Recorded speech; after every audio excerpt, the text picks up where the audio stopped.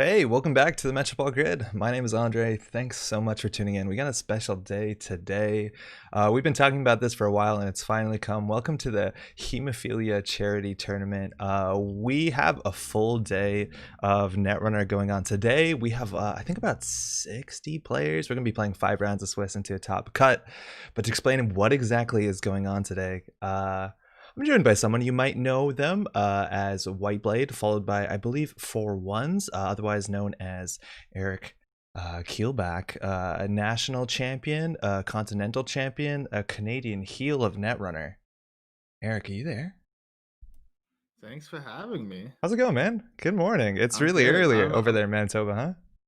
yeah, it's 7 a.m. Ah, that'll do. Welcome.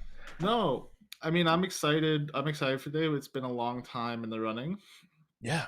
We're gonna be running the Hemophilia Charity Tournament on Metropole Grid today. Very exciting. Um, so for those of you who don't know me personally, I have hemophilia. I have type A severe hemophilia. It's a genetic bleeding disorder. Essentially, I'm missing a protein in my blood, and as a consequence of that, it makes clotting harder. So today we're raising money for the Canadian Hemophilia Society, the Manitoba chapter of the Canadian Hemophilia Society. They provide services to hemophiliacs in the province of Manitoba and Northern Ontario. They've certainly helped me in my life. They've provided education, advocacy work, reimbursement for costs, for small costs. And so today we're going to be running a 57-person tournament, and we've raised over $2,000 for the charity today already, which is quite incredible. Heck yeah. Yeah, it's really really great. And as part of this charity tournament, we're running it in a special format. So we're running it in the throwback format. Throwback format's pretty simple. It's like exactly like standard Netrunner. It follows the standard ban list and it follows the standard card pool legality. However, you can also play a single play set of a rotated card in your deck, or you can play as a rotated ID. So you can play a standard Leela deck and you can put 3 account siphons in it. You can play a standard CTM deck and put 3 Sand City grids in it. So today on stream, we're gonna get a chance to see some old cards that we haven't seen in a while. Some people have been doing some really creative deck building. It's really exciting. Uh, Andre, we're very lucky to have you hosting us on Metropole Grid today. Oh, cheers. My I think pleasure. you'll also be doing some commentary. Yeah, that's the idea. We have a great commentary team assembled for you today. We have Clusterfox and Talasin will be commentating the first half of this event, and then as the day goes on, we also have CTZ, Greg Tongue, and then Andre doing the sort of the back half of the event and the top cut. We're going to be running 5 rounds today, and the cut to top 8 with a 35-minute lunch break after the 35-minute break after the third round. So we've got a day jam packed full of Netrunner. Basically, it's very exciting. You're Um, so I have a special guest I want to bring on. excellent. I have the executive director of the Manitoba chapter of the Canadian Hemophilia Society here. So she's going to come on and just talk a bit briefly about what uh, what the Manitoba chapter is all about, what they provide, and so I'll just put them on 1 second. Awesome.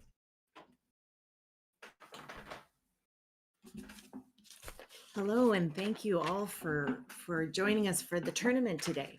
Hey. The Canadian Hemophilia Society Manitoba chapter is a patient-based grassroots organization that provides programs and services for the inherited bleeding disorder community in Manitoba, and that includes hemophilia, as Eric told you, but also platelet disorders like von Willebrand's disease and other rare disorders.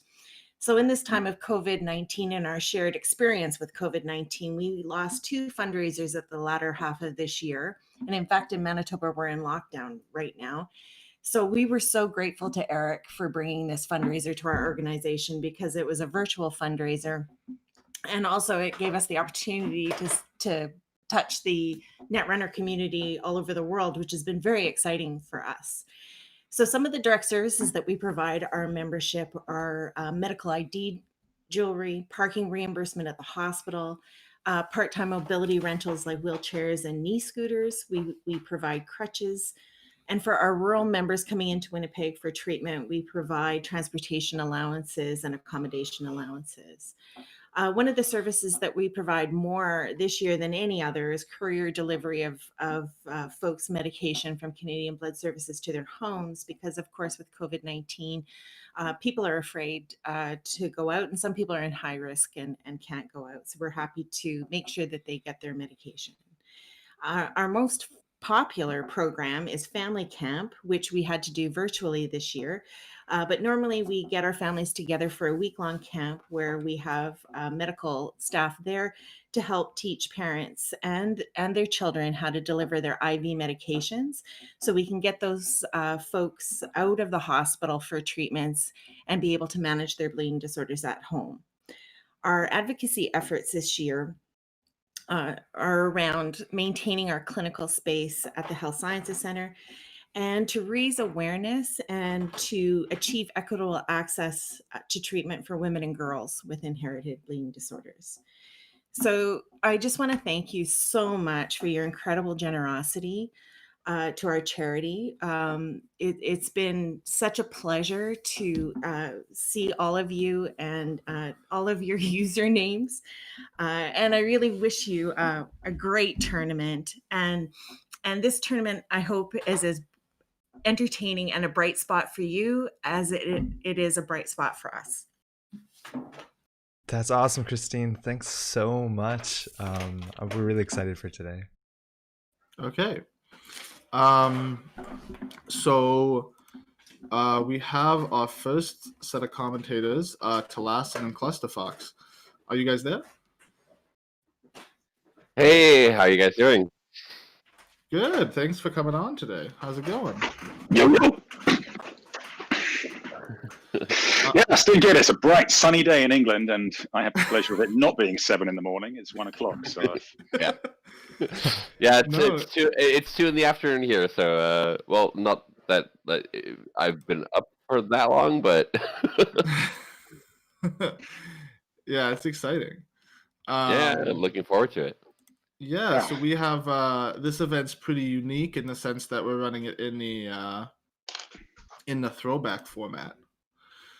So we'll get to see some rotated cards. Are there any cards that you guys are looking forward to seeing today that you haven't gotten a chance to see or play with in a while, and you're looking forward to seeing them play again? yeah. So I think my experience of I knew I wouldn't be playing in the tournament this weekend because I was on comms, but I have been joining throwback games just to try stuff out, and it's amazing how broken people are able to make their decks just with the addition of 1 card. Breaking news seems really strong. Yeah, exactly. And, breaking news is one at the top of my list as well. I think it's. I think as the tournament goes on, we'll have a discussion about what is the most popular and what is the least popular rotated card.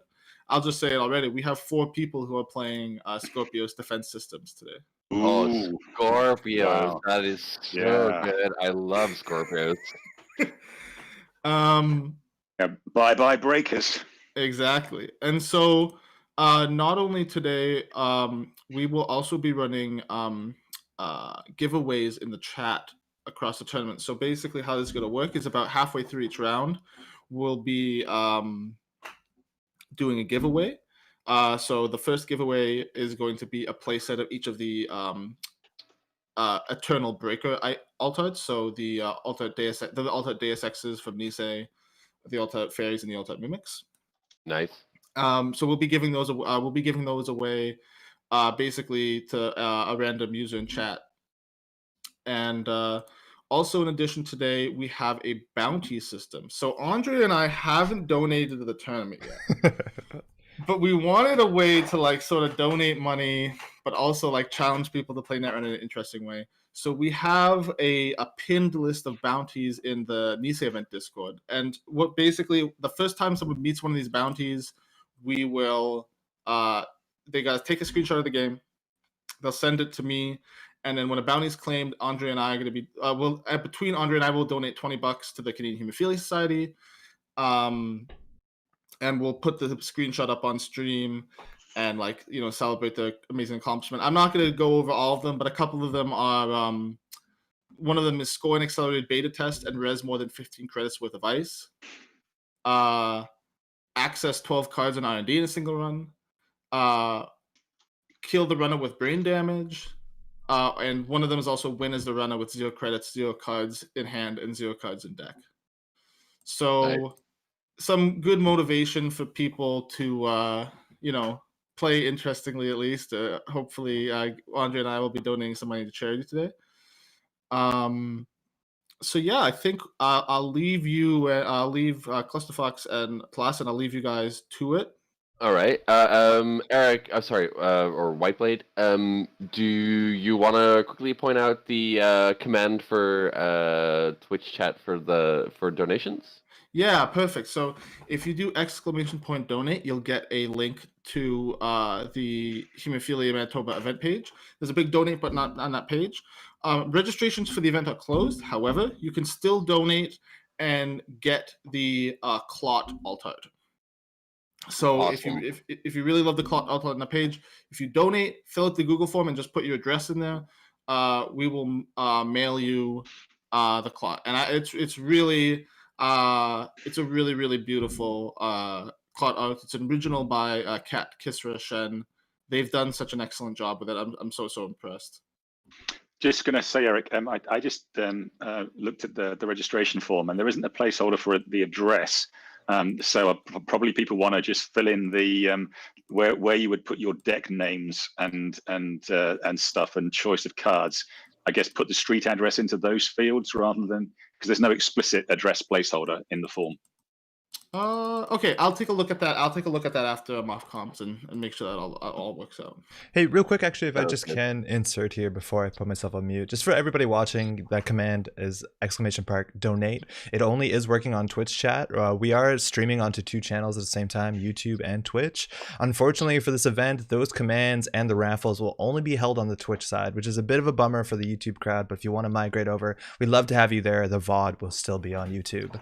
That's largely all I want to say. Also, we're going to have a lot of guests coming on and off the mic, so if there's any issues with audio level, stuff like that, just respectfully throw your feedback into chat and we'll get to that as soon as possible. I think that's all I wanted to say. Hopefully everyone has a great time. So excited you're all here watching. So I'm going to go make sure this first round gets started, and I'll leave you guys to commentate. So I also want to thank you very much for donating your time. Good luck out there, Eric. Good luck, everyone. You're welcome. Yep. Bye. All right, Russell. So, if I'm understanding this correctly, it's just us now. So, I definitely want a big shout out to the broadcast team, to Andre and Eric for setting all this up and letting us basically talk about Netrunner games for a couple of hours. So I don't know, what kind of things are you expecting to see pop up? Yeah, we've already touched on yeah, broken things mainly. We've already touched on breaking news, which is definitely one of the top contenders. I mean, a town siphon is also probably going to be a big one.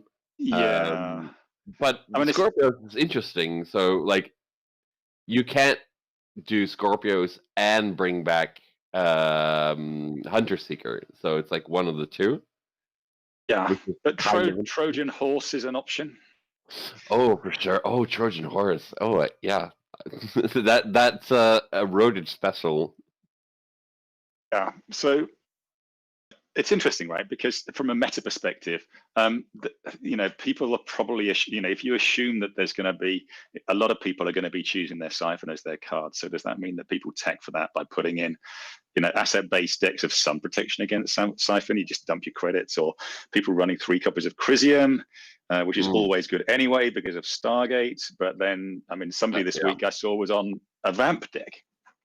Oh, brilliant! Was it like a Shaper deck? or No, it was Hashiko Vamp. Hey, actually, guys, if you want, Ooh. I got a bit of information behind the scenes, but looking at the numbers of cards that showing up in people's decks, maybe this is a bit too early to say, but the most popular runner card that was used as a throwback card for this tournament is tied. Vamp is the #1 card. Wow. Okay. Okay, that's Yeah. very interesting. A lot of people going for sacrificial, or I've seen some people trying out sacrificial constructs just to be able to do a time warp shaper deck again with Tapworm. It's another a good combo that you can bring back. Yeah, it feels like old school Book of Kate or Congress Kate. That kind of idea that you just build up this huge engine that just pumps out money. That seems And then good if you can get Sakon in there.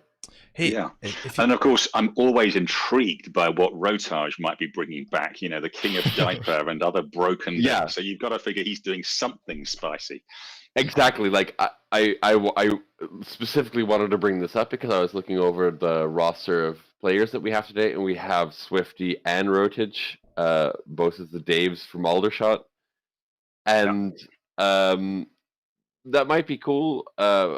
Andre, you're controlling the streams. Yeah. First round is kind of whatever. Pinzel, Like we can just- versus Pinzel, the world champion, versus Rotage. That might be an interesting game to pick. Oh yeah, that would be definitely a really good game to watch as the first one. Yeah, so I was just going to say the Cobra standings are up. For those watching on Twitch, if you put exclamation standings or exclamation pairings, I believe both work, you'll get the Cobra link.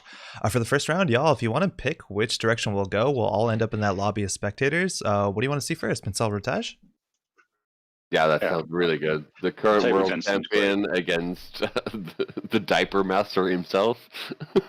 Okay, perfect. We'll jump in there. We should be starting just soon, but if you get into it, I believe it's table 10 on JNet. We should be in a good spot to go.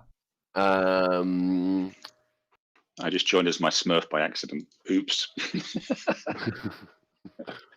for all that low-key testing. Yeah. So let's watch this game today. There we go. Yeah, so I've got it up as well. I'm just going to quickly go over the roster of players, just to shout out some, how would I put it? Like some well-known people. We've got Lost Geek, Ozan, who's playing Captain Nice, is also David from the Netherlands. Reality Check, Serenity from the UK, who is also the community manager for Nice, is playing. So obviously we also have Pinsel and Rotage, Dave Saya, that we're going to be watching for the first round. Code Marvelous is playing, and Code Marvelous is also streaming his own games apparently today. Longy, long-time member of the Lockdown format, Sokka, is playing as well, which is the former Canadian champion. I'm not sure if he's the current Canadian champion. I don't know how that works. He but, is.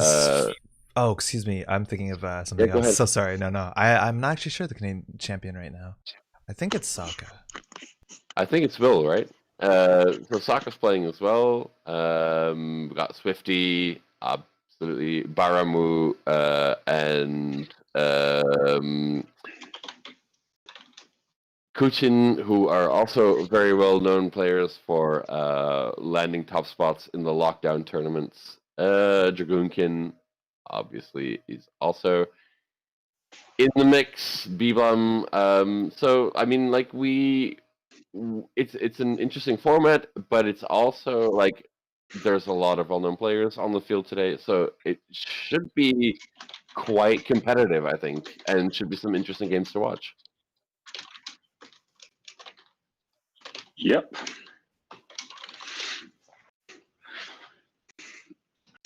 The level of bluffing that there is in this game. Rotage pretending that he's not practiced his game at all. Pinsel saying, I haven't played either my runner or my corp.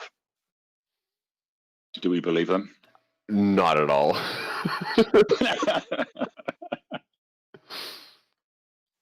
Pinsel is quite known for being very methodical.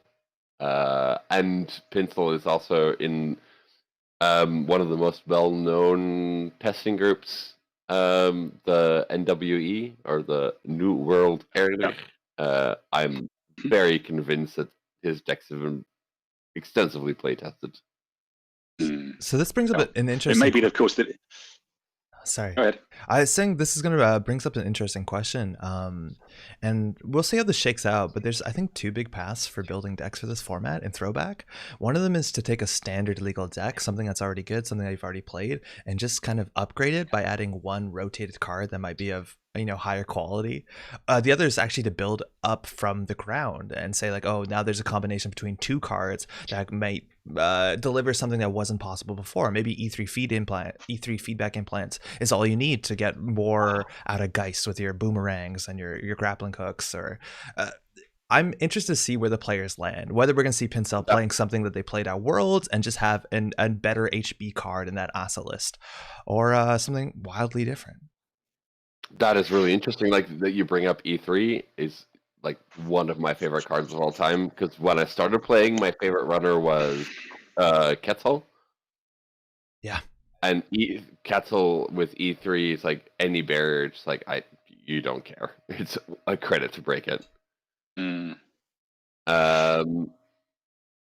Also, an interesting, like if I had built a deck for this format, I probably would have gone for E3 as well, just because you have the cryptids as well. Like you have Gabali, Kangamato, Grappling Hook, which can combine with E3 feedback, and plus just make ice completely useless, basically. Yeah.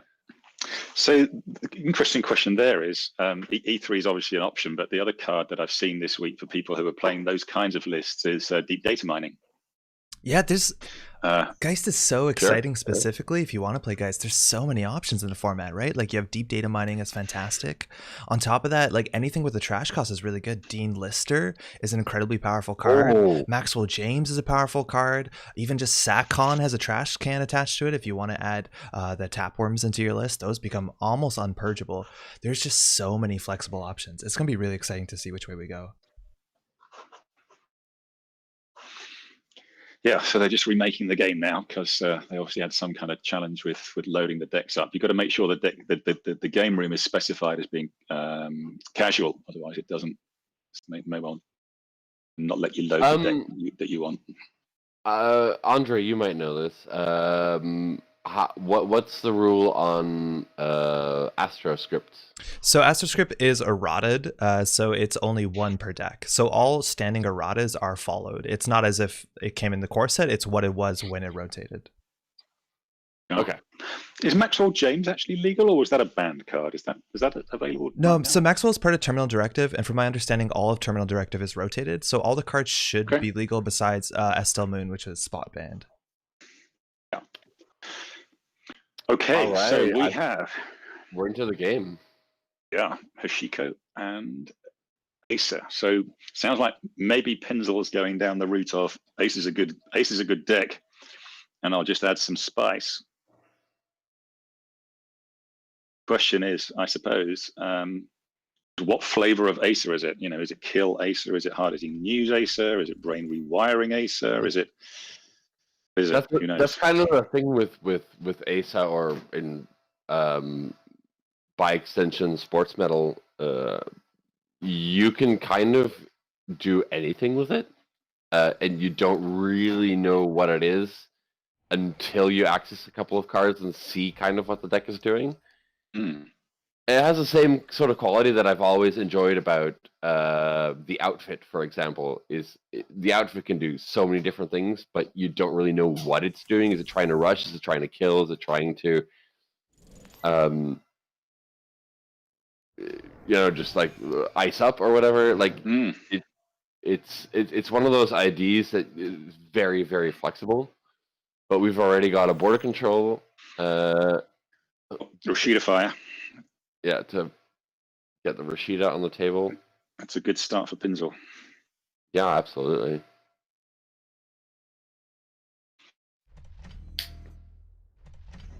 So I always feel like with Acer, it's worth taking. Okay. And sorry, I'm sorry, I didn't mean to interrupt, but we've got the cybernetics card on the table, so that is a real big indication I guess you could say, of what Pinsel's trying to do, and that's to like get scoring combinations down.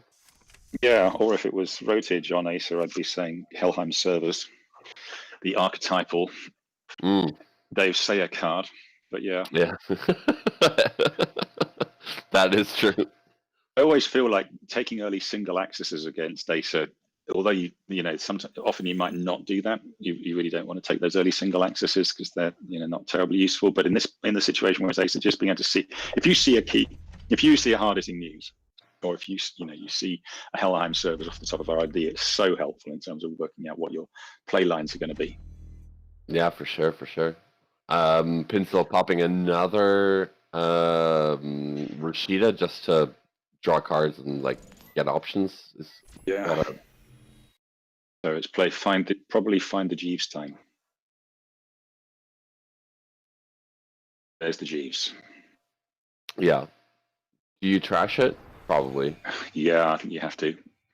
Otherwise, it's successful field test, or it's Vitruvius with a token, or it's what's that? Cyberdex thing, the virus agenda, the purge agenda. It's Cyberdex Sandbox.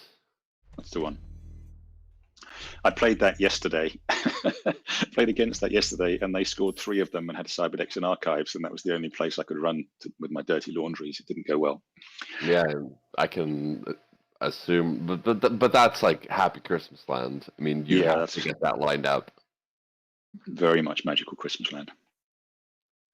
So we've not seen any indication on Dave's side yet, on Rotage's side of the board yet, of what particular interesting thing they're doing. Mm-hmm. He's got a Gachapon on the table. He did go low in credits to about 5 credits at the end of his last turn, so I'm assuming he's not worried about hard-hitting news.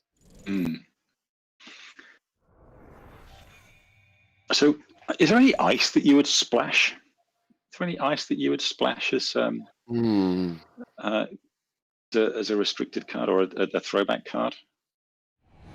Not much that's gone away. It was really, really impactful. Oh, that's a Fairchild 3. That is painful. Yeah, which is in the bin, but you can't afford to use it.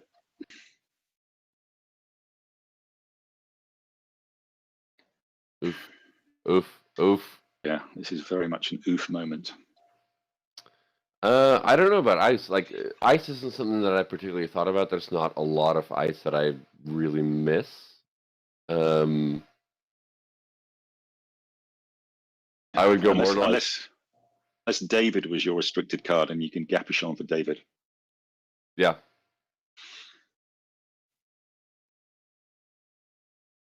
Looking for something.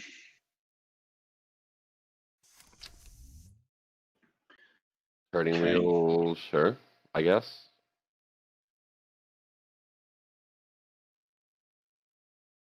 So what did he do there? He's going to have to, I guess he's going to pay both 3s, but he's not going to be able to get past the border control. So I guess he'll take a brain here because he knows he can't get past the clip off the border control.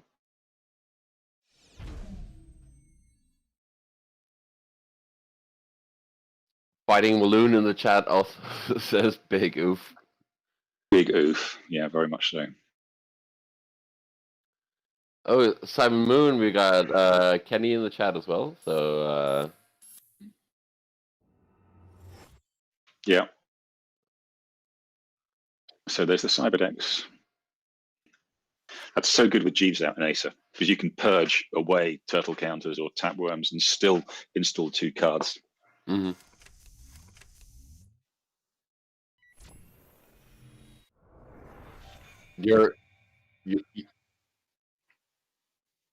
Andre, you're live. Andre, you're live. Let me just message you. Excuse me. Thank you. No worries. We wouldn't want to miss your delivery. Well, I mean, if you've got the connections installed.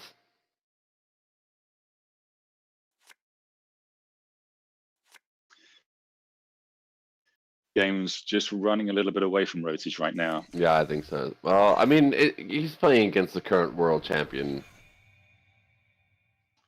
Just true.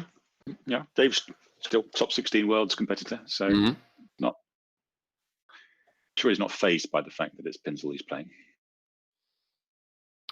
I'm not discounting Rotage at all. There we are. Jackson Howard. There we go. We got some Jacksons. There we have the throwback card.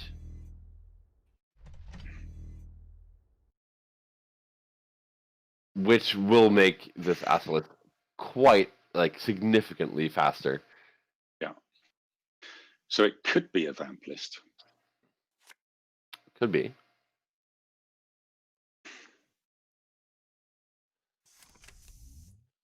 He's digging for breakers. What breakers has he got in the bin? Oh, he's got all the breakers in the bin right now, so he can challenge if he wants to. The Jeeves must die.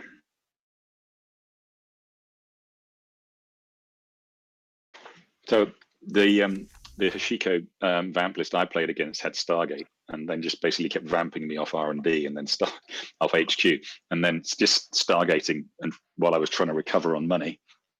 That's pretty brutal.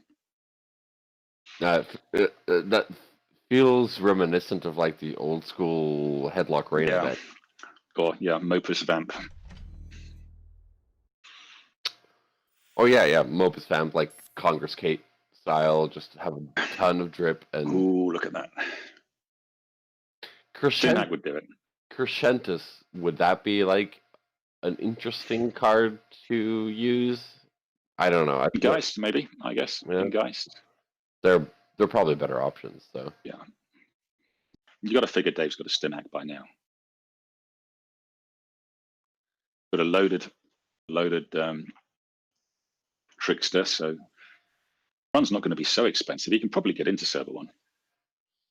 Mr. Buggles is saying that Jackson and Asas solves the one Asa problem of agendas piling up in HQ, which, yep, is fair. I very much agree with that. Okay, Bravado. Yeah. So if he borders him, he's going to have the bravado money to get back in a second time. Ooh, no one home. Okay.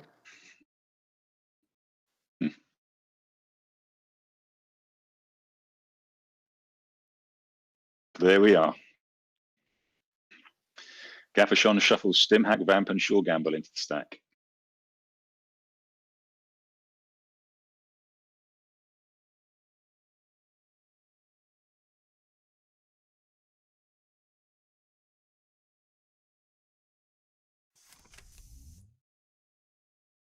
Still there? Am I still live? Just checking. Yeah, no.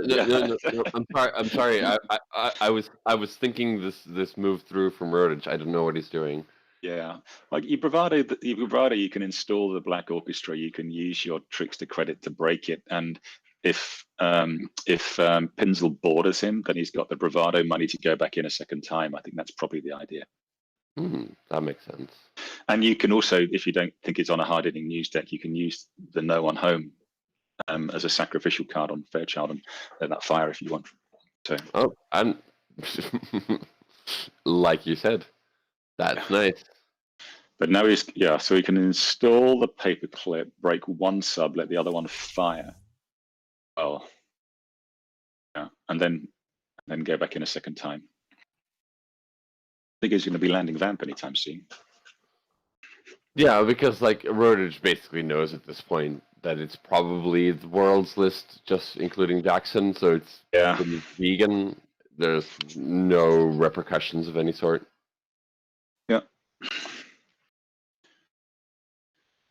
This isn't time for Pinsel. Oh, he let him in. Interesting. And takes the Cyberdex. Yeah. That's interesting. I guess he just puts more stuff in there. Yeah, there we go. Yeah. And advances. The MCA austerity policy also really helps, I guess. Yeah, 3-click turns are rough.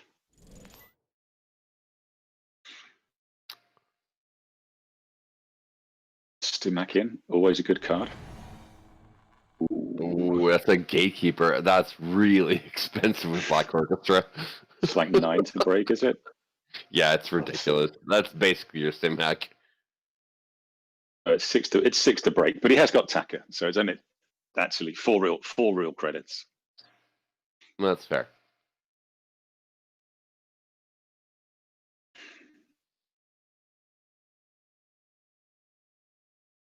Okay. Oof, this is expensive. Trash something. What do you let go? Maybe the Gapper shot. Is that Kiko? That's Kiko. I think you can afford to lose that. It's an interesting console. I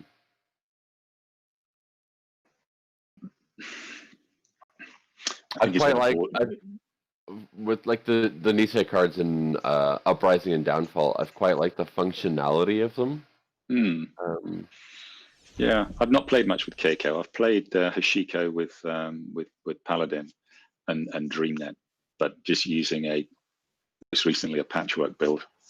I love going back to those old consoles like Patchwork. Even things like Turntable can just win you games. Well, this is an interesting swing. If this is just looking at Roach's play. If he gets this a second agenda, he's only one away from a his on-game point essentially, depending on what 5-3. What 5-3 are you running? Is it Vacheron? Probably Vacheron. It's gonna be either Vacheron or what's the one that costs click and 2 credits to steal? Project Ikawa. Ikawa project, yeah.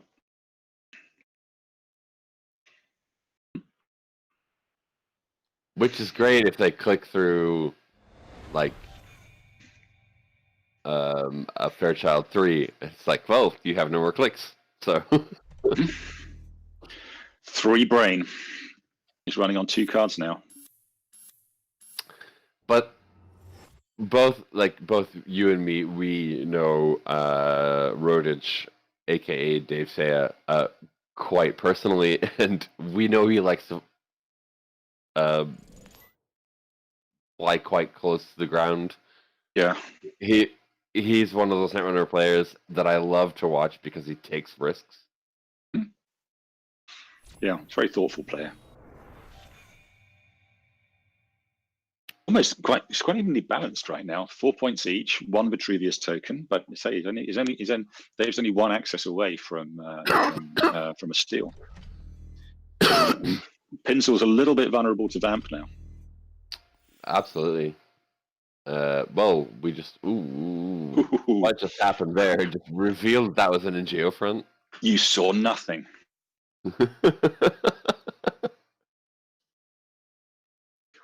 Yeah, that's an unfortunate mistake. Ken Deacons in the chat is saying, "Where's the Lakshmi at?" Well, it's not in server 1. We know that. Oh, for sure. So probably Jackson or Jeeves in server 4. How many Jeeves do we have in the? How many Jacksons do we have in the bin? Well, 1 Jackson used, and I think he put both of the Jeeves back. So you got my suspicion is server 4 is going to be Jeeves. Yeah, probably. Ice cover, very good. Hey, we got Yakuza in the chat. Elwin, how are you doing? Good day. It's the Vamp. Oh, and we also have Pobus, who is doing very inappropriate things in the chat, but I love you too.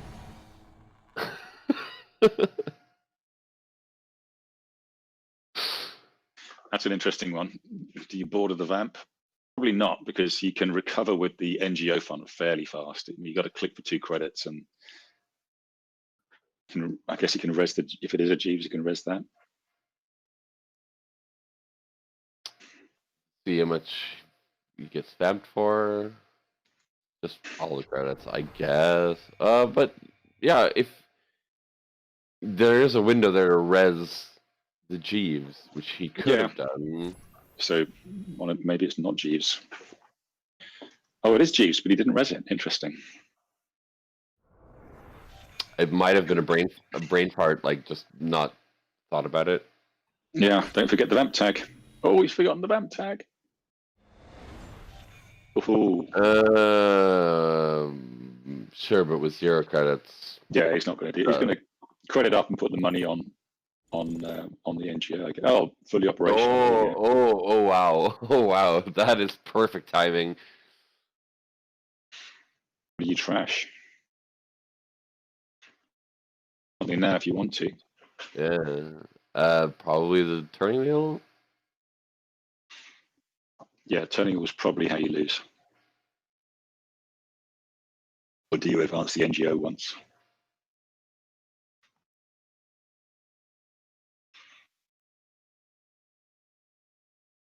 Play fully operational. So he's not going to get a G's click this turn.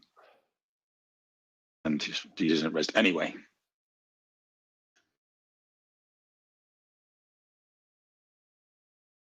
What would you trash here? If you wanted to. They're all good hit. They're all good targets. The Dream Net's not really worth anything right now. Escar is reasonably big in that it saves you 3 credits on Fairchild 3. Yeah, hello. for sure. I'd just like to interrupt briefly. Yeah. Everybody, White Blade. Hello. I would just like to say that we have had a bounty claimed. Ooh. We will put up the screenshot during the round break, but Yasengrin has won a corp game with 0 cards in their deck. Nice. So Play. the current bounty count is we're up $20 right now for the bounties. So I just wanted to sort of interject and say that we've already had a bounty claimed. All right. Nicely done. And I would like to point out to everybody who is following along on the Twitch stream that you can use the command !donate to get the details of how to donate to the Manitoba chapter of the Canadian Hemophilia Society. It's a great cause. In this holiday season, if you have a couple of extra dollars to spare, absolutely go ahead and help these wonderful people. All right, we've got a border control. Rote is just going to take accesses, I guess, now. So he has the opportunity to build up something of a larger turning wheel. Is there in this asset build? Is it the one with reconstruction contract and dedication ceremony that you can score a 5/3 from hand? I don't think so. Well, we haven't seen that influence yet, but no. What have we seen? In Jackson, border control. I mean, it could be. Yeah, Jackson and border control is the only influence we've seen, I think.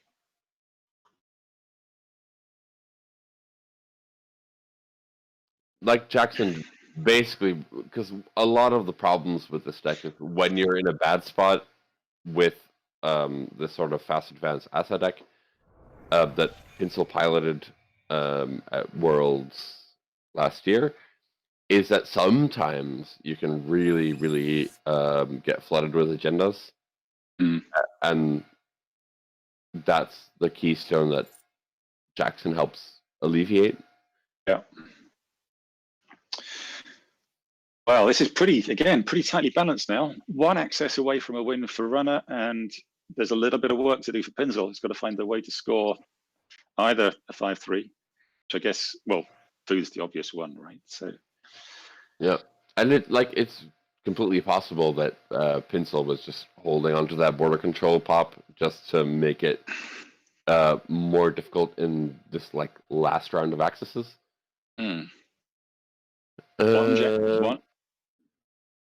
One Jackson gone. One Jackson gone. So there could be, HQ. There are probably some agendas there. Although 5 have been stolen or scored. So yeah, we're about halfway through, right?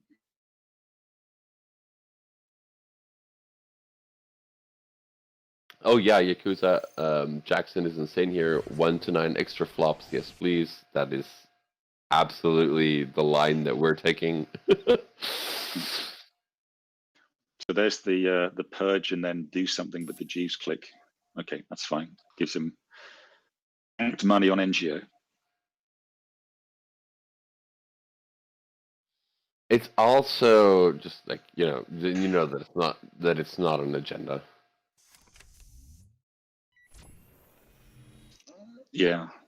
So Rotage now has 4 drip plus Kiko plus DreamNet. So he's going to have enough money to do whatever he needs to do. Oh, there it goes. That's the win. Boom, got another food off of HQ. All right, and I'm assuming that we're going to be able to see the flip side of this match. Well played to Rotage. Let's jump in on the reverse. All right. Do we need Andre to do that, or can we do it? No, we. Andre's. I'm assuming Andre's following. Yeah, I'll follow along. As soon as that table is open, we'll be right in.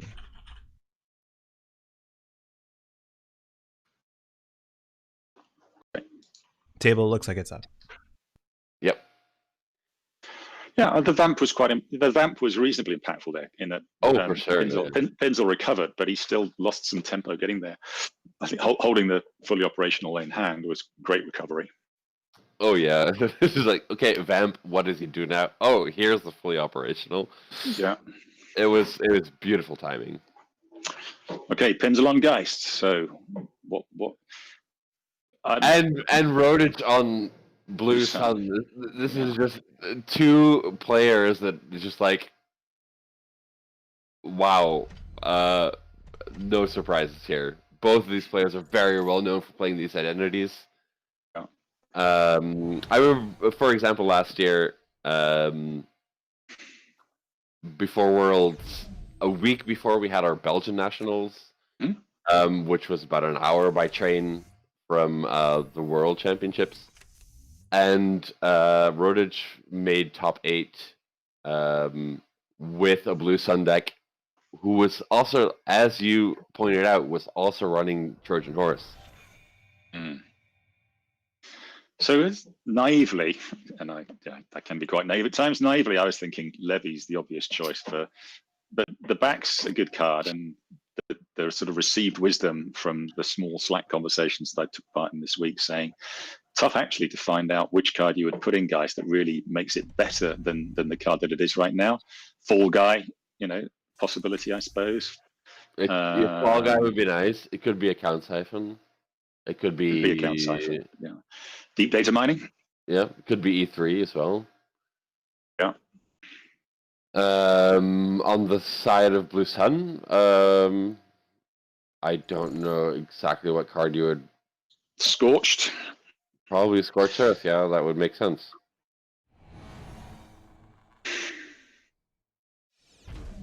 That Afshar is doing work. Yeah. And you got to figure that's Crisium. So also could be, I don't know whether some people have been trying out sort of off the Blue Sun Crisium off the grid decks. Oh, that's a throwback. Yeah, sure, yeah.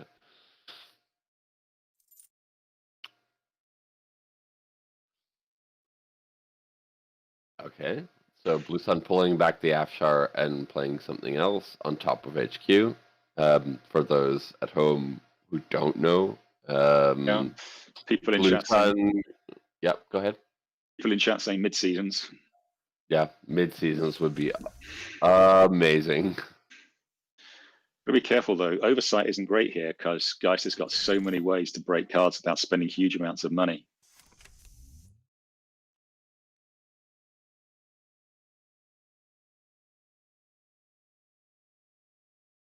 So I think you'd imagine that's Crisium on HQ. Andre, I don't know if you're there. Do you have any idea? Is anybody playing Noise today? I haven't seen the full standings list, so there is a chance. I'd hope to. Noise is really fun to watch. Maybe with so much Jackson around, it's a bit different, but I can't say I know just yet. Okay. Yeah, we're seeing it in the chat that people are like, oh, we want to see noise, Yeah. and I love watching noise games. They're always really, really interesting if they're played well. Like there was an episode of Jono's podcast, The Dead Channel, where Chris Dyer talked about noise and the way that you have to play it, and you have to kind of like go all in on it, not just like install viruses and hope to hit things. So just looking at the play here, so the Crisium stops the boomerang coming back, which is a song, isn't it? My boomerang won't come back. Yeah, like for quite a long time, I played.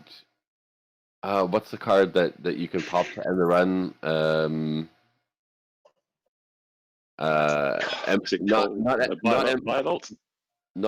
Biovolt. Yeah, I was playing Biovolt in a Polana deck just to stop recursion of boomerang.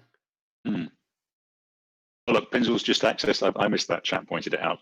So he saw mid-seasons off R&D. Okay, excellent. Okay, but this is a very poor blue sun right now. Yeah. Needs a building box for Chayashi or building box for Orion or Oversight might be okay. But that means finding a grappling hook to go with the boomerang. Yeah, finding an Oversight is difficult because it's Geist, and Geist can probably just run it and break it and get rid of the Oversight. Yeah, I guess you got the old school trick of putting it out and then putting something in front of it. Here we go, diversion of funds. Yeah, that's rough. And that means you can come back in with a Stargate now on R&D. Yep, for sure. Although he'll get back up to 3 with the F-sharp pickup. We got Percomus in the chat as well. Hey, Peter, how are you doing? All the way from Hungary.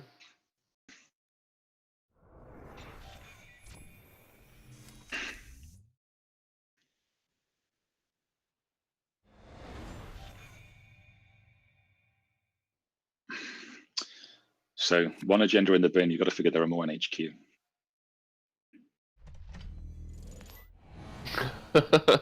Woke up like an hour ago, so still trying to boot up. Yeah, I haven't been awake for that long either, so I feel you, Peter.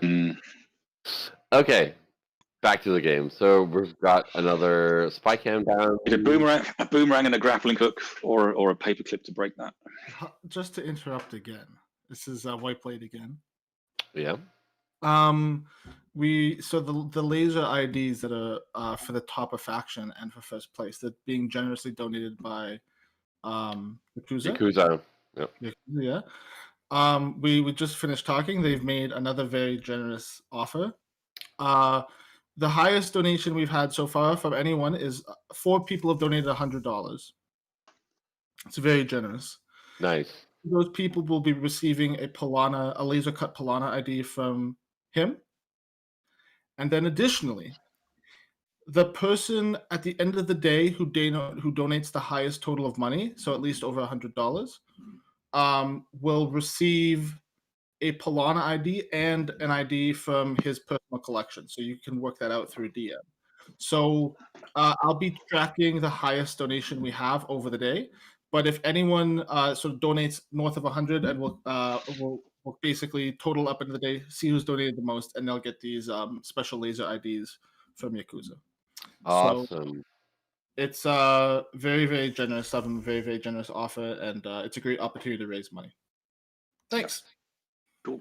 Can I check is my mic still working, Thomas? Yeah, it is. Okay, It's good. Yep. And that is huge thanks to Yakuza, also known as Elwin from the Netherlands. He's a maker. He makes amazing laser IDs. That is like incredibly generous. So thank you, Elwin. So it feels like this is a swingy turn, because if Rochis can pick up the Chiashi, he's all of a sudden in relatively good shape. Yeah. Pinsel's in the tank, one imagines working out how he's going to stop it.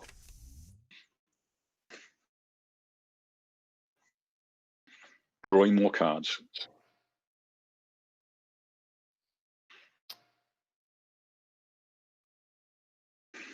So let's see.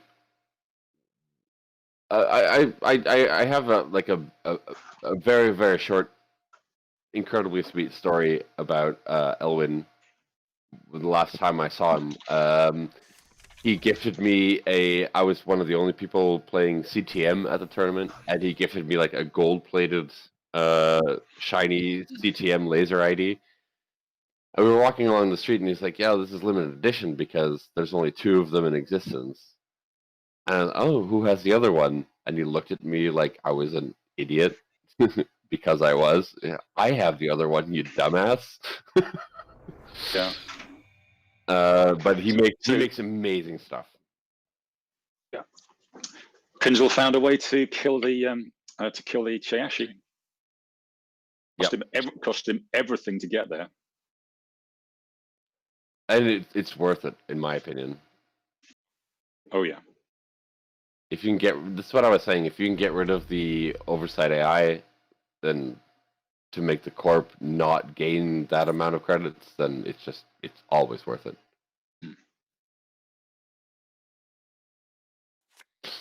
Zero. I don't know how to pronounce it. Zero the Maxima. Yes, the Maxima. Game 2. Okay, so he's got the back. So that's his recursion's running. For those who are just joining in, Rotage, the person playing Blue Sun, did win the first game, so he's on the he has the advantage right now. Also, I'd really like to point out, people in the Twitch chat, if you use the command exclamation mark. No, that's wrong. There you go. Did it for you. There you go. So if you use that command, what's the English term for it? An exclamation mark donate. You can see all the info for donating, and seriously, guys, it's a wonderful cause. If you have a couple of bucks to spend in this holiday season, consider donating a few dollars. Another siphon. Can he res it?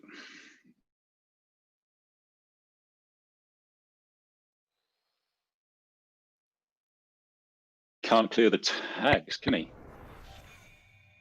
Oh, it's Doof. Sorry, Doof, not. It was Doof. Yeah, it was a diversion. So 3 siphons, 3 Doof.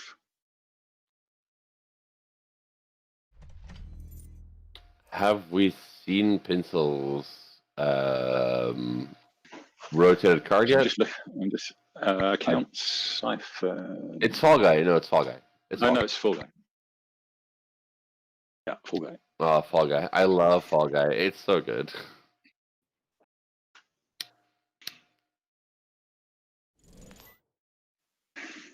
Okay, gamble. Just moneying up. And there's a Mina, which is good. Huloping, doing the classic Geist bullshit. It's like Shaper bullshit, but it's blue.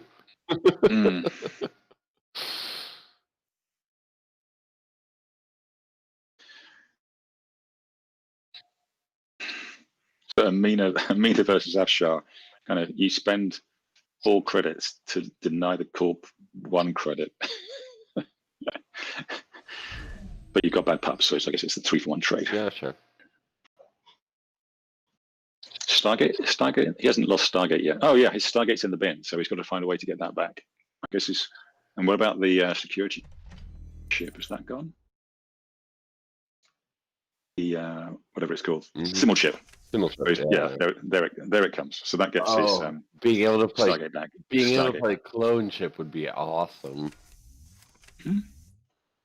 But no, Fall Guy makes a lot more sense. Blue Sun are really struggling for money. Well, both players are, honestly. Like, Mm. I mean, Blue Sun should be... Well, Geist is. Geist is at 5 credits right now if he wants to be. Sure, but the same goes for Blue Sun. Should be rolling in money right now, but Pinsel's been able to keep him down very, very well.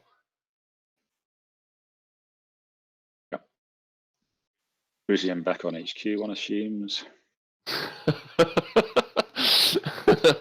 Elvin, damn it, been lasering Geist in the wrong color all this time. Green Geist is on the to-do Yeah. list. Okay. So we've got the 3 tech traders. So the engine is online for Geist. We've got 3 counters on the back, which is pretty good. I don't know. Is it automatic now, or does this have to be done manually? Yeah, he wants to clear the Cruzium out, I guess, to come in with another siphon. How many siphons in the bin? Ooh, I do like this. Oh no, well, two deuce in the bin. So there's one more doof that he can play. I do like this play. Just stim hack it and just to keep like the credit. How would I put it? Like to make sure that Rodage really has to think about how he has to spend his credits. Like, do I res this? Is the boomerang on it? It makes sense. It's a very, very it's a power play. Let's put it that way.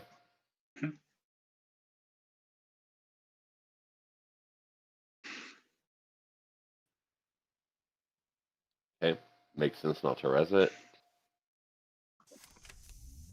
And there's the Stargate. Ooh boy, that is brutal. Building blocks, okay.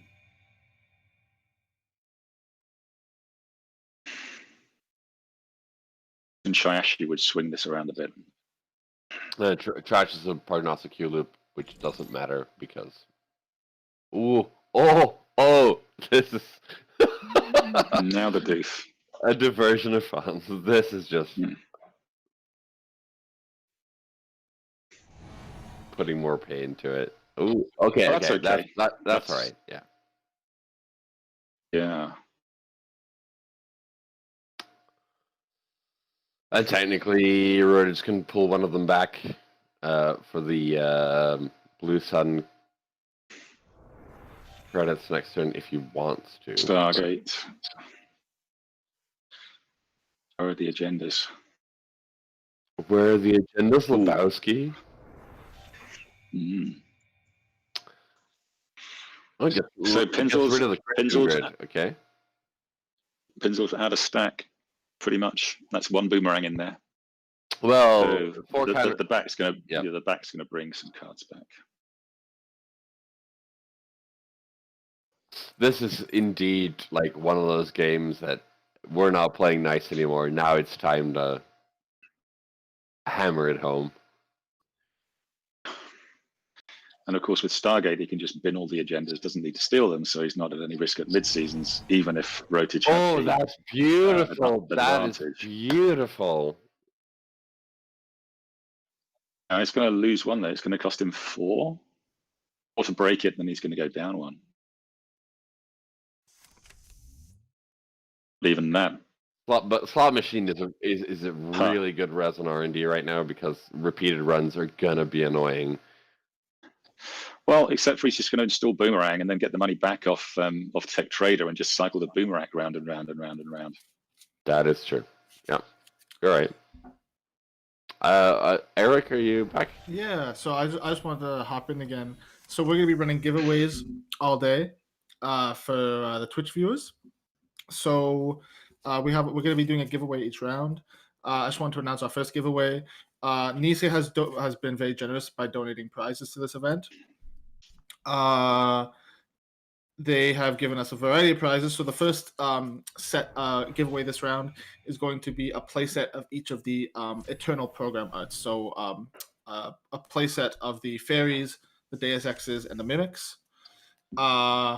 it will be pulled randomly from everyone who's been active in the chat in the last 15 minutes. Yeah, just real quick. That is anybody who's active in Twitch chat, twitch.tv/MetropoliGrid. You just have to say something. You don't have to say raffle. And it's just going to be 15 minutes from now. So just get your message in there and you'll be entered into the raffle. Thank you.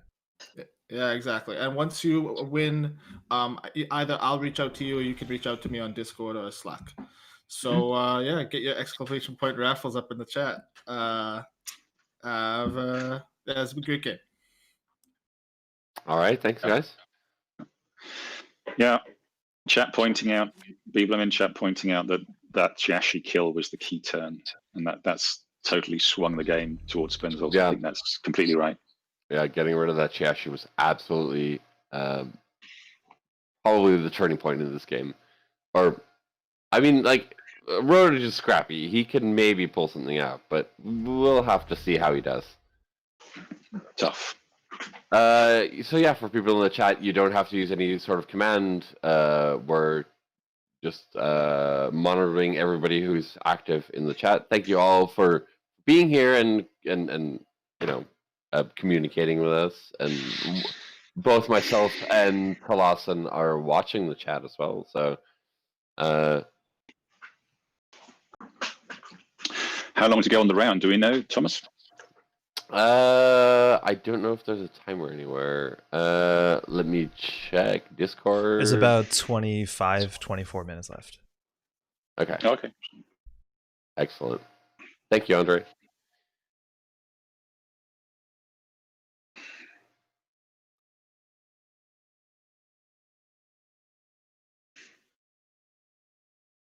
How does the raffle work? A dumb break. You just have to communicate anything in the Twitch chat, so you're good.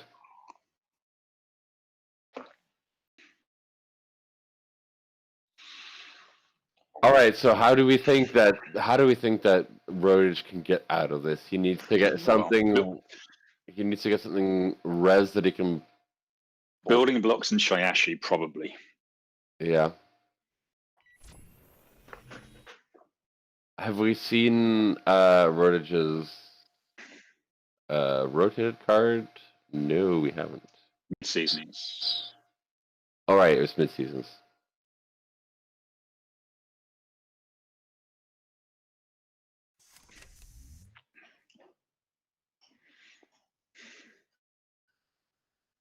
By KMCs. There's the mid-seasons. Yeah. I'd be thinking about running the bin. I think the agendas are stashed in the bin. That's possible.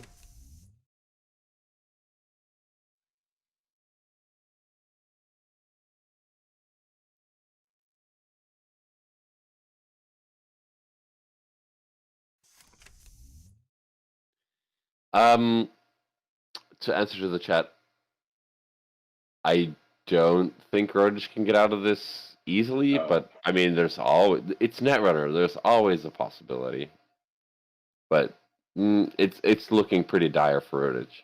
Yeah, I think the game was gone in turns ago. Archer. Ooh. Archer. Wow. Boom.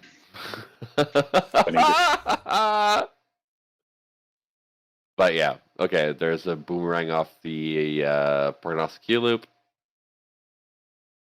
Installed with Masterwork, and this is like, you know, it's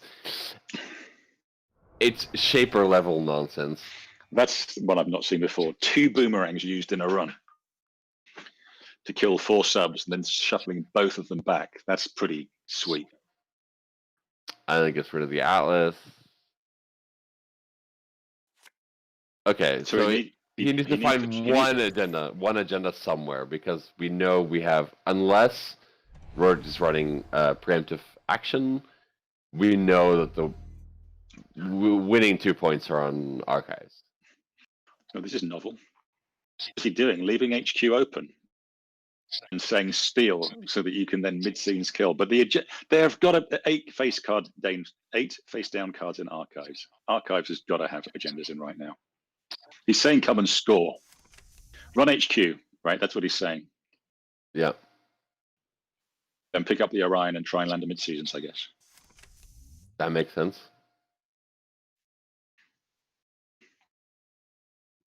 The Tinsel saying, "I'm not playing that game." the big boy the boomerang go break. All the copies of mid-seasons are in archives, Ben's saying.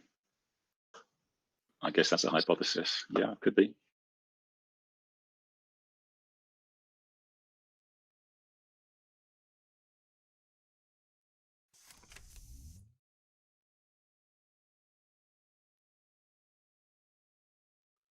I mean, at this point, the guy's basically his stack is a boomerang engine. Mm. Here we go, and this is where it just gets ridiculous. There's the win. Now he runs archives, and he's good. Yep, there's the Oaktown done. Yeah, that was brutal. It was basically a clinic on how to play Geist. Yeah, it's clinic had to play Geist, and also that turn where he really went deep into thought to figure out how to get rid of that Chayashi. I think if he hadn't been able to clear the Chayashi, the oversight to Chayashi, then it was it would have been a tighter game. Yeah, for sure. So we have a bit over 20 minutes left. So I think we can drop into another game. Yep. Yeah, if you want to call a game to jump into, we can do that. We'll just follow you around. Let's just see who's still playing. Table 19, Sokka versus Grassy, which would be kind of cool. That sounds good. Yo, real quick, I was watching that game, and obviously things are looking a bit one-sided at a point, but if I'm not mistaken, there was a small window when the Oversay the Ice got trashed. The runner went for an Axis on HQ. Now, they didn't have any credits. I think the Corp might have had like 0 to 2 credits. There's a chance that Too Big to Fail into Agenda Steal into mid-seasons would actually be game. You have to watch out for the start of stuff like that. I don't know if Too Big to Fail is in the list, but there's actually some chances, I think, that there's possibilities for the mid-seasons to land. They were very, very narrow. Yeah. You have to like the right combination of cards in hand. I didn't see any Too Big to Fail on Roger's side, but it's definitely a possibility. Okay, what do we got here? We have a Navi Mumbai grid, which is one of my favorite cards in all of Netrunner. It just says "fuck you" to any like the cryptids or SMC shenanigans or clone chip or simul chip stuff. It's just like you have to deal with it now. No boomerang. Yeah, Siphon is the the Begolta's gone. That's interesting. So the Begolta's in the bin. Okay. Not just in the bin, removed from the game.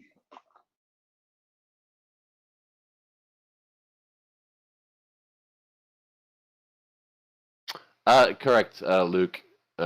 Luke from Switzerland. Hey, how are you doing? Yeah, that's correct. Rodage was on Hoshiko and won with it.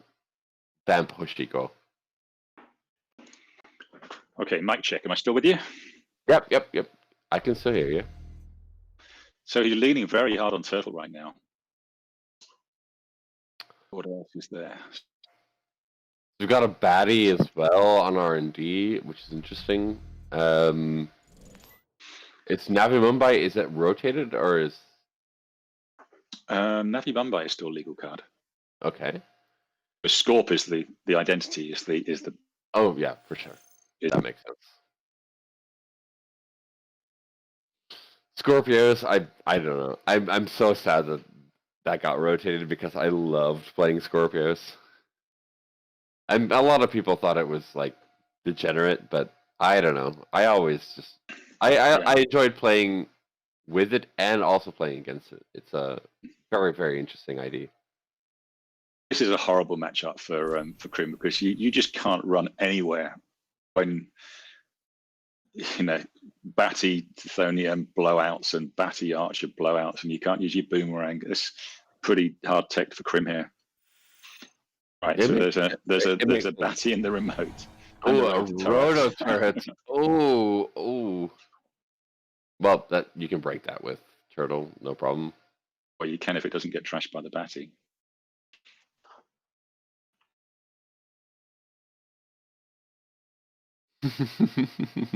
We're. Yeah. Nailed it.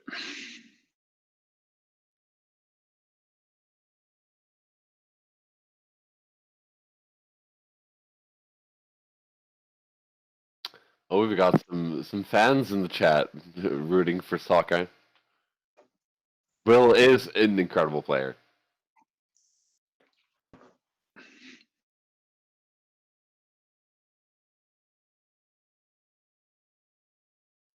What was the score? 4-2. So Scorpios has still got a way to go here.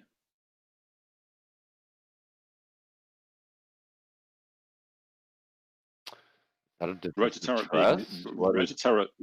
being 0 strength is a saving grace, I think, for soccer at the moment. Yep, absolutely. Because a 1 strength sentry would shut him out completely. And so running on the server just to get turtle counters, I'm assuming. Yeah. Bad pub, right? So yep. So if you can get up there, you can, I don't know, do for HQ, or you can run HQ for accesses if you can get up to 6. But if Krusty probably can't purge, because they're just going to run server 2 again. It depends what the inner ice is on server 2, or the inner ice, or the Ice-One Archives is. Yeah, for sure. Probably could res the inner ice, but would put him pretty poor as well again.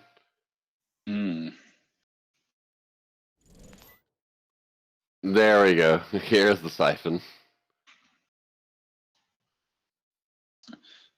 They've got the Citadel Sanctuary and No One Home on the table, so he's pretty safe. Yeah.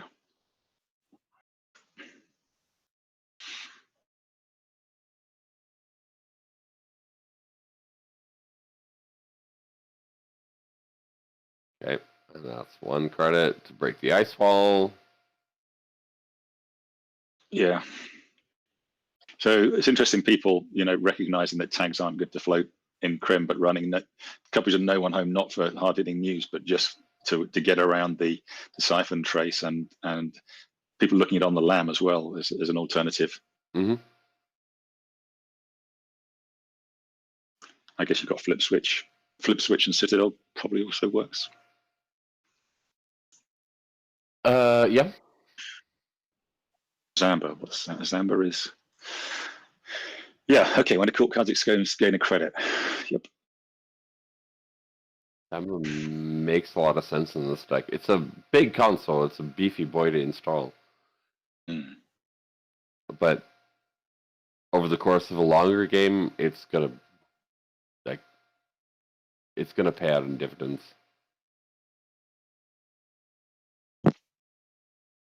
This is an interesting one because you don't get the siphon credits back until after it's fired. So if he fires the No One Home, he's only got 2 credits for the trace.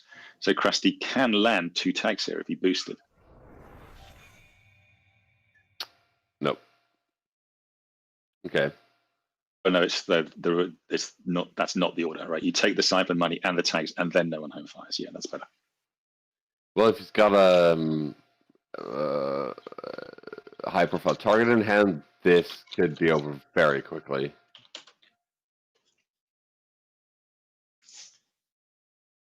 High-profile target into another HPT or Archive Memories to get it back again. Yeah. This could be game, but I don't think that's where we're going. Okay, there's the purge. So, can he afford to res either the Archives Ice or Server 2? Where's the barrier breaker? Is it in the bin? Paperclip in the bin? Nope. Hey, really quick. Sorry, guys. I just want to say a shout out to Freely, who has won our first giveaway. Enjoy your Nisei donated Eternal Breaker Suite. Well played. All right, Freely.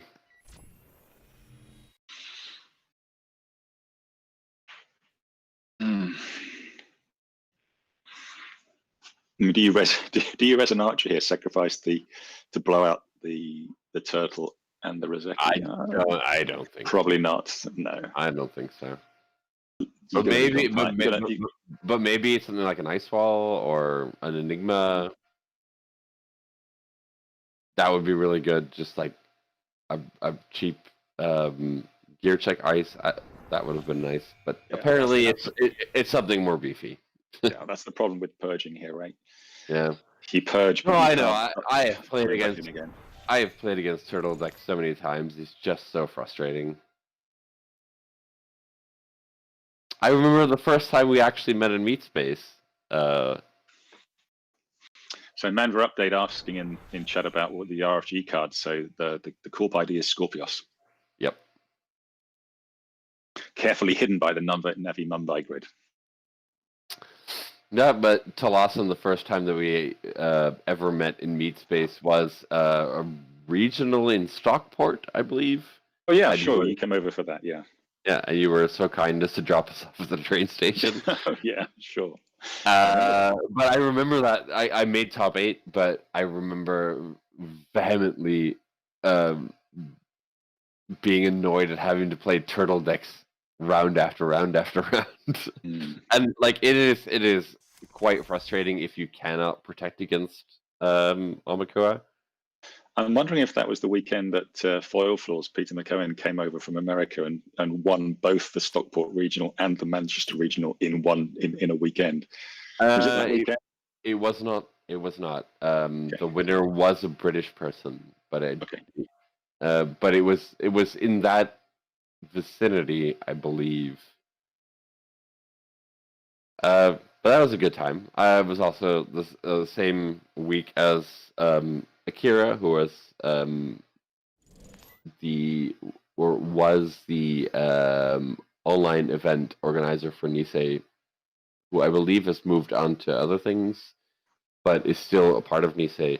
It was her birthday that weekend in York, and we went to Random Encounter, and Paulie G was there, and we had a really nice like little G&K tournament.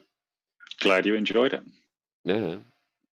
I mean, I love playing Netrunner in the UK, but we'll see how that goes going forward. Yeah, hopefully it won't be too long before all of this passes and we can get back to normal again. Yeah, and maybe with 9 credits you purge here, if you know that they can't get past the archives ice and the server 2. Yeah, nice. At 9 credits more useful than 4. Yeah, at this point, it's Tom Storm asking who's on comms. It's Russell Talasin from the UK and Thomas Clusterfox from Belgium. Heyo. But yeah, indeed, like I not to take away from the game. Here we go for an HQ run. See what we see. I'm not sure if it's even worth getting rid of the Navi Mumbai. Probably not. There's the Trojan horse. Ooh. Too big a credit differential to make that a meaningful. But there's like with Scorpios, there's a lot of stupid stuff you can do. Like you can do the what was it, the hatchet job Salem's hospitality combo. Do you remember that one? Mm-hmm. Trashing both remote ice here, putting one back. Okay. So I think he's hoping he can last one more turn and then purge. So he can last, if he doesn't lose off this turn, then he's probably figuring out I can purge next turn, and then they're locked out without finding a relevant breaker. Yep, for sure. Krusty is from the Czech Republic, I think. And Soka is from he's a native of Canada.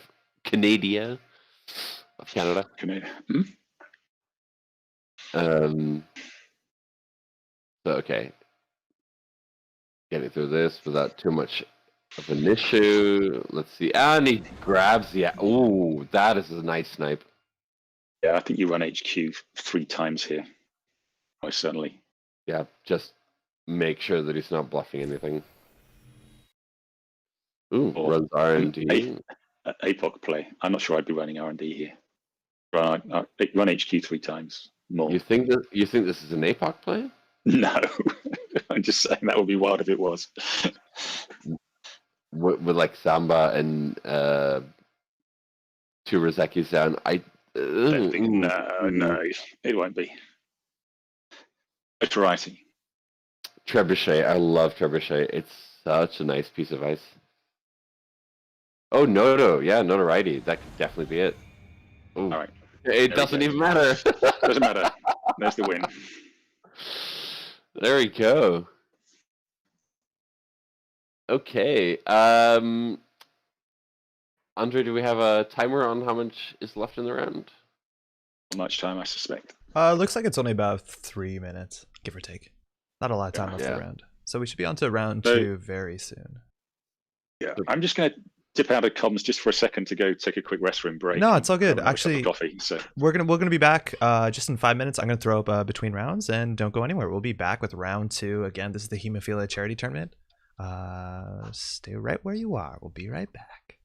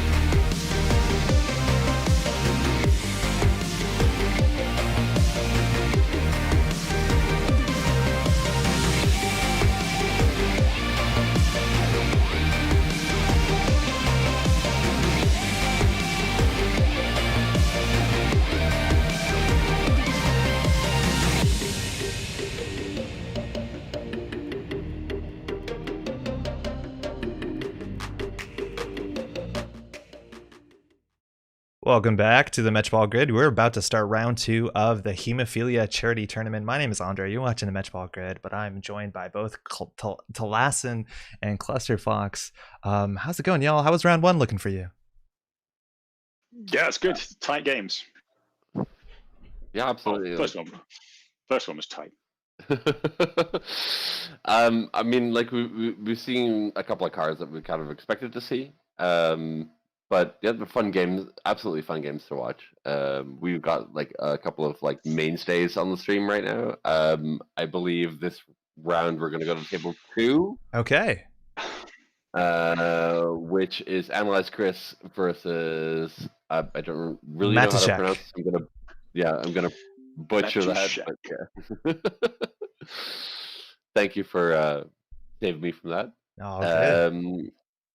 So going forward, it's going to be 3 of us who are doing the commentary, which is nice. Yeah, it looks like, so this is my first time kind of streaming an event on this side. I usually do a lot of commentary. So round 1, everything looks like it's going okay. Again, in chat, if audio levels are bad, just let us know. But I'm excited to jump into the chat. Actually, this is going to be interesting. Analyze Chris specifically. So just on the stream 2 days ago, Eric was on and we played some throwback to see what the format looked like. And Analyze Chris actually published this like pretty fantastic document full of throwback legal decks that he's been brewing up. We shared the link in the chat. So there's a lot of options here on Chris's Corp site. I'm interested to see whether he's going to be playing one of those 5 or 6 decks that he shared. And they ran the gamut. They were like pretty much all of them. None of them were like incredibly spicy. A lot of it was just like good stuff with added good stuff. I think the spiciest stuff we're lucky to see is Blue Sun with Big Brother, which is a hell of a deck. Oh, I love Big Brother. That's such a good card. Yeah. I have no idea what Big Brother does. If you already have a tag, you can give him an additional tag. Additional 2 tags, right. I think, actually. It's kind of like Zealous Judge. Yeah, it's sort of like Zealous Judge, right? Yeah. So the idea with that list, if you can C-source them, then you can bag Big Brother high profile target. I guess that is the idea. Yeah, I think that list actually was on CU, so you have extra clicks to do like Big Brother into consulting high profile. But I'm not sure Chris is on that list just yet. I'd be really excited if he was. But round 2 is going to be starting right soon. So far, like the exciting thing to talk about is what are the throwback cards. We've seen Jackson Howard. I think Vamp is very popular in this tournament. We've seen Account Siphon, even Fall Guy on some of the Geist list. And Geist has a lot of options. I think Fall Guy might be the least flashy, but definitely is a workhorse in that list. What are you excited to see that you haven't seen yet? Wow, that's a question. Sand, I guess Sand's probably. I'm not. If I'd be excited to see it, but it's a card that's probably going to be around. Yeah, Sand breaking news. Like I talked about it earlier on the stream, but like E3, I'd like to see that. Yeah, somebody rocking that. It's one of my favorite cards of all time. But that it's subjective because I'm like originally when I started playing, I played Quetzal. So, I mean, E3 with Quetzal, it just makes sense. Yeah. And the other obvious choices are, I don't know, we're expecting medium. Yeah. Indexing, or even just bring Inject back. I mean, Inject's a good card. Yeah, we haven't seen enough R&D. It's not a spicy card. No, not the most spicy. Yeah, R&D pressure is actually very alive and well in the format. We have Inject, we have indexing, we have deep data mining, Keyhole, Medium, all of those. I don't think we've seen any of those just yet, but it looks like we're off. Paulina versus Leela. My guess, if I had to put money on it, Paulina Foods is going to be playing your favorite clone, Caprice Nisse, right? Yeah, it's going to be a Caprice, and Leela is going to be playing Account Siphon. I mean, probably the good stuff. I think, yeah. Yakuza in the chat is saying hostile. Sure. Yeah. So we've seen some interesting tech to build into these sort of matchups. That could easily be just a Caprice on HQ early. Crisium Grid also very strong in the format where you're expecting diversion of funds, mediums, keyholes, vamps. So getting that early up on HQ might be just a huge deal against Leela.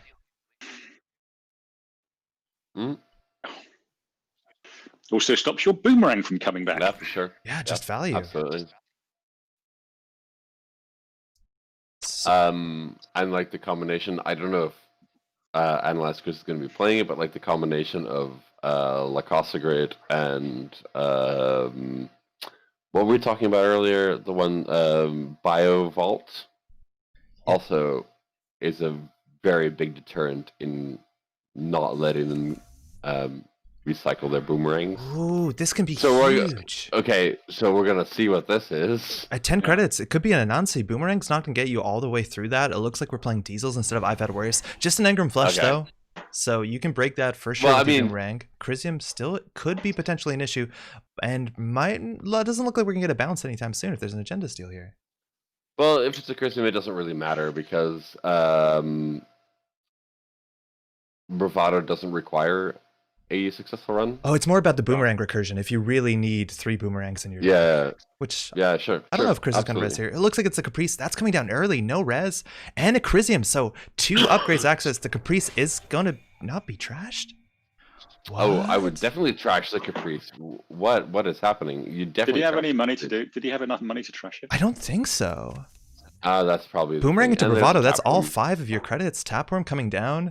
Also, for Tapworm, Satcon could be in the list, but it looks like that Tapworm's going to go down first. And Chris holding on to a Caprice. We know Crisium on HQ too, so the diversions or even account siphons, they're not going to be that meaningful. Yep. And an immediate purge. Just get rid of that Taproom. I think that the play strat as Leela is interesting. So I played quite a lot of Leela recently, and I always feel like running HQ early and getting an HQ ice res gives so much back to the runner in that they can then score out and don't have to worry about so much about an HQ bounce off a score and so on. But I've also watched good players just be really aggressive on HQ as Leela early on. So maybe I'm just wrong.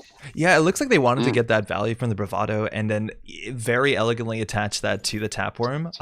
Caprice comes off the top of R&D, and we follow that up with the Class Act Matishak with a full 8 cards in grip. But Chris up on 18 credits. We know there's a Caprice in hand. They have what they need to build a remote if they have the ice at least. Yep. The corpus like really up right now. Like, I mean, this Polano deck just hedge IPO. If Leela draws a card, it's another extra credit. It's just like he's flush with money. Speaking of money, that green orb is there. Get that done as early as you can. Pays off really handsomely. And Turning Wheel going to put on some R&D pressure. So again, not that we're expecting it. That kind of says that we're probably not a medium. Probably not on Keyhole. Not that you couldn't play all of them. And we got a paperclip in the bin. Lets you get through the barriers. Not that many Jinteki barriers get played. Probably a border control. Maybe that's even... Actually, border control works so well with Caprice Nisei, right? Because of the timing? Envelope is also a barrier, just to point that out. Yeah, you could play Envelope in the list. But for those who are not familiar, Caprice Nisei, you play a side game to end the run. Mm-hmm. Now, after you lose that side game, because it's not when the run's considered successful, you can, if you lose that side game, you can just pop a border control. Yep. I'm not sure about that. You can definitely pop a Nisei token. It's all I'm this. not sure if you can. Yeah, if it's a paid ability window, if you can use the token, you should be able to use the border control. Yeah, Okay. I think so. Okay. All right. Chris setting up there in the remote, a special order getting thrown out. Yep. Setting up the scoring remote, like just kind of slowly building that up. There we go. Put some more ice on there. And these are gonna be things like, oh, there we go, and an upgrade as well. These are gonna be things like that are really nasty to deal with, right? Like things like Anansi, or I'm not sure if you still play DNA Tracker. DNA Tracker is kind of not as good as it was. Yeah, too much Engolo and Amina around right now, I think. Yeah, Angolo and Amina just kind of eat it. So this is the threat, right? Like, so unadvanced card on top of unadvanced card in server 1 could easily be Lacoste into Nisei, which is kind of a nightmare. You will get a bounce, but we did see the Caprice in hand. So you might not need to run this Caprice into Rashida. I think Chris would appreciate with only 2 cards in hand. Paragon coming down. We're just running archives. That's just a credit and a scry. Not too bad. Better than the basic actions you get on that basic action card. Yeah, I think one thing is, I think maybe Matishak went a little bit poor off the Class Act install, and I think they're going to be struggling for credits for a little bit until they can get their credit total back up again, and maybe another Rozeki or a laundry into archives or something. But 20-6 has got a big differential right now. They can't afford to install breakers and get in. No, that's fair, but the thing is, it's Leela as well. So, like, if you score an agenda, sure, she gets to bounce something, and she gets free reign on a certain server. Falsified credentials. We're going to expose something, guessing an upgrade on one of the face downs. It looks like there's a Cyberdex Virus Suite, a nice tech card. It suggests the Cyberdex Sandbox as part of the agenda suite in this list. Also, not too bad in this meta if you're expecting to see so many Tapworm Satcon combos with the throwback support. But double advanced card. Leela could get a bounce this turn if she was really aggressive, but it looks like daily cast going to end their turn with 8 credits and 8 more coming in slowly. Chris could get a score here and maybe even repair another card. The clown card. Yeah. What? That is Viable. Yeah. That is ridiculous. That's really hard to deal with. You got to remember to res those before you score. Matichak has a good idea that second card is probably an agenda. Now with 11 credits, again, we don't know what the breaker suite looks here. A special order was thrown out. We do have a paperclip, so maybe they have everything they need in hand. But if you're relying on Amakua in this matchup, you're going to struggle with probably macrophages, with definitely Cyberdex Virus Suites. Yep. Chris finding out about that paperclip and bin, good to know.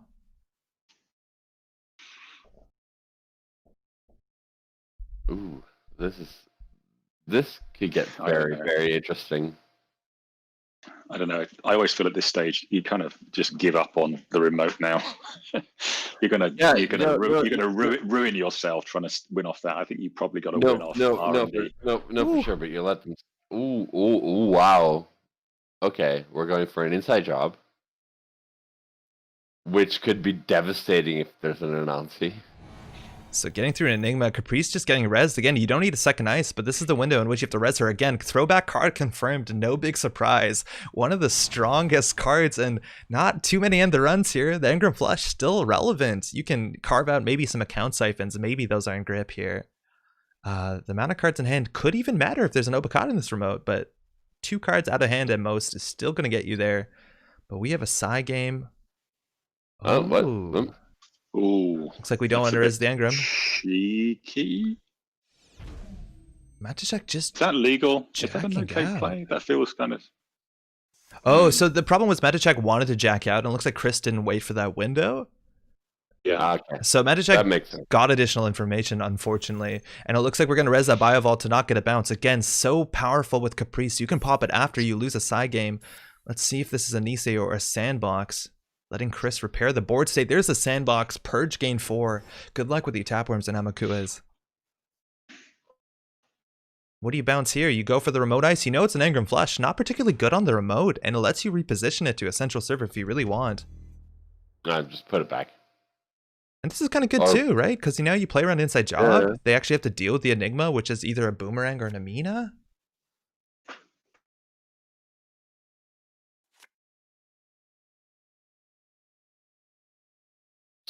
Like I will tell you guys, I've one of the mainstay decks that I've been playing lately was a Polano deck with 3 copies of Ganked. It's an annoying card. Which is it's one of those cards that kind of flew under the radar, but it's really, really good if you're also playing 3 copies of Punitive Counter-Strike, and you can gank them back into an Anansi again, then you're almost always in punitive range. Or put them back into another data loop and make them put 4 cards back on stack. Yeah, data loop, I didn't have the influence for that. But Chris pushing again in the remote. 2 more advances, and again, this is Leela we're talking about. She can just pressure R&D, even HQ. Not too likely to have another agenda in there. R&D could do it if you can get some multi-axis, some Maker's Eye here. I'm not sure what other burst multi-axis we could possibly have, but a bounce would be pretty important. Chris will be on game point if this is an agenda. I mean, we're 20 cards in, and 1 agenda scored, no preemptives. There've got to be more agendas in HQ right now. Yeah, maybe we're actually like possible, but I mean, like Pawn just kind of drips.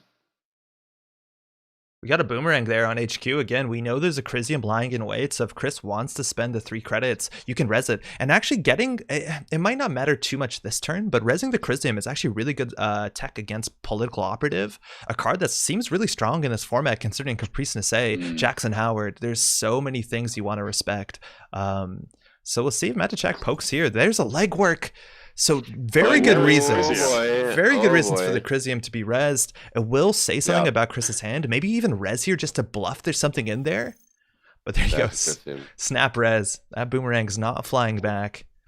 And we'll only see 1 card from hand. Again, legwork requires a successful run, and then Crisium Grid denies that clause. You buy a vault now?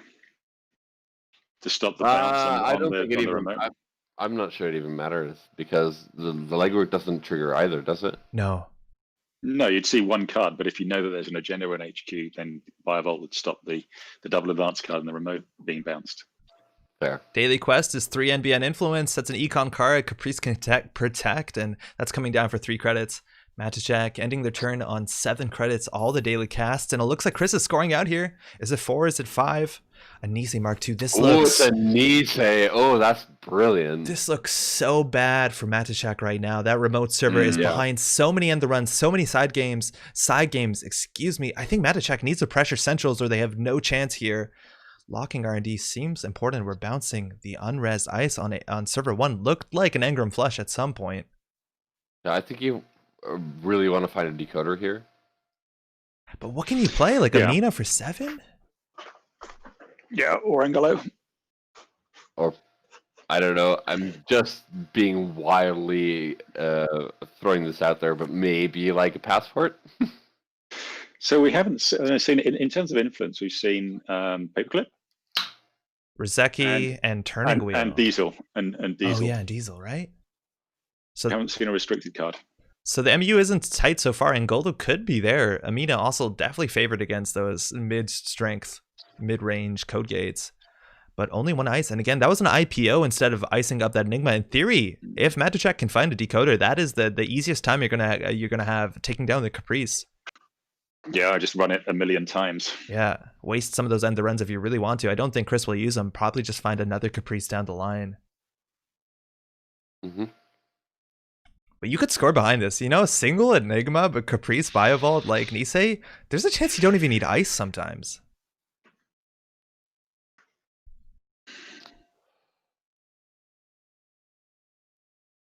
Matachak getting into the tank here, 14 credits. There's no ice that Chris will likely have an R&D that can't be res. In fact, almost none in the game. So if you want to try and get those turning wheel tokens, you can at least pressure R&D your bounces. Yep. Get less powerful once that's open. But Chris has been doing a really good job double advancing 4-2s to ensure they can react to Leela's ability. Yeah, this is a clinic on how you play against Leela. Because I'm assuming the next thing he's going to do is put an extra ice in R&D. If Chris has it in hand, you just jam. Does that mean you pressure HQ? There's the Ngolo. No longer a restricted card. 4 influence though, but you can kick through anything. And that Enigma's looking pretty easy here. So if you are running a count siphon, then next turn you can force them to at least burn the Biovault on the remote. Getting them to use up their end the run effects seems relevant. Yo, it's been such a long time since we played against a count siphon. Obviously, there you go. Well, there you go. We're floating tags here. But can you just tank this? Like, it's 10 credits for the runner, which is a big deal, but you losing 5 is not that impactful. 10 for the runner, though, that's something else. Them trashing the turning wheel, you can then trash the turning wheel. Here we go. We're coming through again. One of the strongest cards from the original core set. A reason a lot of people picked up 2 of those. Yeah, interesting one. Do you care about losing 5 credits? Probably not. And there you go, the Nisei token over the Biovault. Okay. I guess it's more relevant that the runner has 5 credits and the runner has 10 credits. That's why you stop it. Yeah. So Chris could try and find a Crisium. Again, those diversions, or excuse me, the count siphons, there's definitely 2 more waiting in the wings. That class act lets you find the things you need, let alone the Paragon. There's that second piece of ice. Could be what was rerouted from server 1 and server 1 as well. Chris just needs to find an agenda, an Obokata, a global food initiative, whatever the 5-3 is here is all Chris needs. guess that's the other way of diffusing caprices, just to make the corp have no money. Yeah. Well, yeah. That's hard to do right now with them on 13 credits. So Magic Jack could pressure R&D here. Again, 10 credits is all you need. Angola will get through just about anything. Maybe pressure a res. If not, you're getting free turning wheel tokens, and those can be so easily capitalized on a very pivotal turn using the Leela ability. If Chris wants to jam anything, and talk about diversion, you can get all 6 in your deck if you want. So much HQ pressure. Again, the Crisium grid, so strong. Oof. Oh boy. There's the macrophage. It's rude. So Leela doesn't have a link. This is largely 1 credit to get through, but it allows Chris to boost. I don't think you want to boost through here to deny diversion. That's going to be pretty wild. You have 10 credits. You can make them. I mean, you can spend the money that you get off the purge to pump into the end of run trace. Oh yeah, right. The purge is so good with the sandbox. Excuse me. Yeah. That is value town right there. You only need to break those 2 subs, right? So the only ones you need to break are the first and last. So I think it's 6 to break with Engelo. Yeah, if you're tracing, you're only paying 5, but obviously you're letting the opponent boost. I feel like you can do that at this point. Yeah, fire all. So again, any money that Chris spends on this, there's a chance it can get refunded. You could spend up to 3 credits and you'll still gain 1. I don't think Matacek is gonna break or tie a trace 7, but we're going trace 5 here. It's a pretty penny, and I think the math has it that if this goes through, Chris can probably boost the trace 1 out of range if they really want to. Chris gaining 4 on the purge. And I guess the other thing here is if you don't care about how much money the corp has, you can let them purge once and then take 4 tokens off the macrophage. Yeah. Because Cyberdex is only the first time per turn, so. So Tapworm is leaving the realm. It's not really matter. It's not going to matter outside of maybe a labor rights, but I don't think we have time for that right now. And we're tracing through here. This is a trace 4 and the run. Chris spending 3 credits. Again, this is money he made on the ice itself. So Matacek still needs to pay a fair bit to get through this, let alone you could let the Engram Flush break. Otherwise, it's 4 credits to get through. Maybe you see the card type that's called first.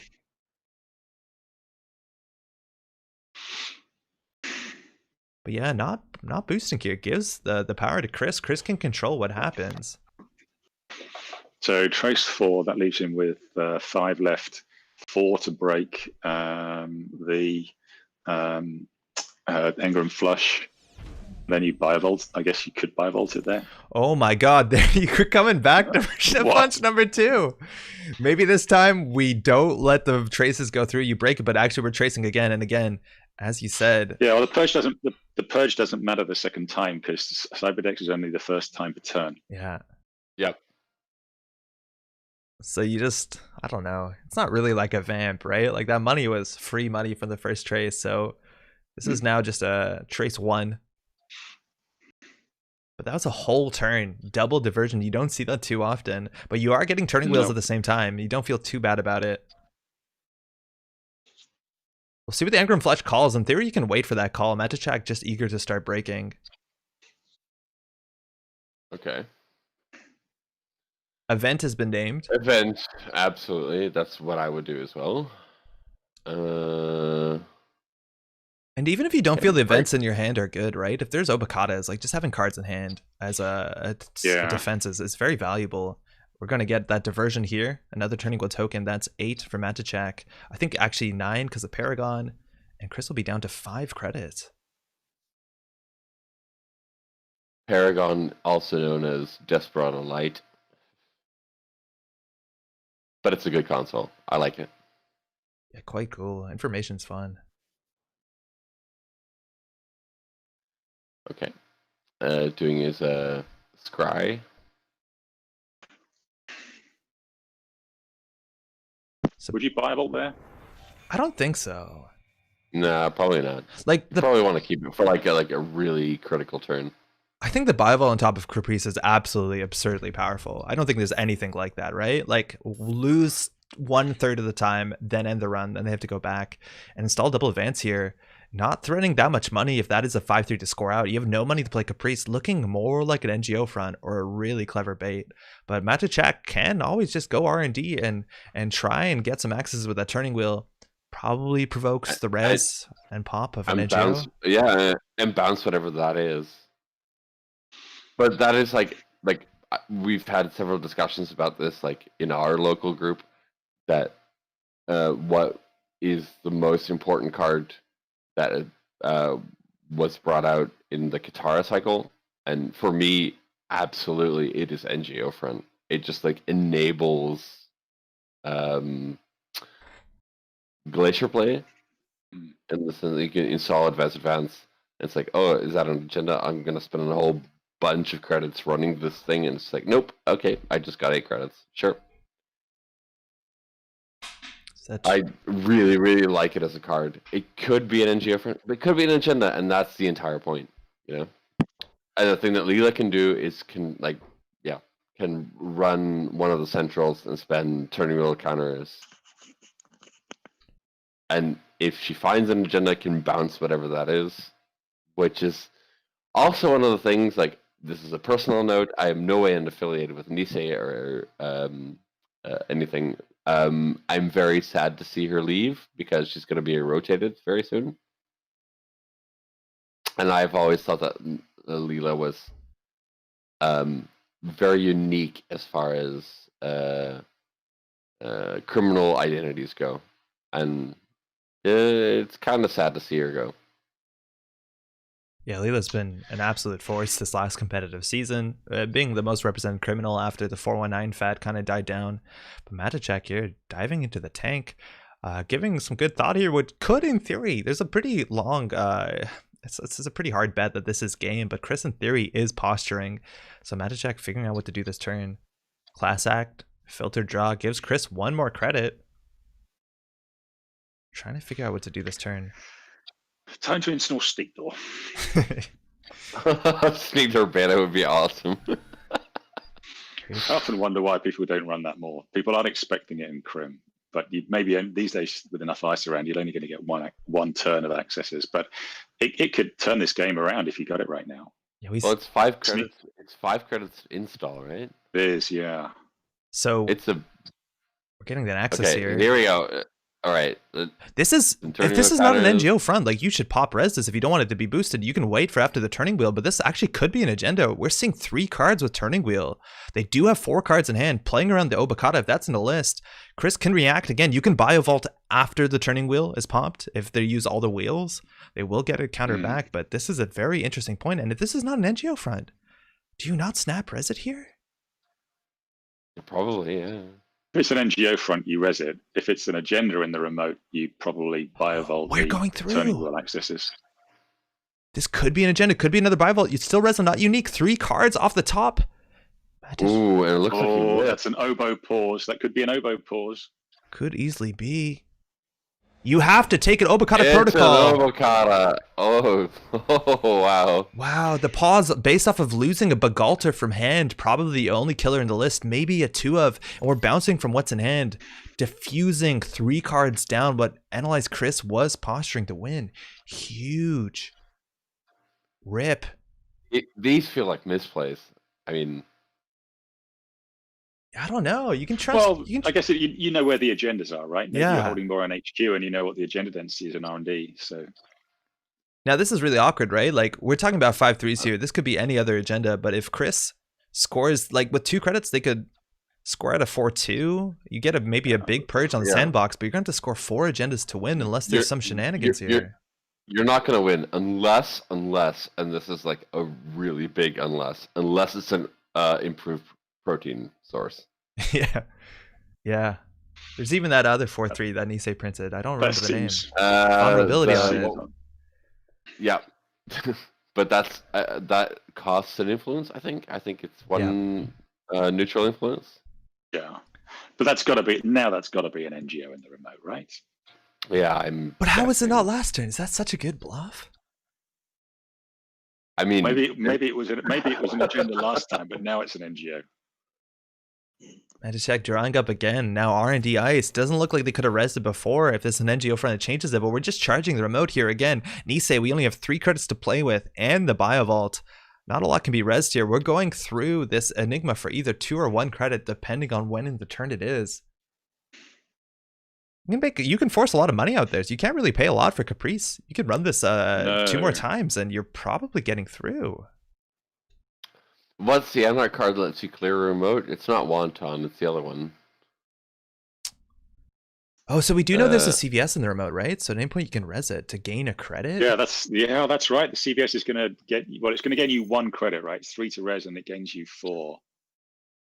Now, if you're thinking the runner's going to get through, you could just got 4 credits when they've gone through and access all the cards, but it looks like we're going to be playing a Caprice Nisei Sai game. Again, 0, 1, or 2 credits if the runner spends the same. They get through, otherwise you're going to hit end the run. Get your Sai spinners out, my friends. So I don't know, do you think that's a 4-2 rather than a 5-2? It's so awkward if it's a 4-2. I don't think you mind.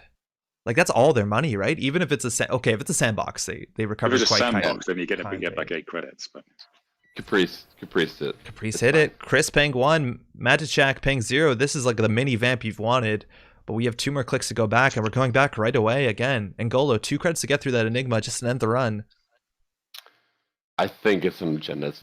Could be like, it could be another Cyberdex sandbox. Could be maybe like corporate sales team, something like that.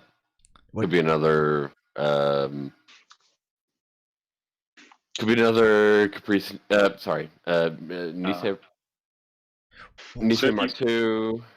If you Biovault them now, I think it's a sandbox. If you Biovault them now, then you could bid 1 on the last run, and then you can still score the sandbox, and then you'll gain 8 on the score. Yeah. So maybe that's the play. Unless Magic reads and then bids 1 the second time. There's a 0, so we probably get the Biovault. Either that or Chris can't afford to keep this server alive any longer. We'll see the Biovault getting popped there. Magic only 1 more click. Only 1 credit to run this. And now you gotta win the Caprice game. You gotta win the Caprice game, that's it. And this is so bad if the agenda is stolen, because Magic will have an open R&D next turn. Chris has to re-ice it, but not sure what they can res. I think it boils down to, I still think that's a 4-2, and it's going to be a 0 or 1. Ooh. Resing the Engram Fletch, not giving you the full side game worth of value, means you can't score out either. But these subroutines can be pretty rude. I think you... Oh, hang on. If it's an Obokata, you cannot tank this. No. This might be the last ditch effort to protect the Obokata, but they can't score the Obokata anyways. Yeah, but as Leela, you've got a lot of very important run events. You don't want to lose them. So now we're on the side game. We're only on a 50-50 here. It's 0 or 1. This could be huge. I'd love to see them both pay 1. Chris going 1, Magic going the safe 0, just bleeding the money out. And a Purge brings you back up to 4, better than clicking for credits.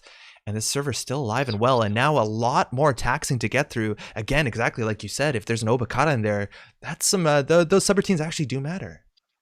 Yeah.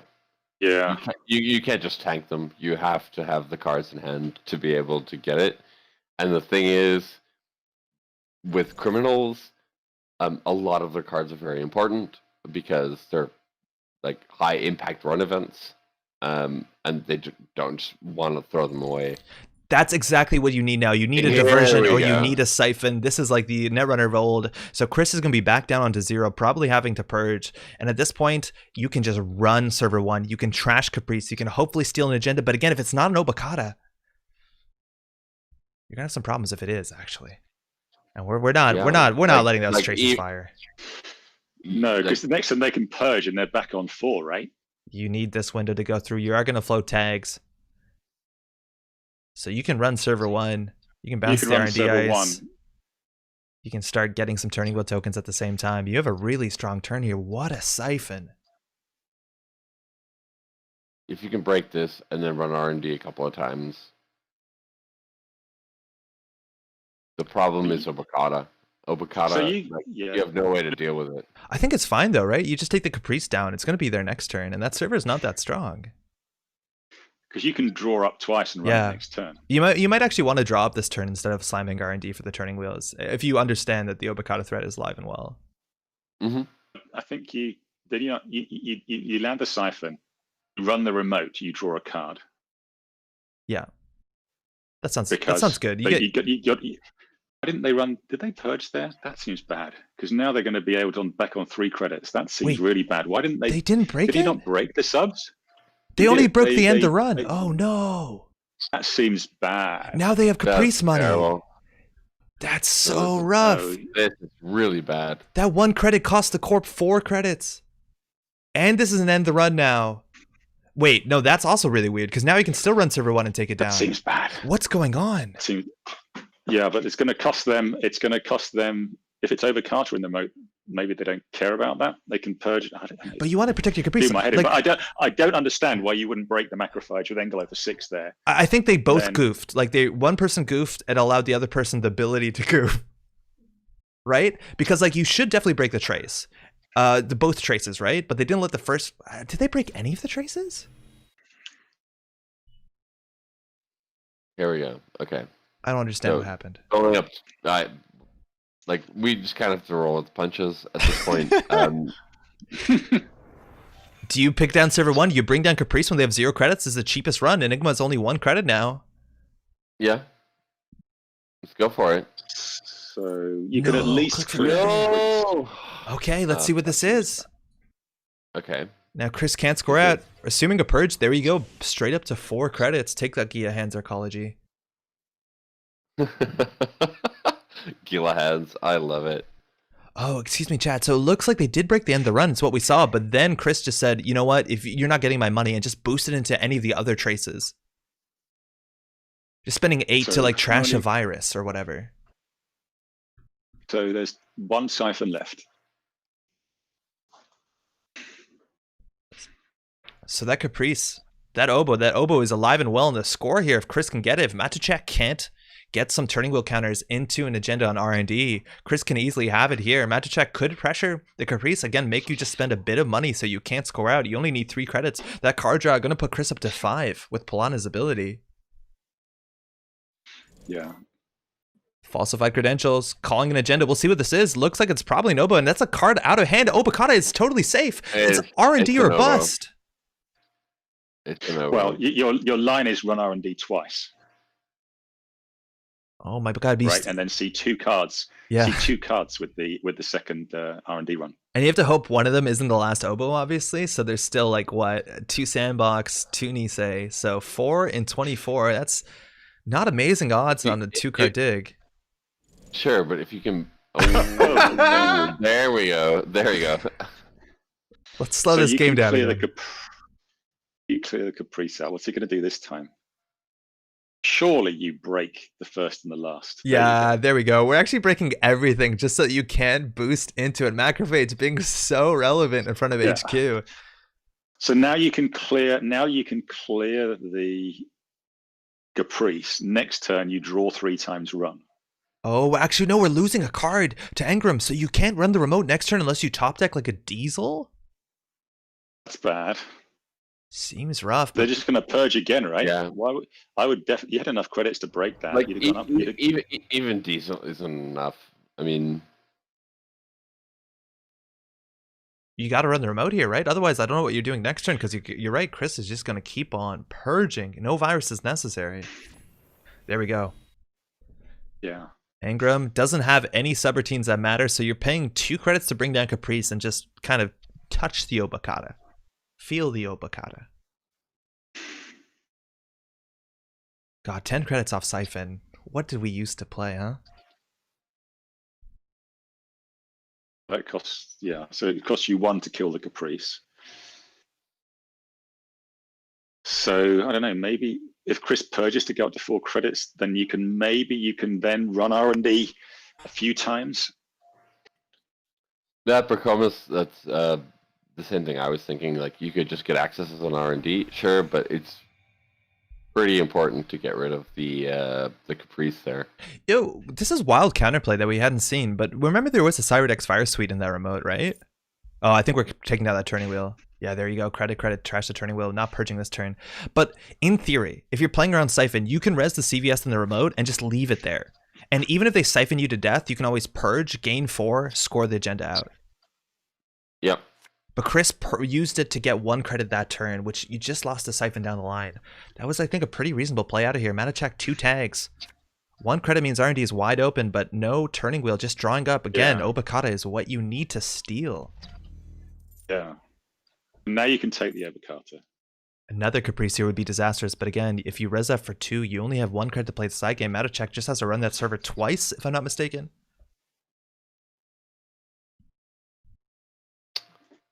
Hang on, what's happening? So a new card installed in the remote. So something on top of Obokata. So could be another Caprice. How many Caprices in the bin? Yeah. 2 Caprices in the green. Yeah, we've seen 2 Caprices so far. Again, this could be a bluff. There's probably a lot of upgrades. A CVS would be not too bad. A Crisium Grid as a bluff is a possibility. But we know there's an Obokata in there. Matachak has 4 clicks, 4 cards. We're going in. Engram Flush does matter. Caprice being 2 to res is relevant here. Yeah, absolutely. That's the thing. Captain Nice pointed it out as well. Like, you force the res. Yeah. Yep, there we go. Exactly what we were just saying. So we're just bleeding credits from both sides. You can pay 0, you can pay 1. Matachak can run twice. The Engram Flesh, what did they call? They called event. So you know that there's events in hand. Again, 4 cards in hand is what you need for that Obokata. But do you ever pay 1 here? Like, how cool are you if you pay 1? Fuck.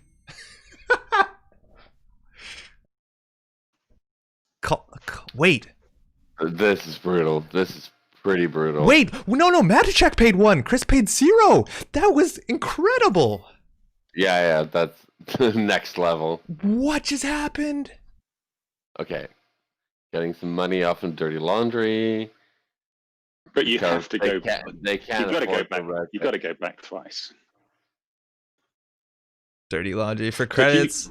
Oh my god. Yeah, this is actually pretty good Leela play, to be honest. The sequencing is pretty interesting here because you can getting them down to 0. It's much more important to killing the Caprice is more relevant than they don't have enough money to score the Obokata next turn anyway. So you can kill the Caprice and let the Engram Flush fly. And again, you just draw up next turn while they're on 0 credit and purging to then go in and get the Obokata. Rashida trashed from R&D. We're running back for single. No luck just yet. If you want to run server 1, this is the cheapest time with the Enigma having 1 relevant subroutine. Mm-hmm. It'll get good at side games. You gotta get good. You need to take this Caprice down. Otherwise, they're going to purge next turn and get so much harder when they have 5 credits to play with. 5 credits. And also, you need a draw to steal the Obokata, so they're going to be on 6. But I think this is having no cards in hand, getting them down to 0, clearing the Caprice up. Oh, man. And then you got to draw next turn. Oh, boy, this is so hard. Oh, we're letting it fire. We got a sure gamble out of hand. We know there's a turning wheel missbone, so resource is likely the next call. Enigma for 1 credit. Cool. This is a 50-50 on a 0 to 1 credit call, and Chris did the absolute wild thing of betting 0 last time, and it paid out. And just get rid of the Caprice. Just clear it. This reminds me of the game at Worlds in Mopus 2018 when Patrick Rotem Appliance was playing Dan Darginio and kept on winning side games on TFP in hand, and Dan got so annoyed. Get good. Oh man, okay. So Matachak has 2 outs here, right? With 4 credits, you need to keep 3 of those, but if Matachak draws, that'll be 5 credits. Running guarantee is an option for a single access, but otherwise you need to just win the side game the honest way. If you can make Chris spend enough credits, even if you can't steal the Obokata, oh no, you need to make the Obokata steal stop. You need to threaten that. Lacosta coming down. We're seeing another card on R&D. Getting desperate here for singles. Can't steal Obokata if it's the last. Sandbox! Oh, hit the Cyberdex. It's spicy. We're back in it. Elbow in hand. Oof. This could be... in, right? Yeah, I think so. Hang on, you got 2 clicks left. I think you need a double draw, right? Because you don't want to draw once a turn. Like you need to be able to, because next turn Chris is just jamming, right? Yeah, but if Chris installed advances, then he's only going to be on 2 credits. Right, but then it locks the game, right? Because Matachek can't draw, because then they'll have the money, but they don't have like Caprice money. Thimblerig coming down. Okay. That's going to be a credit to run. That is technically something. And it lets you reposition your ice if you want to get maybe something beefier. There you go. You could put the don't know whether Yeah. you put the Enigma. put the Mausolus on the remote. Mausolus? The macrophage, right? I mean the macrophage. Yeah. Yeah. Single axis on I don't RD, nothing there. Although I think the Engram Flush is better.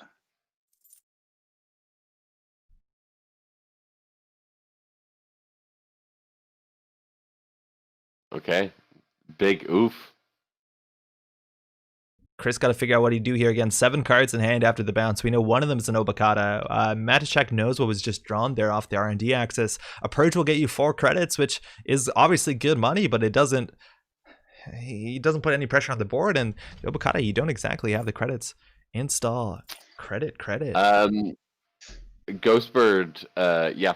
I myself, I am Clusterfox, or Tom, and we're also, like, Andre is running the stream from the Metropole Grid, and we're also joined by Talassen, aka Russell from the UK, so that's the dulcet tones that you're hearing right now. Good to have you all listening. It's mainly Andre. His voice is ASMR as fuck, but yeah, Matachek is drawing up now. 4 cards in hand is what you need to threaten Obokatas everywhere. Caprice and Remote with an unadvanced card here. And we're just running R&D last click again. Only 1 credit to get through. Single axis here. Again, this could be the game if you find that last Obo that's not somewhere between HQ and the Remote. Single axis. Paragon triggering. You gonna get that scry? Imagine that you still had turning wheel here. Oh my god. That was definitely the right play Yeah. by Chris to trash the turning wheel. absolutely 100%. You just credit, trash the turning wheel, just get rid of it. You need to get rid of that multi-access. Enforcing loyalty coming down for 1 credit trash cost. Enforcing loyalty is one of my favorite cards. No, in all of Netrunner. I don't know Enforcing why loyalty. this is played in this meta specifically. I haven't seen it outside of here. There are some cool things you can hit. Of course, no one home. I don't know how relevant that is in the matchup, but Ice on R&D, server 1 just chilling, not a Rashida. Oh, maybe it lets you get rid of Engelo. Yeah, that's true. That's cute. You're going to need the credit differential for sure. When this match is done, I have a very, very entertaining story about enforcing loyalty, but I'll get back to that. Engram Flush again doesn't end the run, but does take cards out of hand, which helps that Obokata be more and more secure. We're going to fire all. We called event none in hand. We did know there's 2 resources there before, so that's a full whiff. Saves you so much credits on Dengolo, and Enigma will be probably 2 more to get through. It's an interesting one. Do you take the time to put down the tapworm? See, I still think while that obo's, if that is obo in the remote, while that's still not advanced, you still want to try and kill the Caprice. Yeah, the Caprice needs to go down. It looks like Matachek is just convinced that they can try and win off Pollup. Centrals. Pollup just straight out wins you this game if you had it. Yeah. Right. Yeah. Yeah, for sure. Yeah. I hate to interrupt such a close game. Yeah, Eric. This game is White incredible. blade, everybody. This game's incredible. I just want to announce the giveaway we're doing. So if you basically in 15 minutes, we're going to be giving away a playset of Anansi's from the Continental tournaments to one of the random people in chat. Reminder, donate to the Hemophilia Society. You can use !donate to pull up the link to the donate page. But let's get back to the game. Yeah, just real quick for the raffle, all you have to do is if you're in Twitch chat, just say anything in chat. If you've been active in the last 15 minutes, which will be 14 minutes from now, you're entered to the raffle. Good luck, y'all. So Matachek still drawing up 6 cards in hand. We know what most of those are after the Engram Flush. And Chris, on a 5 credits, throwing out a Miss Bones, one of the resources we knew in hand. Yeah. So how many credits do you think Chris needs in his bank to double advance the obo? Oh, we're gonna find out now. What's going on? Trash, install, overinstall, What did he preemptive. do? Overinstalled. Oh, right. So maybe he's cleared out. Agendas. He cleared out the agenda from the remote. Yeah. That seems weird. Well, so it's hard to tell on JNet. It looks like the card that was overinstalled. Otherwise, we would see 2 cards with orange borders. So it looks like they installed something from hand, overinstalled something from hand. So again, if that's an agenda, you preempted the back in the deck, and it was one unseen, the Cyberdex Fire Suite, which on hit is a sure gamble or a hedge fund, and a Rashida. So again, hard to tell what this remote is. Lacosta Grid into a 4-2. I think it's too expensive to be threatened this turn. Could be a Philotic. Yeah, you really want that 5-3 though, and Matachek is running it. Engram Flesh to start. We'll see what we call here. Naming resource this time around. Again, sometimes it's nice to call events just to ensure that you don't have to deal with more diversions or account siphons. And we're losing a single turning wheel. And we're through. Thimble Rig, only 1 credit. We're going to have to play a side game here. But let's see if we move that Thimble Rig around. I would put I would switch. Yeah, exactly. With the Macrophage. So we got a side game coming up in the Caprice. Wait. Uh-oh. Oh, no. Uh-oh. Oh, no. Oh, no. Oh, sorry. Did he not fire the Caprice? There's probably a bug when you pass the last ice. The Thimble Rig Caprice interaction is probably a bit silly. Yeah, that would make sense. Yeah. Okay, so we're going to do that side test manually. Again, Caprice fires when you pass an ice, which is a bit interesting after Thimble Rig moves. So we're going to go through it again. We see the whole hand there. We're looking at Tapworm, Rozeki, Bravado, Boomerang. The Bravado seems pretty nice. The Boomerang also can help you in a pinch, but again, 4 cards in hand is what you need most of the time. Matishak's only got 7 hit points left. Yeah. So we're going to be fighting that side game manually. And Caprice, Chris spending 0. Matishak spending 1 again. The second time we've seen that play. A lot of people would just go 0 to bleed them out of money, but Matishak taking that risky 1 credit spend to get that sweet snipe you definitely feel good about. And you know what? The game has been going for 50 minutes. So it's going to be a fast round. It's going to be a fast round 2. Wow, there's only 17 minutes left in the round. Totally a Bravado here going on HQ. Again, it looks like an agenda was shuffled into R&D after a card draw. We still have 4 cards in hand. And Obakata Rip. Again, it looks like there might be 2 in R&D. It's going to be disastrous. This could be... Ooh, boy. Ngolo punching through that Engram Flesh. We called hardware there. We know there's a Boomerang in hand. And you want those 4 cards in hand. Enigma, only 1 credit on the last click of the run. Oh, excuse me, there's 2 clicks. Yeah, so this is an interesting one because putting the Macrophage on the remote, if you trust your ability to win side games, means that they probably only get 1 run on the remote if you double advance it, because they can't afford to break the Macrophage like more than once. Nothing. Taking down a Lacosta Grid, though, so Lacosta. Looking like Matchcheck wants to run that back. And Lacosta Res in the remote as well. This could be the last sandbox. This could be even a Nisei, a Philotic. I don't think it's likely with the agenda distribution.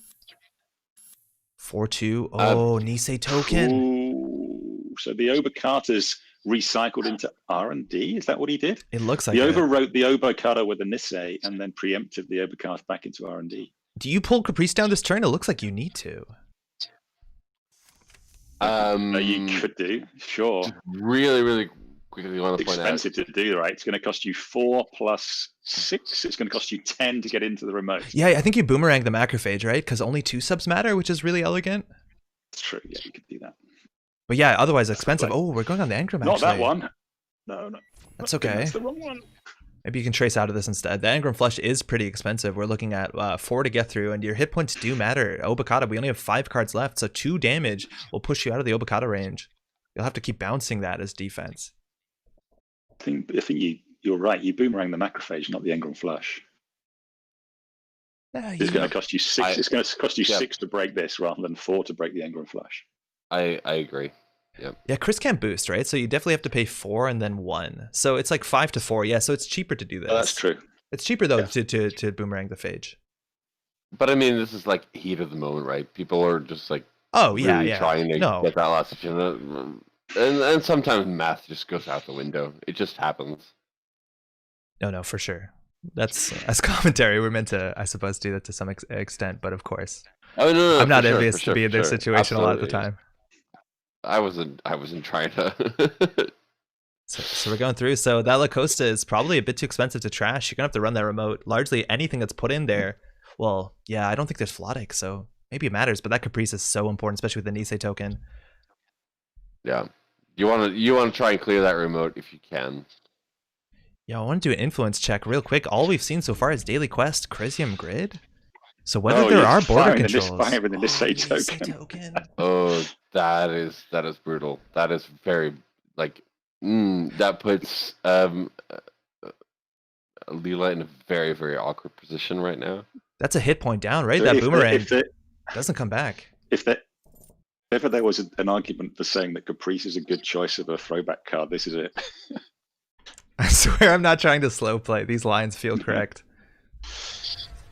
And there's that purge for 4 credits this time. Analyze up on 4.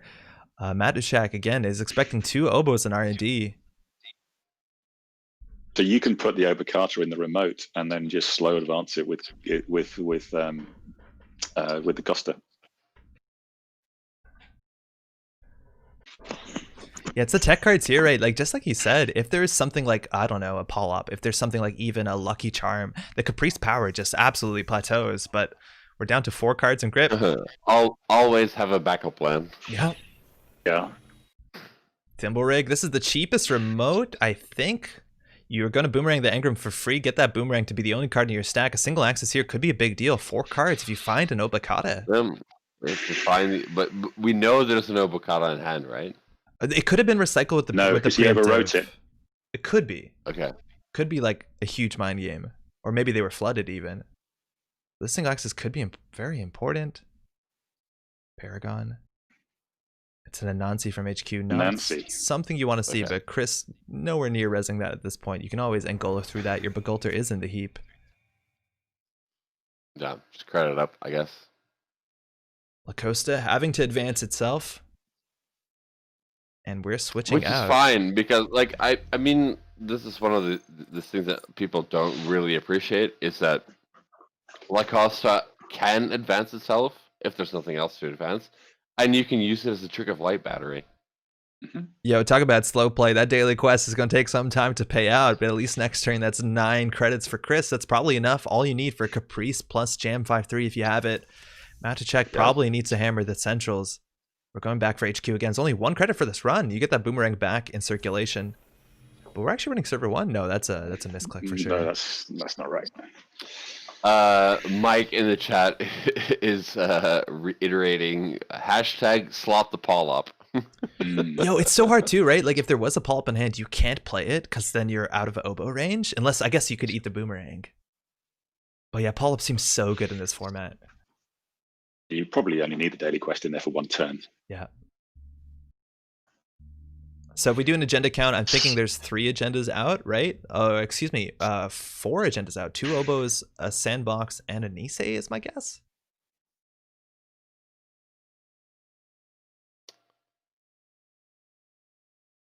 Paragon triggering, got a single access here. It's a Chiashi. 12 credits on that res. Ken was saying that turning wheel trash was wrong, which I probably don't understand. Yeah, so like the turning wheel trash not only spent a whole turn where Chris was at 0 credits, which is an issue for the Caprice, but they also didn't purge, which is 4 credits. So that's like a huge swing, right? And if they didn't purge, it depends on what's on top of R&D. They might have been able to rush it out. And speaking about rush it out, we might be going for, it doesn't actually have to be a 4 agendas. Sorry, this could easily be an Obokata with the La Costa grid. So yeah, this is game. Chris only needs to keep 3 credits to their name. That is looking like the Obokata. So that if we think that's an Nancy, can't res it. Yakuza in the chat. Not everybody plays as the spam the way you do. So. Arazeki again coming down on turn 3 has probably printed like 22 credits. We're running here server 1 first click. 4 cards in hand is what you need. This outer ice is a border control. Again, we didn't see the influence so far, and now border control plus Caprice. Bam! Oh, that is brutal. That is amazing. Okay. This remote seems out of reach now, but again, if that is if that is the Obokata, Chris is not going to have the money to get through it. Nope. And we've seen As some long as influence. Oh, I Matushak mean, doesn't draw, but I think you probably just got to take an R&D access and hope that you win there. yeah. We don't really have paperclip money here, so if we're going to get through this border control twice, it's going to be a problem. And Golo only lets you paint an ice once a turn. That's a really expensive break.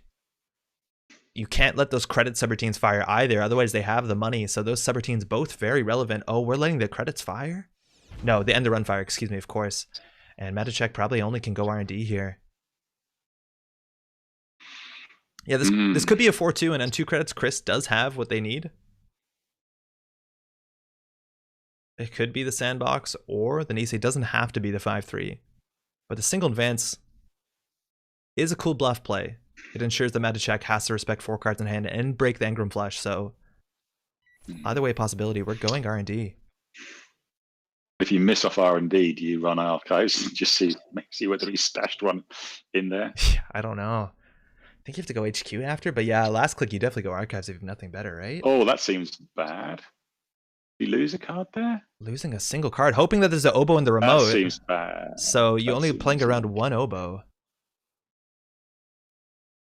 This would be disappointing. If this is an Obokada, he's going to be very sad. Yeah. I guess he can draw and then run one. No, he can't. Nothing. Okay, we've got a bit over 7 minutes left in the round, so. Oh, clicking for 2, not checking archives here. Chris could easily have this if it's a 4-2, advance. Otherwise, they have to hold on for 1 more turn to get enough credits to score at the 5-3. And it looks like we're rearranging, so I don't think that is it. Looks like that's the second Obokada stewing in the remote server. Purge for 4. Chris up on 6. Our remote server looking so hard. We have to deal with Caprice, Border Control, and 2 relevant ice. Let alone you have to draw the last card and not use the boomerang to steal. So the agenda suite is 3 oboe, 3 Nisei, 3 sandbox. Is that right? I think that's a safe bet. So there's three agendas left. 12 cards in R&D, 5 cards in hand, 4 face downs. I think you take an R&D access. I think it's all you got here, right? Matushak starting with 7 credits. Boomerang, the only card in their stack. Class Hack not giving too many options. Chris now up on 7 with the Pollen ability. Again, interesting because you can thimble in the border control, but he's put the thimble on HQ. So you could thimble and you could use the thimble to stop an HQ access if you've got multiple agendas in hand. Yeah. One of the sandboxes or Niseis could also be a philotic. So I think this means there's at least one agenda in hand, and he's going to border the HQ access. That's wild. Obviously makes server 1 a bit easier. So you still have border control. Now Matushak has to figure out whether they want to break this Engram Flush again. If they don't respect it, they can't steal the Obokada. What did we call? Fire all? They called resource. They knew the whole hand. Oh, that's interesting. So he can get 1 more access off HQ if he borders it this time. So that's a border control. control. Can take 1 access off. He can take 1 access off off HQ if it's an Obokata in hand. Yeah, I think resource call there was probably wrong. You want to be calling hardware, you know for sure with the boomerang. It looks like we're going to call a winner for the raffle. Congratulations, Humble Juggernaut. But we're going back in here. Going to be the world's fastest game 2. Angolo crashing into the Engram Flush, having to break it this time if you think there's an Obokata in hand, and it looks like there is considering the way that the border control was used. If ever there was a Hail Mary, this is it. This is huge. Come on, come on, come on, come on. Get this, get this. We're equal opportunity commentators. A Nancy from HQ. Matushak that's a shame. has 1 more Hail Mary again. You can just go through the Enigma, let the Engram Flushes, and hope you don't hit an Obokata. I think that's your only out here. And again, if there's an Obokata in the remote, an agenda in HQ, there's only 1 in 12 on R&D if my quick math is correct. Yep. This is an interesting Enigma. one. So you're basically banking that there's an agenda that's not Obicata on the top of R&D, rather than banking that there's an agenda that's not Obicata in HQ. Yeah. I don't think he got it. Oh, No dice. That's a Pause. shame. That's a shame. pause for dramatic effect. Can Chris pull it out? The Lacosta making it a bit cheaper. Let's get 2 more advances on it, and that's an Obicata up to 9 agenda points. Chris, what a game. Nice. Going the 3 distance. minutes for the second game. Well done. Okay, host second, please. Let's jump into that really quickly. What a round. Okay, while you guys jump into the second game, I do have an amendment to make that in the last round of commentary, we made a mistake. I would really like to point out that the current national champion, the current world champion is no longer Pinsel, it is Limes. Kind of totally forgot. There was obviously the Nice World Championships online, and Limes was the grand winner of that. So I'm sorry for taking that to I don't know, whatever. It's all good. You So, hey, yeah. got to take accesses, right? In this round, you have to take accesses, because Matushak could just score a hostile from hand and they'd be 1 point up. So I think you've got to take accesses. Okay, this was such a great start. Overstate AI on the Orion, but we're answering that. Inject will get you a stim hack into a paperclip. That Orion is coming down. That's only 11 credits, if I'm not mistaken. But Matushak did also have that too big to fail now. We did see Inject, maybe not the spiciest restricted card, very strong, but Blue Sun Got to take accesses. likely on midseason. So getting those credits up or denying Matushak the credits is so important. If there's a midseasons in hand, Matushak could just jam an agenda open, an Oaktown renovation. You know they're not on Siphon. You know they're not on, well, they could be on Diversion. You know they're not on Siphon. You know they're not on Keyhole. So you got to jam in remote. And Chris, respecting the money, slamming and liberated accounts down. But mid-seasons also means that you've got to have the kill card in it as well, and you've only got 3 minutes to find it, I guess. Yeah, you're hoping consulting, right? Like that's the best you got. But yeah, you need to have the things true. in your hand for sure. Wayland hopefully can tutor that up. And we're jamming a remote here. We know that paperclip will get you pretty far. You still have those Wayland code gates, the mouse list, the Afshar. I don't know if they're splashing Fairchild 3s. Sometimes that does show up in some of the Wayland lists. And again, we don't know it's midseason. Caprice, I think, is a very relevant card in Blue Sun. Let's you reposition it. Bravado into server 1. We're looking at access to 2 breakers, and the single access is going to bring probably down to Rashida, a wall-to-wall maybe. It's an Atlas! Oh my god! That's an interesting one. And then no res on that, so maybe... What is this? Are you... Seems strange. Is this... You don't have a mid-seasons play. You're 21 to 11. Matushak way far behind No, that seems in terms of the strange. credits. A desperate play there. Looking like it's either a Chiashi you can't res. Regardless, the paperclip does cut through it. Orion is at 15 credits. We lost 1 to Oversight AI. But Matushak needs to get points on the boards. A 5-3, a 3-2, even just Audacity out on the last turn if you got it. Card and remote. Chris, up on 21. Mid-seasons. Not a real threat anymore, if that's what Do you know you're what? looking for. Yeah, I think you've run that again, right? You've definitely run it again. No further action. Have a nice asking if he mulliganed. We don't. What is Did he this? mulligan? This seems very strange. Chris Mulligan, Matushak kept. So Matushak kept the hand, the OEI into the too big to fail, but we're up on 4 points. Punitive is not going to land here. Midseason is not going to land here. Matushak behind by 4, clicking for credits. This looks pretty miserable for the Blue Sun Corp here. Wayland hasn't been shining But you too just strong. click for credits if I'm Chris now. There you go, 0, turning wheel. All you have to do is camp that remote. Again, when it comes to time, it's all about points. Install advance. Hostile gets you on the board. Look how fast Chris is playing, just flying. Just trying to, yeah, if that's an archer. Server 1 install double advance. It's another hostile. Yeah. Too bad pub, 23 credits. So now the tables in terms of credits are flipping a bit. So again, mid-seasons does require a lot. Chris knows they can just Time on the click for round. credits. Time is called. So it looks like Chris is going to definitely take this round. Oh, man. That is too fast for a second game. Chris is going to finish their turn. There's literally anything they can do. Clicking for credits seems to be the safest. And Matushak does get a turn after it. Audacity Atlas. Audacity Atlas would win it. Yeah. Yeah. Okay, there you go. So Mad Chat getting something on the board. Wow, that's Netrunner boys and girls and everybody else. Good game. So obviously All right. round 2 is tied up entirely in game 1, but what a game, a real back and forth. You see that strength of that Caprice Nisei that you're expecting in this format, and still like obviously incredibly powerful for a defensive upgrade, but it's actually producing some incredibly interactive Netrunner. Like that was really cool to watch. Yeah, they were super fun games. I do really want to point out before we go into a short break before round 3 is that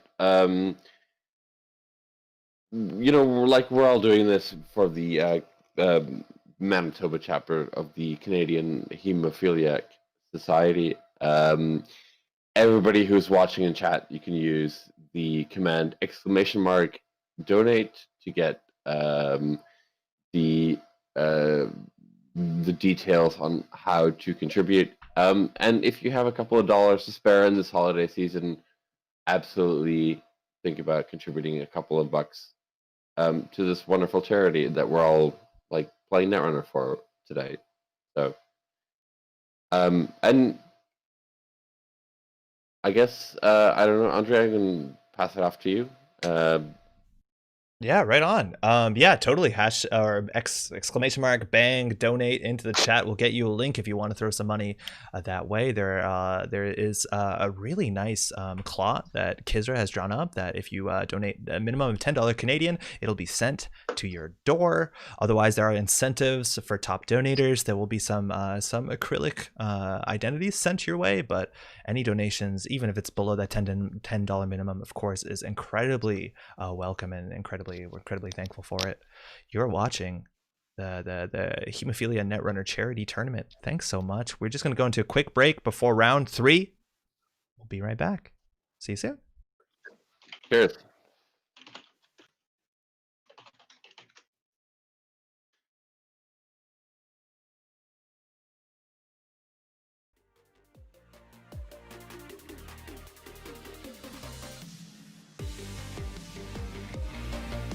Comms are off. We should be off fire.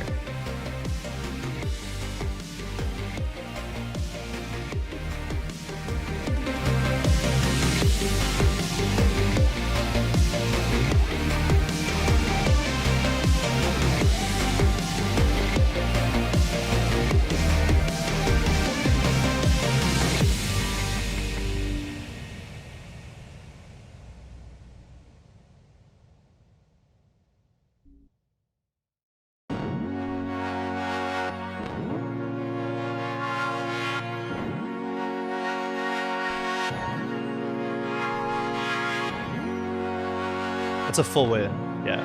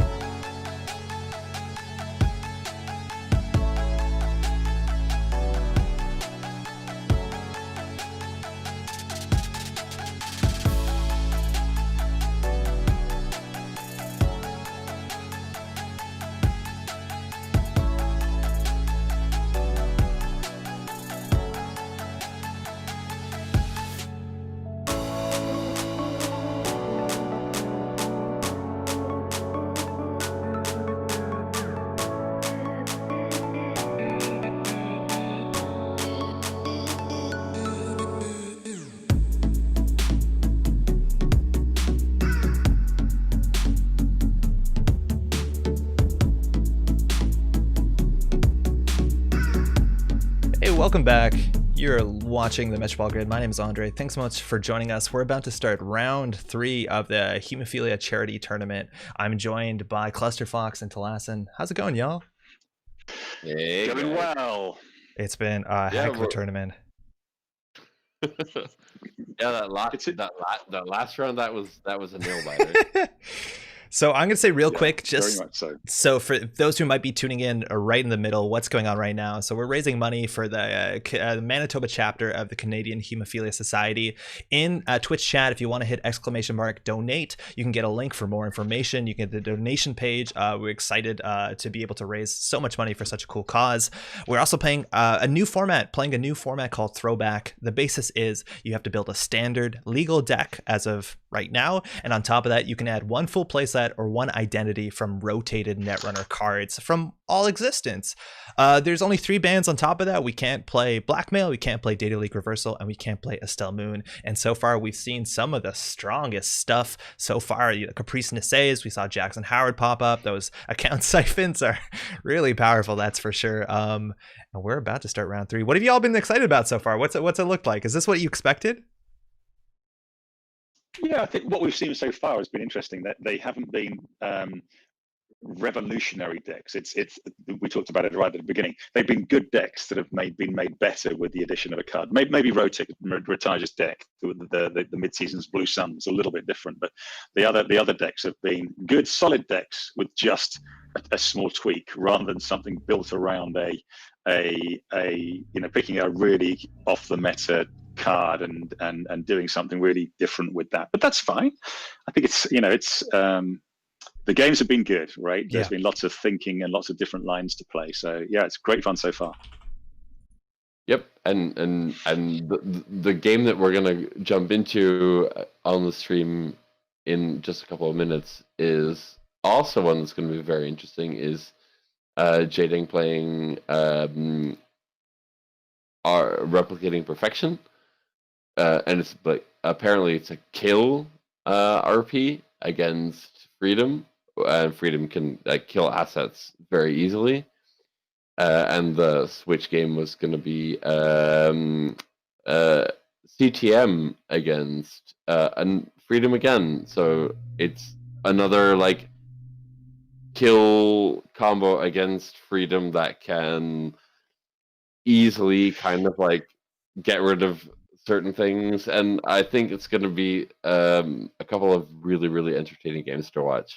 I don't know what the CTM build is, whether it's a kill CTM or just a good old CTM with Jackson. So I have to see on that. I think the choice for mediums for Freedom's interesting. Do you go with medium?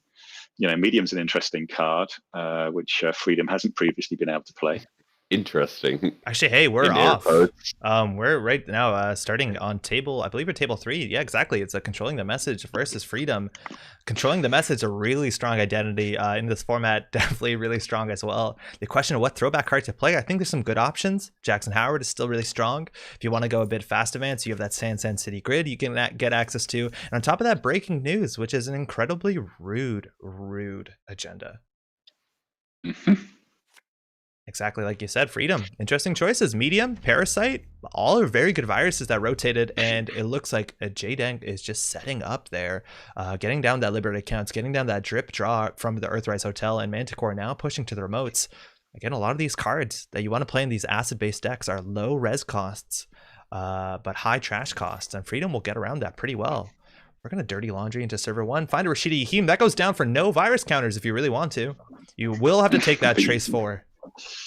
I don't think you want the Rashida to fire. Yeah, it seems bad, huh? Yeah, get rid of it. Absolutely. Oh, yeah, did he trash it? Yeah, and then he paid the trace. Oh no, he didn't. So the trace. He's deciding whether to meet the trace. Yeah. That's what he's doing.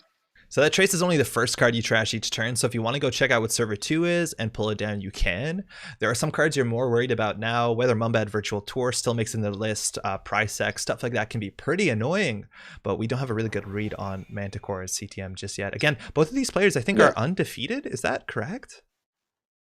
I don't know. I think the main thing you want to worry about in the CTM deck is breaking news.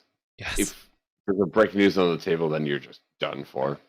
Jason split round one. Okay. So Jadeng split round one. Who's their opponent? Their Manticore. opponent is Manticore. Let me just see what Manticore did.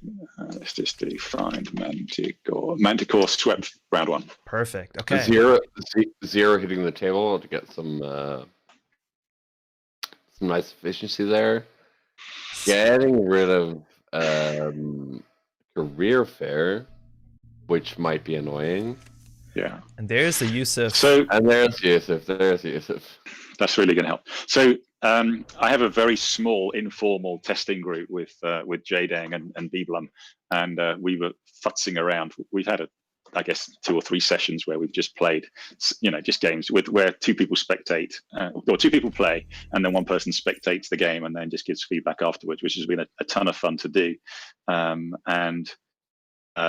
We tested out the CTM matchup. It's an interesting one because every car is breaking news until you know that it's not breaking news.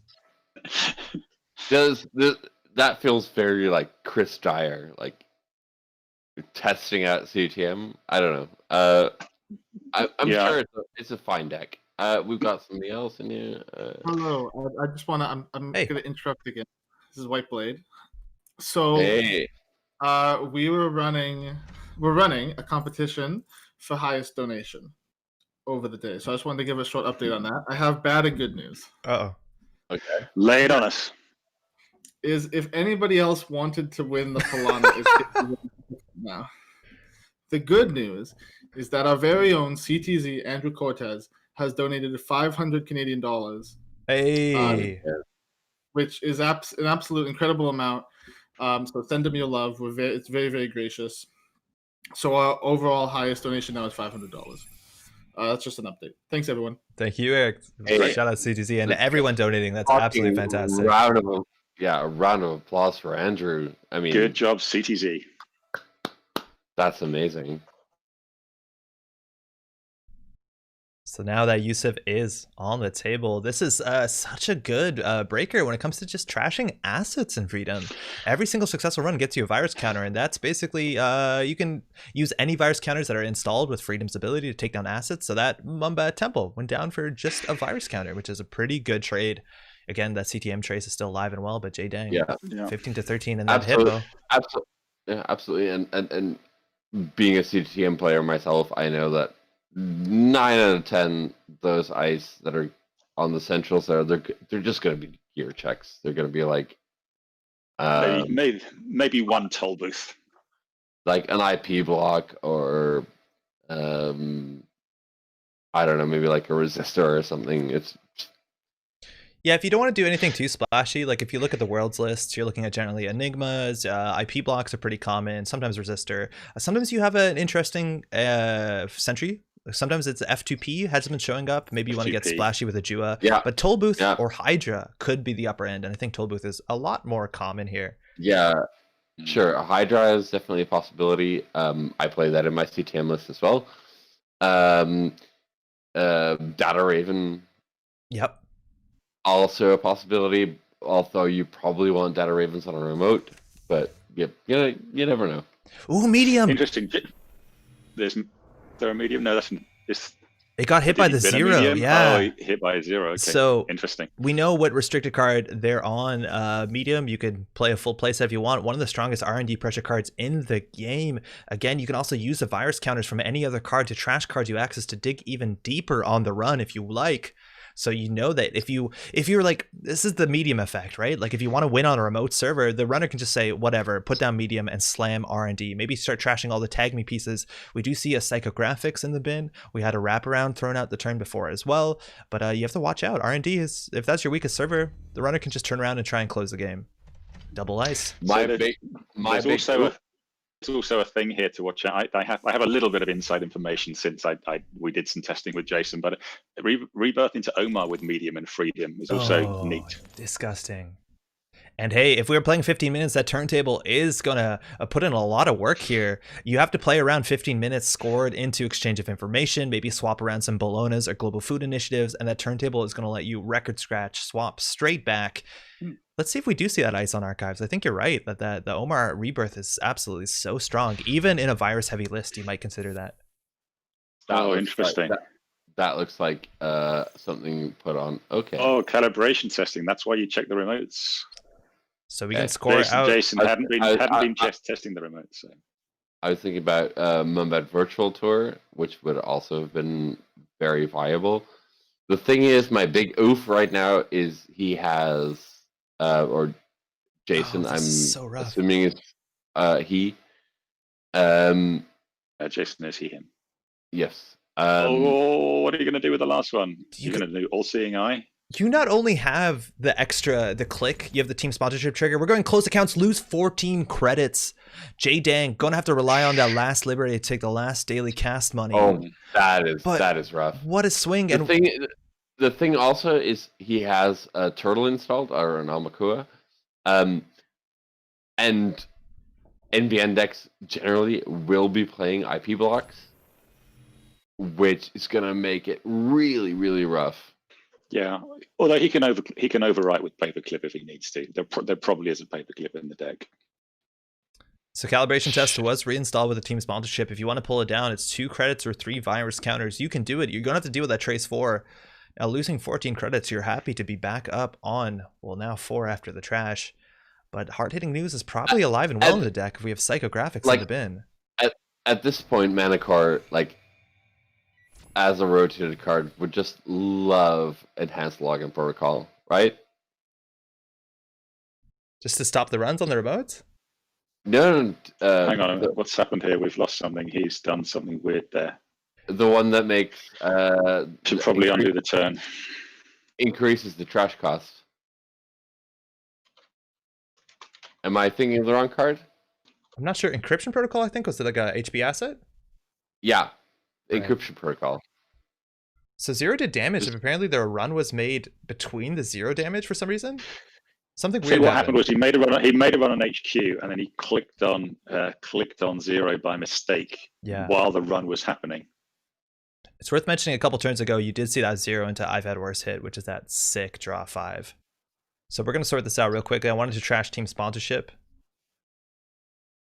So not exactly sure what's going on here. We might just roll back the turn. We might need to ping the judge. I'm sure they're doing that right now. Well, Whiteblade's in there. Perfect. So.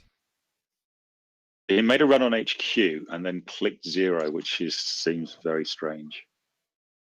Yeah, so they want to bring that team sponsorship again. Trashing multiple things in a turn is one of the best things you can do against CTM. That traces first time a turn. But that's going to leave J-Dang on very few credits. Well, excuse me, I don't think they've used their freedom ability just yet. But you do have to watch out for that hard-hitting news, which I think is alive and well in this deck, considering, again, we did see a psychographics in the bin.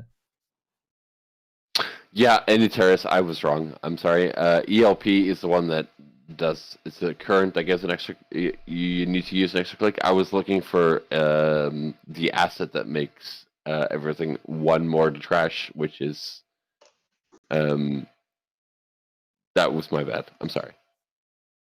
So Whiteblade is showing up, is a judge on this event. Also, we didn't shout out Sanjay. Sanjay's been doing some organization, basically running all the matchings. Well done, Sanjay. Always a pleasure.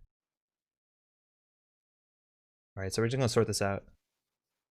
Again, it looks like J-Dang wanted to jank that team sponsorship down, but somehow ran HQ and trash hit 0 within the same click. Yeah. So it's going to be a bit of work done to do that, but we'll figure it out. Simon Moon, Kenny Deacons is saying, ban Jason, it's the only fair outcome. Jason, very much overpowered.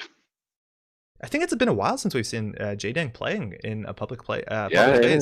Like, I'm not sure what titles that Dang has to the name, but they're some pretty high titles. They also did classically a lot of the streaming when Netrunner was played in a live space over the last 5-6 years. So really cool to see Dang back at it. Yeah, as a Canadian player and streamer and whatnot, one of the things, I was talking to somebody a week or 2 ago, and one of the things that came up was what's happened to Dean? Does he still play? Do you know if Dean still plays? Sure. I'm not too sure. I know that Dean has spent some time teaching players more and tutoring a bit more than he was competitively playing, but I couldn't actually tell you. I miss that guy. He was he was a really fun Netrunner player. So we're just going to sort this out real quick. Again, Yep. we have a judge to figure this out. But there's a couple issues here. Obviously, the 0 gives you card information, let alone cards from hand. So that's the thing. Obviously, we're playing online. It's really easy to misclick something. That's not something that can really happen in person. So again, this is a casual level event, if I'm not mistaken, in terms of organization. So take backs and all that Yep. stuff should be applied somewhat liberally. We're playing here for charity. Well, I mean, like if there's no like given information that can't be rewinded, then it should be okay.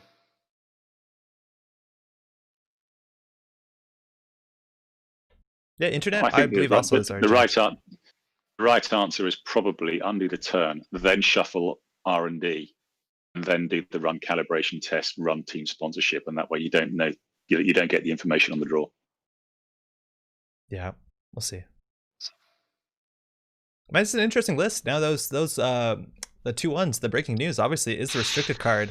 One of the strongest agendas ever printed in the game, let alone a 2-1 will always be relevant, but such a strong ability if you could pair that with any sort of fast advance. And we're going for calibration testing here. Obviously you can't play Sansan and breaking news in this format, but they're also a big liability. If you have 5-3s in your deck, Bellonas, you have maybe global food initiatives, Turntable can quickly find those, hopefully find those and swap them and have a pretty big upset. When you have that like 4 agenda point swing or what have you. Totally fair. Now it looks like Jaydeng this turn might not be entirely respecting hard-hitting news. It's very difficult at some points. Manticore is probably going to have the credit lead again. That team sponsorship goes down for just virus counters. Jaydeng probably still going to clear the tag here. But in terms of like burst economy, only 2 credits. You can really only play Dirty Laundry. You've played 1 so far, probably 2 more in the list. Our next commentator, CTC, or Andrew, is also agreeing with Kenny Deegan's and just ban Jason. Sorry, I'm just keeping up with the chat. It's fine. Continue. Oh, it's all good. So they're sorting this out. An extension for time will be given again. We are going to see, I think we did see, if we look at the standings real quick, I'm just going to jump over to them. But in terms of the round 2 standings, there seems like well, it's hard to tell here. There's probably a couple players that did end up going to time on the basis that some of the games are longer. Caprice kind of slows down that Glacier play that we're not maybe entirely used to since maybe GameNet earlier this year. But we should be fine. These CTM matches generally don't go too long. Yeah, CTM is generally the games that I've played with it's sort of like burn bright or just die. Basically, you kind of want to really go fast and push out those things because of like in the late game. Well, I'm not sure how that works against a Freedom, but against like for example, like a Leela, a criminal, whatever. Once they get enough drip, then there's just nothing else you can do. So you really, really want to push those assets, push those agendas. Yeah, the breaking news opens up a lot of really interesting plays and specifically comeback plays, right? Like if you end up sticking a Cali testing, even if you stick like a naked or an iced breaking news that sneaks by for a turn, scoring that, triggering maybe team sponsorships would be nice, but just landing in a closed accounts or an exchange is obviously such a huge play. So yeah, absolutely. We can only hope. All right, looks like we got a call.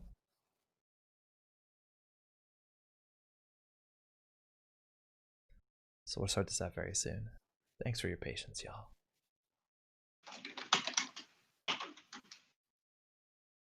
I thought we'd see a lot more medium. And this is like the interesting question that came up earlier. Yeah, like, exactly. Yeah, absolutely. Yeah. Do you just take a good list and add a card to it? I think that's the easiest thing to do, specifically for this format if you're new to it. Or can you build some sort of wild combo? A lot of times that takes a bit more time to figure out like an entirely new build that you can play with 2 cards together. But so far we've seen a fair bit of just like, oh, I can put Inject in my Hoshiko deck and it's better. Or this is medium inside a Freedom deck that didn't have that good R&D pressure actually. Sometimes they would run Stargate or Stargate, excuse me. But yeah, you can swap Stargate for medium. Yeah, it can be difficult. Thing is, one of the decks that I was thinking about was like if I were to play in this. One of the decks that I was thinking of was Smoke. And then I don't know if it's worth subbing Stargate for medium, to be honest. Yeah, it probably is not if you can't run consecutively times a turn. Hey, that's coming Then you'd down. probably- Ooh, Deuce is wild to clear the tag. It looks like we're back into it. I think we just got a Okay, stack shuffle. And an 8-minute time extension is going to be added to this round. So we have a bit longer to sort this out. Obviously, it's unfortunate we run into this sort of difficulties with an online format, but we're back on it. Thanks so much to all the judges for the quick response. Mhm. And 5. Off we go. Yeah. 5 cards is good. That hard-hitting news could, in theory, land, but it wouldn't be the worst. It would slow down Manticore a fair bit. You're going to have to spend a pretty penny boosting into that.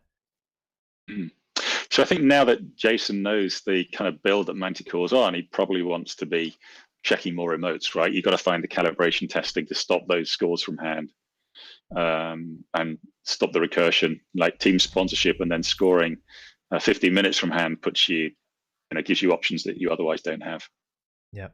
And I'm assuming if we're seeing team sponsorship, we'll probably sing Jeeves and a lot of other board tempo stuff that JDank needs to deal with. And this turn, Manticore isn't pressuring anything, is not forcing any sort of interaction. It's a perfect time for JDank to find that third liberated, if I'm not mistaken, and get those credits going. A nice recovery again, like 2 turns after a close accounts and you're up on 15. Feels good. I think at this point for Manticore, we're looking to find Daily Business Show, just to get some draw filtering down. Yeah, again, like 20 cards in, 1 agenda scored. Yeah, he's probably pretty flooded at this point. Yeah, the double ice on HQ came down pretty early, and sometimes that's just respect play against Hippo. Again, Hippo only trashes the outermost ice, so if you can keep something in front of it, even if you don't res it, it's good. But that's interesting for a deck that generally wants to start pushing behind a single ice. We saw this at Worlds, where we saw like TF34 jam behind a wraparound pretty successfully. But we have something going against server 6, so JDang is going to have to figure out what they want to do here. Rashida, pretty good, even if it's just like a Kali testing, waiting in the wings for another 2-1. Ngolo. Or breaking news, even like another breaking news. And here's the remote. That IP block is going to connect with the tag. The IP block that is going to be pain because of the Amakua. Yeah, 2 IP blocks, even worse. Yeah. This one you can get away with because you can clear the tag last click. So something that needs to be trashed here. You're going to be in a pretty poor state. You don't have 2 clicks to clear 2 tags. So you either float a tag, don't trash, or of course boost the trace, which is going to be expensive. Now you still can get through the IP block. You're going to have to use the Yusuf. Well, you could always Ngolo, but that's a bit expensive. And now there's 2 separate teams that matter, so it's a bit tougher on those virus counters. Do you think you try and over-install the Amaku as soon as possible? I think now you found the Ingolo, you think about it. Yeah. So hey, we're through. That's 3 virus counters. Unless you've got a hunting grounds in your list. Yeah, even like a Citadel Sanctuary can get you a bit further. And there's the F2P. That's that interesting splashy new Sentry. Yeah. And now they're tagged, so they can't pay for this. They have to Ngolo or let it fire. That's the perfect ordering you want. Yeah, so MVT would be bad here. Single access, that's a GFI, and you know what? You don't mind they steal that because you have a very easy exchange of information now. That's as long as you can get that tag to land. So I'm guessing the F2P means maybe no Data Raven? Interesting that they chose not to hit the... How do you play CTM without Data Raven? I mean... I think it's what we saw at Worlds, and there's just a lot of hunting ground tech, right? And 4 for an end to run can be a bit much. That's a bankers group in the remote. Only 1 virus counter to take down. You're going to have to do the trace, and you don't have anything else to trash, but you're keeping down the economy. Trace 4, no link to freedom. Okay. Jason banking money on Liberated is a smart move. Yes, very smart. And I think it's interesting. Right. We chatted about this. Sorry, go ahead. Folks, 1 sec. We have White Blade again. Yeah, I'd just like to interrupt. We have had another bounty claimed. Ooh, what do we got? Ooh. Someone dealt 104 meat damage in a single click. No. What? Do you know if they went tag me, or that was the biggest mid-seasons we'd ever seen? It's hard to know. All I know is that the Blue Sun ended with 0 credits, and had no agenda scored. That's a win. I'll send you. I'll pass on the screenshot. Okay, we'll try and pull it Pictures up. of it didn't happen. Yeah, put it up in the break. Yeah, someone got blown up real good. That is ridiculous. So just to let you know, there are some bounties that that Eric has put up, and if any of these are hit, if you want to submit a screenshot, the first person to hit any of these bounties there, post it in the Discord lobby. That is a donation from me and Eric. So we're trying to hit all of them ideally. Some of them are pretty ambitious, but we trust you can figure it out. We got a paperclip over the Amakua. That turtle, no big deal anymore. The IP block, 3 credits to get through. Or you could use Yusuf if you want. So one interesting thing here is we Jason and I chatted about this, and we were sort of playtesting some of this stuff. There's a point where CTM, especially against folks that are teching against asset spam, you just switch over to more like Glacier CTM, right? You just give up on being able to keep any remotes, and you just keep on jamming stuff into that remote and hope that at some point you can do something useful through it, right? Breaking news into an exchange of information or something else like that. Yeah, at a certain point, you're basically trying to play old school ETF. So J-Dang realizing they can just pay 4 if they want to break the subroutines. No need to Ngolo kick through. It's going to be a bit cheaper. But yeah, this is a taxing enough. It's 7 to get to this remote, let alone something you might have to trash and take a trace. So it's going to be a struggle to keep up with that. Hopefully Freedom's ability gets some value here. You're going to have 3 virus counters. And that's a breaking news. You need to steal that. Ooh, huge hit. That's good. That's good. That's good. Yeah. I think that's probably your only out right now as CTM, is just the hope that you can get you just put a calibration testing in the remote and have a breaking news in hand, but so I think you're never going to get assets to stick now.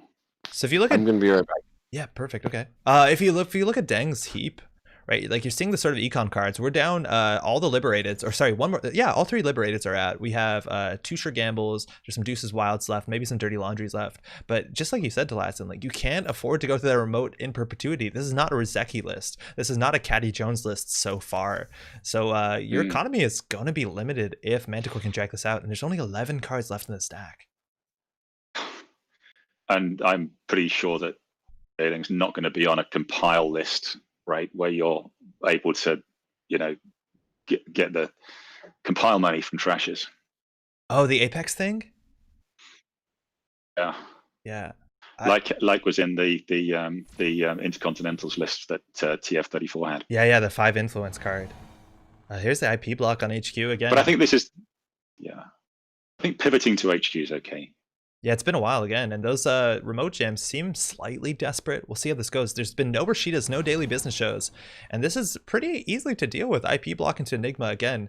You could Hippo the Slice if you really want to. You might want to wait for a turn in which you've trashed something in a remote. Single access on HQ though.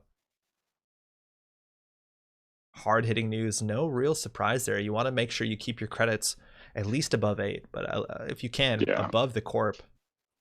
You could freedom trash that. I think that's what Jason's thinking about. And again, controlling the messages trace is only based on trashing installed cards, so that hard-hitting news going down with Freedom's ability is not going to provoke a tag. Yep.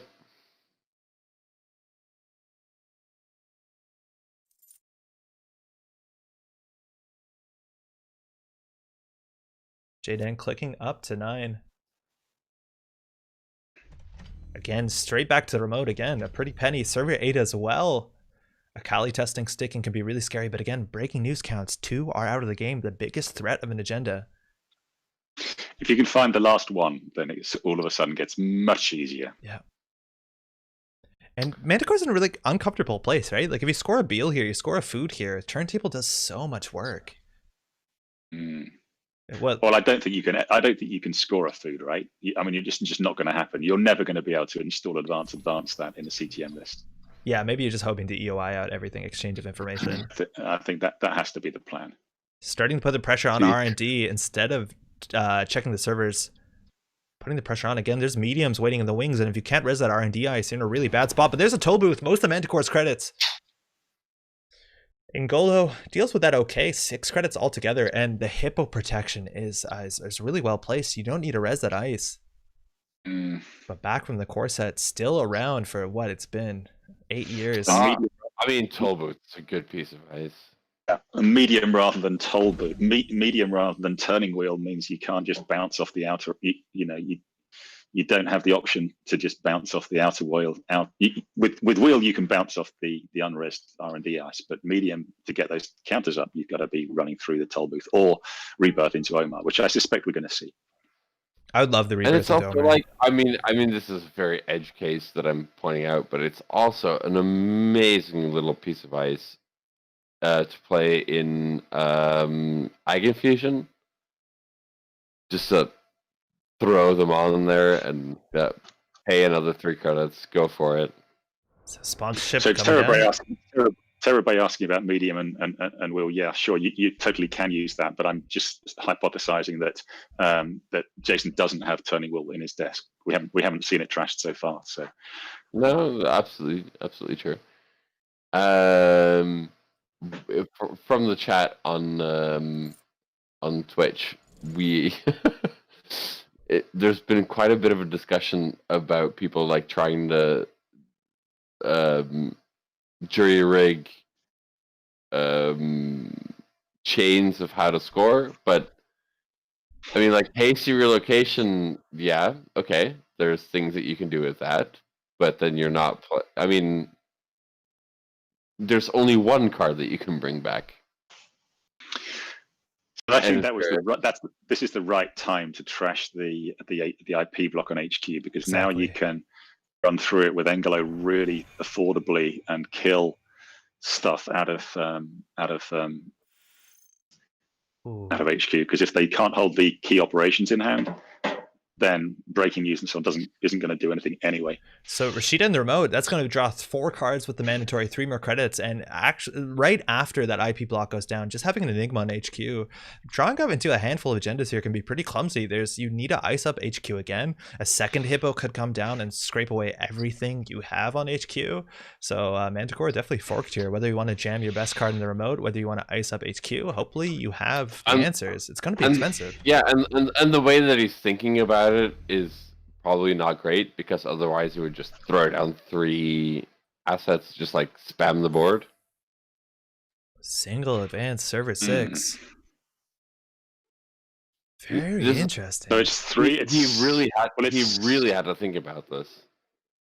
Well, it's 7 to get into the remote without taking a tag or otherwise, right? And yeah, you can let F2P fire. Jason's on 3.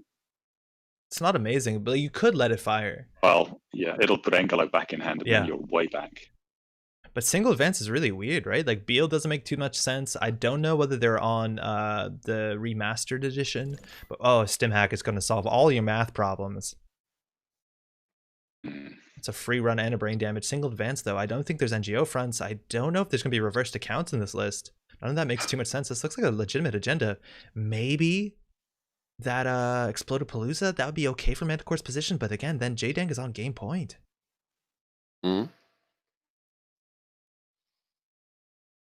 That's a remastered edition. Yeah. Huge. Oh, wow. Oh, that is huge. And I suspect that's probably the 3rd team sponsorship there. We haven't seen any Jeeves. We haven't seen any Maryland. All a possibility. But yeah, the sponsorship looks really nice after alongside scoring that 4-2, but Manticore, it looks like a really uncomfortable spot. Do you slam HQ after the Rashida draw, assuming they drew more than 1 agenda? Probably you can run HQ last click. Costs you 1 credit. Yeah. See a card. Although they've got 3 credits on Paladin, they probably want to use if they can. Yeah, they lost the second Paladin Puemo to the brain damage from StimHack. Let's see if they install something. Otherwise, they have to trash one of their installed cards. It looks like they're going to lose something. We're going through the Enigma. You can trash the 0 now at no real penalty for yourself, I think. Yeah. Enigma only 1 credit with the Ngolo. Again, you can't lose clicks if you don't have clicks to lose. Single in HQ. You have the blown up 5 credits. They did click exactly up to that. Gave themselves the credit. Oh, because they broke both subs. They broke too many subs on Enigma. I'm not breaking the loose click. Seems fair. Global food, that's Yes. game. J-Dang. Nice. Squeaking up a clean 7. Manticore did not look like they had a really strong position outside of that 15 minutes into close accounts, losing 14 credits, but dang, recovering very gracefully. But that'll do it. That 15 minutes is, sorry, not the 15 minutes. The breaking news is such a threat, but it didn't get capitalized on in a way that Manticore definitely wanted. Yeah, Freedom's ability does work in that matchup. Oh, for sure. And hey, talking about asset work, we're going to see another asset matchup if I'm not mistaken. So it's a replicating perfection versus another freedom. So I think there's two ways to go for RP. You can do the classic RP of yore, where you have your Sundews and your remotes and your Caprice and Says and play Glacier. Or because this is throwback format, we might actually be end up seeing stuff like hostile infrastructure on top of a kill deck with things like viral weaponization and building out with bioethics as a lethal setup. I mean, it could also be a deck that has like political dealings and flowers sermon to just fast advance stuff out. Could be, but my suspicion is it's going to be a kill deck. It's my suspicion is that there are going to be associations complaining about bioethics in our future. Yeah. Yeah, I think so. I think Hostile is such a cool pull into that list. Now, you could go Turtlebacks as a restricted card if you really wanted to, and then do something that's less net damage reliant. But the viral weaponization kill list is so strong with Hostiles on the table. You can't trash the bioethics. I don't even know the name of the card, but there is that Jinteki asset that prevents you from drawing more than 2 cards a turn, and that can build some really disgusting locks. Yeah. Is Breaker Bay still legal? Is Breaker Bay a legal card? Yeah, absolutely. That's the thing. You need the Breaker Bay to rest hostiles, and the card that you're looking for, Andre, is Genetics Pavilion. Yeah, that sounds right. So hey, here we are, replicating perfection, 4515 White Tree, the second ever Jinteki identity printed. If you want to run a remote, you have to run the central server first. Now, it doesn't have to be a successful run, you just have to make a run.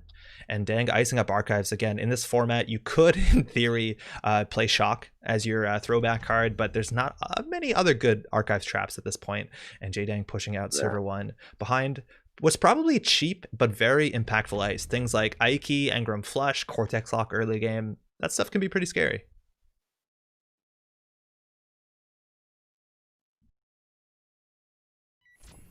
All right, it's poke R&D. There's the Ike. You can draw if you want to spend some money, and then 2 net damage. So the ice suite is, I guess the ice suite is probably 3 Cortex Lock, 3 Ike, 3 Vanilla, or something like maybe an Anansi in there. But Ike is such an amazingly cheap, annoying piece of ice. Yes, we're seeing another virus here, and what a strong Here we go, Parasite. I love it.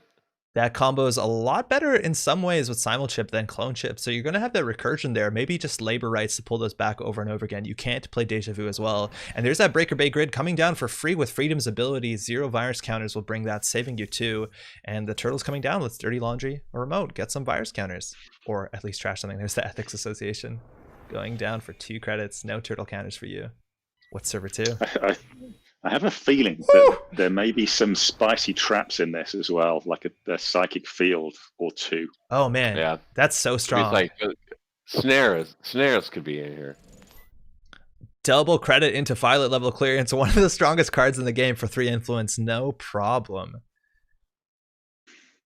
And J-Dang on a nice 13. That's, you can res anything there. Chiashi even, Anansi, if you're really scared of the upper range. Sometimes there's 1 or 2 of those just to protect something in a remote.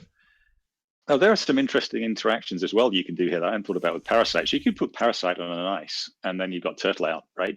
And you can use the Parasite to keep the strength low, so you can braid it with Amakua. But you can also use the virus counters on Parasite to trash the remote assets, right? So you can always get through on the central servers and still have virus counters to trash the remotes. We got a new remote flying up with some ice in front of it into a preemptive action. We're bringing back double bioethics and the Violet level clearance. Those strong cards you want back in there. Knowing where the bioethics are is so important. There's a small chance that you need to always play around some sort of like Ronin dedication play. I don't know whether you have the influence for that, but knowing where the bioethics are and planning out what can and can't be lethal, what you need to check is going to be very important for Manticore, and not pressuring the board so far. We're looking for a Rashida in server 3. Or a Jeeves even. Tech startup is disgusting. Yeah. Hostile? What do you get this Yeah, early? yeah.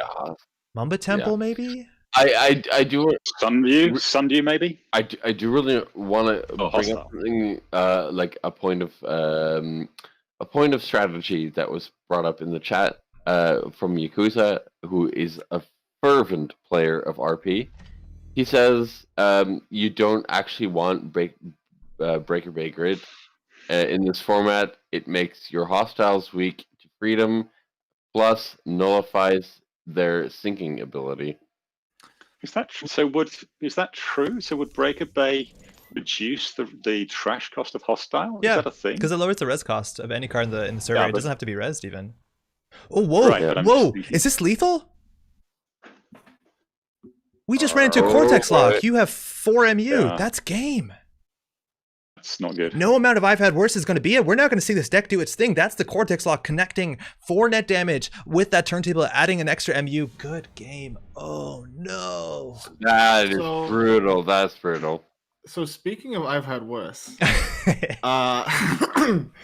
the giveaway for this this round is going to be a playset of the Black Lives Matter I've had worse. It is donated by Nisei. So Andre, if you want to start the giveaway for that, Yeah. someone can win I've had worse. I mean, Manticore didn't have it this time. But maybe someone can get I've had worse out there. Just in time. Fantastic. So if you want to enter in the raffle, if you're in the Twitch chat, for the next 15 minutes, you just have to say anything in chat. You'll be automatically entered into the raffle. Just so say whatever you want, and then we'll be drawing in about 14 minutes from now. So best of luck to everyone. Glad you're hanging out with us. What table do you guys want to jump over to? So options are there's Agent Fusion against so Oddle on table 2 is Oddle against Beblum. There's also Laura Oslip on table 4 against Meeting Adjourned on Sports Metal 419. Could we get Serenity in? Could we get Reality Check? Yeah, reality. I think I saw RC. Table 14 against Barham. Sure. So it's actually Say It Zero playing Shaper. I'm very excited. Say It has some very spicy builds if we want to do table 14. Go for it. All right. And hey, talk about spicy builds. Ooh, one of my favorite rotated cards. That's LLDS Processor. I love it. I love it. You're going to be installing things over and over again. Is that an 8 strength chameleon? It looks like it is. And we're playing against Chronos Protocol. We have to zoom out a fair bit with all these installed cards, but we are running this remote server. No agenda scored so far. Chronos Protocol lets you choose your damage, and you want to play around complete image at all costs. It's a 3. It fires when you're over 3. Have 3 agenda points in your score area, and that's a flat line. Wait, what just happened? It's a snare in the remote. Oh no! The snare in the remote. Yo, we need to get those I've had worses out. Stat. Not gonna help you here, but oh man, that's right on time to look stupid. Oh, sorry, Say It. You have a really cool build. I have no doubt that's a really cool build. Oh, okay. Yeah, All right, let's pivot. Let's pivot. So this is was that game 1 or game 2? I guess that must have been game 1. Oh man, that's awesome. If we want to do table 2, is Odal playing Shaper versus Beblum on a Jinteki of Swords? Sure. Cool. Sure. Let's do it. Don't forget. So yeah, let's Yeah, I'm just struggling to get into the lobby. Give me a second, and we'll be right there. Stream. Oh man, we're getting all the Jinteki flatlines.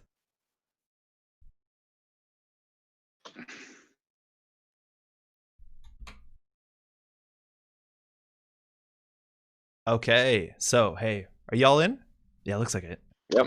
Okay, Yeah, so we're at RP again, but this looks like probably a similar RP. If we look into, it's a bit different actually. If you look into archives really quickly, you can see that Blum, they got a Caprice in the archives as a throwback card. There's also an Obokata Protocol hanging out there. So this looks like a mixture between Horizontal and Glacier, because we have a Chiashi and something brewing on top of La Costa in server 3. Now Smoke, I don't know what restricted card we have just yet. So maybe I mean, Smoke. on the one hand, you have like it is really, really taxing to get into archives because of the crick that's in front of it. And it might be another crick in front of it because there's also another crick in front of HQ. On the other hand, we have Odal like playing My Girl like if you can make smoke work, I applaud you. It's an interesting one, right? They said they've probably, Odal's probably imped the Obokata. That's why that is in the bin, I guess. Yeah, I think that's a safe bet, right? And your breakers are really efficient apart from paperclip against Chiashi, right? That's still going to be 7 credits to get in. So we're looking at the throwback card is just Ghost Runner, which is, yeah, it's three stealth credits for no influence, which is pretty good on a cheap install. Not the flashiest, but maybe that's all you need to get your stealth rig running. We do have the after image, deals with the sentries. The Penrose, not too bad. 1 for 3 strength is pretty good. A bit awkward against Crick 6, but you do have that imp, so you're not that worried about Obokata's. And it looks like whatever was in server 3 wasn't scored out this turn. Blum, they're throwing down server 5 and server 6 as well. Asking for an undo. I should be fine. So Blum also does have, you see a corporate sales team ticking away. We are 8 credits into that. Again, a really strong agenda that's made a bit of a resurgence after Pad Tap has been banned from the standard format.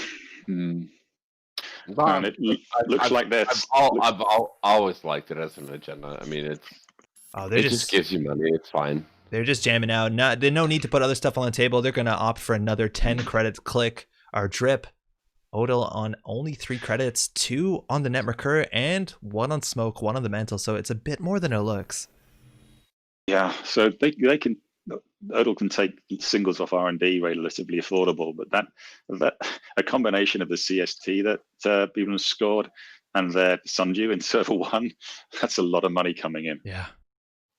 Hey, this is interesting too. Like the Shaper console slot is a bit contested, or there's not like too many strong options. I don't think Mirror is that great myself, but Onacom means we probably have a fair few events in this list. We're looking at Peace in Our Time, Short Gamble, stealing an Obokata, going up to 6 points. We're on game point. Both players, Odal feverishly drawing, and again, it's important to remember you can use Netmaker to draw if you really want to. Cards. I will put my entire reputation online right now to say that the best Shaper console is Turntable. Yeah, sounds about right, doesn't it? So this is all about what's in the archives right now. There's a Obokata protocol behind a single crick, which does matter, and a single ice here. Now with only 2 credits, maybe the stealth credits extra. If Blum, if they can't deal with whatever's in archives, this is going to be over in 1 more turn. Yeah, you're going to have to break the crick, otherwise it's going to go into server 3 behind the Chiashi. You definitely break that. And then they can fast advance it with Lycosa Grid. So Blum needs to find a route out here. Drawing up again. I don't know what the best ice for this situation is. Sentries look really silly with after image. You're looking for a big old preemptive barrier. I think you're looking for preemptive. Genotyping also sometimes a possibility in these sort of lists. Let's see. They have 2 more clicks, 1 more click now. Ooh, genotyping. And a concession. Can't get it out of archives. That imp probably doing so much more work than we saw, throwing that 5-3 into the archives. Again, we're in a post Film Critic world. Film Critic isn't rotated, it's banned, so you can't bring it into this format. Preemptive, unfortunately, buried. I miss my good old Film Critic, gonna be honest. Really strong card. And hey, that's I think the first one we've seen for Shaper today. We've only seen basically 2 quarters of a game, but we still got time in the round. Y'all want to say where we're going next? Honestly, it's up to you guys. I mean, could jump in on. There's Brandon is playing, so that's Geist versus Blue Sun on table 19. Yeah, let's do it up. Yeah, let's jump into Brandon. So for those who are not familiar, sorry, Talasin, you want to go ahead? Yeah, I'm probably going to say the same. Yeah. For those of you who don't know, so Brandon is partially sighted and has Black Cherries helping him out. So Black Cherries is being an oracle for Brandon today. The king is explaining the board state to him. Brandon's making all the decisions. So no input on play lines, just a recitation of what's out there. And Brandon's a super strong player and a ton of fun to talk to. So let's see how this game works out. Yeah. It's always so cool. And he's also Canadian. Yes. Just to point that out. But like I played against him last year, Worlds, or not last year. The last time Worlds was physical, a thing we could do. in Rotterdam, and I had a great time just like sitting across the table from him with his Oracle, and we played some games, and it was fucking fantastic. He's phenomenal. He's a great player. I only have positive things to say about him. And there you go. That Stargate pressure's coming through. We're seeing 3 cards from the top. Data Loop, Divested Trust, and IPO. So I don't know if we've seen a throwback card just yet, expecting a mid-seasons, but Data Loop kind of looks more like punitive if you had asked me. Let alone the Divested Trust. And Siphon's in the bin for Brandon, so we know what his throwback card is. Hey. Well, we're pulling that Data Loop down. If you want to run back, you can scoop up that nice old 3-1 just sitting on top of R&D with a boomerang on that R&D ice. I think you can probably get through. Do you want to do that though, if it might be a mid-seasons deck? Maybe you just bin the Divested Trust and then come back when you're safer on money. Oh, that's true. Yeah, the credit differential is pretty wide. Yeah, it's a good point. I don't know if we've seen accesses from HQ in the chat log, whether we've seen a mid-seasons. I think there's a couple cards you could play in Blue Sun. I think mid-seasons is really strong as a throwback card, but just like Caprice, obviously very good in a Glacier-based deck with big ice. You could even go a bit wacky maybe and play Janus's with Ganked if you really want to get that in while you can in this format. Oh, wow, that would be good fun. Yeah, getting that Janus down, that would be pretty sweet. No sign of mid-seasons in the chat log. Okay, thank you. There's also a chance like we're back to basics here. You could do C-Source into Big Brother into High Profile Target, or C-Source just into Scorched works. And there's a Defensive Trust. So if we see a mid-seasons, it's coming down now. And that means that Brandon's going to have to close out the game pretty quickly with only 2 credits to 19. Yeah. I do really quickly want to point out, aside from the game, that in the Twitch chat, a lot of people are commenting about how sweet a person that Brandon is, and that it was really nice to meet them, and it just kind of warms my heart. Like, I mean, this is Netrunner, right? And we shouldn't neglect Synchro. I don't know them, but credit to them for stepping up to the mark and playing in this charity tournament. Yeah. And I'm sure he'll be giving Brandon as difficult a run for his money as he can. Absolutely. That's not something we say enough, right? Like, we focus a lot on competitive tables. Of course, this is not like, this is a casual event in theory, but like, huge shout out to anyone who participates, donates, just getting involved, even just watching. Like, it's such a big deal to the community. So well played, y'all. We just saw an Archives run. You see Double Dedication Ceremony, which is an interesting include. It works pretty well with the CityWorks project, but that could suggest other stuff like reversed accounts is pretty strong. Maybe you do have some tag punishment, but hey, King, Brandon walking away without any mid-season to follow. Synchro drawing what might have looked a bit desperately, but maybe they just wanted something for server 1. Yeah, so there's 1 punitive in the bin, so we know there's a punitive build. Hard to kill Geist with punitive because they've got so many ways to draw cards. Get a Sports Hopper down, it's going to be... Although Code Marvelous did actually once kill me as Geist with 3 punitives. So say we're guessing, we know there's a punitive deck list, right? So you're looking at probably 6 3-pointers, probably SDS drone deployment, I think takes the SSL slot, and then 2 Divested Trust. So obviously on game point here, and there's not that many agendas left in the deck. There's only 6 throughout the whole game. Second grappling hook coming down? Yeah, absolutely. At this point, I mean, you can't really kill anymore as Blue Sun, because like the next agenda is just the game. That's Stargate coming through, hitting that Afshar. Grappling Hook deals with it relatively well. You will just lose 2 credits here. I also want to give a huge shout out. We only have about 3 minutes left in the raffle. If you want to get entered into a raffle to win the Black Lives Matter Nisei I've Had Worse Altards, just throw something into the Twitch chat and you have a chance of winning that. So we're grappling through, losing 1 credit overall after the Tech Trader refunds. And 15 credits is the upper range, but it wasn't res last turn. Yeah. Feeling a little bit with only having found 1 of his 3 Tech Traders, which is always very sad as Geist when you've got 13 cards left and you've still only found 1 of them. Yeah. It's really funny that Manfred, also known as Mike, part of Nisei, who's commenting on the whole Brandon thing. We met each other for the first time drunk as all hell in a kebab shop in Rotterdam, and like, oh, hey, you're Mike, you're Clusterfox, and that was really funny. Anyway, doesn't matter. Let's get back to the game. So Stargate connects. We're singing Archive Memories as the top deck, but the two border controls, we're trashing the middle one for what that's worth.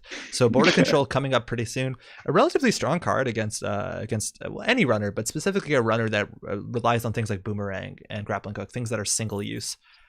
We don't have access to a Paperclip or any Fractor just yet. So that could be an issue, and that's a Rashida in the remote. So we're going to be drawing an Archive, a border control, and 2 unknown cards here. Yeah, a challenge might be is, so with Brandon on 4 points, trying to score a City Works is not going to help you, right? Even if you've got even if you dedication it twice and advance it once, you bet that running that remote is going to get Brandon up to. There you go. All right, so I spoke to going to try. Here we go. Yeah, I think if they all they got to do is put the sports hopper down and then redeploy the boomerang, and you've got the grappling hook. And a lot of these actually don't care about the subs, right? You don't care on grappling hook. You don't care about them gaining one credit. But we haven't seen all the influence yet. There could be like a data loop there. Yeah, we've seen one so far in Archives. Yeah, that's true. And Data Loop definitely goes far. We'll see if Synchro advances here or puts a border control on the remote. Yeah. Border control Data Loop, of course, is like such a strong combination. You have to spend 4 cards just to get in there. And hopefully Geist can draw up enough. Again, it's just a Boomerang on R&D. Can't really pop that easily. Or a Grappling Hook. And the thing is with Citrus Project, it's not an additional cost of steal. It's a cost on access. You take the damage regardless. Yeah. Which is, although a sports hop is going to draw you, 4 cards. Yeah, so, but he has to have a sports. He has to have a sports hopper. We've seen 2 in the bin so far. Whether they're running full 3, which I believe is what we saw at Worlds this year at Continentals, but we're also seeing some interesting other tech slots. On the Lamb is a really interesting include to duck those siphon tags if you really want to. We have access to Clot, which is pretty strong, but I don't even know. Like a siphon this turn I don't think helps you. You have to push it, you have to draw. And Synchro really taking their time with this last click. I don't blame them. This could easily be game for the runner if they don't play this perfectly.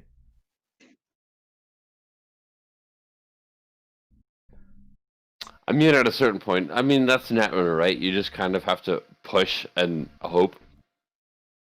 And sometimes you bluff. Yeah. And that's what really drew me to the game originally. I mean, remind me so how much damage is on the Lamb's save? Is it net or meat? I can't remember. I believe it's any. Yeah, just prevent 3 damage. On the Lamb. Hey. 3 damage. Right. I just want to. Sorry, I just want to give a quick shout out to CS_RPT for taking home some I've Had Worses. Thanks for entering the raffle. Congrats. Hey, cheers. Well done. Congratulations. Yeah. So, okay. So 5 damage. On the Lamb is... Hey, Luke, I'm not ignoring you. I love you. Glad you're hanging out in the chat. So Brandon figuring this out again. If you can just steal this, the thing is, like, you don't even need to steal this, right? Like, if Synchro scores this, they're only on 3 points, so you don't have to push it. If you could get it, obviously, you'll take it. You'll close the game out. Feels good, but it's not necessary. So Brandon could just keep hammering away with that Stargate they want. Again, that Stargate sees 3 fresh cards. We did just get a Rashida draw, and again, Stim hack into R&D. So this isn't a Stargate. That's an interesting one. So that's interesting. Why would you stim hack? So there's a chance that on top of your deck you see stuff like an Amina, stuff that you can't install. So you can use the stim hack money with prognostic, or even if you have expensive hardware. I don't know what you'd have with Masterwork, but yeah, it's an interesting play. I'm a bit surprised. And there you go, Sports Hopper off the top. That's 4 credits in. What's the chance they're going to do this and the remote? Oh my god. Yeah, that's pretty. You see, because the boomerang, if they res that, that's going to give them some money, and it's going to give them a card draw. Yeah. So then you can draw 4. You have 9 cards to run the remote. So we'll see. Maybe if you've got a boomerang in hand, you can reposition the boomerang on. You still have to get through all that ice. I mean, you never know what it's going to be. So for what it's worth, actually, that's the last boomerang. We see 2 in the heap. So this is the only boomerang. It's being recycled. Seems really important. We don't have it back just yet.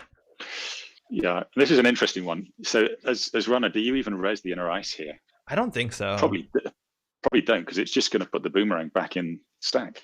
They haven't resed for so many turns. I don't know why you'd start now. But hey, Brandon just peeling out with the Sports Hopper. That's 2 credits and 4 cards. They're up on 8 cards in grip. I don't know what they're looking for exactly here, but just having enough cards to interact with the City Works seems good. Now again, in terms of breakers, that's much more limited. It's just a single grappling hook and the Begalter. Begalter will let you deal with Orion. These lists are not that well known for playing sentries outside of maybe Surveyor. Sometimes a Veritas sneaks in. But we're grappling hook. That's another card. 2 more credits. We're getting through that end the run subroutine. Okay. Chat pointing out that Tire is a nice. Yeah. 5 in. Good in Blue Sun. Good in Blue Sun. Unseen card from R&D. Freshly new in the back. Lost to damage. Probably 1 in 9. Feels bad. Hopefully Brandon doesn't need that value. That's rough. That's rough. Okay. Because you've got no way to get that back now. But they can still technically get to the CityWorks project. I think they're going to be short on breakers. Like a single barrier of any sort is going to be a problem. And that means that Brandon's going to be throwing out a lot of cards. That's fair. Yep. So maybe, I don't know, you install something you need at this point. On the other hand, force them to rest something. Yeah, I don't think that's so relevant, right? Yeah, I think Brandon may have been a little bit over aggressive on this one. He said there was no need to steal the CityWorks project right then. Just sitting back and stabilizing, getting the back down, getting some more counters. You can recur your spy cameras. Yeah, seems like probably a safer line than really going aggro out to try and close the game. So there's like a big chance, right? And that's kind of unfortunate because StimHack was played, and then during that run, Sports Hopper was popped. So there's a chance that the back was drawn during that run, and then you're hoping like, okay, 1 in 9, what are the odds? But hey, we have Bravado smashing to remote again with 2 credits and no breakers. Anything here is going to face check. A Chiashi can be, I would say, kind of pretty bad. But this is Brandon's style. He just kind of, he really goes for it. So we have a Simochip coming down from the Masterwork from hand. So this gives you access to Curtain Wall's a restricted card. Whoa, Curtain Wall. Okay. So 3 subroutines. That means Grappling Hook's not going to do it. That means Boomerang's not going to do it. We don't have access to a Fractor just yet. Programs were trashed, so that's going to hard end the run. Yeah, it's like a really, really expensive spider web. Yeah, right? That is holy wow. I love it. I love people playing Curtain Wall. It's so good.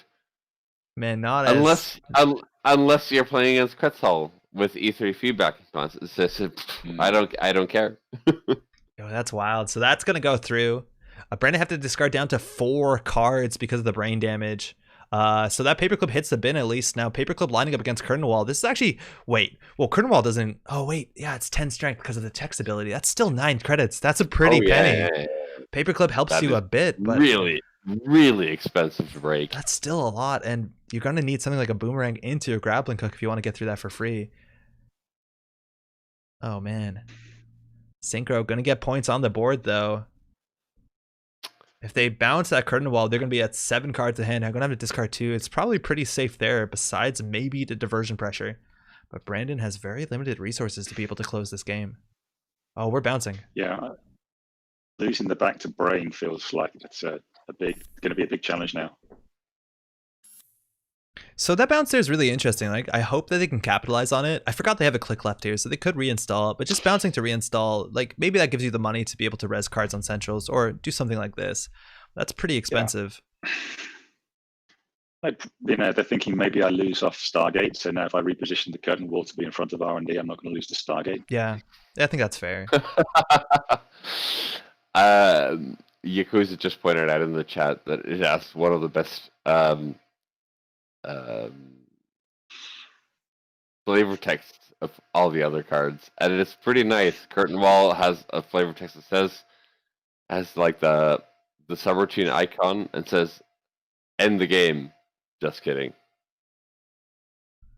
So what's the chance that you bounce the building? You bounce the curtain wall into your hand because you're waiting for an OAI turn. You're waiting for a building blocks turn. Like, I don't think you need the money. There's a chance that there's two curtain walls on the table, and you can't afford to res both of them. You're very far from it.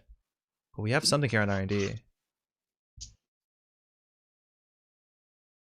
Still think we have a fair bit of time in the round. Oh, actually, no, we don't. We have about only 3 minutes left. Now, I believe, due to the oracling process being obviously much less inefficient, I think this table generally gets a time extension. I'm not exactly sure. Yeah, and that's how they definitely played it at Worlds. Yeah. In real life. Mm-hmm.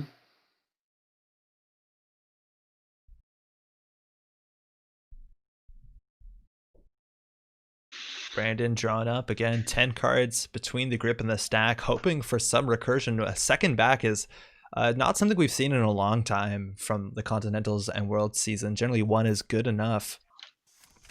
There's a paperclip though, and a bravado just for value, hoping to smash into literally anything here. A Chiashi would be lethal, but it's just a curtain wall. There's another curtain wall. Yep. That thing is hella expensive to break. If you had a Chiashi there, you'd have to trash one of your installed cards to pull out a grappling hook. That would have been awful.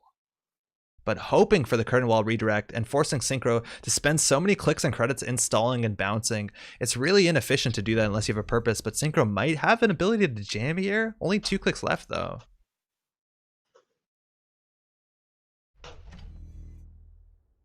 Card within server 1. Again, Curtain Wall is the throwback card here. We don't have to worry about Caprice or not sure what defensive upgrades you'd have to play around. There are a couple that work pretty well in Blue Sun. Some of the new Nisei cards are really cute. Oh, yeah, but one of them was already banned, right? Yeah, Kayambe Grid is banned from the format. Yeah. But you need Advancable Ice for that. Generally, Hedge Fund, going to put Synchro on 21 credits, needs to figure out if time is coming up how to score at least one more point. This list doesn't look like they're on Hostiles. This could just be a one-pointer, which would tie up the game. So I just got a confirmation from Sanjay that there are no extensions in this tournament for Brandon bar judge calls. So we genuinely are on the last turns. All right. Okay. Well, we have to floor it. Looks like something's going to be called pretty soon. We'll wait for an official judge call within the chat. But no mid-seasons, yeah. That's huge. Stargate, we're just smashing into here again. A boomerang will hopefully get you through that. And getting that boomerang into the card pool is really important unless this is obviously Brandon's could be last turn in this game. Here we go. Stargate.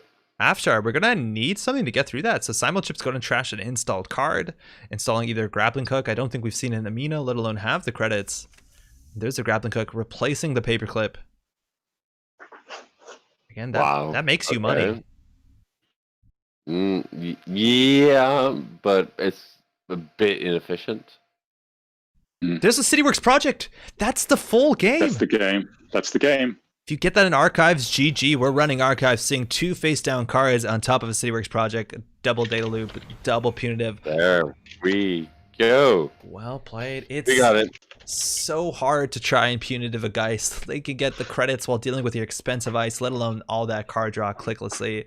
Definitely a hard matchup, and Brandon figuring it out there at the end. Curtain Wall, though, that's a really cool card to see. It's been a while, huh? Curtain Wall is an amazing card. I love that was the choice that they made. It makes Blue Sun so much better. Anyway, I'm just gonna be speaking for myself because we're gonna have a break now. As far as I know, we're gonna have a dinner break for people in Europe and a lunch break for people in the East United Coast and States of America.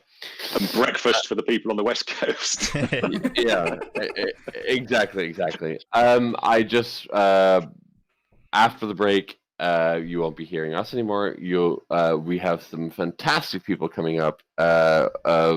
Gregory Tong, Great Hit D20, who was one of the designers of Downfall and Uprising, if I'm not correct. Actually, Greg Tung isn't able to make the day, so I'll be doing some spot commentating to fill in his spot. Okay. But we're also getting who am I missing? Andrew, CT said for people who love ridiculous Netrunner content. He is an ace. He is amazing. Look forward to this. He's going to be fantastic on comms. Again, anybody who's watching on stream, you can use the command in the Twitch chat, !donate to get information. Please, if you have a couple of bucks to spare, throw a couple of dollars to the Hemophilia Society. It's a good cause. I'd also like to say, thank you very much to Lassen and Clusterfox for donating your time to commentate. You've done such an incredible job. It was lovely to have you on, and thank you. Have a good rest of the day. I guess it's a good evening for you in UK. Always a pleasure, but the good news is I get to have some supper and then watch more Netrunner. Hey, perfect. Thanks so much, y'all. It's always a pleasure to have you on this channel. Thank you. Yeah. Take care. My pleasure. My pleasure. Good luck with the rest of the tournament, guys. And yep, I'm gonna say I'm looking forward to having some like really intense top cut matches. It's gonna be great. Thank you very much for having me, and not only myself, but thank you for having me and Talassen, Russell, and have a great rest of the tournament. Cheers, guys. Cheers. Stay well. Andre, I have another bounty has been claimed. Ooh, this is the ABT one, I'm hoping, huh? Yeah. So yes. They scored 3 ABTs this game. Okay. And they got it on the third ABT. They rezzed a board. They have 30 credits of ice rezzed, and then they hit an ABT that hit a Heimdall 1.0, a Fairchild 3, and a border control. Okay, I think I can pull the link up. I just want to see. Yes, we can pull the link up. Okay, so we want to go through this. Basically, in short, sorry, it's low quality chat, but we have some bounties. If people hit the bounties and they basically say they prove it, Eric and I are donating money to the cause. We got a whole bunch of them. Some of them have already been cashed in. So this one was ABT, accelerated beta test, and it looks like Heimdall 1.0, Fairchild 3, border control. That's what 8 plus 6 plus 4. Yeah, seems good. It's a lot of ice, dude. You just you have so much ice. How could you lose? Yeah, well played. Who's playing that? That's Dane? That's Dane, yeah. Thank you for helping us donate to the cause. That's awesome. I want to pull up the other ones. We missed the bounty, actually, which we should have put in there in retrospect, because then we could have given it to somebody. But Brandon's just messaged me to say that he managed to score 3 Cyberdeck Sandbox and Purge when his opponent was on medium. And that should, in retrospect, have been a bounty. That's amazing.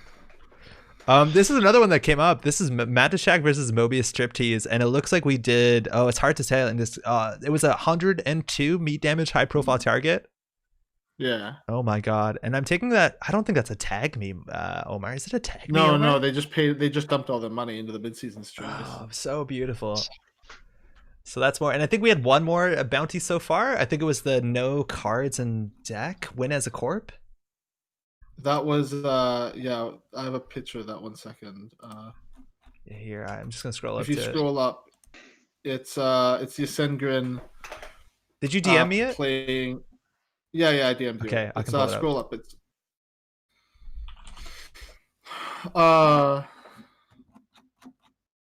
Yeah. 1 second, I'll grab it for you. No, I got it. Thank you.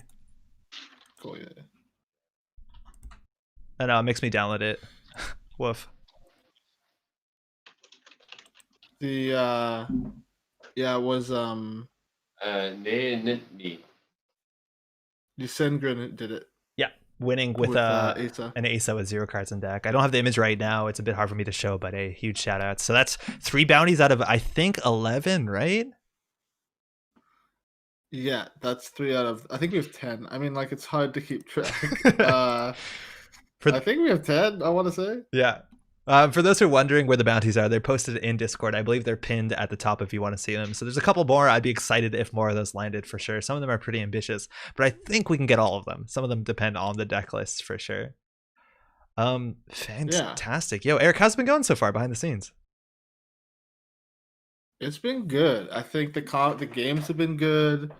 Yeah, the games have been good. It's been cool to see all the throwback cards. I think Sanjay and Internet are just crushing it from the judge side. It looks like it from here. Absolutely fantastic. And we've raised a lot of money. I mean, I think we're probably going to be. I don't want to like jinx anything. It looks, if the trajectory continues, yeah, I'd say we're probably going to break 3,000 today. Hey, let's go. That's fantastic. Which is like kind of wild. That's so wild.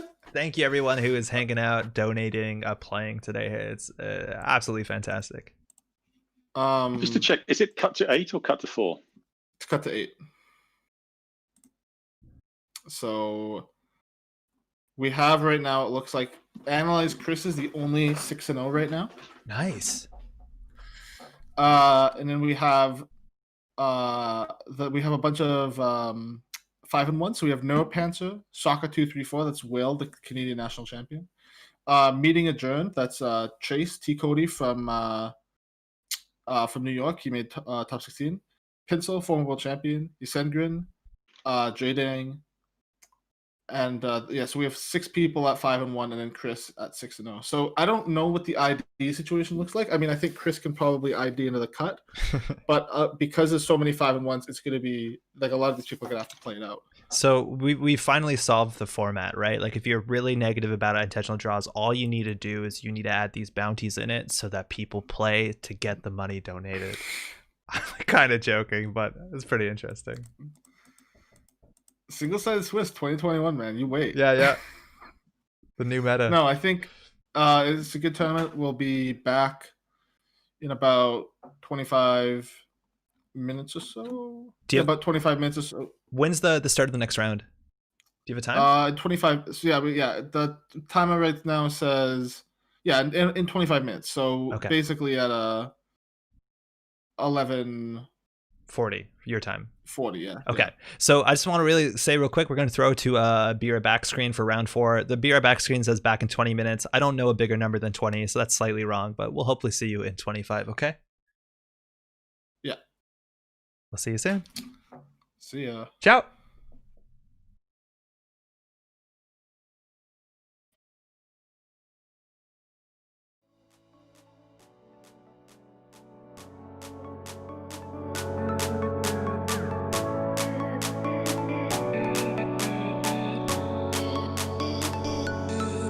Yeah, that's been great.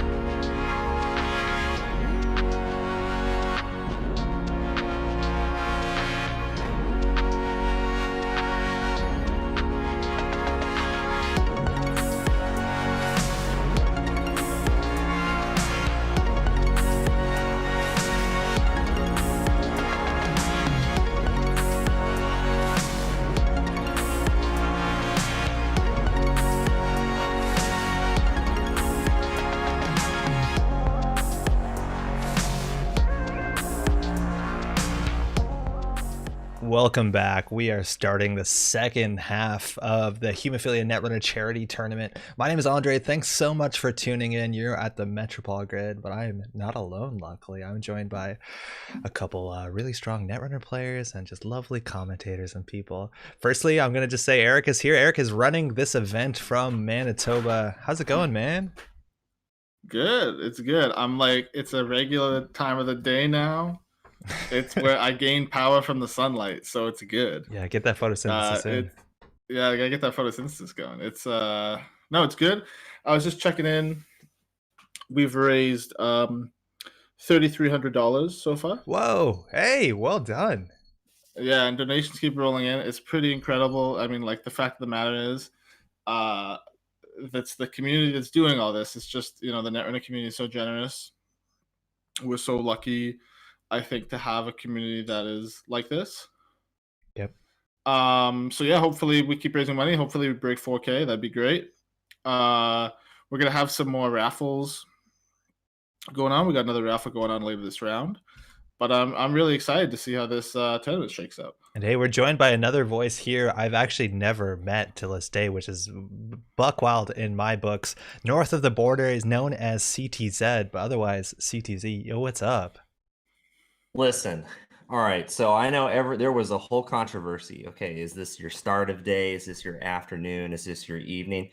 Listen, I got in my morning watch of all web developers. See, all web developers on the Pacific Coast, they don't know what before 9 a.m. is. So I got my binoculars at 8:59, gave it a nice peruse. I watched them all wake up and try and break down their code and do terrible things to computers. It was beautiful. How are you two doing? It's been a lovely morning. This tournament's been going so well, and the games have been really fun. It's throwback. CTZ, what would you be playing if you're playing in this tournament today? Oh, that's a terrifying question. Actually, I would definitely play Acme for sure on the corp side, without a doubt. In terms of runner, ooh, that's really tricky. I think I still have to go Leela. Leela is just insane, and I think that there's I would have guessed that there would have been a lot of CTM or just asset spam in general. So yeah, Leela can do some frustrating things at that time. I had a deck I wanted to play, but like I didn't get the chance to playing. It was Hashiko with DreamNet, Faust, and 3 copies of Levy. Yeah. Oh, let's go. Yeah. And it was just like, it was super good. It was a lot of fun. It was just like, I'm just going to use all my cards to like break stuff. And then on the corp side, I mean, like, I'm happy we have some Scorpios in the field. Because like, I was kind of wondering if people, I mean, I thought Scorpios was okay, but I just really like it as an idea. And I was kind of wondering if some people would play it, but it looks like we have like 4 Scorpios in the field, which is super, super cool. So, hey, what do you want to do for a table? Yeah, I think actually CTZ, if you want to pick, you're a new gun here, I suppose. Anything you want to see? Wow. No, I can't. No, not yet. Let me. So we have some ideas coming out here. Oh yeah. So Analyze, Chris, and Sokka have ID'd. Okay. Table 3 has ID'd. Okay. It looks like Yasengrin and Pinsel are gonna play it out. So that's table 2. Okay. I don't think we've seen either Swifty or Steph Monkey on table 6. I don't know what the IDs are on there. I think they're 2 for 1-ing. Oh wow. Wow. That's okay. Okay. This year was the year we figured out we broke the tournament structure by just understanding that you should 2 for 1 very, very early. Like it's been figured out. I mean, I think we could probably watch. It looks like we have. Yeah, see, the Beeblum and Greyfield are 2 for 1-ing on table 5. That's pretty volatile. This is going deep. So we could watch. I think we could try and watch Yasengrin and Pinsel on table 2. Just actually see. Let's pivot over there. Cool. They might actually be ID in both. Hey. Oh no, it looks like. I don't know if we still have time before they start, but we didn't bring this up. CTZ, you're part of I don't know, I'm going to call it an art collective of sorts on your channel. Do you want to talk about that for those who don't know? Oh, geez. The sweatiest of locations. Yeah. Oh boy. Okay. Yeah, that is quite a collective. Oh boy. Well, I'm in my full Markiel attire right now, which was the show-off character in the promo video I did for this tournament. But the long short of it is CD location, brought to us by Jason, is a wonderful, the best export, in fact, England has ever given to the world. That's true. And I was just so inspired by that. And I just wanted to, I guess, like take it further and more lunacy and just pay tribute to that. So after talking with like Jason and Spags just about a bunch of random things, I just started hopping into it, and it was great. That's literally how it started. And actually it also started with White Blade when I visited y'all at the Wisconsin regionals. I remember that. That's a whole affair. Oh, that was such a great tournament. That was the tournament where I found out about credit card fraud. Oh, yes.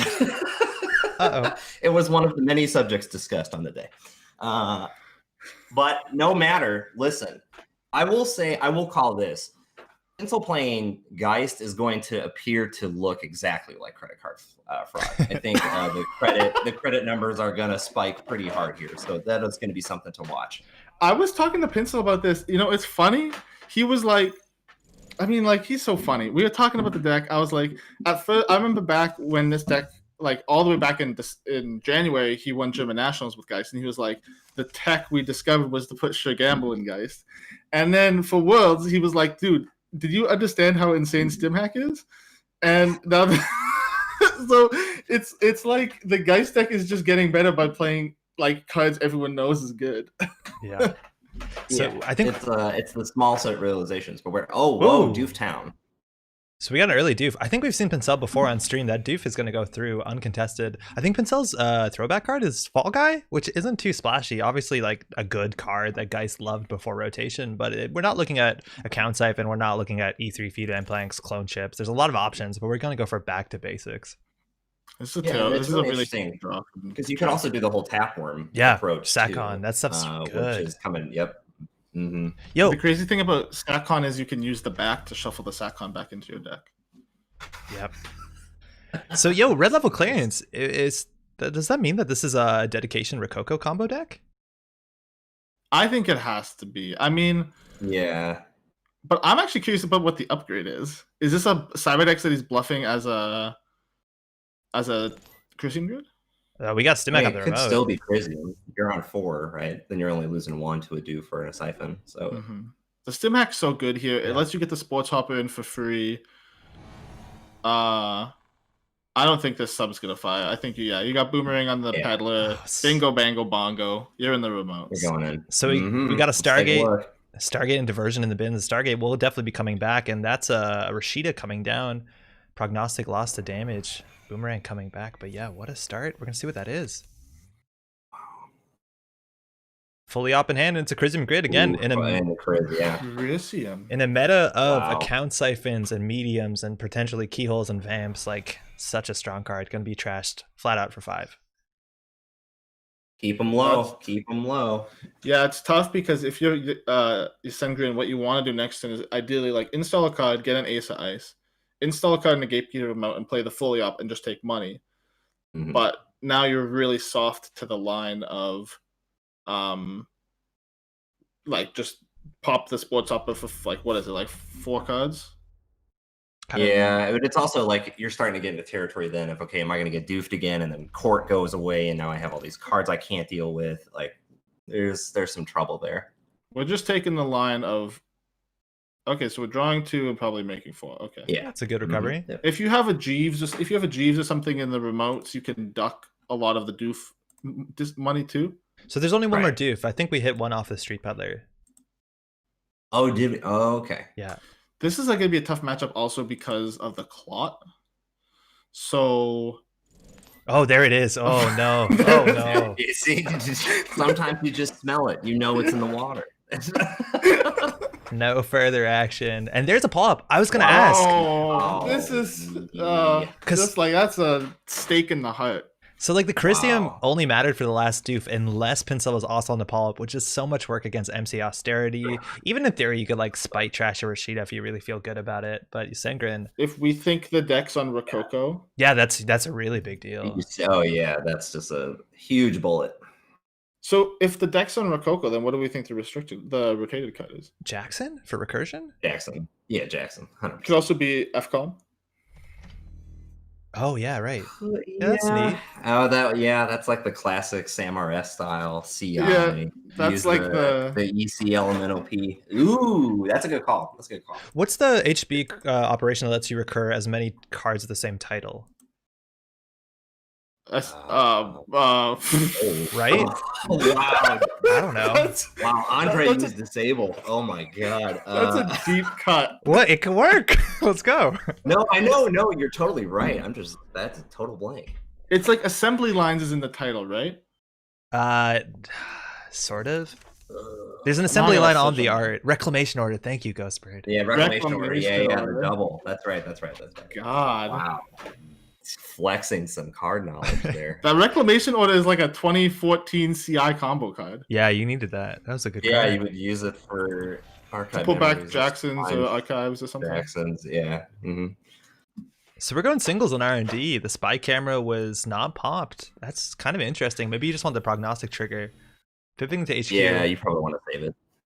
One of the nice things, one of the things that Synchron actually has going for them right now is you want to keep the. So you have 2 symbol chips probably in this guy, assuming this is Pencil's Worlds list, right? Mm-hmm. You need to keep one of the symbol chips up to like ideally threaten the clot. But do you need it with so Paula? You can't. I mean, like I think you probably still anyway because like there's a question here about whether you want to just if the first symbol chip you see, you want to use it immediately just to get the Stargate out. Yeah. And just like start Stargating things. But I think you're in such a good position right now. You probably just keep the symbol chip up as clot bait. Yeah, you don't need to use it right away. Mm-hmm. If you're So saying we it's got in a archive pretty for full. pincer position, yeah. This is archive for fully up. All the doofs are down, so all the money stays with him now. Wow, not valuing the card draw at all. Only 3 cards in hand. The Cybernetics Court not doing much else. That's kind of surprising. What do you need the money for? Like to pay for Biotic out? Like 9 seems like a lot. You want 2 ice res. Right? Fairchild You want 3? HQ and 1 for us. Yeah, Fairchild 3. We're 2/3 through Pencil's deck, and we haven't seen a single tech trader. Yeah. But hey, second stim hack is just as much money, huh? Fine. We're boomeranging so we're through the getting Gatekeeper off the Masterwork. And a single axis here in server 5 behind the Gatekeeper. 6 strength this turn. Down to That 0. spy camera pop mid run. It's a Beautiful. Vitruvius. And a Vitruve. Yeah, that makes sense. Sneaky. Yeah, I mean, you may as well. You gotta get some points out here. Yeah. There you go. There's a tech trader going. Oh, we lost another one due to the brain damage off the stim hack, so we're not going to get a full power this whole game. There's no way to recur those unless like Labor Rights somehow finds in the list. Yeah. Probably not happening. Yeah. Paperclip also hitting the bin. That can deal with the Hagen. Maybe Vanillas end up in this list. But the Hagen is definitely something you can expect. I think, it's interesting. I was talking to Pencil about this. He is of the belief that Geist is the best runner in the game right now. I can believe it, yeah. I agree. Yeah. And I think actually that this version, especially like the Stim Hack Sports Hopper version, is so strong. Because like cheating in the Sports Hopper is free is like incredible like tempo and speed in a meta where like in a game where like right now meta tempo and speed is like kind of the name of the game. Dude, it's a Jeeves res. You're saving on. Oh, here we go. I thought we'd get an Oh, advance on is the this table. good campaign? The ultimate secret move. So pausing for all the paid ability windows to get around Paul Up. You saw Tech Startup res, ask for Paul Up. You install a Rashida in server 3 after Tech Startup. Clicking for 2 credits, waiting to see if they want to Paul Up the Jeeves just to shut down that efficiency. But we have cards in server 3 and server 5, and that Paul Up is definitely going to be threatening what looks to be a combo deck instead. And the You back. have to give your opponent the opportunity to misplay. Yeah. So Well, I mean, Trashing- it's a pencil just redirecting Geist's complexity ceiling to the opponent of the court. And there's so much there that you got to U-turn it away, right? Yeah. trashing anything except the Rococo in this matchup, if we're on Rococo, is objectively wrong. I think you're right. And I think Yeah. that so but like you gotta bait, Ooh. try and bait. Yeah, that's another Vitruvius. This is Mhm. tough. So we I have mean, you have to, right? Like, We haven't seen this list is on the Vacherons, which you want to get earlier than later, or the Global Food, but we're checking both, and the boomerangs just keep coming. He's got 11. Oh, that tech startup ate the Yeah, acid trigger. That's so unfortunate. I think Sengren was looking to double ice server 5, but ran out of clicks. Because double icing is so important against a deck that has triple grappling hook, triple boomerang. And we're going to go through this Gatekeeper, drawing a card, gaining a credit. We know this is Rashida in server 3. That's going to go down for the 1 credit Pincel has.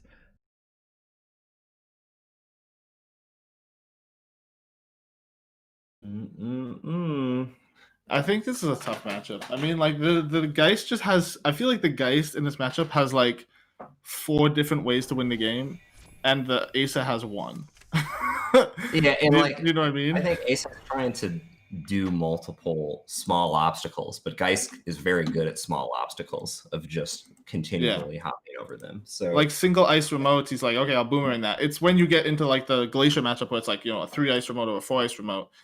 Geist is like, oh, it's not sustainable, but it just happens that like Geist is really good at dealing with a lot of like if you look at the Asa Ice Suite, like Drafted Gatekeeper Hagen, it's all 2 sub height, like high strength ice, right? Except for Drafted. It's actual glass cannons or slightly better glass cannons. Yeah. That's it. Yeah, do you think Pincel... Sorry, man. Sorry, you go ahead. Just on 4 points, do you think Pincel like will flip something like the Begalter or wait for a grappling hook just into Stargate and try and close it? Like, do you need to keep Clot Lock when you have Paul up? I think probably not. No, but I think I don't think you need to keep it up. I think actually Pincel's I think Pincel has a very low chance of losing this game. I think the way you lose is like you draw your deck out too fast and like don't grind out enough back triggers. Like I'm surprised that we didn't go for a back trigger that turn. Yeah. And actually, just because of the spy camera usage, you don't actually have to run. So you can pop a spy camera and then figure out if you're going to do the whole Stargate, yada yada. Is there a chance server 4 is a Jackson just to prevent the spy cam shuffle? Or like to shuffle for spy cam? Because what is in server 4? Is second G's? Maybe it's like second G's or cybernetics. Cybernetics. Yeah. You can represent a lot. It could be like a Lakshmi if there's a Lakshmi in this list. Yeah.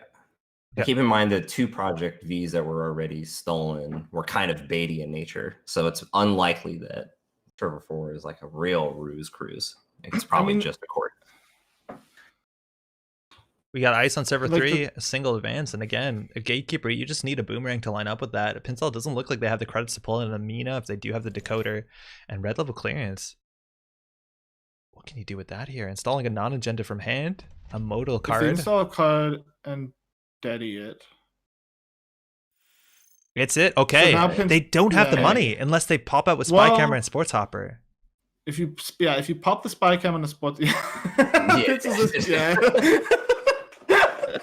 He's like all of this before I did not have to think, but now I gotta think. Letting this one go through, not trying to use all their trash costs. So we're getting forward advancements. There you go, Efficiency Committee. That is the card. Throwback. So what can you use the counters here for? We don't have shipment from Sansen anymore. What's the good play here? Just to like archive memories to pull back deadies and just to do that over and over again? Yeah, that's the whole point. Yeah, you just it's a 2 to 3 card combo, and you just keep doing it over and over and over and over again. And hey, there's that pressure. Many ways to keep going. We're trading in our Begalter, the accountant, for a Stargate, and only on 2 credits. Sengren can't really threaten a lot here. This could easily be it. We haven't seen what 3-pointers are in the list. And there's double Vacherons. That's game. Ooh. That does nothing from archives. Wow. Pincel will take it. Big one. Camera on the way.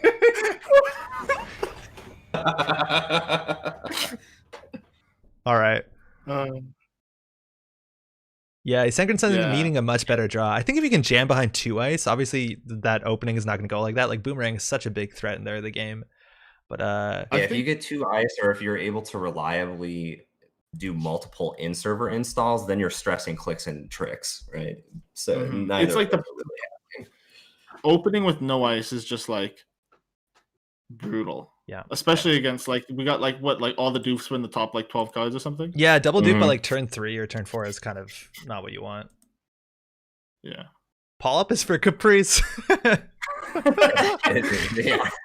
He's Get some of that splash damage. yeah. Cam, I'm disappointed at the amount of SMWs we're seeing in the field, but listen, you know what? It's okay. It's okay. We'll get around. We'll get around to it. Mm-hmm. Sanger saying Claude isn't a problem. Server 4 in theory could have been a Cyberdex Virus Suite. Maybe if they have the money to purge through all of that. But yeah, that Paul just does so much work against the Dedi Rococo combo. They really have to work hard. Yeah. But hey, we're going on to round 2. Again, this is game 2 in round I want to say round 4. How many rounds are we doing today? 5 rounds today, right? Yeah, this is round 4 or 5. Perfect.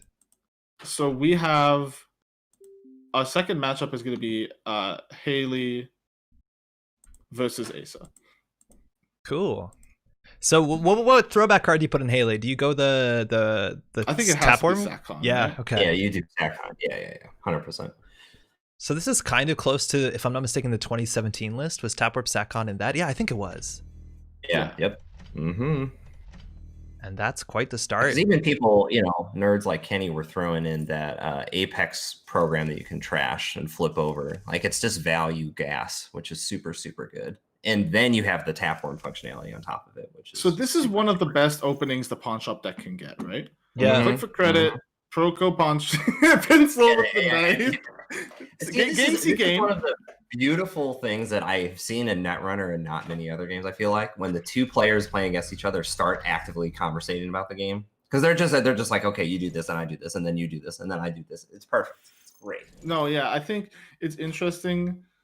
Pencil and Yasengrin are both playtesters, so like I often see them playing a bunch of games together. So like it's weird seeing them play at a tournament now. Yo, Pincel's start also not too bad. You got that early Rashida. You got 3 ice early. You can jam something in server 1 if you want, and that violet level clearance your hand size. Not a problem with Cybernex Court up on 9 hand size. But Yasengrin, maybe find a hyperdriver. Maybe you want to set up that Tapworm combo sooner than later. But they got 1 click to hopefully double very install. good engine starts. Yeah. Akamatsu Simulchip, double The hardware stall. Akamatsu Simulchips, that's an interesting install to me. Do you think you pawn one of these for tempo? You don't need the mem chip this early, huh? Yeah, you can get rid of it. Yeah, it gets you a little. It's a little dirty laundry for you. Dirty laundry-esque. So assuming we're looking for a op soon. Yeah. And like I'm assuming we're on MCA informant. Lakshmi also could do work. I don't know whether you have the influence to put the imp into that shaper deck, which does a lot of work if you can recur it with Simulchip if you need to play around Lakshmi. But can you just hold a Clot Lock against this? And hey, Jackson Howard, there you go. Throwback card. Our old savior. Jackson Howard's very strong. It's interesting actually to me how little Jackson Howard we've seen on the top tables. Yeah. It's been a lot of breaking newses and caprices. But So, I mean, those are the firework cards, right? Those are like Pencil Jackson facilitates other plans, right? Pencil, instead of being like, I'm gonna play Levy and FCOM, he's like, I'm gonna play Fall Guy and Jackson for pure efficiency. Just characters only. That's the requirement. Personnel and cards. And there's the imp. Yeah. Beautiful. That goes pretty Imp's far. such a good card.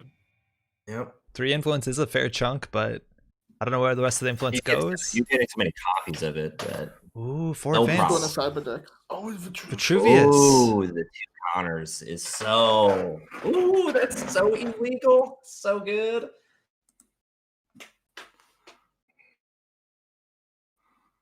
I'm curious what Yasengrin has to think about here. I mean, like you're probably looking to like. I think you SMC into a Harbinger, install from hand.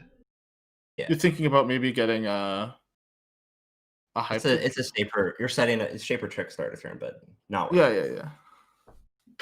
Yeah, for those watching at home, Haley lets you double install once per turn. That includes the corpse turn. So if you want to figure out how to get that working on the corpse turn with like something like self-modifying code or Simulchip, do it up. And hey, that imp is going to be depleted, dirty laundering, taking down the Cybernetics court. Pencil's 8-card hand size after mandatory draw. It's going to be a bit pressured. I think it's nice because it means that it's harder to just like straight up push like another Cyberdex sandbox suite here or something. Yeah. Ideally, you have to spend one of these clicks to like install. If you get 2 things in server 1, you're going to 6 and do another install, maybe a fully op, but that seems like overkill. Fully op here. One of these is a court. That would be great. Nope. There you go. Triple install. Geez, fully up to 13. Wow.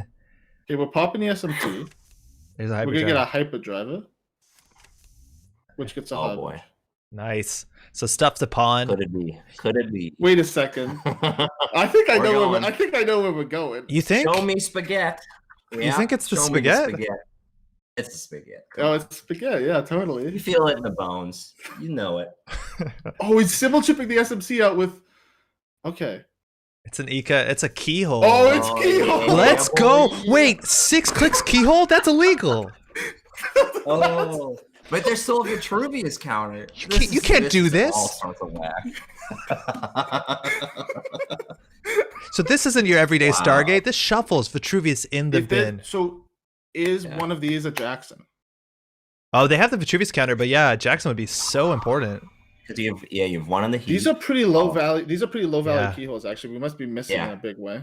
Sometimes you Mhm. keyhole not agendas out if you're expecting Jackson. I know that's not really great when there's 27 cards left in R&D, But but like, do you poke archives to see if they use the counter before you keep keyholing, let alone Yeah. the Jackson? Yeah. oh I yeah, I it's think worth I think a for one. four. I think for 4 Oh, points. 4, I yeah. think I would check for 4 points. No, you check here for sure. Yeah. Is this a Vashon? If we hit a Vashon, It's a yeah. food. Oh my god. Go. You check archive. If there's a Jackson on the table, it's going to be absurd. We're just going straight value.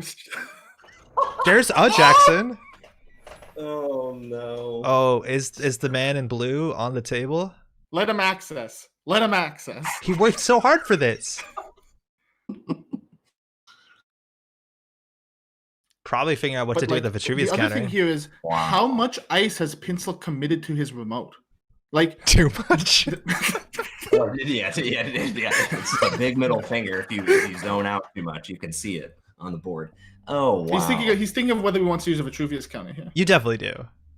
Well, do. because you want to have the 100. Jackson, you want to pull the Jackson. Like I think he's thinking about whether he pulls the Jackson back or he pulls the agenda back. He's adding a Vitruvius back to his hand. So Yeah. That's like the midpoint between Jackson and You agenda. take a truth, you're giving points, and then probably a card.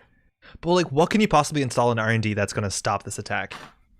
Nothing. Like, It's all a facade. You know Fairchild that. 3? he's drawing for ice. Oh, He that's wants to really draw for good. ice here. Fully op, we're drawing 6. We get one more echo, I think. Throwback's so sick. Yo, keyhole. Playing keyhole online is so much easier. You don't got to shuffle anything. Yeah, exactly. It's not the exercise. Uh-oh. Okay. Okay, one of those has to be a Jackson. Otherwise, One of this these is is Jackson. this is Yeah, incredible. one's a Jackson. And There we go. Cybercourt. So you run server 8, then just start keyholing, huh? Yeah. Yeah. So that's just no ice draw? Well, how many? We have 6. Presumably there's no more than 9 in the deck, probably. Yeah, run server 8. Show me the money. Oh, that's so bad if that's a Mm. Jackson. Oh no. Oh. No. You Yeah. ice that up. What's in server 5? You should ice that up. Can you imagine? Can you imagine putting Wait, Jackson what if Howard that's as your? another- Okay. Oh, FC3 in the bin. mm-hmm. Keyhole Certainly hits explains again. why one wasn't installed. Imagine playing Jackson as your throwback card and still losing to Keyhole. If you can Keyhole again and rip another Jackson out of the deck, it's like looking for a not. technical knockout here. And Yeah, there's a it's- food. That's 6 points. 6. Pinsel needs an answer. And I'm assuming after that draw 6, they found no ice. Like, how much ice is in a standard Yeah. Asa list? Like, you're looking Not at drawing. 7 or 8? Pinsel, must be but this 7 is the or 8. beauty. Like this is the beauty of it. Pinsel committed all his ice. He put 3 ice on server 1. Hey, we There got it some. Oh, there we go. 1. Okay, so like the worst face check here is if you hit a Hagen, you lose your keyhole. Not good. Yeah. So you need. But you're Shaper. You're going to get it later. It's fine. We're down only one simulchip, 1 SMC. You first click run, just maybe for Fairchild 3? I don't know. Yeah, maybe it's not that bad to lose your keyhole here. Yeah, you run. Yeah, just Well, I I think it's you fine. have to pick. You have to pick the GFI out of archive system. Yeah, hitting a gatekeeper would be really bad. That's gonna undo a bit of your work. We gotta. Okay, it's an kick him Angola. away. Hello. Everything gets kicked equally well. All right, there we go. This is six. This is 5 to break with. No, this is 6 to break with. Oh, Angola, and by the way. they pawned the Ika just right before it, which is still like what? Yeah, that's still like 5. Okay, this could be but it. then it becomes 3. That's it. Oh, that's game. That's game. Monster Jackson, the 3rd, 4th on the table. Man, Damon was right. Jackson is a crutch. What a crutch. Click to win. It's as simple as that. Oh man, Hyperdriver keyhole, of course. What were we all thinking? I love the pencil, the European school of Netrunner. I'm gonna play an intricate game with full of triggers and like pick your part piece by piece. You said grid, the American school of Netrunner. Keyhole goes burr. Yeah, LOL, watch this cool JPEG. B, and that's it. Wow. Unbelievable. All right. I'm gonna click the keyhole. All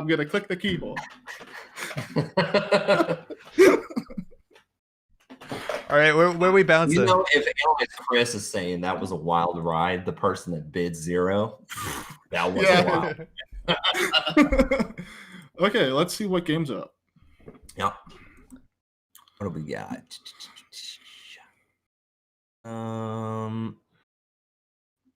Do we have any bounty breaker games ongoing? Perhaps we could see one live in the flesh. I don't know. We have like the bounties aren't. We have Laura and Manticore on table 10. Yeah, that's cool.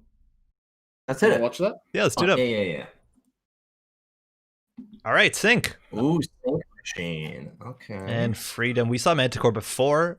We saw them play pretty well, but Oscillate, this is the first time we've seen her. Sync, I'm assuming 15 minutes is the way to go all the time, right? Yeah, 100%. So a single advance behind a toll booth, that can be absolutely disastrous if they've run, right? Like you score that, you've closed accounts, you even hard-hitting news on top of it if you want. Mm-hmm. Closed accounts, perhaps not exchange. What's the trash all the resources? All seeing. All seeing. There we go. That would be a wacky call, but you never know. Yeah, you can throw back in freelancer you really want, huh? Yeah. that's a pencil card selection if I've ever seen one. It increases my win rate in this matchup by 2%. Therefore. Beautiful. All right, Manticore, only 1 click left after this. Pokin HQ, finding that slot machine. Let's roll them bones. We got program event resource. So that's 3 credits. We have a paperclip coming off the top, already 1 in the bin. So Manticore gonna access with 6. If you're Laura, you really want the Oscalot, you really want the money there. Like this matchup seems to be all about credit differentials, right? It costs 12 for the runner to clear the hard hitting. And they can't. Oscillate, she doesn't have the money to do the hard hitting news play now. I think maybe score breaking news into closed accounts is the best you've got. Yeah. It's been a minute. You lose the you probably want to get some viruses so you can trash the hard hittings. Like we saw that earlier in the day. I think that was a pretty key move. We shall see though. Data Sucker coming out after Manticore admonishing themselves. Yeah, for the play order there. If there's free virus, it's interesting. Yeah, it's interesting. If it's like an NGO in the remote, you can pop it and like hard hitting. Yeah, credit pop, hard hitting. They're in that tag hell. And what are they drawing into? Like paperclip, I've had worse. None of that really matters. Yeah, nope. You just need the econ. The sync, sync's one of those ideas we haven't seen in standard play in a while. Someone did pretty well with it. Brian did pretty well with it at Worlds. Yeah, he did. Mm-hmm. It was super cool. It was like a city work. Well, not city works. It was like Degree Mill Bologna. Yeah. Mm-hmm. Server 2 flying out there with Osclate's last credits. That looks more like an NGO front than anything. So Server 1 looks like a real agenda. Maybe you're holding on to score out a slow roll Bologna. Maybe you have 15 minutes into punishment and you just don't have the credits just yet. Yeah, I'm surprised. If that was an NGO, I would just auto-res at this point. Well, but I think like it's interesting in some sense because it's like, to me, this looks like you're threatening boom. 50 minutes is a single tag, right? Breaking news is 2 tags. Breaking news is 2 tags? That's why it's so... Christ! What were we thinking? yeah, this is just a boom deck, homie, for sure. Yeah. Oh boy. Okay, yeah, that seems good. Yeah, to get to 2. That's the whole game right now. No, I think it's just representing. Okay, Parasite in the Toll Booth is an optimistic. Now, if there's a goofball card like Devil Charm coming down, now that could at least Ooh. make things more interesting, and it's at least more likely. We have another bounty that has been claimed. What do we got? Yeah. Someone has removed 20 runner cards in a single game. Was it a Scorpios deck? Yes, it was. Yeah, Yeah. well played. This could be it. 7 credits. Breaking news gives 2 tags. Those are going to remove at the end of the turn. Boom. That's how it works. Simple kick flip. Yeah, give him the bingo bango. Yep. And you know what's a tragedy? There's 2 I've had worse in that hand. Oh, really? Oh boy. Well, that's gonna happen. Man. All right, what else we got here? Mm-hmm.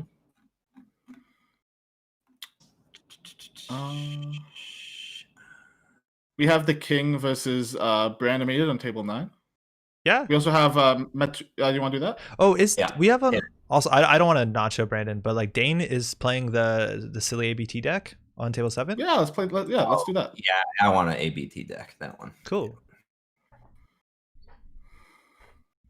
All right, so this is going to look a bit silly. Dane is playing Architects of Tomorrow, which gives you a lot of value if the runner's running. And if I'm not mistaken, their throwback card is Accelerated Beta Test with 28 ice. So they're firing this at all costs.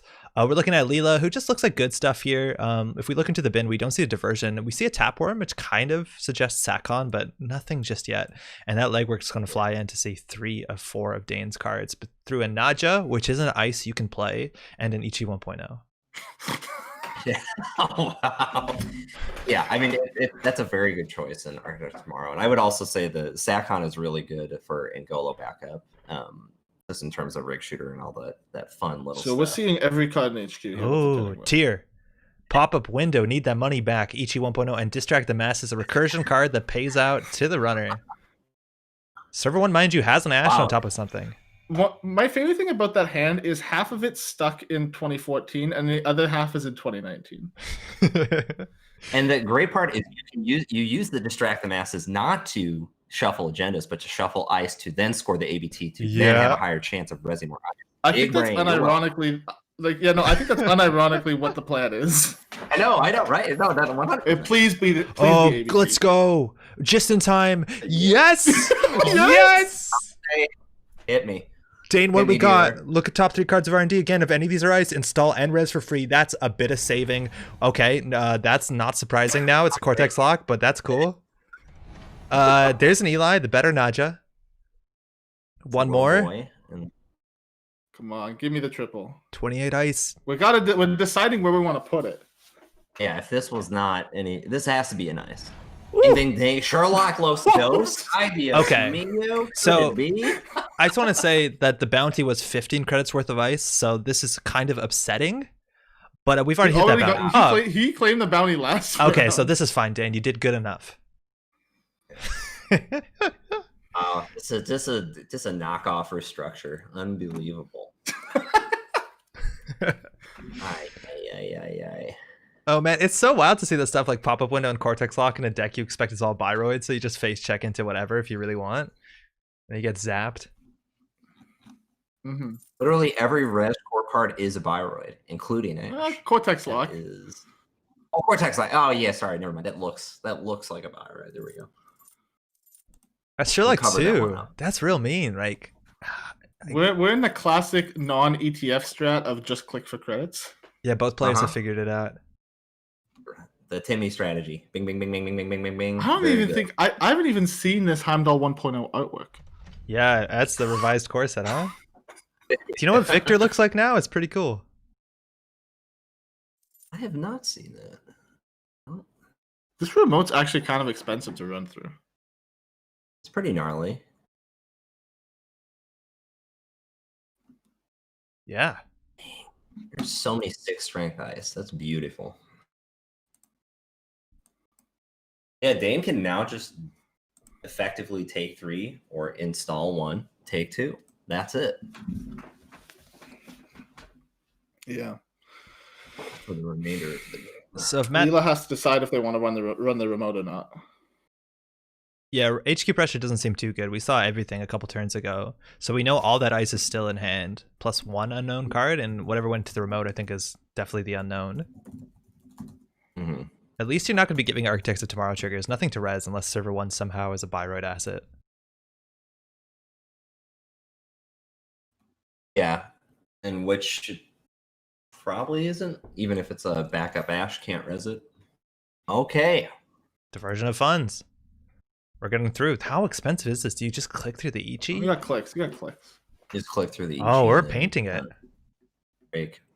Rit. Oh, wow. That's expensive. That's like 6 credits and 7 for the trace. Your Yeah. clicks must be much more valuable for this. Maybe they just want to run Ash while they don't have trace credits, but I don't think they can run the remote. No. Yeah, you get to make one run a turn. It's too expensive to run anywhere else. Unless like whack stem hack comes out here, but I think that would be perhaps foolish. I don't know. Getting turning wheel counters is very hard right now. Yeah, the placement of ice is really good. That's fine. So I just wanted to announce another raffle that Oh. we're going to be running. Sick. This round we're going to be giving away a playset of the preemptive action altar from Nisei that was given away at Intercontinentals this year. So someone in chat will win a copy of this altar. Yeah, so real quick how it works, if you're watching on Twitch chat, in the next 50 minutes, if you type literally anything into chat, you'll be entered, and we'll be drawing in about 14 minutes and 30 seconds. So good luck to everyone. Again, thanks to Nisei for the prize support. Yeah, and this is a reminder, you can use !donate in the chat to bring up the link to the donation page and give some money to the Manitoba chapter of the Canadian Hemophilia Society. Andre, you're gonna have to update the bot to block literally anything. Yeah, I know. I need to do that now. I would also like to say that the bot previously was blocking spam chat and caps and heavy emotes. That's been lifted. Have fun. I'm disappointed really QBM's not playing. Hey, we're bravadoing in here. We got to paint that Sherlock. It's a code gate now. That's what that C represents. And this is a Heimdall 1.0. It's only, what, 5 credits with paperclip? That's not obviously bad. You know? All right, wait, is that short? Are we short a credit? Yeah. I guess you double click, take a Then you brain. have no. Oh, you've clicked. Oh, sorry. Yeah, Ignore. Byroid's got Byroid. Yeah. Okay, there we go. So I'm saying you don't want to trash the Ash. But let's see if they remember it. They have clicks. Yeah, that Ash trace you're not going to beat. Dan can throw that up to 7. You only got 5 after the Paragon trigger. Oh, they can pay a single buck in, right? They can't bring, Yeah. so they have to click to the Heimdall. It's trash Ash. They don't have You're anything rich else. with time. Oh, they have a missed bones. Thank you. Yeah. So they can always trash it. The trace is going to be difficult, And though. they'll If But not, they get a Paragon dollar on the successful run. yes. Ah, that's the one I was trying to. Okay, there we go. All right. So they have to boost by 2. Yeah.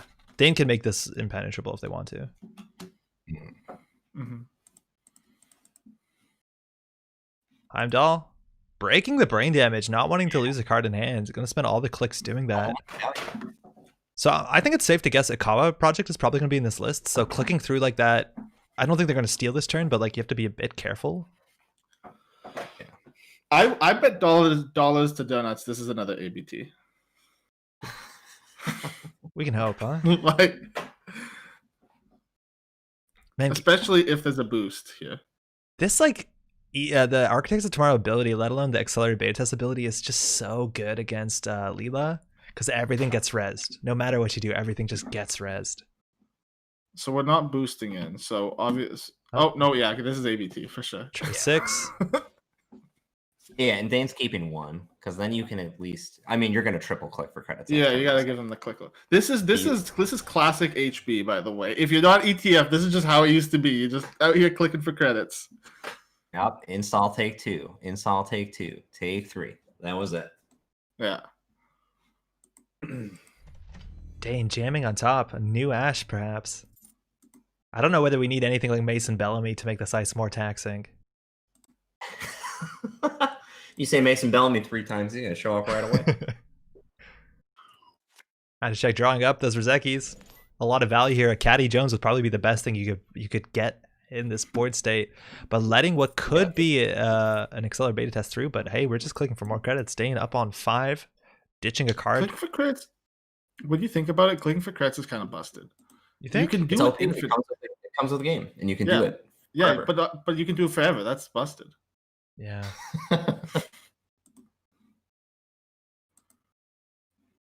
This is turn 18. This has to be game 2, right? Probably. Well, we're not that far into the round. There's still like 25 minutes in the round. Hey, there's our restricted card. Oh, That's a doof. 5 Ooh. credits. Clicking up to 5 used to be a big mistake back in the day. Let's see if Matachak can make that true again. Superior doof. Interesting. When we were testing this format, one of the things we played Siphon. I forgot Siphon gives you $2 Yeah. for every dollar you siphon. Yeah. I was like, wait, excuse me? I was gonna say the only thing better than infinitely clicking for credits is spending a single click and playing account siphon. Yeah. Math gets a little different there. It's like the cheapest way they can get turning wheel tokens. Did we ever get alt-art? Did we ever get alt-art account Siphon? Yeah, Worlds 2017 or 2018. Really? Yeah, they're nice, man. We got the full bleeds. The Well, the full World bleeds, Champ- but yeah, but like I mean, like no, you're thinking of the division of funds. Oh, you're Oh, right, yeah, I you're am. right. Yeah, 100%. Yeah. No, we never did. I'd rather burn my own money resing the ash there. I think that's true. You definitely want to get that res if Oh, you for can. sure, that's the right. Yeah, it's the spite res. Well, actually, 100%. yeah, It's it's way spite more res. effective. Yeah, you could res that for free, but you definitely just don't want Matachak to have more credits. Yeah, I think this is the right call. Yeah, Pedget. The LR deck did give the full bleeds. I forgot that deck was in Siphon. Wow. Yeah, we're going. Yeah, there's this whole intricate stack con double functionality. No, this is play a Quartet 1 card. All you need. So clearing out those tags, we saw some cool tricks today. No one home, Citadel Sanctuary even on the lamb, but clear 2 basic tags, basic action. That'll do it. And Dane, you know what? Click for 3. We have 2 more siphons to wear down, let alone maybe 2 more diversions. Yeah, it's just gonna stack, right? You're gonna play them all. The runner has such a small deck. The odds of you hitting, especially with the classic, the odds of you hitting the extra siphons are just very high. It could be in hand already. Dirty Laundry I mean, Archives. probably. This is actually super cheap. This is only a 3 credit run, right? Just to get through the Eli. Cortex Lock The Cortex doesn't do anything. Cortex is blank. Yeah, you don't care. No. At this point, you could even just double click just to save the money if you're not planning to do anything for the rest of the turn. I think there's probably an agenda in here, but maybe I'm wrong. There's so many ice in the deck. Yeah. I think there's probably like the Yeah. pop-up windows in here, maybe the tier. There you go, double tier, a Sherlock 2, a Naja 1, and a Fairchild 3. So we know in hand there's still a pop-up window at Distract the Masses, and my memory's not going to go further than that. Yeah. I score the ABT. I really hope we're scoring ABT here. Yeah. All gas, no brakes. Last Let's beat go. Oh no! Oh no! Oh no! Oh no! Father be praised. Oh. Unbelievable. The ABT give it, the ABT take it away. I wonder Man, what this is the- like Oh boy. Definitely should have distract the Yikes. masses back those in those tiers, huh? Uh-huh. Yeah, do the single advance ruse. Give yourself a click later on down the road to distract the masses. So we're gonna check 3. We're gonna get the Paragon trigger. So there's only 2 credits for this axis. Let's see what those 4 cards are. This could be so bad. This could be game losing. It's gonna be Exodia bad. Let's see it. Oh no! Pot agreed, draw 4. Yeah. Okay. Oh, was it a 3? Oh, okay. I've All right, better it wasn't- ABTs. That's 4 points out. No more ABTs this game, but Magic at least knows if they take it to time, that will be a draw. We got a lot of time that left in the round. A Fairchild in the bin, probably expected in this list as a unique card though. 9 is it's actually not. Subroutines are pretty hard to deal with, but they don't face check that well. Lordy, that is some thick ice. I want Fairchild 4.0. Oh no. Didn't Damon say that? What did Damon say at some point? I don't think so. Oh, they just need to. No, they need to start doing version numbers. Don't. It's not a major release every time. They could. Let's do some offshoots. 2.6. Yeah, now you get it. Now you understand. Finally. Yeah, I want Fairchild 3.4, where it's just like the last sub is just brain and the run. We're poking HQ here again. We're definitely committing. We haven't seen a Begalter or any sort of killer. I think the issue here is MU valuing the Rizekis over having to actually have a killer. It needs, like, we have 2 siphons still. Yeah, and I mean, probably if we more get them- doofs. If we get to a certain point, you can just get rid of the keys and then do a big turning wheel turn Yeah. if you really, really want to. But No, yeah, you're definitely, as a runner, you kind of just want to grind the corp down now. yeah, So we're clicking through that. That trace goes through. Just 1 credit to boost. 2 credits for the Naja. We're getting an access here. Could see 2 cards that we want with the turning wheel. Looks like not the case. Distract the masses from HQ. Turning wheel up on 4. You want that even number when you're running R&D. mm-hmm.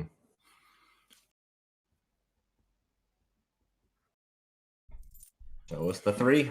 Oh, the play. That is the Oh. problem. Wait. with Siphon. Wait. Oh, okay. Oh, Yeah, Siphon is so ripe right now. Aye.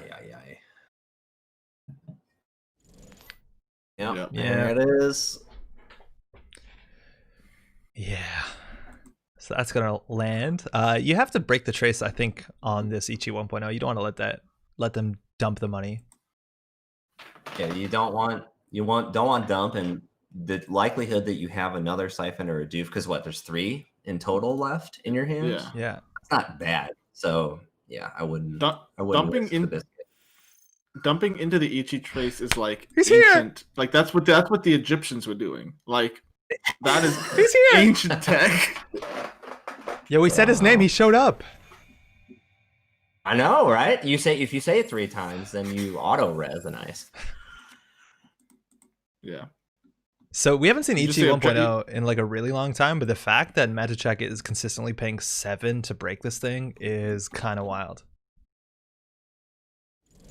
Yeah, it's working as designed. I mean, you're softening the blow there with 2 Rizikis and a Paragon, but definitely, it's no cheap hamburger at McDonald's.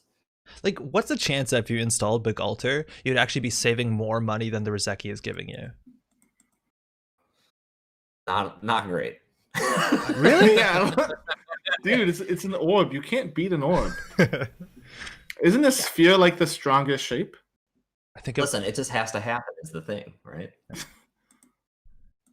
smashing into the Ichi one more time. We're clicking through it. The trace, for one, that's a better way to deal with it if you can, outside of the siphon range. And again, that's 5 turning wheel tokens right now. Could just build it up and then slam R&D again. You have to make sure you respect Iqua project. Maybe there's Vacherons, but Iqua looks really good with the Mason Bellamy in server 1. It's yeah.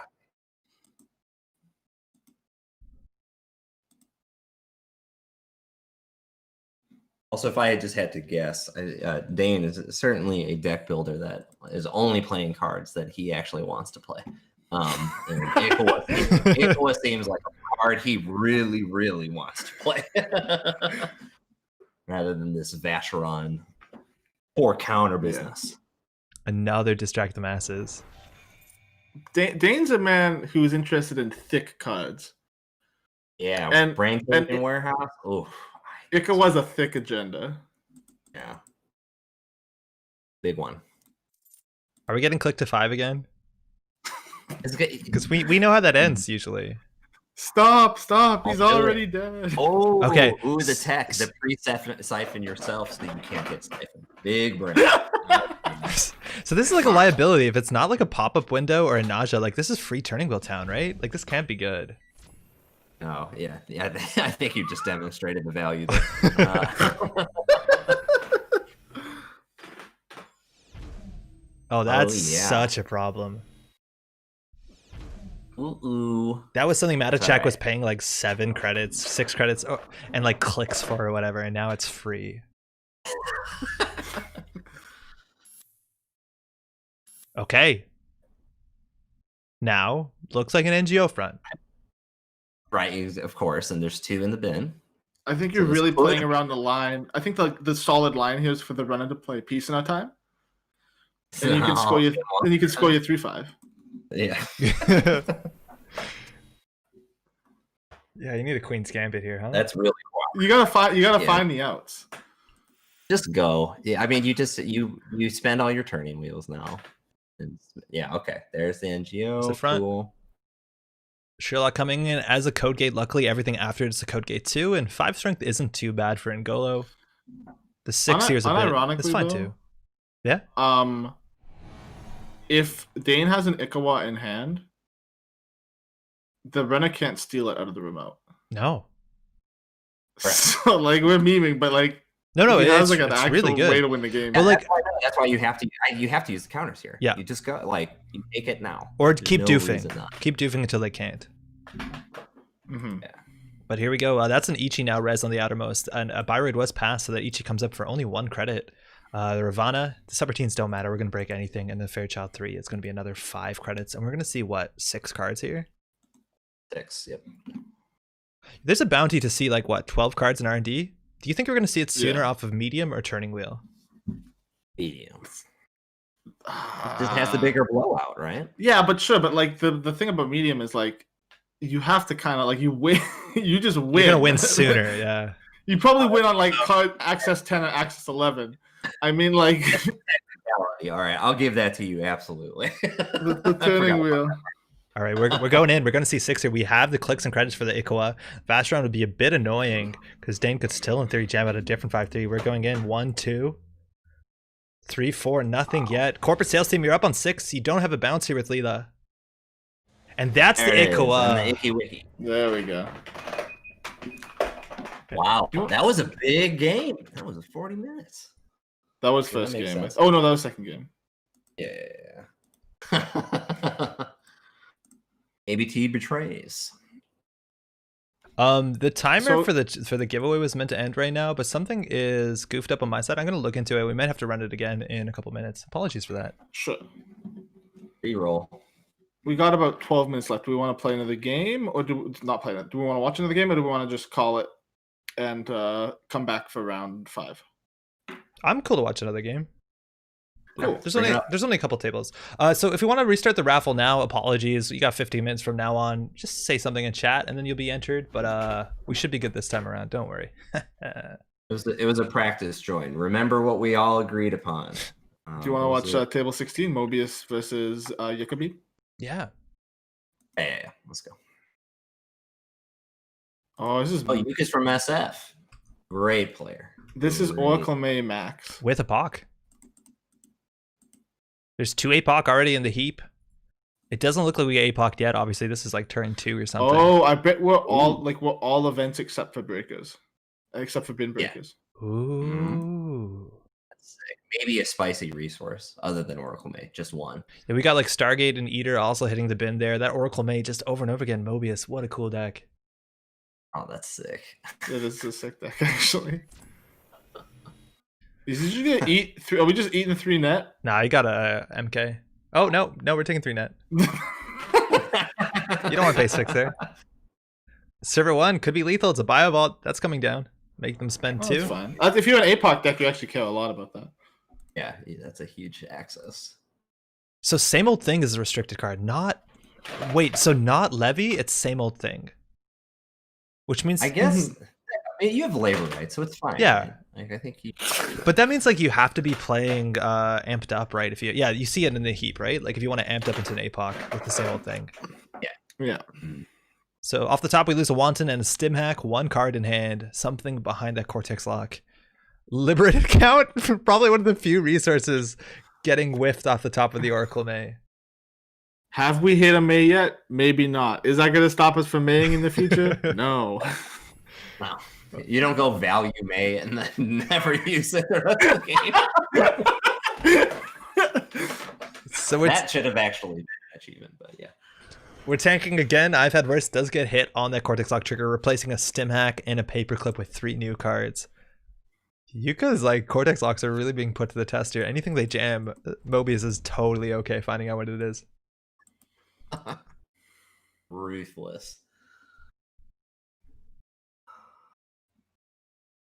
I want to see a Wanton happen. That's what I'm looking for personally.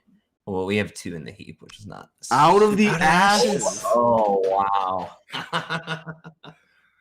Biofault insurance. Oh, beautiful. Or partial insurance. It's making an entrance guarantees your Oracle May. That's beautiful. You can set up like 2 turns of Oracles if you really want to. Actually, no, not really. But you can set up something. Oh, it's not a sure gamble. It's a more sure gamble. Would be probably amazing. Oh man, this one always takes so long to come to a resolution too. I played Making Entrance in my Magnum Opus Ed Kim Counter Surveillance deck at Worlds. Hey, I got 45th. CTG. What did you get at that one? 0. Oh, you didn't go to 2017? No, I went, but I didn't play that year. Oh yeah. Oh. Yeah. I was doing fun stuff on the side. Hypercube. Exactly. Was the Hypercube in existence then? The V1 was. For sure, which was like rough, but I don't know if we brought it to. Maybe we did bring it to Worlds that year. I can't remember. There were still plenty of cubes going on. Next time I'm in California, I gotta play Hypercube. Oh, it's gnarly now. It's even gnarly. It's like there's like the Golden Gate Bridge, Hollywood, and then Hypercube are the 3 big tourist attractions in California.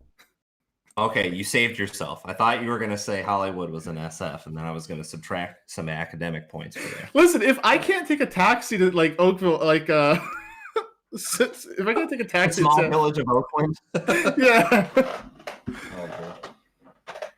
All right, so we do have some Hippo Whippos. I don't know how much that's going to matter here, but that's a non-event card that got installed. We have a big money problem here. So the Oracle May was fired to hit an I've Had Worse, which was immediately spent into the Cortex Lock just to hit a Cyberdex Fire Suite. So not a lot of movement in any real direction, but filtering through cards definitely. And I think we have all the breakers now, just not real money to interact with them.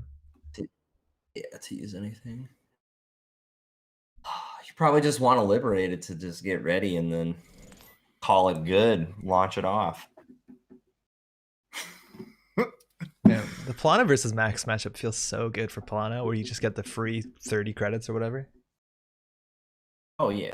Manticore in the chat says, "Real talk, Eric. Don't go to Hollywood if you come visit us." I mean, that's a good take. I'm gonna be honest. I know like literally nothing about LA besides the fact that it's very large.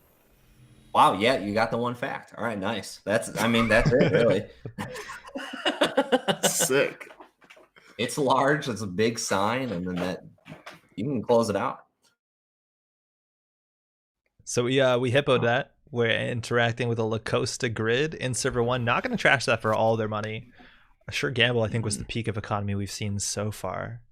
But sorry, did I miss something? What's the other card now? CVS.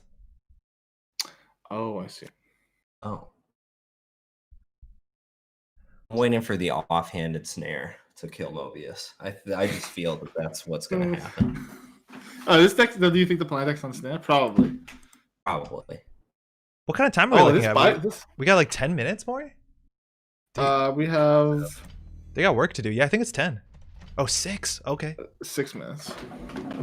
Yeah, we're going to get some speed here. Mobius, you got to get on the econ plan. Come on. Day job, there you go. And there it is. We're making the requirements. That's good. Kosa getting res. This could easily be a 4-2 agenda if Yucca has it. See, now we gotta start stealing agendas to have a chance here because. Okay, so we're not. It could be slow rolling an oboe.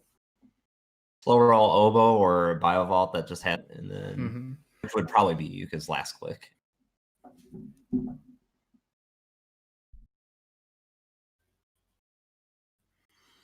Yeah, there's no timed wins under the Nisei organized play, so whoever has more points at the end wins. And that's a full we're win. getting a 3 ice server. This is the second one we've seen today. Oh my lord, tons of ice. I'm like so excited to see more Keyhole today, I'll be honest. You got that first hit, 7 click turn. Oh yeah. Everyone just starts It's like- sweating no matter what side of the table they're on. Andre, at the start, I could never see myself as someone who could use Keyhole. Later, all I want to do is use Keyhole. The standard is gone. Oracle So May Wanton is ripping a pretty Wanton. devalued by the 3 ice on HQ. Yeah. Yeah. We also haven't seen a Caprice. We're assuming there's a Caprice in this list. It looks like what you want to be doing in a ice-based Jinteki deck.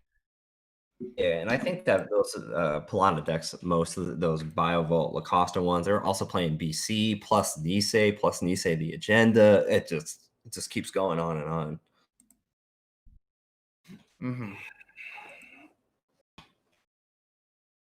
Mobius getting down to the 7 Right. cards in the stack.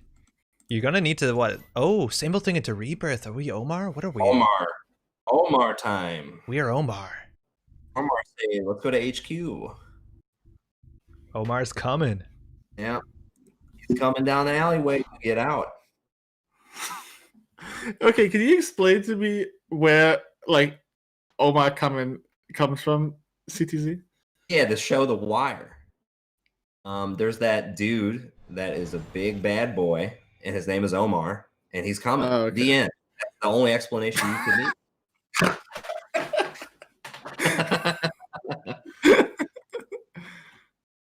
Project Yu-Gi-Oh gets ripped out of HQ. Probably File Vault server 1, since it's just Project Yu-Gi-Oh. but it says read the card. It's right there. Shoring up defenses, and that's it. I gotta say, I'm impressed about Nisei's ability. I didn't think it would be possible to print another blank 3/2 in Kentucky, Jesus. but they did it again, and that's really impressive. I mean, one way to think about it, White Blade, is to, at first there was the brain trust, and then you trust the brain to deliver, and then that's how you get Project Yu-Gi-Oh. It's like you hold up Brain Trust and you hold up Project Yu-Gi-Oh, and it's the same picture.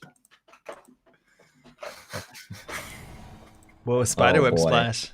The Spiderweb's an interesting splash in Pilana. I guess it's good. It's Yeah. good tech for Boomerang. And you don't. I think it's a really good meta call for the day. For Boomerang, yeah. The guys are doing well. Just an NGO front slow roll. So that Costa probably goes down. I don't know. Mobius kind of needs the money. They're not generating a lot of credits. I think you gotta leave it. It's if you're planning to do the APOC, okay, you trash it. Okay. If you're planning to do the APOC, I think you can leave it, but otherwise no. Yeah, I agree. Gotta make it go. You're right. I'm like, We're running out of cards in the deck though. Yeah. Okay, we got the same one. like, how do you APOC? You have to basically have an amped up in hand, and then obviously run a lot of shit. Yeah. Mhm. Well, I mean, you did say it. If the ice on HQ is make believe of like Cortex Loxes and stuff, you can, like, if it's cheapo stuff, then The round ends in about a minute. That's the problem. Yeah, it's So- in Yuka's court to do something now. Yeah, Yuka has to act basically. And like If they can Spiderweb, push an oboe. Spiderweb CVS isn't a server. Yeah, no. Yeah. We have a Black Orchestra. Okay, yeah, good. All right, I was making sure it was Black Orchestra in the mid. So Mobius has 2 more. Oh, they're not maxed anymore. Excuse me. They're gonna have to draw those cards like a real runner. Wow. Ooh, Out of the Ashes. Doing some exploratory romping right here. Let's see. So that's an envelope. Whoa, we can APOC this Fair turn. enough. Yeah. No, I you mean, no, like- you don't have the credits. like, you need Technically, yes, but like there's 3 ice on HQ, so no, but you Omar. You're taking Oh. care of that right now. Yeah. Oh, and you take 2 net from the Cortex lock and miss on the Because then you miss on the APOC. well, no, yeah, Mhm. you play amped up first, and then you same old thing the APOC. Like, you don't care about net damage. Oh, wow, Yeah, that's this is sick. happening. That's This is the new reality. But I'm telling you, that snare, I'm telling you right now, if this happens, you all owe me several dollars. Now they definitely need the amped up unless they have it in hand. Oh, Trickle Light. Whoa. Oh, whoa. Did So not good. expect that whatsoever. It's shipment from Tenon at home. Okay, wait. Are they just Wow. hoping it's like a 2 and 4 to hit the APOC? No, they can Yeah, same old APOC. Oh, because of the ashes. Yeah, totally. You don't even need amped up. Yeah. You have many options here. You can let it rip in hand. You could same old it. Oh, preemptive Jackson. They know it's down. Yeah. So 3 cards shuffling Love it. in, probably looking for ice. It's Biovault and the single ice. They have Cortex Lock and a Lacosta. Single access here. That's time in the round. I'm not calling time because I'm not really acting as a judge here. But yeah, internet's gonna call There's time. internet there, yeah. It's that dang internet. There you go. Same old APOC. Get some of the Same time. old APOC. You guys no chance Wow. here. Yeah, What you a can't just- power man. move. Wait, is there any chance? No, you don't have 2 turns. But- yeah, you don't have 2 turns. APOC, time in the round. Oh man. I think if you had another turn, there was a chance, like with 2 credits, unless they have stim hack, you can just jam behind an ice, jam a Yagiuda. Like Mobius, if you don't name this deck Making an Exit, I will not upvote it. You're welcome. That's going to get you at least 5 likes. Oh man, good game, y'all. That was great. that was a really cool game. So with that, We're we're on going to, into round 5. yeah, it's the final round. This is where all the 2-for-1s happen, right? Yeah, the boats yeah. are boarded. Mm-hmm. Yeah. See who makes it off the Titanic.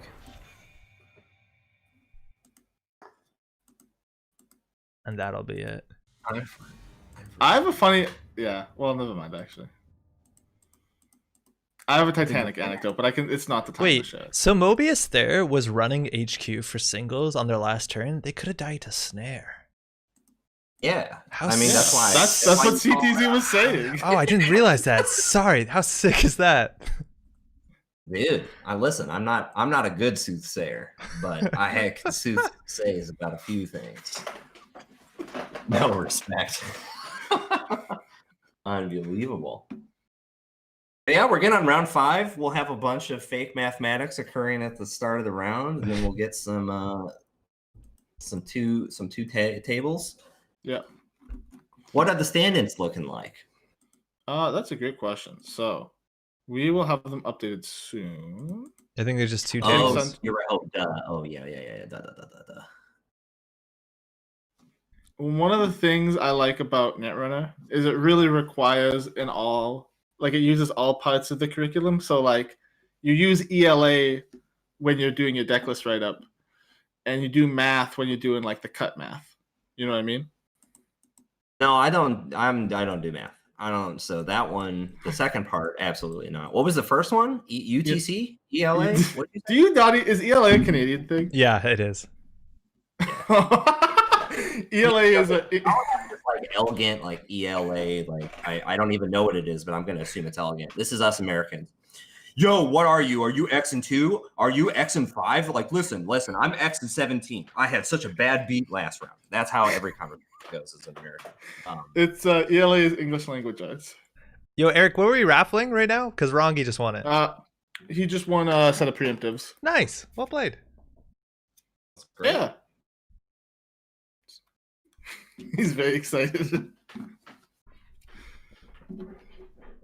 So we'll be soon here on round 5. We're just getting some last scores in, and that's our final round before we do a cut to top 8. Saka said, Eric, you say ELA, but you spell division of funds as doof with 2 O's. Did I tell you about that story, Andrew? No. No, I was but you're playing- allowed to do stuff like that, like ATM machine. As an I was example. playing Soccer 234 in the grand finals of Canadian Nationals.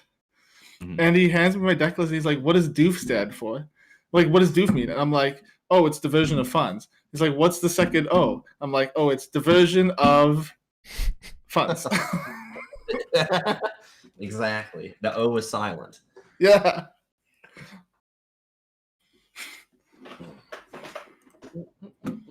So if you Doof just sounds better than doff. yeah, and you don't want to say doff. Yeah, I don't want to doff someone. I want to doof them.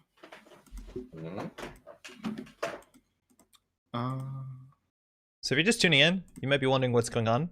Welcome to the Hemophilia Charity Tournament. We're just entering round 5, our final Swiss round. For those who don't know, if you want to hit !donate into the Twitch chat, you'll get a link. We've been raising money for the last, it's now been like a weeks or so, for the Manitoba chapter of the Canadian Hemophilia Society. Things have been going pretty well for all those hanging out in chat, all the people playing. Thank you so much for everyone who donated. It's been a fantastic time. We're playing a new format called Throwback. It's pretty simple. You play a standard legal deck, and on top of that, you can add one playset or one ID from rotated cards from the beginning of Netrunner. So any rotated cards. Now, there are 3 cards that are banned. You're not going to see any Data Leak Reversal, Estelle Moon, or Blackmail today. But we've been seeing some, we see some of those old cards that we used to play with that are incredibly strong even now, which is not a surprise. And don't worry, for all you math nerds that are just worried that, oh, it's just going to be Jackson Howard, or, oh, it's just going to be Nisei. Listen, we saw Fall Guy, and that was tight. We've seen ABT. We've Keyhole. seen Epcom, Keyholio. Lots of fun foods at play here. So if you go over to the standings, Yeah. we have Analyze Chris and J-Dang tied for first. Ooh. And then we have B Blum, who is let's see, 3, 6, 9. How many? What's 18 divided by 3, Andrew? 6. I know that Okay, one. 6 and 2, 6 and 1 and 2, so they have a tie. And then soccer, and then we have like basically from 11th to 4th. 7 players. Yeah, 7 players is a bunch of 6 and 2. So it's looking like the problem is a lot of X and 3s are going to make it in. So it's actually not clear to me. I think actually a lot of these people are going to play their games out because you have a chance. You actually have a reasonable chance on a split, and then also so you don't need the 2-for-1. Do you know what I mean? Yeah, I believe so. But you know what? I don't do cut math. Have you ever 2-for-1? I have 2-for-1 twice ever. Really? I believe. Yeah, I typically don't like it. No, I mean it's dumb. Yeah, I don't like it either. I just like yeah. Oh no, yeah, no. We all know the conversation. I just like for a while, I just like didn't do it. And then I think at 2 different tournaments I've done it though. I just like winning more than having self-respect. You know. It's the problem is my battle is getting self-respect. Oh yeah. You know, because I'm just going, man, why do they keep letting me do this dumb stuff? It's kind of like that. It's like a really important thing to figure out pretty soon on in your like competitive Netrunner career. It makes a lot of things a lot easier. Whether you want to have self-respect or not. Yeah. Yeah. Well, I gave it up from the word go when I started. I got famous playing Giga in prison. Oh. You made a lot of friends. For me, I just I wanted to be able to have good players have to explain to other people like, yeah, I ran it and it was a ghost branch and that idiot just killed me. Don't talk about it. That was literally that's my mission statement. If you want to put an executive summary on LinkedIn for me, that's what it is I want to activate 0 cost cards. TheEnd.com. That's the whole thing. Yeah. So we got some games. I'm kind of watching the Discord right now just to see where the IDs shake out. Because like I'd love to get B Blum versus Swifty. Yeah. I don't think we've seen Swifty on stream so far. Let's try and do that. I've heard Swifty is a fan of T Swift. This is what I've read. We got some killers in this tournament, by the way. There's 2 RP in this whole tournament. They're both doing well. They're currently ranked 2nd and 3rd in the Swiss standings. Yoy. Yeah, that ID ability is quite a bit powerful. Hostile infrastructure is a hell of a card. We still haven't seen Yeah. that. Like we saw it on. I think we've seen that RP deck on stream a couple times, but we never see it get to that board state, which is like very difficult to claw back from. You know, like the viral weaponization into hostile into bioethics. We haven't seen that dream yet. It's always been ended a bit faster. Mm-hmm. There's no chance they're IDing, is there? I mean, it's hard. If I was in Swifties at the bottom of the standings, I would be very surprised if they decide to ID. Yeah.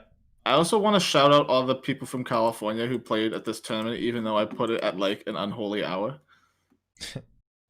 Don't give them too much credit. They need to start getting up bright and early. Oh boy. Great way to start a day. Yeah. Oh, yeah. I also, yeah. Sorry. There's other states too.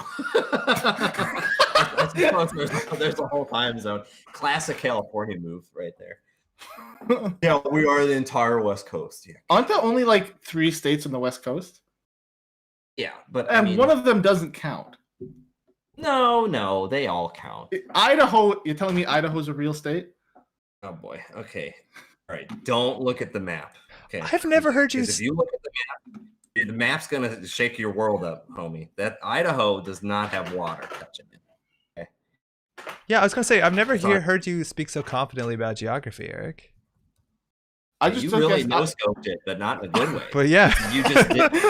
I guess Like- I like. Can I be 100% honest? My brain was just defaulting to like, oh, that's where all the potatoes come from. Therefore, it must be near a body of water. I mean, But wow. but like, we missed on like a lot of we misfired a lot of cylinders in that chain of logic. well, don't use the we word. That was a you job. Oh, it looks like It looks like they're not IDing 2-for-1ing Elemental. Yeah, table seems to be Okay, up. then we can- I'm not sure what the Then conversation. we should watch.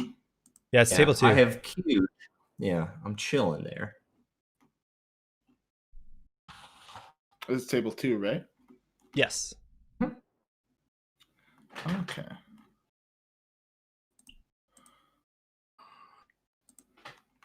Cool. Oh, there's the game. Yeah, you gotta scroll down just a little bit. Can I ask you a Netrunner lore question, CTZ? Always. Does Swifty actually like Taylor Swift? Oh, 100%. Okay, cool. I've always wondered. I believe Swifty's Netrunner DB profile sentence and or the always be running one says, I'm a fan. I'm Netrunner's biggest Taylor Swift fan. Mm-hmm. One of those two says it for sure. Nice. So lore confirmed. Easy.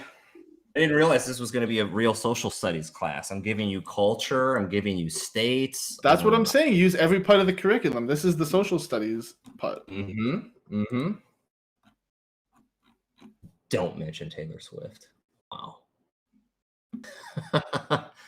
I'm empowered by a determined master self many PM. Ooh.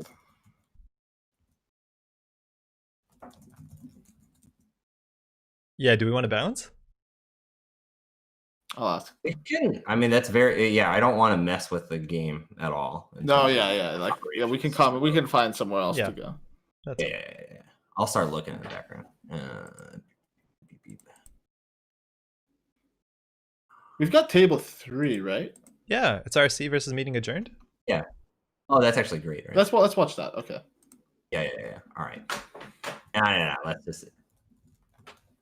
Yeah, let's just get out. Let's get out. Bye bye from table 2. Actually, table 3 is let's go underway. Table 3. All right, let's go. Perfect. So Hop in. this is, if I'm not mistaken, actually one of the most represented IDs. We haven't seen it so far. That's sports metal. And oh, it's happening. It's a keyhole. Let's go. Sports jorts. Oh, this is why you wanted to join this table. Yeah. Okay, yeah. Oh, let's go to table 3, I guess. Unbelievable. So Okay. Keel taking down a Fairchild 3, Rashida gonna drop 3 again. This is Sports Metal, the ID that just won Worlds. And if you're playing that same sort of deck, whoa, excuse me? The limes. I'm just saying. Oh, I thought you said a lie. I was really confused. Oh no. Sorry, no. You get it. So I don't know what you add to this list if you're playing that sort of combo list. You do have domestic sleepers, which is kind of nice. Gives you triggers, gives you does Game Changer, it doesn't care about the points, it cares about the number of agendas. So that's very good for you. Yeah. Okay, fantastic. So do we think this is Sports Metal combo? It looks like it. There's very little ice so far. We've seen advanced assembly lines, just 1 ice. Keyhole is kind of like pretty good Sports Metal tech. Oh man, you hit a Vacheron, you win. You get Vacheron, you can get rid of the combo cards. Like, there's many good things. Gatekeeper Holio doesn't care. We're just eating ice. No. Let's go. And you probably are prioritizing ice, archive memories, and the cards. Yeah, I think you actually maybe you only do ice and recursion, right? Yeah, you do ice, recursion, and like in operation. We've trashed 4 pieces. We've trashed 4 pieces of ice out of ND with the keyhole. Oh man, because otherwise, if you don't score agendas, like it's going to take them a while to score up. Like if this is a Hyperloop extension, sure that's money, but like whatever. Yeah, exactly. You don't care. You just trash and don't access. And then it can't be flipped. URC, she's going at it again. 4 more clicks on Keyhole. This is not Stargate. It shuffles the deck. We don't see the 3 cards. So you're assuming they're making the good choices here. Assembly lines coming down. What else was in there? I used to practice shuffling my decks for that. Oh yeah. You played Museum Gagarin, huh? Yeah, you had to shuffle in a fast. You have to for efficiency purposes. Yeah. Yeah. That's a Meridian. Again, the world's list, Limes' list, is only running 3 ice. We're way deeper than that at this point. Still not the strongest idea. We haven't seen Game Changer or Fast Break or anything like that. But I think ice is the priority. Archive Memories too. That's basically ice.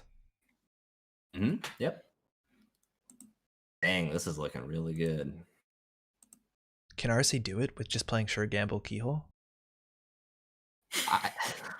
That should have been the achievement. Only play 2 unique cards. That's that. Well, no, because if Timmy Wong had entered, we would have done it immediately. Like, you gotta try for it.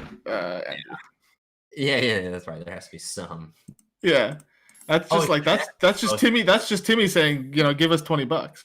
Yeah. Second Hyperloop, 5 credits, or sorry, 3 credits, draw 2 cards. Sorry, Archive Memories 3 times. Figured I should take the hint. Ouch. And Adjourned has an extra click here with Jeeves, hoping to find an ice in R&D, but there can't be too much ice. There's probably I don't think there's an ice. There's probably 2 more Meridian. I think you face tank and take the Meridian if you find it on R&D. You don't care. There's probably Fairchilds as well. It seems whack to include just 1 Fairchild. Yeah. I would figure you have a miss. No, Adjourn clicked for a credit. That's rough. Well, we know how this goes. Yeah, ice cream machine broke. Here we go. Combo. What is this deck? Is this not just? I thought this was combo, but I think this is like a reg deck, and we just have not seen any ice. It's unbelievable. Biotic, Gatekeeper, Roto Turret. Oh, Lord. The Brita filter of ice. I never thought I'd see it on stream, but here we go. Cyberdeck Sandbox. We got 3 points in Archives right now. Again, you want to win in 1 turn. If they're Vacherons here, they do nothing from Archives. So you find a Vacheron, find 1 more agenda. That's it. Meaning Adjourned is looking for Archive Memories. Maybe you get a Fairchild on R&D. I think that's the best shot you have. But what do you do? Right. You have Archives, or it's got to be Jackson, just because it's so good at correcting. What about domestic sleepers?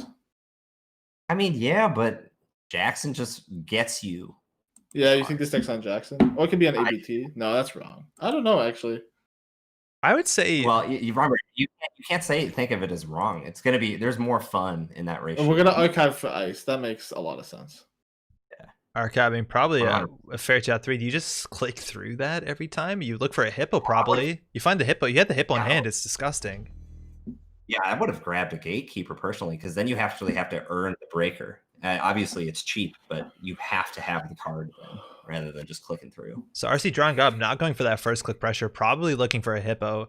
Also, not the worst time to get a Hoshiko run in if you want. I don't think you want to run archives. You don't want to touch agendas. Just a liberated Yeah, cast. yeah. I think you could have poked it. You could have no problem, right? The build. I think you could have picked. You could have poked HQ just to see what's going on. But what are you looking for? Like a game changer? Slow. But like they're on cyber, like they're obviously not just on. Oh, this is getting scarier. And a preemptive last click. So that's a Mega Pre qualifier. The next two Mega Pre's are 2 points. So Meeting Adjourned can score 2-3-1s. They'll win the game. I guess like here's the way I feel about it. 2 of the Hyperloops are out of play, right? Yeah. One was an archive. And one of you've seen like so much ice and a cyber deck like Virus Suite. I don't think they're a combo deck actually. And so you can just like start running HQ and hitting like the deck's probably on Vitruvius. Do you know what I mean? You might be right. I think we're just all so scared of that Worlds list. That's what I'm saying. I think this is getting a lot of value from being like from hiding as the Worlds list when it's really just like. Oh, Rashida. HP. It's been there forever. Yeah.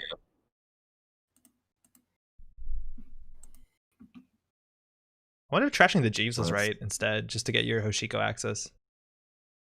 Yeah, that's a good run, right? Yeah. I think that HQ one probably not that perfect because you're getting rid of the click machine.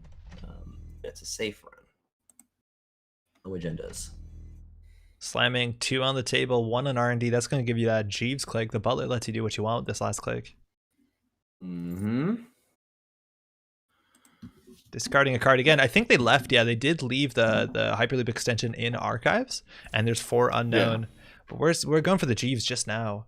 Again, there's a chance there's another Jeeves on the table. There's definitely 3 in these sort of lists if it's a combo I think list. You check these remotes. I'm running. Yeah, I'm running. I think you're giving the deck too much respect.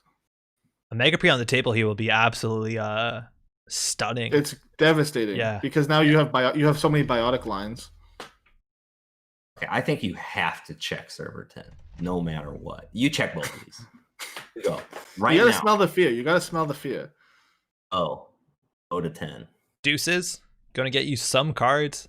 You could expose and run if you really wanted that efficiency. Expose doesn't matter as much. I've had worse. I think we've tunneled. Yeah, I mean, what are we tunneling on? This is a big tunnel vision on the keyhole. On the keyhole. Yeah. You probably don't need to expose just in the fact that you have bin breakers, but also you know that there's a overcompensation of code gates in this deck. So it's not number.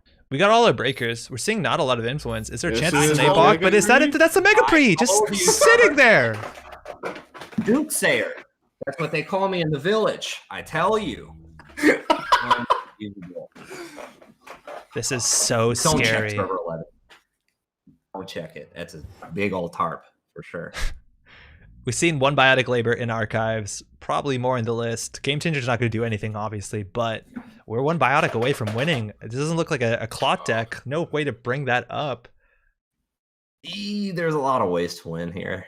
13 credits. Yeah. We're going to need a full-on JoJo freeze time, I think, type of move here, if anything's going to happen. Is there a chance they were drawing into like an Omar into APOC turn? Like that was the tunnel? You'd have to have an amped. No, I mean not this turn, but like for the last couple turns, they were just drawing in for that instead of clearing the board. I mean, it was certainly not remotes because you're like, oh, I'm gonna trash it later. Yeah. But it just seems. I don't know.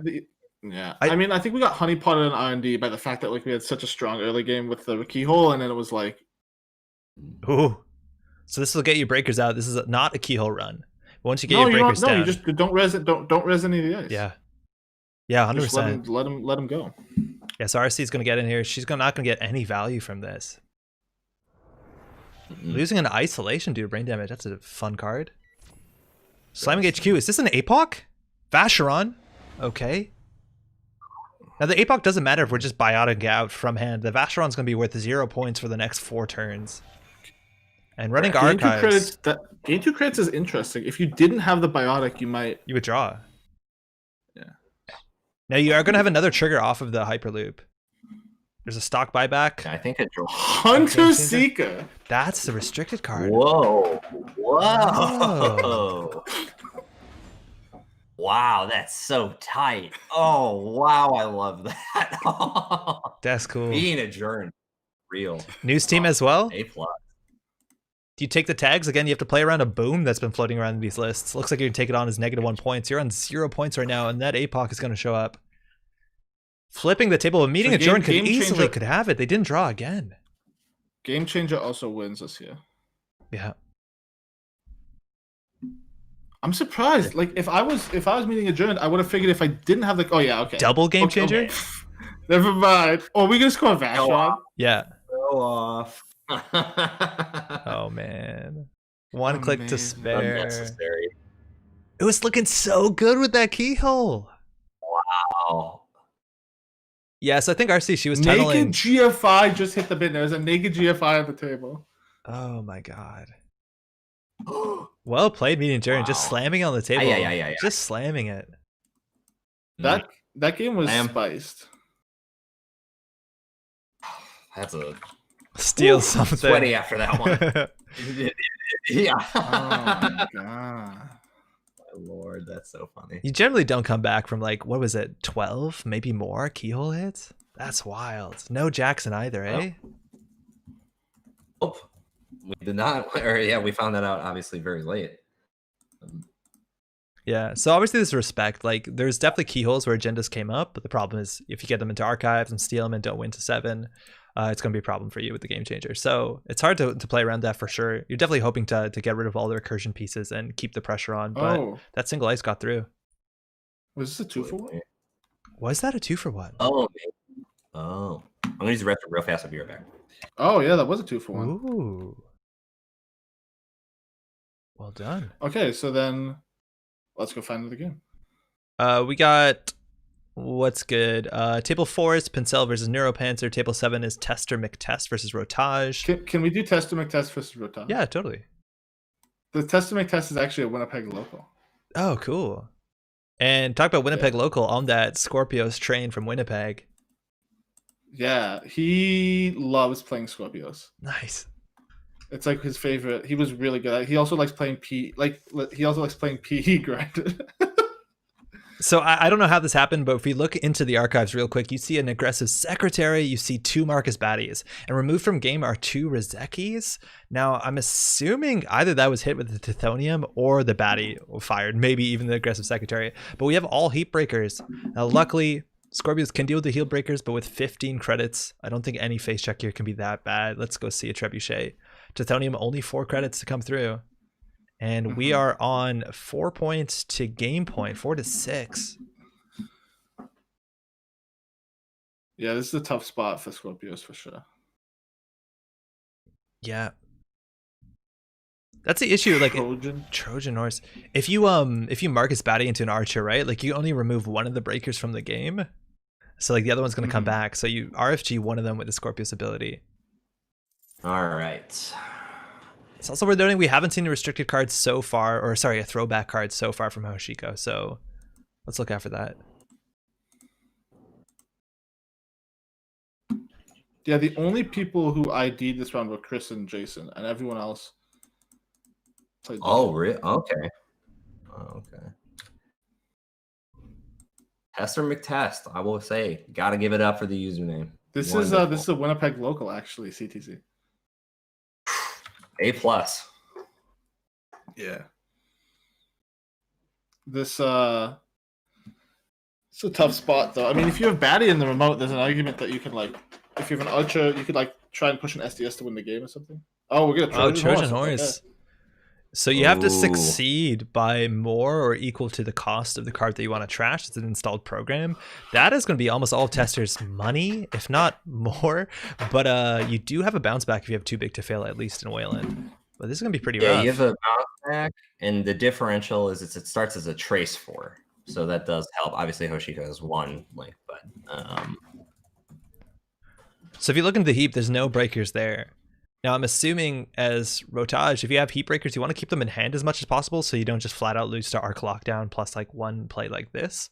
So just removing a single paperclip in Black Orchestra or MK Ultra, I don't think that's going to be enough to even close to like buy you a scoring window.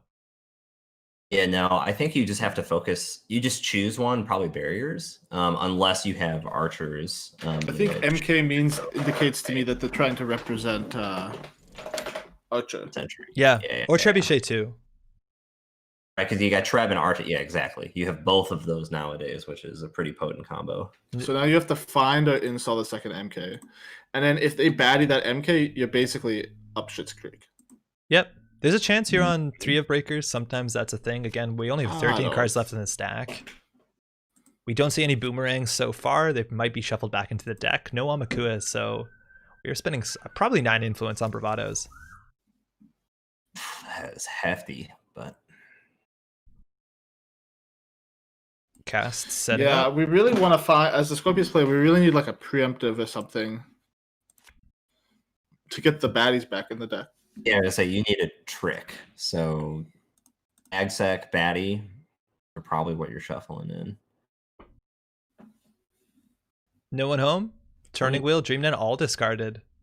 Rotage definitely needs to dig for breakers to ensure you have what you need in your hand. And I'm not mistaken, Trojan Horse is like really liberal. You just have to access a card. Yeah, okay. So a run is probably going to have to be successful.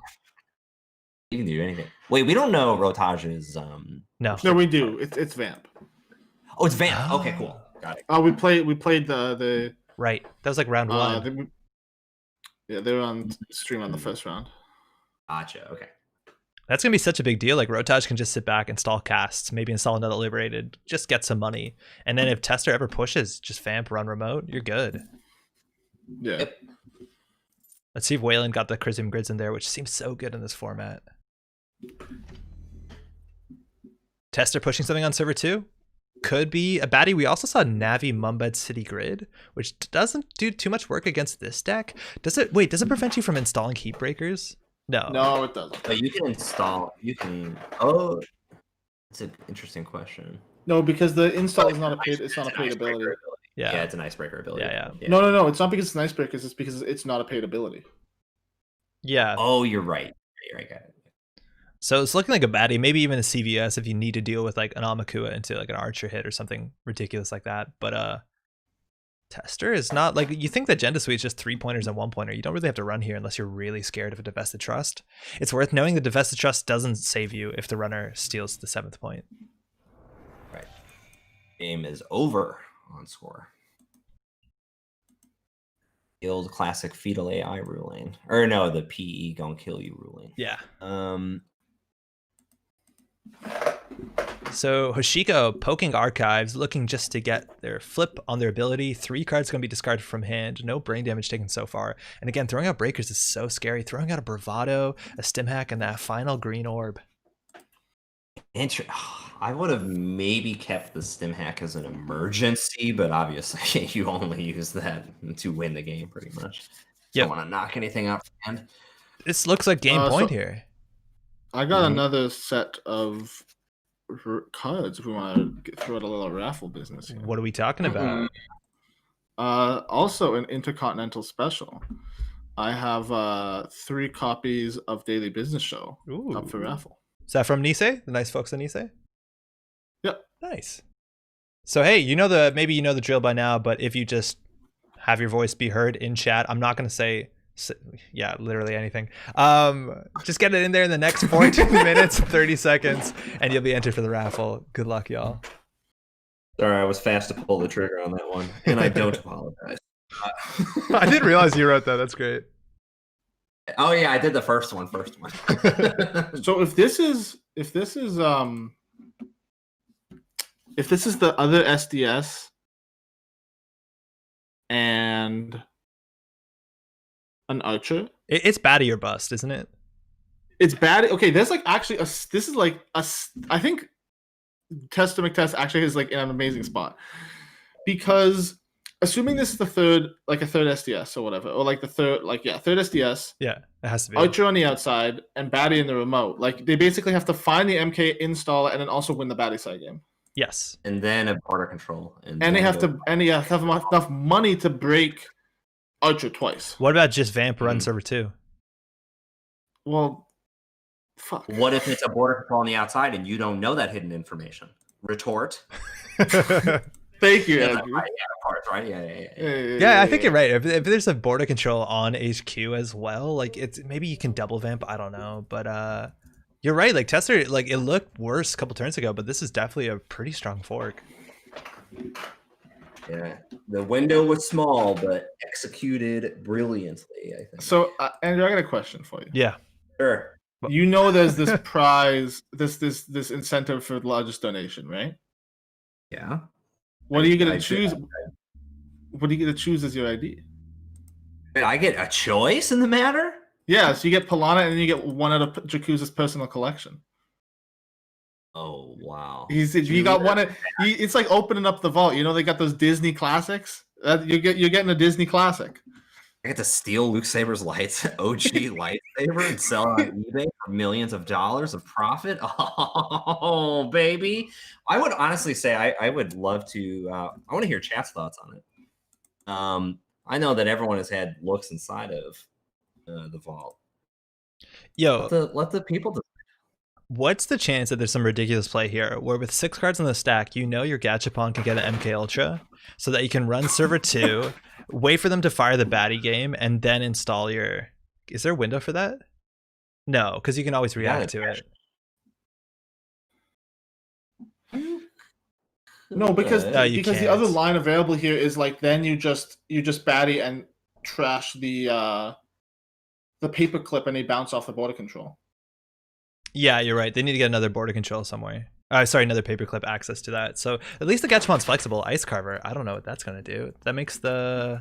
Yeah, I guess it makes the Archer a bit cheaper. And we're going to Vamp down. Oh, we have another soothsayer, Andre. Look at this. This has got to be...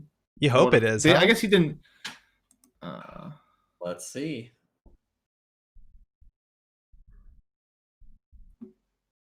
Poverty, Come on, right? give us the BC. Shut it down. It's a big old trebuchet. You don't have a breaker for this. It needs to come off the Gachapon. Yeah. But now the Vamp is so easy. It's like 4 credits. Right, exactly. Yeah, that's ooh boy. No, but you have to break this with MK.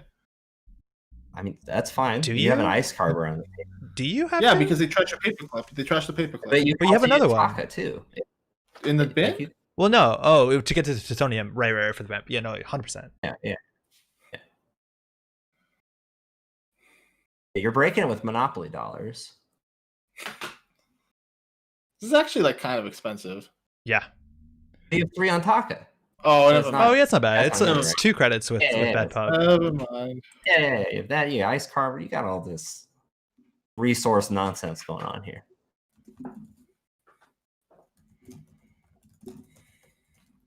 The super mind blowing play would have been like baddie on HQ. That would have been the This is a 5D. pretty big ruse moment, though. Could you imagine you're playing in this tournament? You're like, I'm actually gonna win this game. I found like this really narrow line to win the game. You get fucking vamped. Yeah, that's probably... That Vamp never felt good. So now we're clicking for credits for a couple turns? I mean, that flavor text literally references Shroud and Fraud. So, Yeah, that's fair. This is game. Unless this is Yeah. a secretary, but then you can't at least afford it. can't fire it. Yeah. Oh no, that Vamp didn't show up for the whole game. Maybe Tester didn't know to play around it. Obviously, it's incredibly difficult I mean, to there's no way. There's no Yeah. way. I don't think you knew how to play around it. just booping the border control, saving yourself a turn. If you do credit Audacity, If this was a hostile takeover, like Simmer, oh my lord, I would just. I don't think you're gonna see Audacity in this list. But with 0 credits, He- like, what do you he's too big to do? fail. Yeah, Too big to fail. It's got to be like exactly too big to fail, and you can res the Archer. Yeah.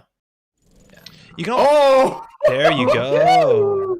Oh, Rotage having 11 credits here off the top can definitely get to the Archer, but Archer Baddie, you're right, is so good. It's also worth noting Tithonium you could always res on 0 credits if you want to forfeit your standoff. So you could do Tithonium into Baddie if that came up, but it looks like it didn't. Otherwise, last turn. Actually, no, it could be because last turn they didn't have the baddie credits.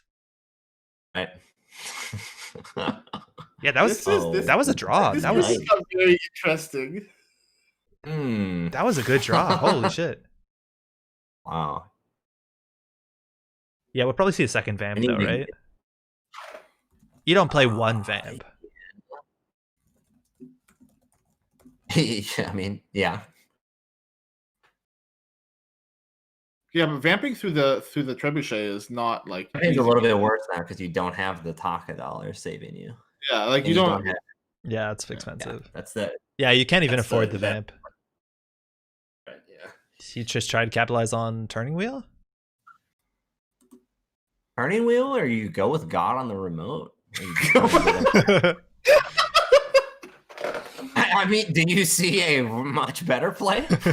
No, I don't disagree. I'll take that. Oh, that's half the battle. That's halfway. It's called negotiation. The beautiful thing is you can bid up to 2 on the baddie side game because if you win, you'll make 2 back from the archer. Yes. Yeah. Oh, No, I did it's- forget about bad publicity though. There's one. It's Yeah. still probably. Oh, whoa! There's 3 bad pub. Yeah, there's Well, 3, which is quite a bit different than what I was thinking. It was 0-1. Yeah, it leaves you 7 to Zamp. Yep. Mm-hmm.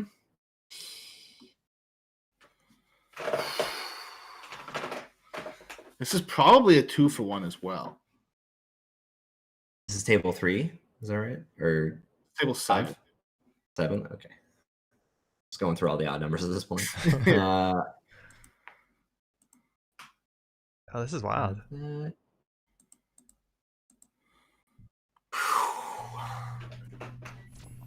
Okay, there we go. Okay, R&D, the destination none of us said. Perfect. Yeah, if there's no res here, you could Okay. just keep bouncing, I suppose, for turning with tokens. But then you're at the risk if it Yeah, is a I mean, border you're control, getting- but Oh, the Taka dollars were used? What? yeah, you got bad pub. We're seeing 2 up the top. This could be it. More first, nothing second.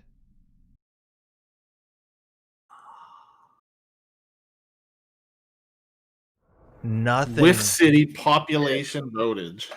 Oh, yeah. You have 2 accesses on HQ if you really want it. The remote's still in theory possible. You just have to be good at Psi. Yeah.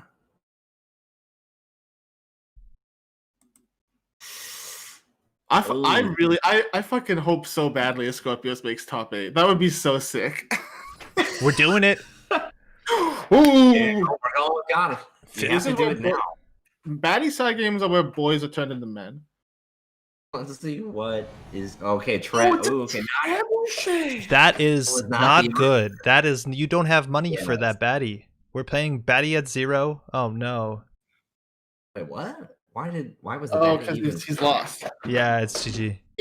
Oh, it just scoops. Okay. But Rotage paid 0, which is the right play. Yeah. Dang, Yeah, that's gonna be the quote of the day. Yeah, I can see why they brought you out for commentary for Worlds, Andre. Just crushing it out. That was great. All right. All right. Let's see No, the we got wrong secretary. century.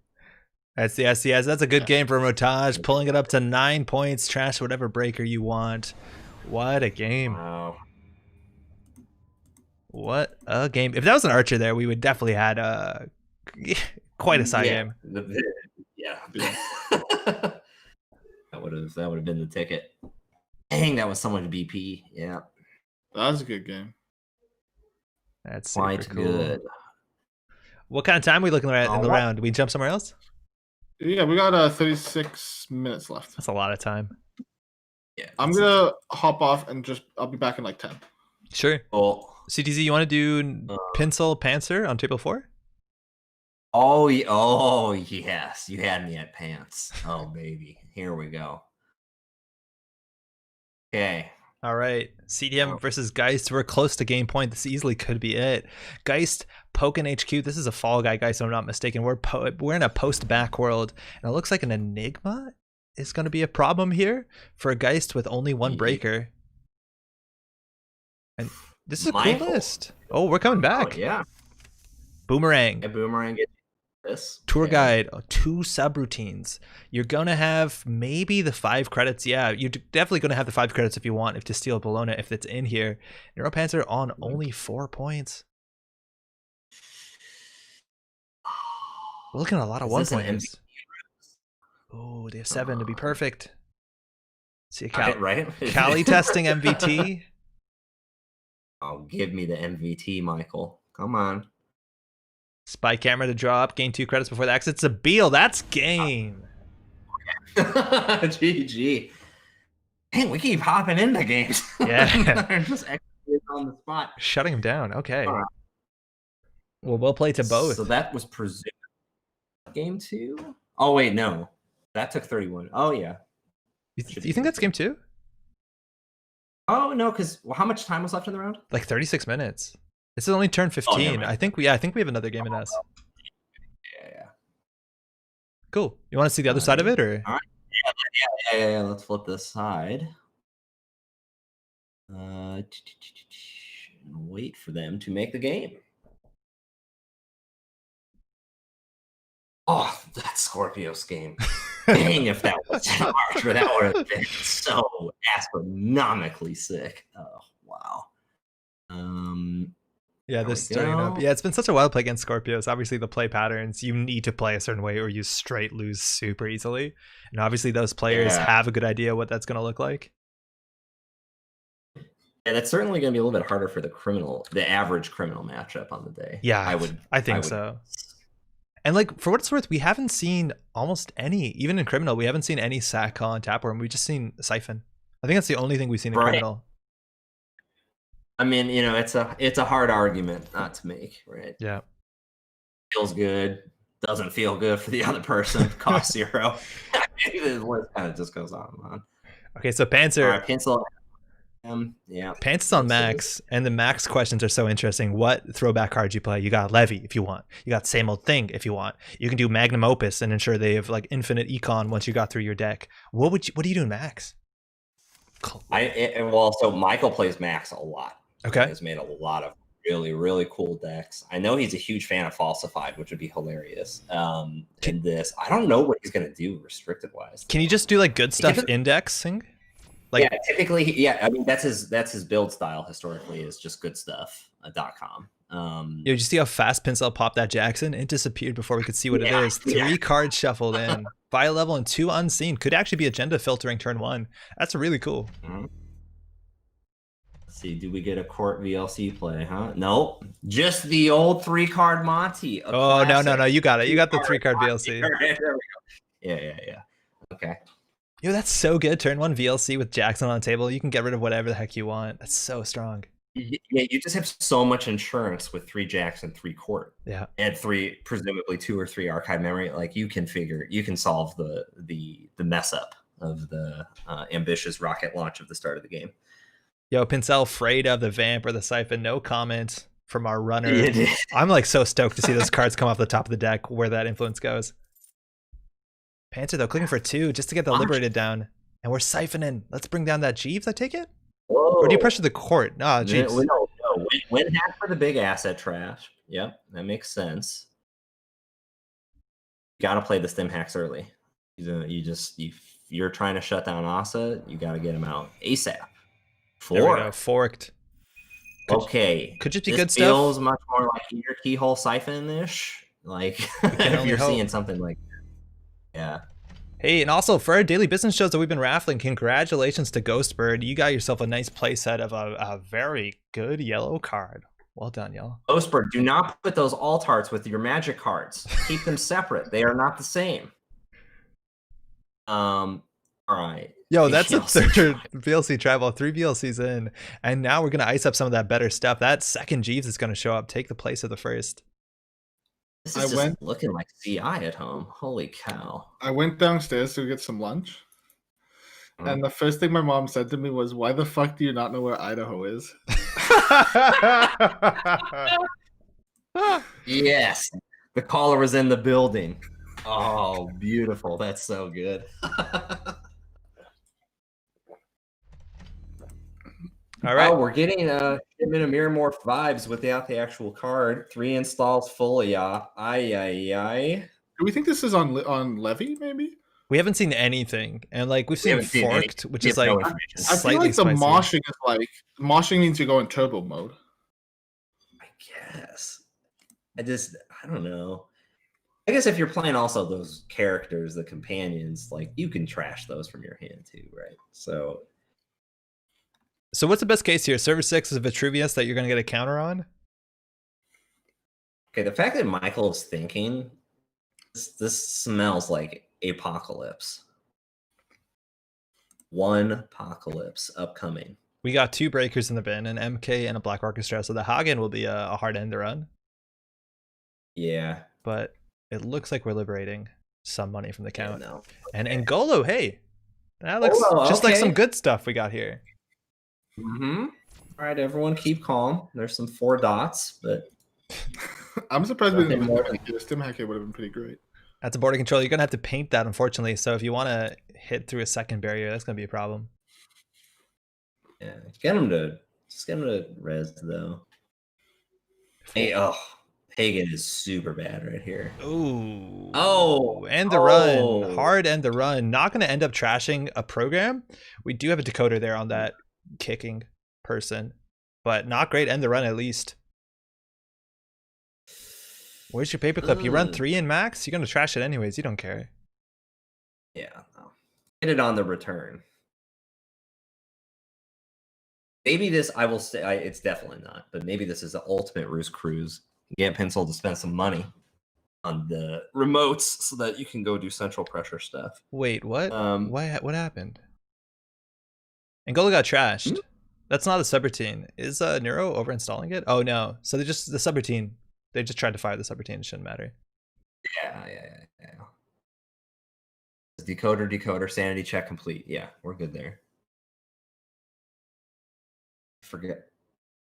Oh, I think Michael just manually trashed it, thinking it would just be like. Yeah, they just dragged it out. Cool.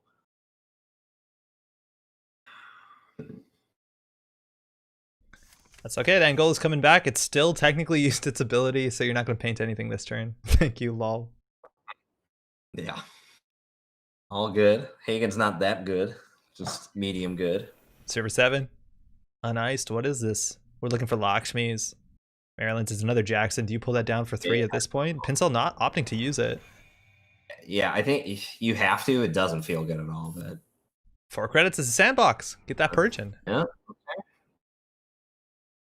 So if you need the money, one of the beauties of that Cyberdeck sandbox and Jeeves, you can do purge, double install with Asa if you got everything lined up. It's pretty good money if you need it, but generally a lot of times this deck wants to go a bit faster, and austerity policy going down for 3 credits in server 8. Another very potent win condition you have to protect.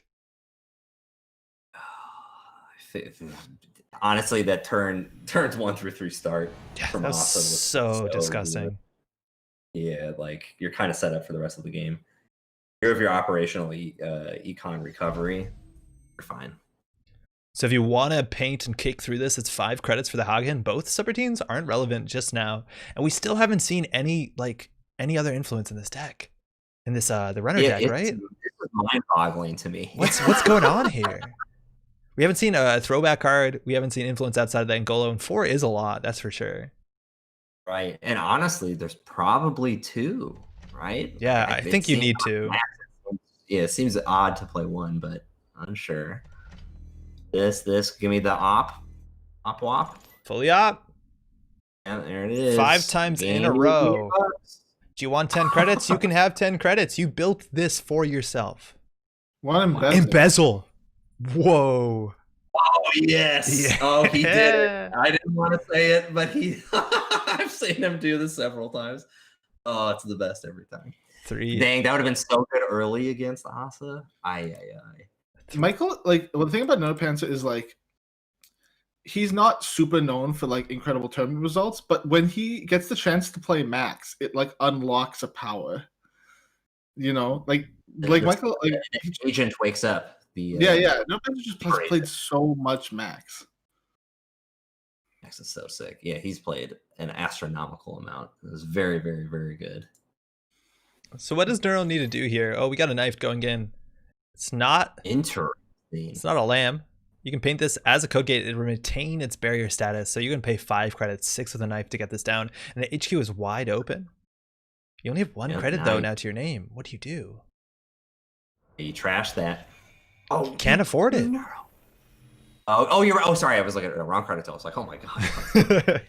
Yeah, only 1 credit. Like, how do you recover from this? I don't think we've seen dirty laundries. Do you have another embezzle in hand? You're just getting info before you blow up? Yeah, it's a more sure guess. Do it, baby. Oh, just doing the run. Okay. So we've seen 2 different cards there. Fully Op and MC Austerity, and it looks like we're just going to jam out if it's another Sandbox, Big Purge, but Vitruvius for the counter. Now that single Biotic goes really far if you can find it. Yeah. Counters are so good. Jackson is going to allow you to draw plus shuffle again. You could get VLC if you need it. There's just, oh boy. Food from hand. Okay.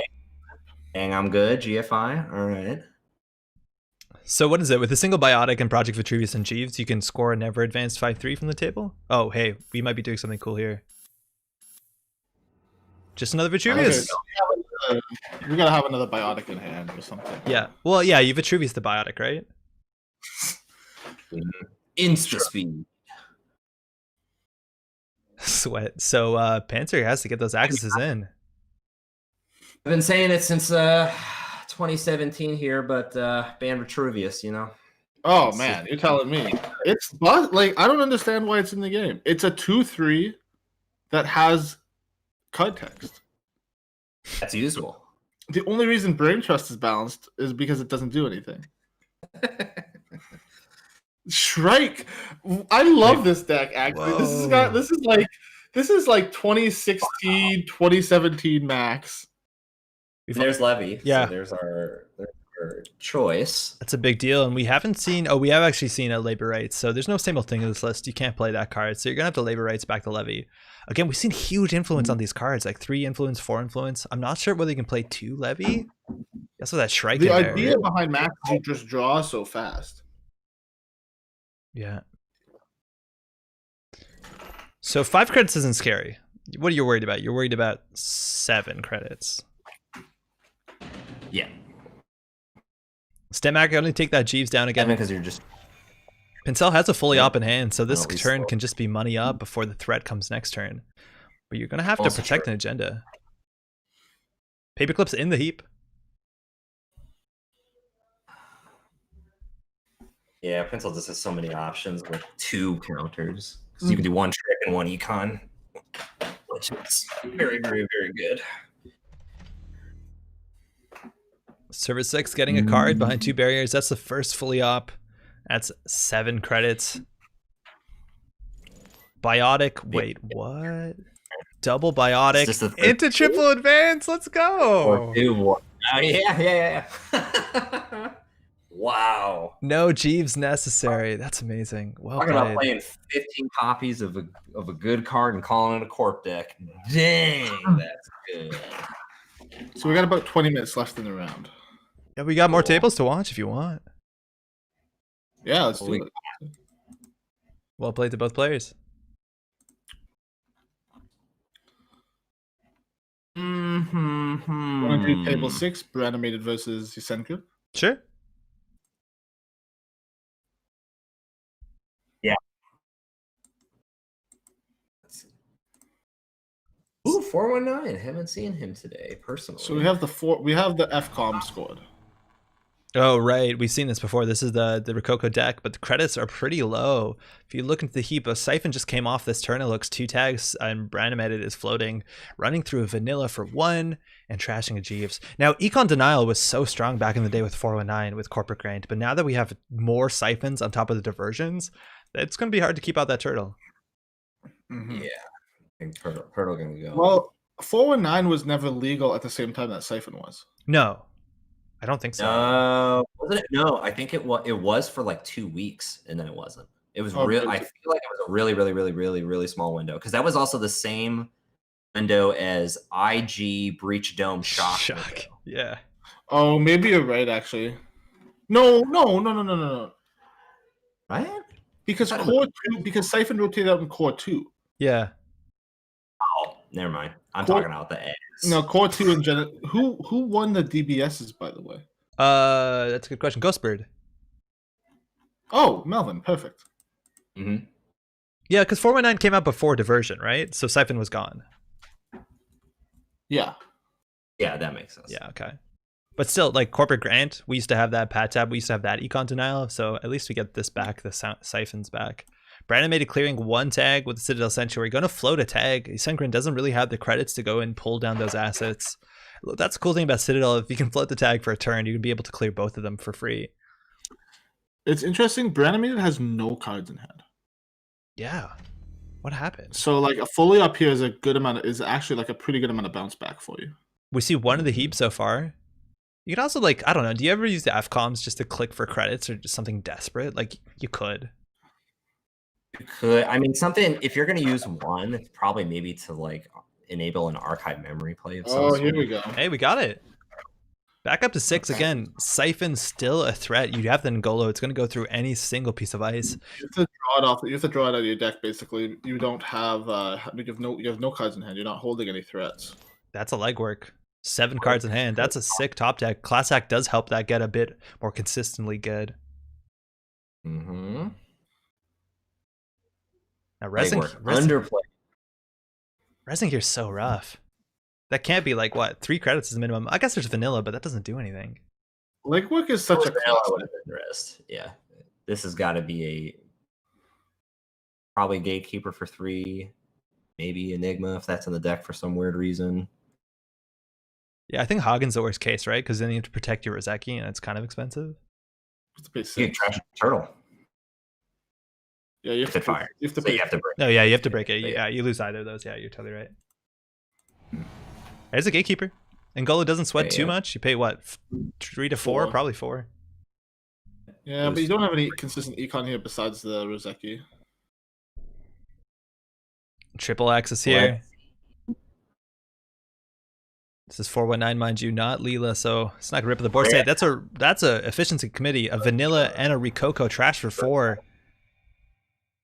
2 out of 3 ain't bad. Honestly, Nice. the Rokoko is worse than the FCOM steal. Yeah. Yeah, oh, definitely. 100%. Reanimated has a window now to draw up. They're technically on game point as long as the Vashron times out first, and based off the economic pressure, it looks like that's going to be the case. Server 3 being Rashida, I think might be the worst case here.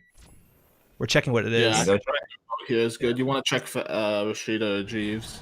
Drafter, that's going to be expensive. 2 to flip, 2 to boost, 2 to break. You're paying 6. And you can't lose this fire. Jeeves. Yeah, you can't. There's no way. You at least have money for Rashida trash, which is good. Oh, it's a CVS. Oh no, that's so good. Owned. Oh, they trashed it too. Wow. Yeah, it's hard to rely on Turtle, huh? R&D is open. Yeah. It also lets you duck Siphon. I think that's actually worth something. Yeah, that's a fair point. Sengra 0 credits. They just played their second fully op. Unlikely to see a third one. 21 cards left in R&D. We're going on behind that drafter. Not exposing it. Or excuse me. Sorry, not protecting it. So that's a Rashidi Him. Going to give 1 turtle counter to Amakua. Yeah, it's a... Very much will depend on what's drawn here. God. We're 1 turn away from the Vacheron being a full 3 points. If Yusengrin can score a Vitruvius next turn, it's actually looking pretty decent for him. And the scores are so cheap. I mean, with the like the thing is with the FCOM, the Rokoko being in the trash isn't that bad. Right. Because you can just paying 0s for the archived and 1 for dead. You just archive it out. Does this list have restore so you can just like efficiently restore Rokoko? Probably 1x. Probably a 1x, like probably 1 archive to 1 restore 2 archive. Yeah, I mean, the thing, like, this is one of Yusengrin's favorite decks. Like, they played a ton of this last year. This is the deck that took them to that they did really well with that US Continentals. Mm-hmm. And FCOM, especially 1 scored, is just so good for this deck. Yeah, the goal is to score it first and then just... Yeah, and then you're just like... Because you can do, like... I mean, there's a world where you can just do, like, a 5-point... Yeah. what's it called? Like score the Vitruvius energy and the fast shot on 1 turn. Yeah, you do the big Vitruvius, and then you get everything back that you just used to then score the final agenda. We're smashing R&D here. This is going to get you Amakua token, so you can bring that Rashida down, and I think you need to. The Rashida right now looks so good for you, Sengrin. 4 cards, 3 credits. That'll let you get to that Rococo and the dedication ceremony. I don't think we've seen any deddies just yet. You're going to have to run once more to get a turtle counter, otherwise paying 6 for that drafter doesn't make any sense. Resing the Rashida to play around Falsified. Oh, yeah. I think you should, if you didn't expose it, you definitely snap res that. Yeah.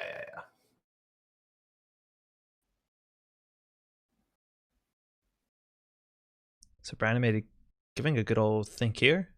They did get their Paragon. You gotta run R&D and then pay 3 to trash Rashida like with the turtle. Yeah, I think you're totally right. Yeah. Play.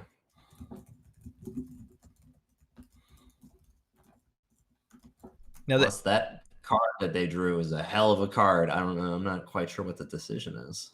They also did do Paragon, and they added the top card of the stack to the bottom, so this helps them dig as well. And next turn Classic, we'll see 2 more. Siphon will have a huge impact on the game again. Like that Gatekeeper is now 0 strength. We're going back. Yep. 3 counters on the turtle. What do we got? You got 1 perfect run here. You can't spend any credits on the first dice if it is a vanilla for some reason, but it looks like we'll go 3 for 3. Yeah.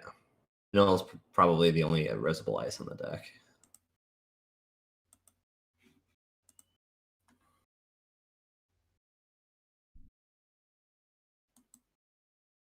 Trash, whack, pass it back.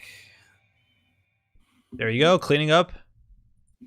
Now Brandon made an next turn, will be on game point. Sengrin might be sweating a fair bit here and needs to ice up R&D. I don't think we're going to see any like big R&D pressure. Like we don't have Stargate, MU. I think we're on turning wheel more than anything. Oh, they really care about HQ. That's interesting. Gatekeeper getting replaced against a liability with Amakua.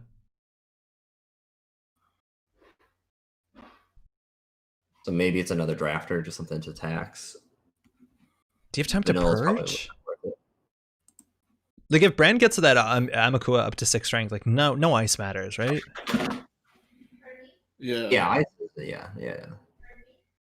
I'm not sure that ice is mattering too much at this point, though. We're exposing a Hagen on server 3, position 1. That's in front of the drafter. Now we're just running R&D. This will likely get the Paragon, or definitely the Paragon, maybe the Amakua as well. We got an expose off of the Deuces Wild, so we're already up at 4. Now we're at 5. No trash, no steal. Again, the Sangren's only on 3 credits, so the upper res is a Gatekeeper? 6 strength? Yeah, they can't res the Hagen, so HQ's open. I think the Hagen's on server 3. Yes, on outside. Oh, I see. Yeah, so we don't know what this is, but no res there. Single access, that's a Vitruvius, that's game. Ooh, that'll do it. Getting up to 6 strength, probably a Gatekeeper there, or a huge bluff. Maybe they're waiting to get a Fairchild 3 up to cost, but good game. It had to be a Gatekeeper. Yeah, I think so. Yeah. Ooh, 6, 7, 9 agendas. Super flooded. It's no good. Yeah. This is why you play Jackson, right? Yeah. Actually, did we ever see? We've never seen Yasengrin's throwback card. It's efficiency committee. Oh yeah, 100%. Yeah, totally. Good game. Dang. We got about 10 minutes left. Do we want to watch another game? Or we want to take a break? I think actually I could use a bit of a break to rest my voice. We got to go into Top Cut real soon. Yeah, so we'll come back. I think we're gonna try and take like a 10-15 minute break in between end of Swiss and cut. Okay, so we should be back in about 20-25 minutes. Yeah, let's say 25 minutes. Let's say 15-minute break. Okay. I think, yeah. So, firstly, the thing I have to show doesn't say 25 minutes. It says 20 minutes. We'll get to that. That'll be fine. But you are watching. That was the end of the Swiss. We probably should say a big thank you to everyone who's participated. We're going to be down to only 8 players from now on. It's going to be a very aggressive cut, but I just want to say a huge thank you to everyone who's participated in the Swiss rounds, who took the time today to play, to donate, to watch. Such a big deal. Thank you so much to help out with a great cause. Hopefully you had a good time. Obviously we show a lot of top tables, but what's more than necessary, or it's the most important thing for everyone, just to show it and have fun. So I hope you all did. Yeah. Big shout out to everyone. Thank you for joining in. When you all join in on this stuff, we get to do fun stuff like this. The end. It's a simple equation. So thank you, thank you, thank you, thank you. We'll see you all in about 20 minutes for Top Cut. Take care, y'all. Don't go anywhere. See you right soon.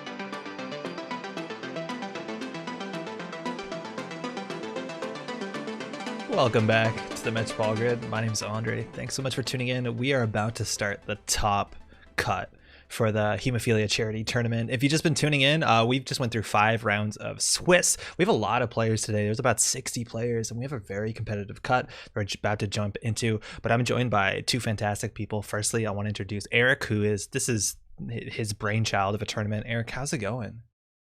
It's good. It's good. This tournament's been pretty good. I think there's more. We got this top cut. I'm pretty excited about it. We got a lot more deck variety than I thought we would. I was worried. I was kind of worried it was just going to be like Polana Caprice plus a breaking news CTM, but actually I think there's no CTM in the top cut. Yeah, we got only 1 yellow. No shaper really, almost making to the cut. But also, of course, we're joined by Andrew or CTZ. Yo, how's it going?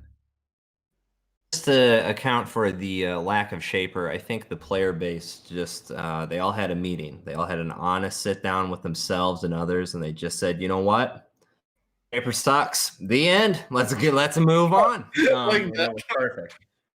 I mean, it's too bad Yusengrin was out like bubbled on the cut. Yeah. And his Haley deck with Keyhole. That was so cool. Hyperdriver Keyhole. That's sick. Destroy everything. It was so fun to watch. We haven't seen that sort of R&D pressure. We didn't even see a medium pop off this whole tournament. Mm-hmm. No. It is interesting. The thing, in looking at the cut, though, let's get to the nitty-gritty. Mm-hmm. Yeah, as commentators, we're definitely not supposed to have bias. We're definitely not supposed to have side bets.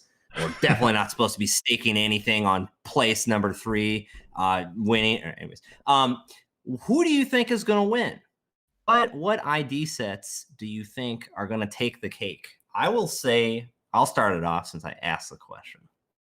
I do think RP will take it. On the corp side, on the runner side, I will give it to 419. Okay. But there's not. But so you think. So you're saying B Blum is going to win? Yes. I think it's interesting. I think basically this top cut is fucking stacked. Actually, full of like really good. Like a lot of these players are like former world champion, top 16 this year, like national champions. If I had to bet money, I think, and I would bet either Analyze Chris or Jaden. Oh, yeah. Okay, 1 sec. Yeah. Analyze Chris or Jaden. I have to hop off stream for a second because I realized I fucked something up. So I'll be back in like... Yeah. Good luck out there. Back in a minute. Yeah, we'll be here. I'll play D&D. I get it. Okay. Yeah. Sure. Okay. God, he can't even do his character dice roll checks correctly. Unbelievable. Anyways, though, you owe us a call out. Oh, who do you think is going to win? I don't know. So the stat that we've heard, Analyze Chris right now, highest strength of schedule, highest points, that Analyze Chris was putting in the work in this format. Not only did they even share this like open deck list format so people could see what throwback deck looked like, I think they have, what was the number that was quoted? 190 games in this format before today. Like that is preparation, and so far it's paying off, and I really want that to pay off all the way. I'm just going to say that Chris needed to pick a court. You either go with the Gen 1 or Gen 2 Pokemon counts, and that's how many games you play. You can have the offshoot Damon 100, but I think that we've grown tired of those numbers. Yeah. We need to move on, frankly. So that makes sense. Splitting the diff, a classic strategy that I can appreciate. But Chris, dang, man, you put in the work. Yeah, and I'm really excited to see what it is. So looking at the top cut on the corp side, on the runner side, we're looking at what, 3 anarchs and 5 criminals. We don't know yet. I don't know if the deck lists are going to be open or not. I think that's what Eric went to sort out here. But if I'm not mistaken, that's Siphon across the board. Oh, besides Geist, I think we have Fall Guy Geist in at least Pincel's list. Yeah, that's right. That's so sick. Yeah, Fall Guy Geist, and then it's a count Siphon across the board. This is also like maybe damning in some ways, but Blue Sun is 7th and 8th. Like that's a pretty big percentage of the top 8, but we have not seen a Wayland deck win on stream. It's so wild to me because I mean, I think about it with Blue Sun. I think obviously super powerful ID, has access to very powerful cards, and if you look back, 2 ways that it would lose, I would say early. was the early turn 1, click 1 employee strike, LOL. Yeah. And then the lesser known, but still fairly consistent, you'd have it, where like the early stim hack, derez the ice, blah, blah, blah. But you certainly have a little bit less of that, I would think, in this tournament, just because I don't think people are really incentivized to go for employee strike. So you've eliminated one of those. Yeah. No, you so can't even. Yeah. Oh, you're right. Oh, yeah. It's banned, right? Oh, yeah. Oh, sorry. I totally forgot about that. That's right. All cards with the current text ban. Yeah. That's 100%. So yeah, that is the key. It looks like. We start. Well, I can see Pencil and Blue Blum paired. Yeah, so the starting guys? I don't know if we're starting just yet. I think South has to be sorted out. Okay. The pairings are up, and for those who are tuning in, this is just a standard top 8 single-sided cut. It's double elimination. So how that works is the first seed plays the 8th seed, second versus the 7th, and all the way down. And this is double elimination. So you'll only be playing one side. You'll be playing runner or corp. You won't be playing both. You have 40 or 45 minutes for the round. I'm not sure. We'll find out really soon. And that keeps playing. The bracket thins out, and as soon as you lose 2 games, you're out of the bracket. So we will have one person at the winner's table who has never lost, and we'll have one person who's lost 1 game. They have to win 2 games in a row to dethrone the winner. So we still have a fair bit of Netrunner. It goes a bit faster at this point because it's only one side of the table, but these are gonna be quite some matches. Again, this is just such a stacked top 8. You couldn't ask for more competitive, higher competitive cut here. Yeah, this is gnarly. I would not want to be in this cut. I would want to be in my usual position of honor, aka the bubble, just outside. That's where I'm comfortable. That's where I like to be. Because yes, this cut is stat act. Yeah, it looks like right now behind the scenes there is a bit of a kerfuffle of sorts trying to figure out about the open deck list. It looks like it might be open deck lists, so we're going to get a bit more information on what we're playing around. A lot of these players have played each other, so understanding what the throwback card is, the pseudo restricted card, that's probably open information at this point. But getting densities to figure out how many stim hacks they put in that Geist deck, stuff like that matters a lot. Yeah, and also I think. Yeah, how many Asas do we have in this cut? Is it 2? Yeah, let's check. So Sports Metal is represented as 1, and then we have 2 Asas in 4th, and actually only 1 Asa, only just in 4th place, just Pincel. Oh, just the 1. Yeah. Okay. Oh, okay. I was thinking to send Grin. Yeah, just unfortunately out of the bubble there. Mm-hmm. Hey, oh yeah, and that's right. Meeting Adjourned had that. That was the Hunter Seeker Sports, right? Oh man, it's been a minute. You might be right. Yeah, I hope that was, because I think that's the only sports. Yeah, we saw Meeting Adjourned versus Reality Check, if I'm not mistaken, like round 4, and it was quite the game. Oh, that was that was definitely it. Yeah, it was for sure the Hunter Seeker one. That's so tight. I cannot. I think that's my favorite choice, just in light of the deck, because it does have so many triggers. I think when you would play that in Scorpios, weren't playing all these 1-point agendas. Sure, you would play 3 hostiles, but you'd probably keep it capped at that.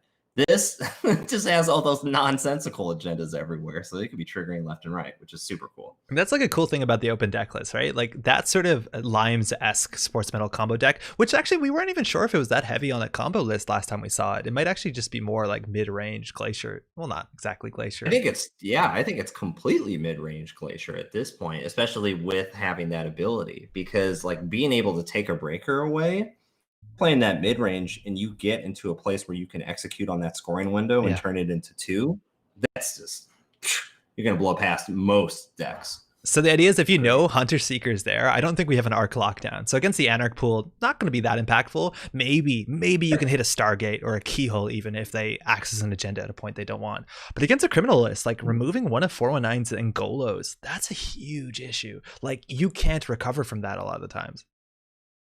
Yeah, and I honestly think that was kind of meta-call-y, because with criminal having access to 3 siphons for no influence, that's a hard deal to not take, right? Yeah. And so typically crims are going to have 1 or 2 Angolos, maybe a recursion card if they're feeling really spicy. You can call it a chip, you can call it a labor rights, you can call it whatever. I think that's a super good meta call. Yeah, totally. And speaking of meta calls, like we've seen some of those flashy inserts into this tournament.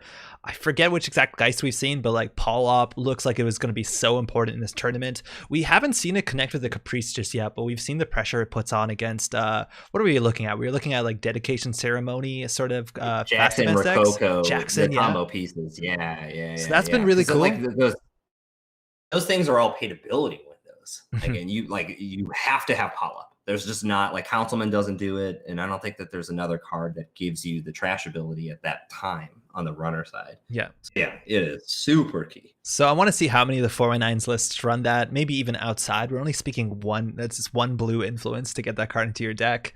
What else have we seen? We've seen like, I think, what's it called? What's that? No One Home. Like, I think that's a reasonable card in the meta regardless, but it's doing so much work. We're probably going to see a fair bit of it. Just being able to remove the tags clicklessly on an account siphon. It's the closest we have to an Aaron Moran. No card job, but like it's value, I suppose. Right, and I think I had missed I think the first round, which maybe gave some visibility, but Citadel Sanctuary, I feel like has had a decent amount of play and is certainly in the neighboring territory in terms of card function there. So we've seen like really wild plays where someone will account siphon, take 2 tags, of course, remove one of them clicklessly with Citadel, and then because the corp has so much economic pressure, they can't afford to capitalize on trashing another resource, and then the second tag gets removed the turn over. Like the idea of like, I'm gonna float tags and get value off of it, like I don't know, that kind of showed up in the original core set to some extent. Yeah, that works. And it's so frustrating as the corp player when you're like, oh, that damn Citadel. Can't do it. Just, you can't. You can't fight it. Of course, you could dump all your credits into it, but you're not going to. It's just ridiculous. Yeah, this is really exciting. Very good stuff. I'm really excited to see the deck lists. Now, this is something we said like way earlier today, and I'm really excited for the future of this format because right now, for the most part, what it looks like is people took good stuff and then they added good stuff from the past, and you just get something that's better than standard format. It's not eternal level power, but it's definitely elevated from standard. But I think there's still a lot of deck lists. There's a lot of deck building out here of like taking interesting combos that like actually building a deck that's bespoke to this format as opposed to just tuning up something. And who knows, maybe that's not better than what we have now, but I just still think that the meta in the field is like pretty wide open. And I think to speak of a cool combo or kind of the build around, I saw a really gnarly one early today. The LLDS for that's Say It Zero. For the iguana. Oh man, that's so sick. The iguana. I mean, it just is like such a whack that's such a OG whack Netrunner card of like, it's something when you install it. That's an odd time in the game of Netrunner, right? In terms of a runner's turn. And that's like, I think that's just so tight. That's part of the cool expression you get here of allowing someone to like dip into that big toolbox of, what is it, 6 years worth of rotated cards or something like that, where like I know Say It loves these sort of really a lot of pieces going on in these sort of shaper lists, and having the ability to play LLDS and build your 8 strength chameleon or what have you is so cool in this format. Yeah, and I was thinking about this because obviously, there was already some good chatter about this, and I think there's a natural tendency to go here of the like, but what if? Hear me out. Hold on one sec. Hear me. If you get 2 choices, right? Like you immediately go to that whole rabbit hole of 2, 3, 5, 100, whatever. I wonder what the critical mass is to just like rank the field, but not make it this like unidentifiable card pool. Well, you know what? Like, I think 2 might be like 1 too far. And the reason is just like problematic cards that you might need a spot ban. But like, as soon as you got that, you have like Accelerated Diagnostics Jackson. Like, maybe you can do something with that. Maybe you need 3 because you need Power Shutdown. But like, I feel like there's so many combos that get really wacky once you allow 2 cards in. Maybe I'm just too scared of that. I'm the type of Netrunner idiot that just wants to do the 2 and then see what happens. And of course, I think a lot of people have the correct way of the like, well, let's make some decks and analyze the power level and beep, and that's cool. But I would be super interested to try the 2. But the diversity of decks that we've seen today has been really, really tight and unexpected. Yeah. I personally, at least on my side, for sure. I Which is great. Yeah. I think the only thing I'm a bit upset about is that we only have one noise today. I was hoping to see more noise. I think noise is just kind of fun. That really is shocking. Yeah, like, you can play noise. That doesn't happen every day. I get it, right? You know, one is less than 3. I know that much math, not much more, but I can say that I would have expected more noise just out of thrill. You know. Yeah. I also did we CI would have been. Oh no, CI is on the ban list. No, CI is legal because it rotated. Oh no, CI is legal. You're Yeah. right. Yeah. Okay. But like, I think the mentality everyone says is like, why play CI when you can have 9 hand size and ASA, right?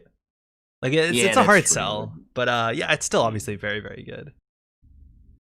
Yeah, and I think also with the everyone be playing Siphon. That's that was the classic like CI, like no whammies, no Siphon turn 1, no whammies, no, and then you would see what you would have to test your fate if vanilla did it hold up or not. Yeah, that's the other like 2-card issue you got. Now you get like Mother Goddess Excalibur that starts showing up. You get those like pseudo degenerate like ice suites, which is a problem. And then you already have Loki for free. Yeah. And if you're feeling really adventurous, you got Kojin. You've caused some trouble, sir. Yeah. That's very good. 2 cards is all you need. Yeah. What deck are we watching? Good. Are we taking table 1 with Chris, or where are we going? Yeah. I think let's hop in. It's Chris Rotage, and Rotage is on Blue Sun. Now, I don't want to curse Rotage. Like, again, the Wayland win has been, like, pretty far out of reach for the cameras, but that seems like a good place to be. Yeah. Rotage has played a few Blue Sun games from my event history. Yeah. If I'm remembering correctly. I don't know. Do we know Rotage's restricted card? Did we see it mid-seasons? We might have seen it mid-seasons. I'm assuming we saw it mid-seasons. I don't know if we saw it from him or not. I think a mid-seasons has been on, but I honestly can't remember. I think that may have been a little bit early for me. Okay. So it's worth noting, if you see the chat here right now on stream, it's only for this first round, but the highest seed gets to pick the matchup. So you can look at the matchups and see like, okay, Rotage is on Blue Sun, and I forget their runner, unfortunately. And then say like, okay, I think I'm more favored in this matchup, and then you call the matchup. But after round 1, the side you play is going to be equal to the side that you've played the least of, and if it's ever a tie between you and the runner, it's entirely randomized. So this is the only time that you have a choice. But it's also worth noting, and again, this comes to that, like, do you have a math person that's going to help you out with this? Everyone has their own math person. Sometimes it's the right play not to pick your matchup for this round, but to pick your matchup for the second round or the third round, if you know that there's like a really polarizing matchup that you're trying to avoid that might show up in the top cut. Yeah, and I mean, the thing that's been great for me is I've never been high in the initial part of the cut. So I just take whatever the dealer gives me. Yeah. It's great. No, you don't have to make so easy. Yeah. Super good. I assume you picked the best option for me. Let's go. Exactly. Yeah. But we shall have to say, because presumably they've already made side choices without viewing the lists. Yeah. But now that we might have lists. Okay. Yo, so. What's good, Eric? How's your D&D character, buddy? Did you get your one-handed mace of +2 strength that you needed? I rolled a lot of 6s in stats. Okay. Okay, so we have deck lists for everyone. That's the thing we have now. Nice. Do you guys want to link to the deck list sheet? Yeah, that'd be cool. Yeah. It's actually it's pinned in the here. One second. I'll just send it to you. Oh, I got it. Internet posted it. So this is not going to look, for those on stream, this is not going to look as nice as like Vesper. We're just going to open the document. It's going to be a bit clumsy, but we'll get through there. Listen, if it's a TXT file, we will get through it together. I felt really good about this top cut running, and then Pencil was like, so when do we get to look at deck lists? Oh, shit. And I was like, oh, yeah, we got to look at deck lists. Okay, so we got this open. It's very heavily left justified, so everyone crane a bit to the left. But Chris is on Valencia with a single Apocalypse. Love that. Double Bravado. We're looking at Paul Up and restricted card, as I'm guessing, 3x inject. So nothing too flashy. I'm gonna come back and edit. As the cut goes on, I'm gonna come back and edit these and put what the restricted card is at the bottom of each list. It's such a shame Chris is playing in his tournament. Could have absolutely killed this part of it. Their Google Docs are so good. Yeah. Oh man. When Okay. he was when the world needed him most, he Yeah. disappeared. So we jumped to Rataj's list, assuming that we're going to play the corp side. Oh, okay. Yeah, this is technically organized. So we're looking at Blue Sun. We have 11 agendas. We got Oaktown, Sandboxes, Atlases, Hostels. So no global food initiatives, which means not a punitive list, and that's quite okay. And we're on double mid-seasons, and tag punishment is pretty simple. We're looking at only 2 oversight AI. Wow, 3 building blocks. And we have 2 high-profile targets. So the amount of tags matters. You're not going to get any double tag boom. So floating 2 tags is actually possible to survive from unless they double HPTU, high-profile target. And this is a really smart include. 3x Crisium Grid. I think Crisium Grid is pretty good in Blue Sun. You can move it around as you need it, but in a meta that has Pull Up, that has Account Siphon, that has Medium, that has Keyhole, this card looks so good. Yeah, it just is. I mean, I think Crisium Grid was slightly undervalued back in pure standard, and during this tournament, oh god, yeah. Lay it on thick. So the code gates are interesting. We actually have 3x Whoredom, which isn't too common. Generally, the mouselesses are favored, and we only have a single archer, which on its own, obviously very good. You have to, forfeit a hostile, which is a pretty tall ask, but you can overstate AI and archer, and it's probably okay in the early game. Yeah, that's a sick gear check, to say the least. Yeah, you can rush behind that for sure. So I had slightly doubted for a second just the 2 overstate AI, but you have the 3 building blocks. Yeah, Orion counts as a barrier, so that's fine. Yeah. That's okay. Yeah, so the building blocks is like, it's not as much economy. It is actually much more click efficient. You save on install costs. You get that res. You do pay a premium. You don't pay 1, you pay 5. But you're going to ensure that you're going to get 10 credits off the Orion. And we've seen so many times today, someone just stim hacks out any breaker and pulls down that Orion turn 1. And if you can't return those like 10 credits on turn 1, like how are you going to mid-season someone? Exactly. Yeah, strong agree. So, okay, if you were in this matchup, what would you pick if you were in Chris's shoes? Because again, you can pick what to play, whether you want to play Hoshiko versus Polana or Blue Sun versus Val. I think you take Polana. You think so, right? Yeah, I think you take Polana. I'm pretty... Yeah. You take Polana in this one. So yeah, it looks like you called it. Every criminal list in the top 8 is on Account Siphon, except for meeting adjourns list. Leela, he has a 419 list, which is on Keyhole. Isn't Pincel on Fall Guy? Oh, Pincel's on Fall Guy. I don't count Geist is Geist is criminal. Criminal. Well, wait, which crim is it's 419 with Keyhole? Oh yeah, meeting adjourned is on 419 with Keyhole. That's dirty. I'm into that. Oh, that's good. I like how this, like that's the clip, by the way. I love y'all Keyhole. don't know how to clip. Andre started the day as like innocent, like, wait a second, you can't keyhole. That's illegal to like give me the keyhole. That's what I want. And we're off. Welcome. Stage 2 of Keyhole Gate. This is the top cut, round 1. Chris is our top seed playing Polana, chose this matchup. Gonna go ahead and take that mulligan versus Rotage's Hoshiko Shiro, the 8th bracket, barely making in, but definitely a very competitive player. Everybody expected to be up here, so congrats to both of these players. Again, I just want to iterate, this is a charity tournament. We are raising money for the Manitoba chapter of the Canadian Hemophilia Society. If you want to write into chat on Twitch, !donate, it'll give you a link to the page. You can throw a donation that way, but there's been a lot of good money raised so far. If you put a $10 Canadian minimum, you are going to get Kat beautifully drew up a clot that'll get sent to your door, let alone any donation value. It's good. Real quick before we get into it, Eric, how are we doing on donations? We good? How's it been? Yeah, so last time I checked, we are at $3,500, which is pretty insane. That's pretty good. That's pretty good. So yeah, we're gonna try and see if we can break the 4,000 mark by the end of the top cut. Fantastic. And we're off again. Welcome to game 1 of this of the top cut. Chris getting a 3 ice out. Apparently you had to undo some of that ice placement.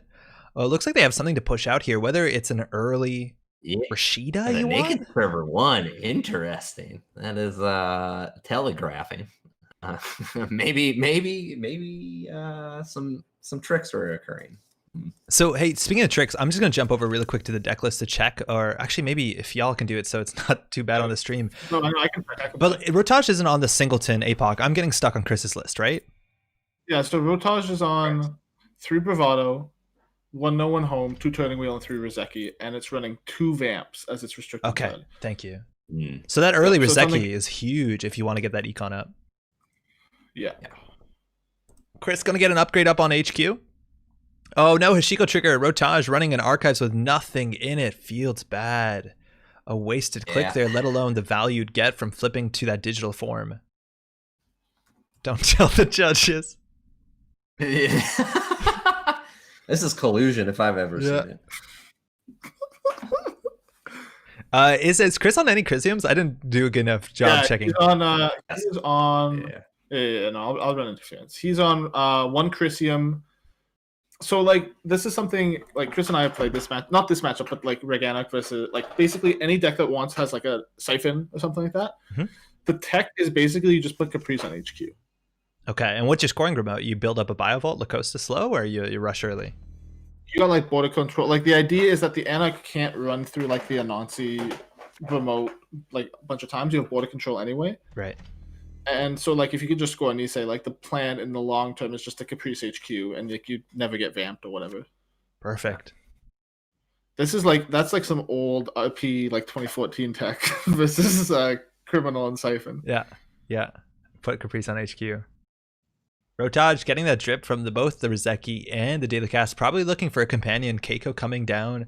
That's a credit to turn if you can at least install or use your credits. I think a Puemo here is the best for the board state. Not ready for Taka, but that second Money Orb is perfect for a deck that maybe 10 turns from now is going to go for a Vamp that's going to let you contest the remote. And let's contest ice with our face. Caprice pressure's on. Go. What's bad here? Anansi, just a Thimble Rig. Yeah, you can expect an early ETR there. And plus with Thimble Rig, that's a super high level good move because now you can move it around as soon as a code gate hits the bin or the table. Does Rotage have any sort of Amaku or any way to deal with the Thimble Rig for less than 3 credits? No. Oh wow, this ice is going to do so much work. The break is so the thing is Rotage is on 2 ice covers. Okay. And that's right. And he's on 3 Gachapon. So it's actually quite easy to pull the ice cover out of the deck.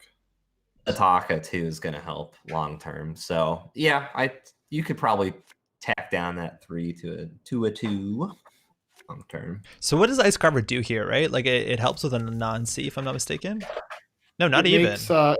You break Engram Flush for $3. Right, that's good. That's really important.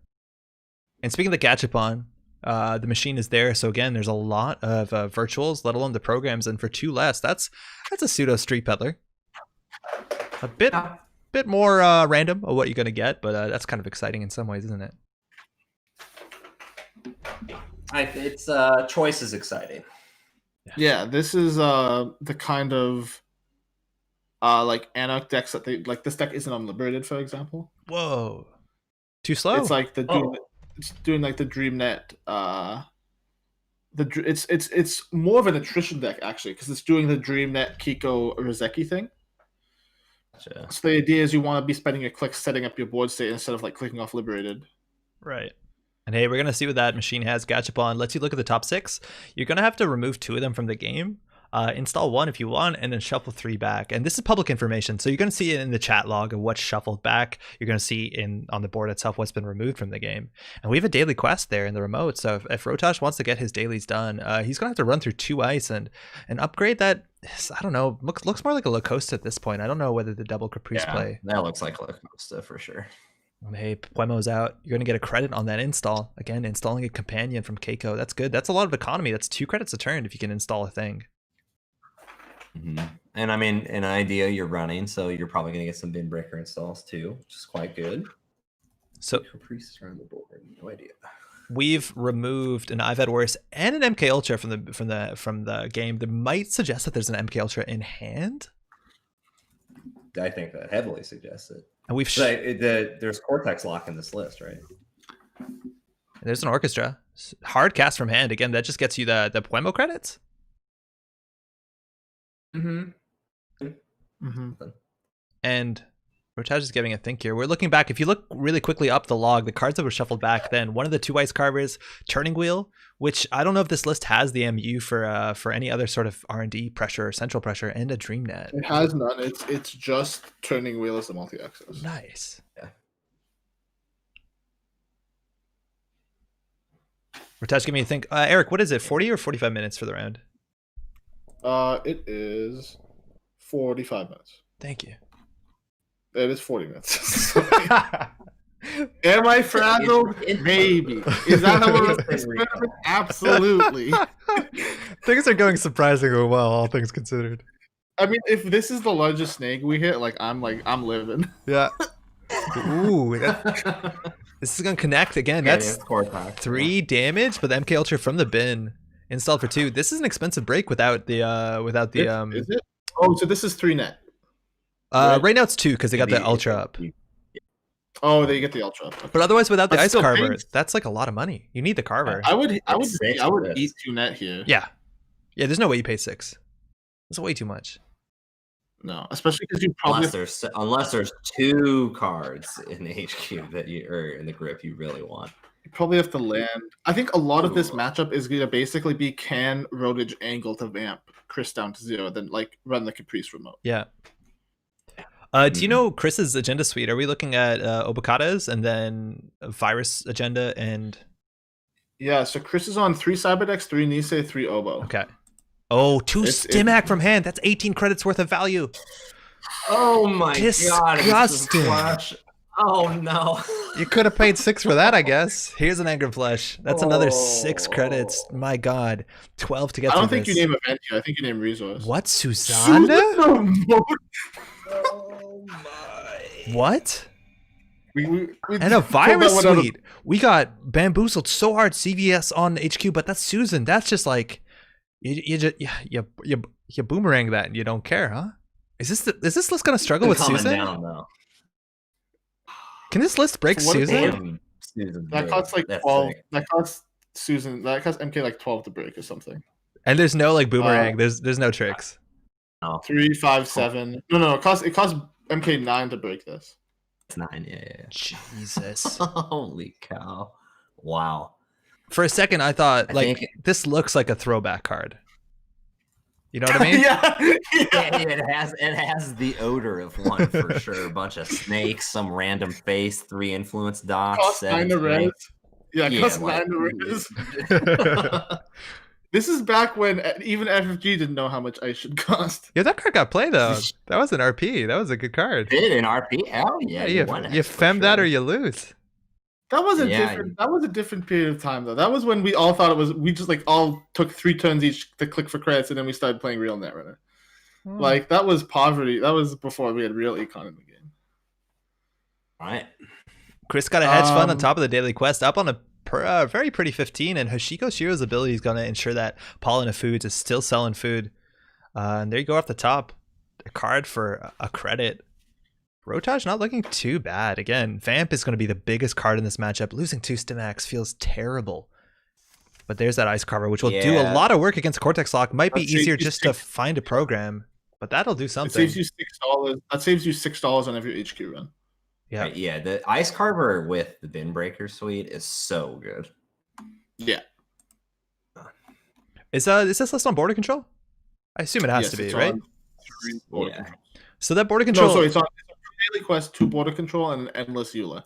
So that Thimble Rig on the remote is like a really interesting play if you can get a border control res on any other server, because you have that move where they pass it, you replace it with the border control, you end the run, lets you protect 2 servers in some ways. But Rotage just clicking for credits here, trying to get set up. And the Thimble Rig now on the outside, repositioning the ice, hedge fund, more money with the daily quest.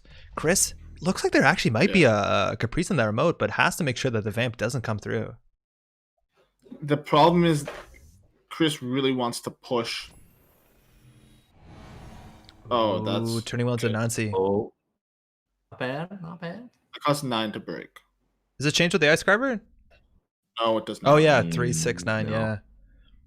If that third sub kills you, yeah. So yeah, for those who don't know, the interaction might be a bit unintuitive, but you have to match the strength to be able to break subroutines, so the first boost doesn't do anything besides boost the strength. Here's another thing. Here's another thing about Rotage's list. He's on no copies of Hippo.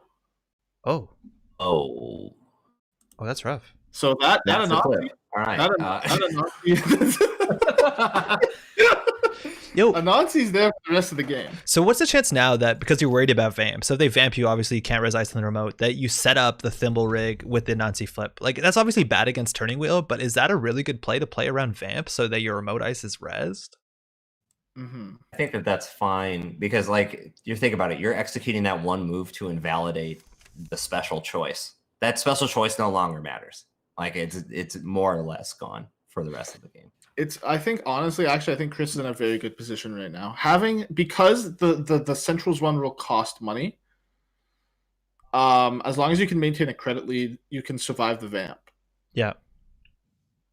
Those two Rizekis, though, are going to catch up with you eventually. Rotage poking gear into HQ. Another spider. Oh no. I'm with it. Spiders don't play today. 9 credits, just gonna jack out there. That's 18 credits in 2 runs. You can't recover from that. You can't vamp. And the stim hacks are down. Like, there's so little remote pressure right now. What's Rotage? If Rotage can't make successful runs, what is their economy tied into? Like, they don't have caddy, they don't have liberated. They have 2 daily casts. And Rizekis, they have money balls. And Rizekis. They're also only on 2 copies of stim hacks, so all the stim hacks are down. Oh my god. Boy. Chris can get like a Nisei scored, just one. I think the game's done then. Yeah, because then you just always block the any cool trick that comes at that point, blocked, and then you're done. Yeah, it's kind of crazy when you think about it that Nisei Mike 2 has been in the games. It's like one of those. It's like Toll Booth. It's like one of those core set cards that just like still always finds a spot in the meta. It's literally stapled into any binder that you will hold cards in. Yeah. Thematically, a really exciting card. I'm a big fan. Yeah. I think it's completely worth it. Gacha coming down. Again, that's 6 more cards. Only 20 left in the stack. This daily quest has been so good for Chris. It's just been allowing him to essentially build board state without losing tempo. Yeah, we've read 16 credits worth of ice in the last like 3 turns and still sitting very pretty. Single advance on top of what could be a Lacosta for a 5-3. I think you'd much rather have a 4-2 of sorts. Maybe it is Caprice waiting in the wings. Gacha. Yeah, it's gotta be. Gacha getting triggered. That's a cheap dream net coming down, getting a credit actually off the Keiko and the Paladin, if I'm not mistaken. You know, it's tough because this Shishiko deck in some sense is a good answer to like Asa or CTM. But like this, I mean, we're in Glacier Town. We got 2 ice on all our centrals. We've got 3 on HQ and 3 on the remote. Yeah. Mm-hmm. Man, also, like, what turn is it? How many agendas are in HQ? We've seen about half the deck. Like, what is HQ going on? What's happening? Okay, so this is a big old boat of agendas. Okay, so worst case, you know, you can make this a 9 credit server into Caprice. Pretty good. But we're assuming there's something better than 3 credits, right? Yeah. Oh, turning wheel now is a bit of a liability, but only 1 click you can reposition. So let's see what this card here is. That's fine. Chris giving a thought. Yeah, we knew what that was. Oh, it's here. Oh, it's here.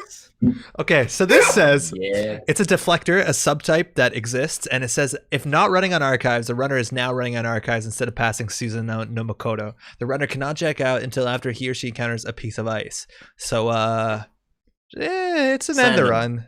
Send him to hell. Yeah. Wow. We got snakes. We got spiders. We got brains. Zoo deck. I didn't realize that FFG ripped off Hearthstone, made that Warlock Zoo deck. Unbelievable. That's wild.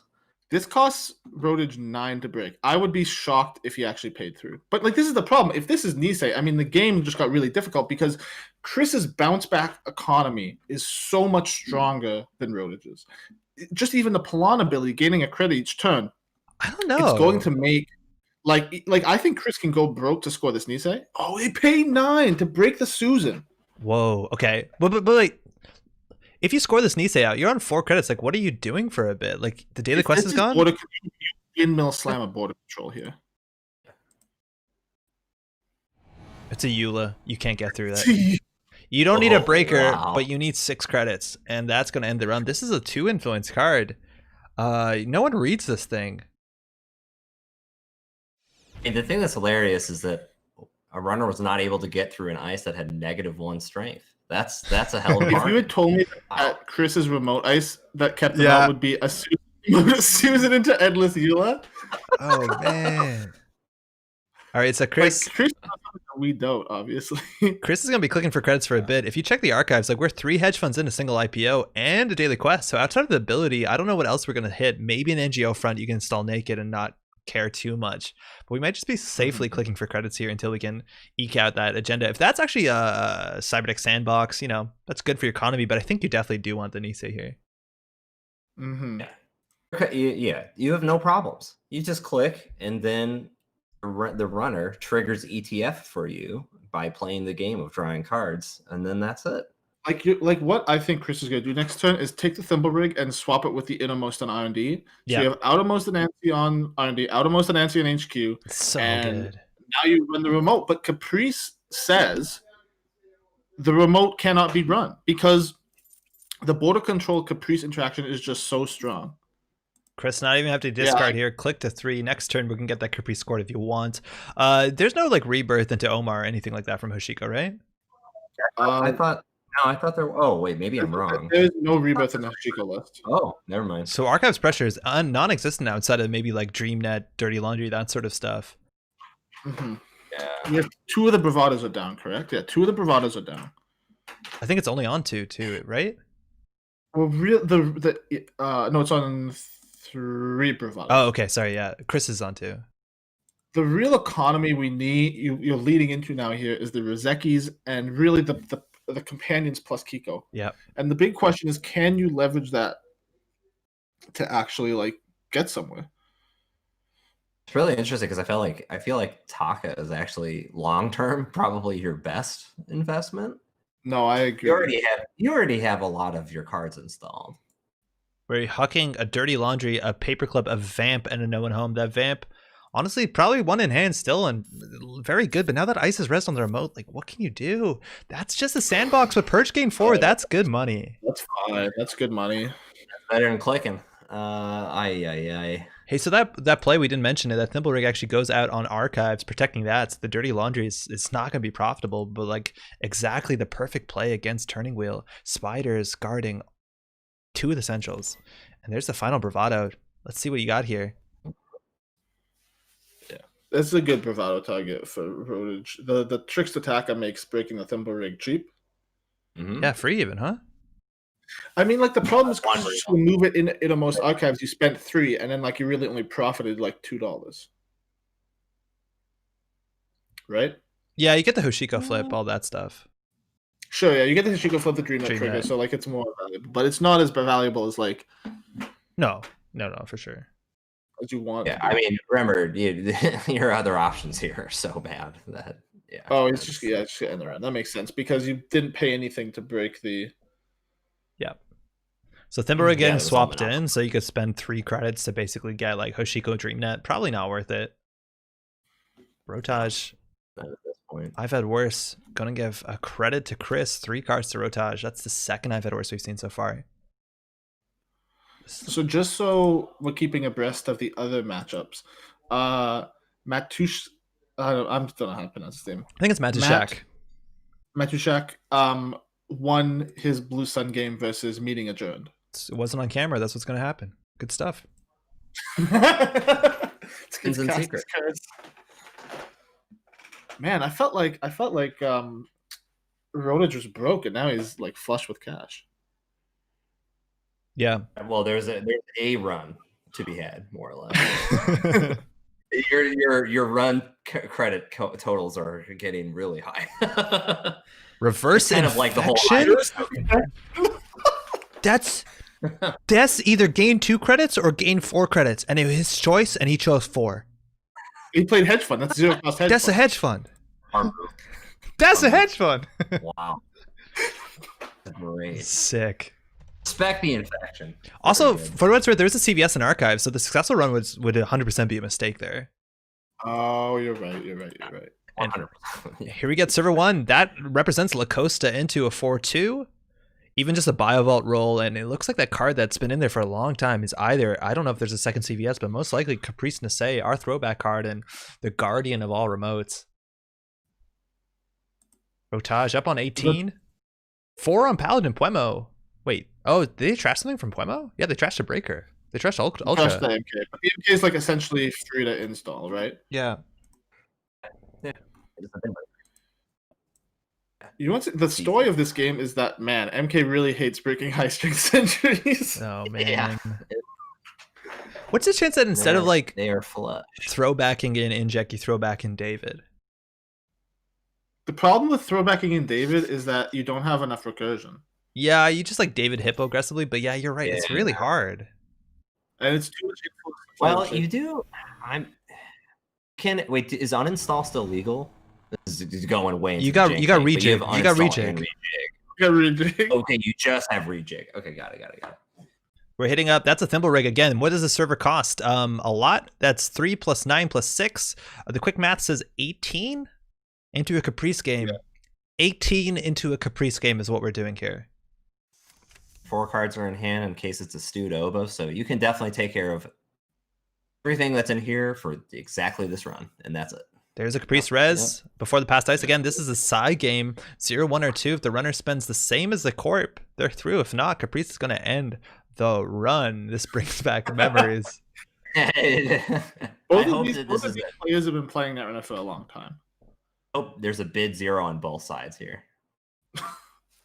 True psych out. Come on, give it to me. Give me a show to watch. I mean, I think if I'm Chris, I think the problem is Chris is in the position of bid 2 is basically objectively correct, but that makes it less correct.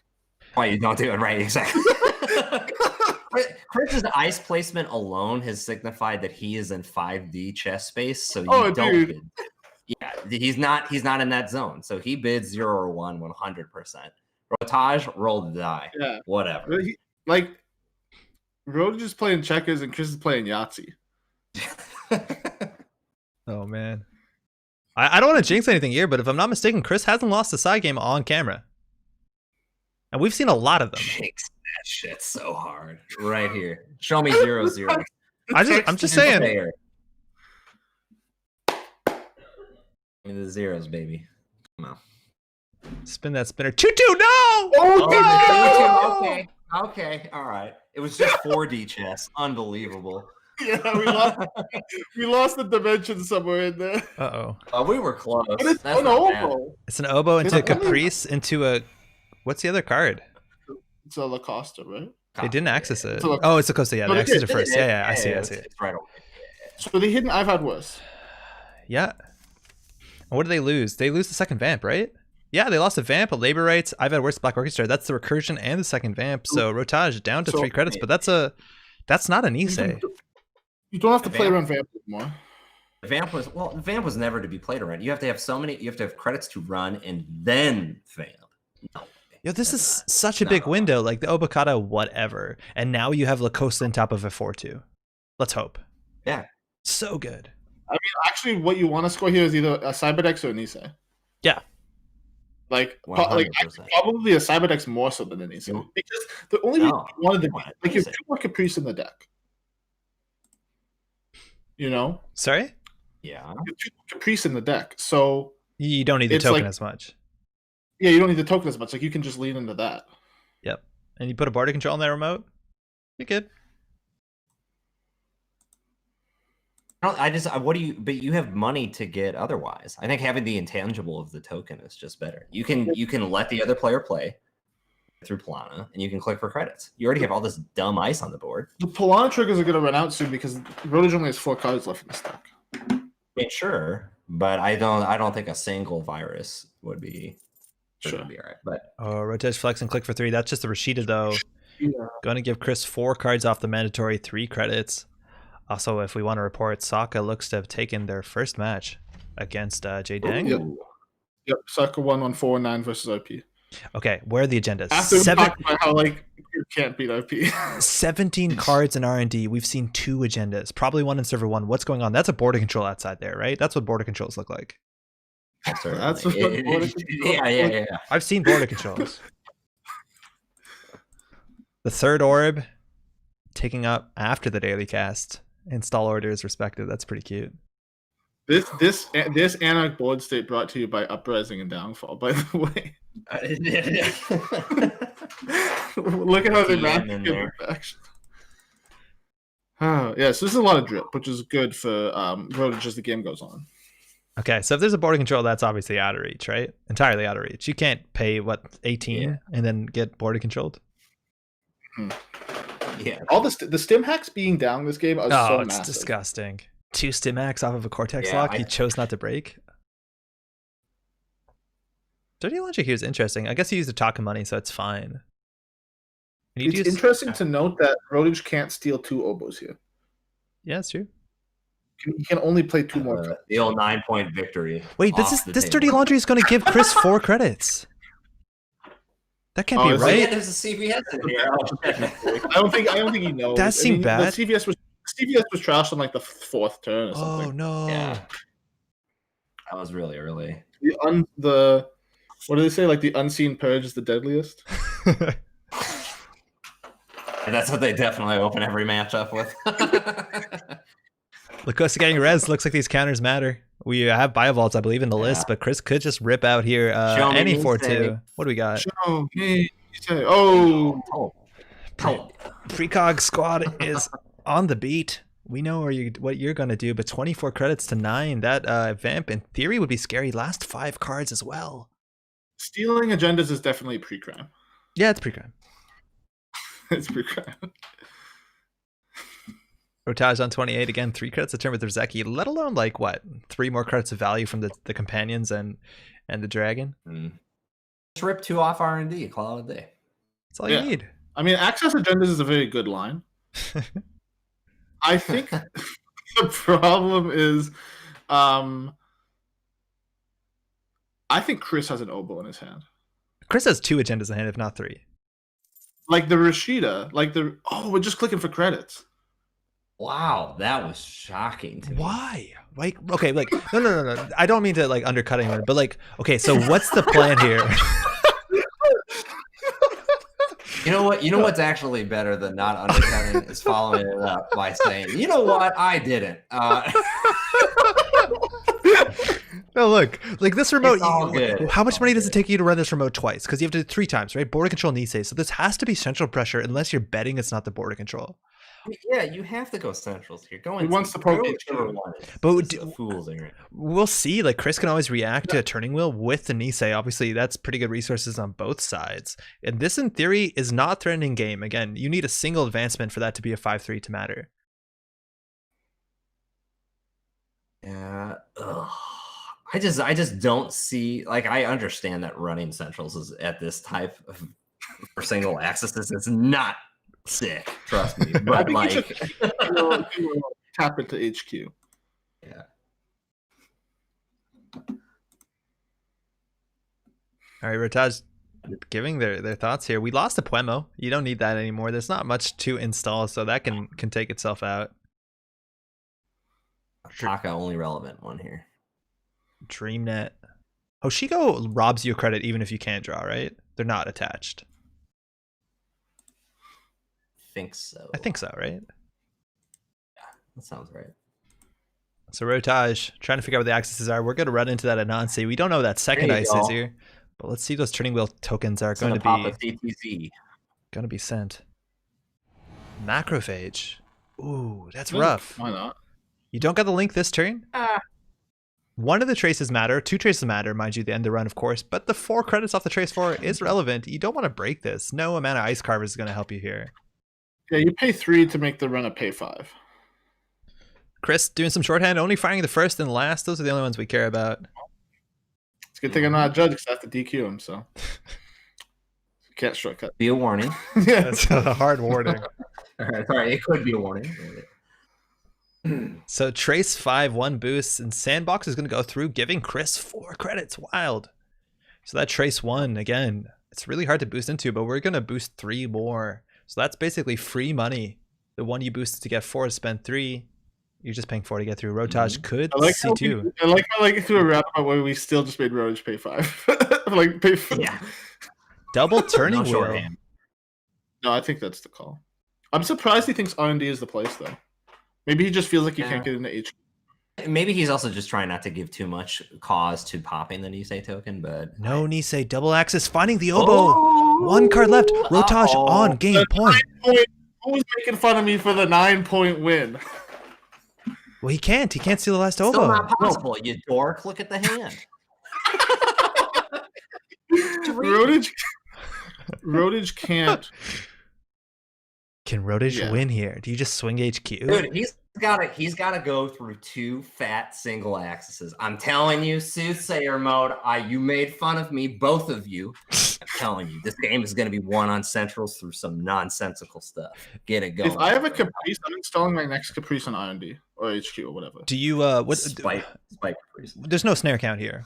We're 0 snares, right? There's no snares. No snares. Okay, no, we're on no snares. This deck is pure. We're post snare. Okay. Post snare.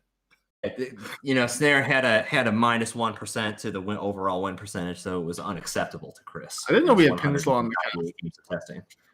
Yeah. Rotage definitely thinking out here. We have 7 minutes left in the round. We're going HQ. Good, do it. I'm curious. We're getting very into the world where you might just want to start popping Nisei tokens. Yeah, we're in fat rip territory. There's 2 agendas in HQ. There's agendas in HQ. There's 100% agendas in HQ. Well, how many agendas are in play? The oboe is out of play, and agendas in the remote. So that only actually leaves 3 agendas in play right now. But there's probably not an oboe in hand because that would have gone into server 1 and he would have advanced it, and because then he would have won. Oh, you can't steal the oboe. Yeah. Ooh, hey, that's a good way to deal with it. He would have put it there. Engram Flush now blank. This is not expensive to run. A Nancy from HQ. Do it. Do it. It's another turning wheel counter. But HQ is basically just the Anansi. No, actually, sorry. You have to deal with the Cortex lock. Unless you can figure out a way to get a paperclip down. Go back. I think if Rotage goes back, you absolutely spend the Nisei token. Yeah. What's you guys spend 12 credits on HQ, right? Yeah, you guys spent 12.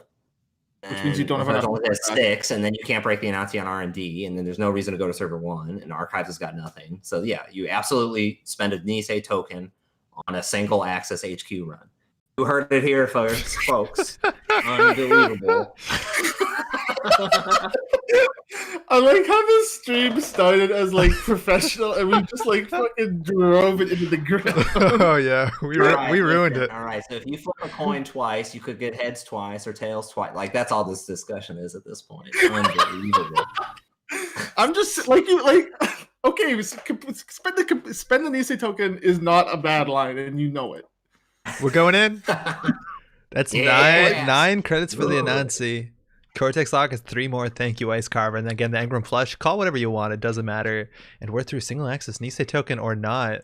This builds up turning wheel tokens. Do it. Bend the this is...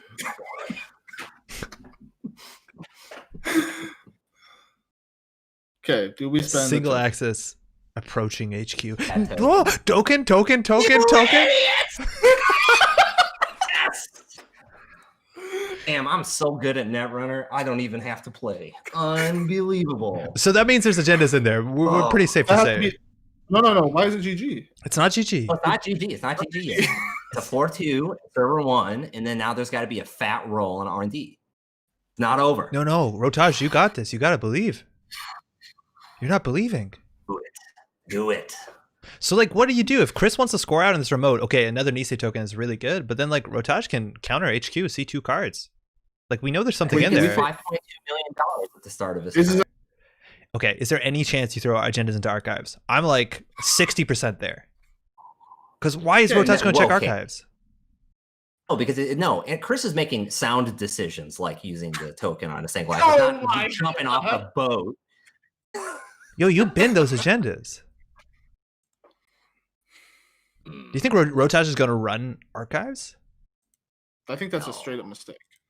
To run archives or to bin to the agendas? Because both of them I could see. If they spend the Nisei token on HQ, that means that they have. Yeah.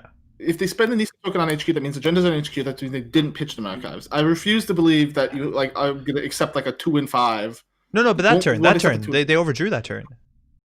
Oh, sure, but like I don't know. I think the agendas are safer in HQ because HQ costs like $12 to get into.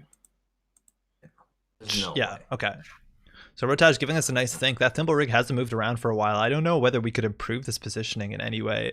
But Rotage knows that there's probably something in HQ. Now the issue is Turning Wheel is a paid ability. After that's activated, Chris can always react with the Nisei token. So going for singles is probably the safest bet to some extent. Yeah, remember, you gotta fly under the radar. This Engram flush needs to get the fuck out of here. Yeah, that flush doesn't matter, does it? No, we can swap the flush with Thimble. Yeah, I think that's fair. Yeah, 2 minutes and 24 seconds in the round. Oh, wow. What happens if you go to a tie? They're both eliminated from the cut.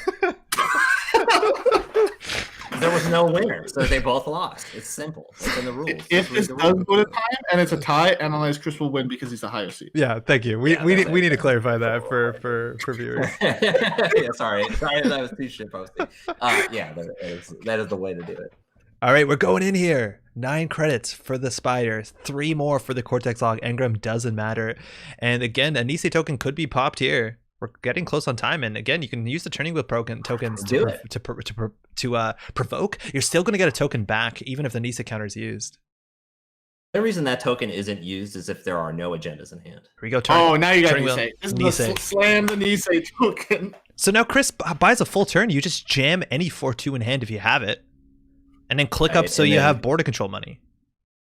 Oh, Engram flush on the remote. Effectively 1 access. This game is going to come down to 1 access on a central server. Yeah, 1. It's R&D. It's all you got.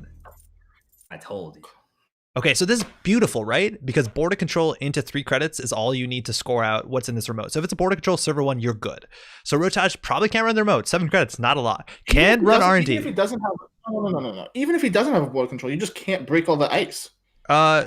I play a very conservative Glacier game, and I want. What do you mean? I engage in a pastime called math. No. I totally agree. I'm over protecting it, but yeah, I think you're very good there.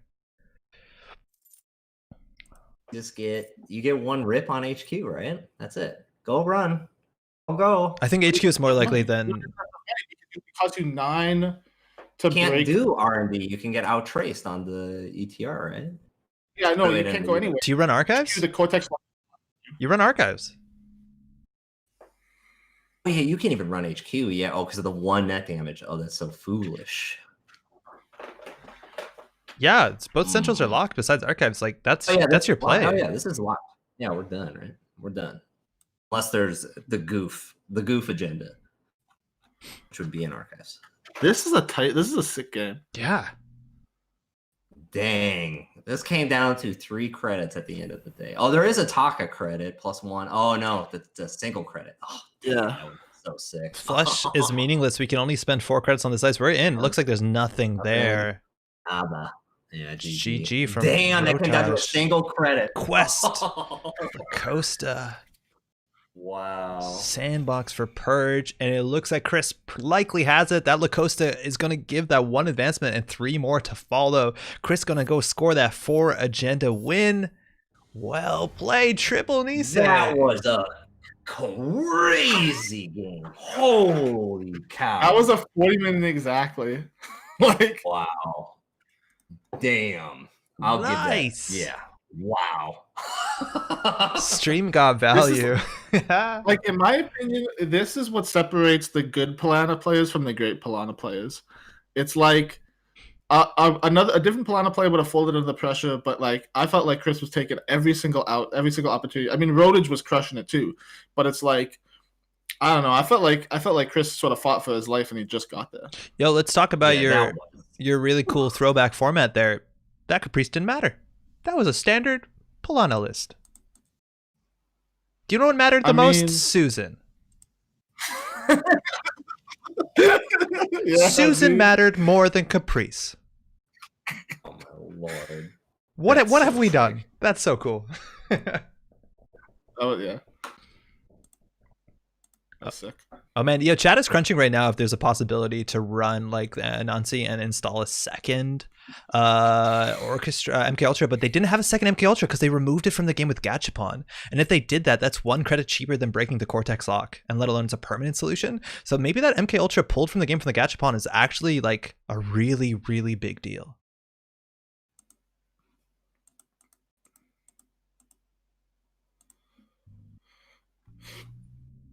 Do we have all the results just yet? B Blum is playing versus Pencil right now. Okay. Can we jump in the tail end, I guess? Yeah, I'm in here already. Okay. There's 6 spectators. I don't want to. Oh. Oh boy! Wow. That's just a Whatever. purge. Pincel gonna take it up 6 points versus Blum's 4 with the Global Food Initiative, and that should be it. So Pincel takes it. The rare triple Fairchild 3 rares out of Asa. That's good stuff. 3 Yeah, Jacksons Godia too. Res. 3 Jacksons, 3 cards in R&D. Some work was done here. Lordy. Okay, so do we have a challenge bracket, Eric? If you go to Cobra. Oh, Cobra does. No, I mean Swiss. I don't have a challenge bracket. That's a good idea. Because does Cobra do double elimination with the chart or whatever? Not with a chart, but I can bring up a chart. Okay.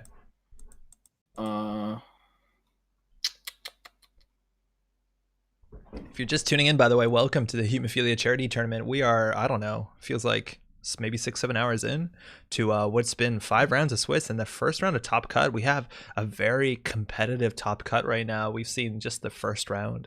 Again, this is throwback format, which means you can play a standard legal deck, and if you want, you can include a full playset or an ID that has rotated.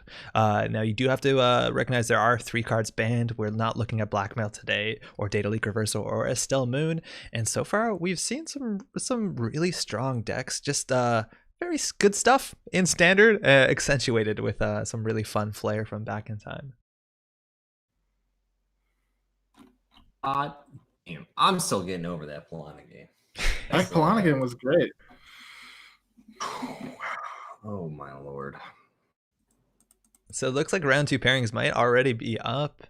And so I believe it's divided for top tables and bottom tables. So Chris's versus Pincel. That's Runner Corp, respectively. Matushak versus Sokka. Sokka is still undefeated. And Rotosh. Want to watch Matushak versus Sokka? Yeah, I don't think we've seen enough Sokka on stream. Yeah, that's the one I was thinking. Nice. So again, at this point on for the tournament, you don't choose the side that you play on. It is decided by what you've played the least often. So assuming Sokka played Runner last turn or last round and Matushak Corp, if it's ever equal, you flip a coin. It'll be randomized by a TO.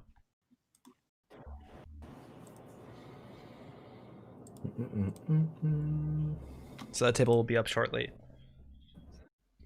We can look at real quick at the deck list. So table 6 is coming up. Matushak is on Runner. So let's see what we have. On the Runner side, that's a Leela. And right off the top in big, well, actually the bottom in big bold text is the word account siphon. And this is a Blue Sun list, which unfortunately we're not going to see, so we won't talk about it too much. But it's Tapworm. You don't have Sakon. You're just looking at account siphon. And otherwise, nothing too flashy jumps out. You got a single Miss Bones, 3 Class Act is pretty good value, a single Ngolo, and 2 Rizeki. So we're looking at the good stuff. And wait, am I getting this right? What side? That's Matushak on the Runner. Yeah, perfect. And then Sokka on Corp is playing Sync, something we haven't seen enough of. And I'm looking at 15. It's not break. Oh, it is breaking news. 3x breaking news. A really strong 1-2 agenda that will give you 2 tags, which is a very quick death if the boom is around. On top of that, we're looking at the good ice that gives tags, Data Raven, Turnpike, even a Mouseless in there is pretty fun. I think it's 3 influence and IP block as well. You got Economic Warfare, hard-hitting news, so it's a pretty straightforward build. Explodapalooza and Bologna rounding up the agenda package. Now, the big question is if Matushak has any way to interact with that, like breaking news into kill combo. So you're looking at for things like Citadel Sanctuary, and I don't think we have any tech against tags or damage. Yeah, there's no bullets here, right? Yeah, nothing at all. So if you basically just have to, if a single advanced card stays on the table, you can die. It's as simple as that. Advance, score, double into boom. Beautiful. That's beautiful.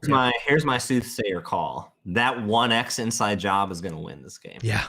Or it's going to shit. We're just making hot takes now. Yo, it's all about the boomerang and inside job though. But like we've seen Anarch struggling in a bit of these matchups to get rushed out. We saw like Sync build up a toll booth that was good enough to score breaking news behind. But with that inside job and the boomerang, let alone the Leela pressure too, if you want to single advance a card in the remote, that paints a pretty big target, and you can get in pretty cheaply. Yeah, if this game gets to, I would say, the middle or late, that turning wheel, oh boy, it gon' do its thing. Yeah. Actually, this is something we haven't seen, and I forget about this matchup idea, but the Count Siphons get a heck of a lot worse when they cost 6 credits to remove those tags, huh? Yeah. Considerably Yeah. worse. Yeah, you have to remove the tags here. It's actually sort of like built-in account siphon tech. Yeah, that's pretty good. And then if you're trying to like account siphon through a Data Raven, that can be pretty awkward. You allow them to trace. In fact, most of the ice allows them to trace and dump their credits if they really need to. Again, this isn't diversion of funds. Dumping credits is a much more reasonable play, considering that they gain double what you lose. But that can be a problem when you have to go through a Data Raven for a siphon and clear 3 tags for, what, 9 credits? Yeah, it almost seems like the siphons are going to be kind of like you play 2 in the same turn, try and close a game out almost. Because like to try and space them out, that is going to be so whack with the increased tag removal cost and perhaps an annoying ice. I want to save like the double and close something out. Yeah. Now, this is going to be fascinating. So again, we this is kind of a joke, but Sync is never going to flip itself. We don't know what the back of Sync looks like. I don't think that's ever going to happen. What are you talking about? What do you mean? The backside of Sync is fire, dude. The art is good. I haven't seen it. I've heard good stuff. We also want to talk about how the 4-9 list is on 2 Zambas. Isn't that's Soka's side, right? Yeah. Oh, Soka's sorry. right. Yeah, we're on 2 Paragon here on Matashak's side. That's it's pretty wild. 2 special order 2, that's good. That's aggression. Now, if you need to get the Angola down, that's pretty expensive. And a big part of the early game here is not to get incredibly blown out. If you run early and you just see, I don't know, economic warfare, hard-hitting news, do you have 12 credits to remove the tags? You're going to be in a world of hate, so a world of pain. So Leela really needs to set up early. Maybe you mulligan for Rozekis. Maybe you can slow down the corp with Tapworms, but you have to make a successful run for that, and that's kind of scary for the... You kind of want, you're probably mulling for Falsified, Riziki, and Taps. Yeah. For econ package wise.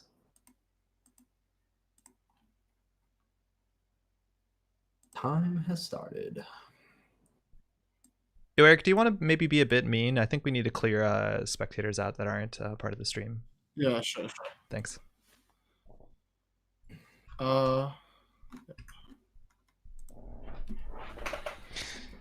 Spam this bell for Pincel. Let's go. All right. Round 2. Yeah, Prakamas has that in chat. That's amazing. So Sync of 40-15, that's worth saying. We're looking at only 18 agenda points, a smaller deck, which is really good for consistency, something that's definitely valued in a card game like this. And of course, Leela Patel, a very strong ability. We're looking at 9 agendas. 2 of them largely are going to be advanced on the table before they're scored. So we'll see how much work that Leela can do in this early game. Let's see. So let's talk about mulligans. What do we got? We got 2 keeps. 2 wow. keeps. Strong personalities. Dangerous. That's what you want to see. That means you know you're going to have a good early game. All right. And we're off. And again, this is the Hemophilia charity tournament. If you want to hit ! donate into the chat, that's why we're here. If you want to throw some money to the Manitoba chapter of the Canadian Hemophilia Society, that's immensely appreciated. If a $10 Canadian minimum will get you, Kizra drew up a really nice Altar Clot mailed to your door.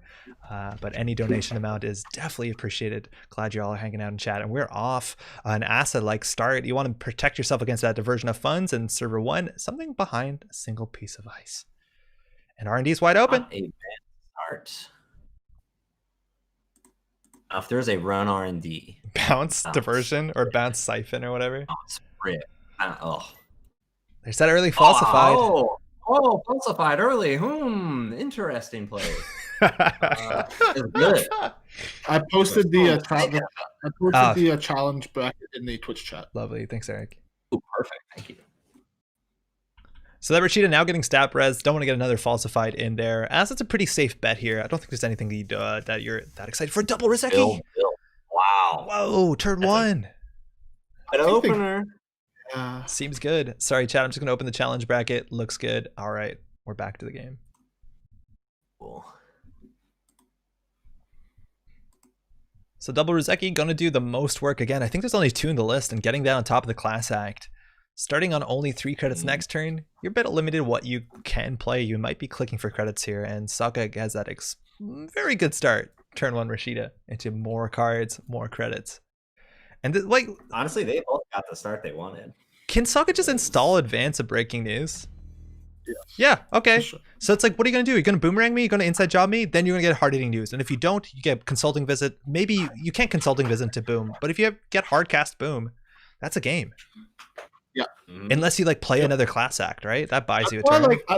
That's why I like this double Rizeki start. I mean, it looks good on paper, but the fact of the matter is the matchup's moving way faster. Bravado gonna force a res, gonna get you credits back. A pseudo dirty laundry. You don't need a successful run. Let's see what this is.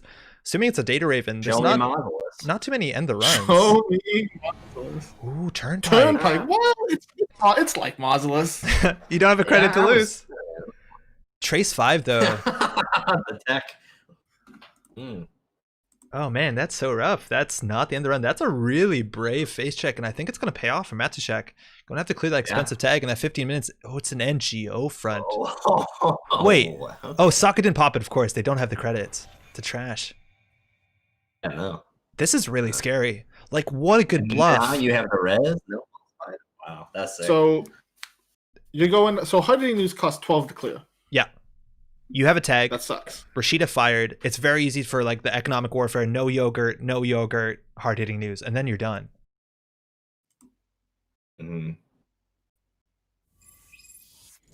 Oh, second Bravado. Going HQ here. 9 credits. You can still res something that will. Maybe the Mouseless here would be sick. Another Turnpike. There's a Mouseless. It's a Mouseless. Okay, there it is. Oh my lord. Heard you like tags. It's good. Yeah.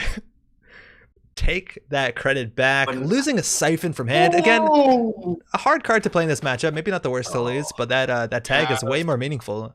You're going to get back 4 credits. Hit a Bologna from HQ. That's safe. Noted. Yeah.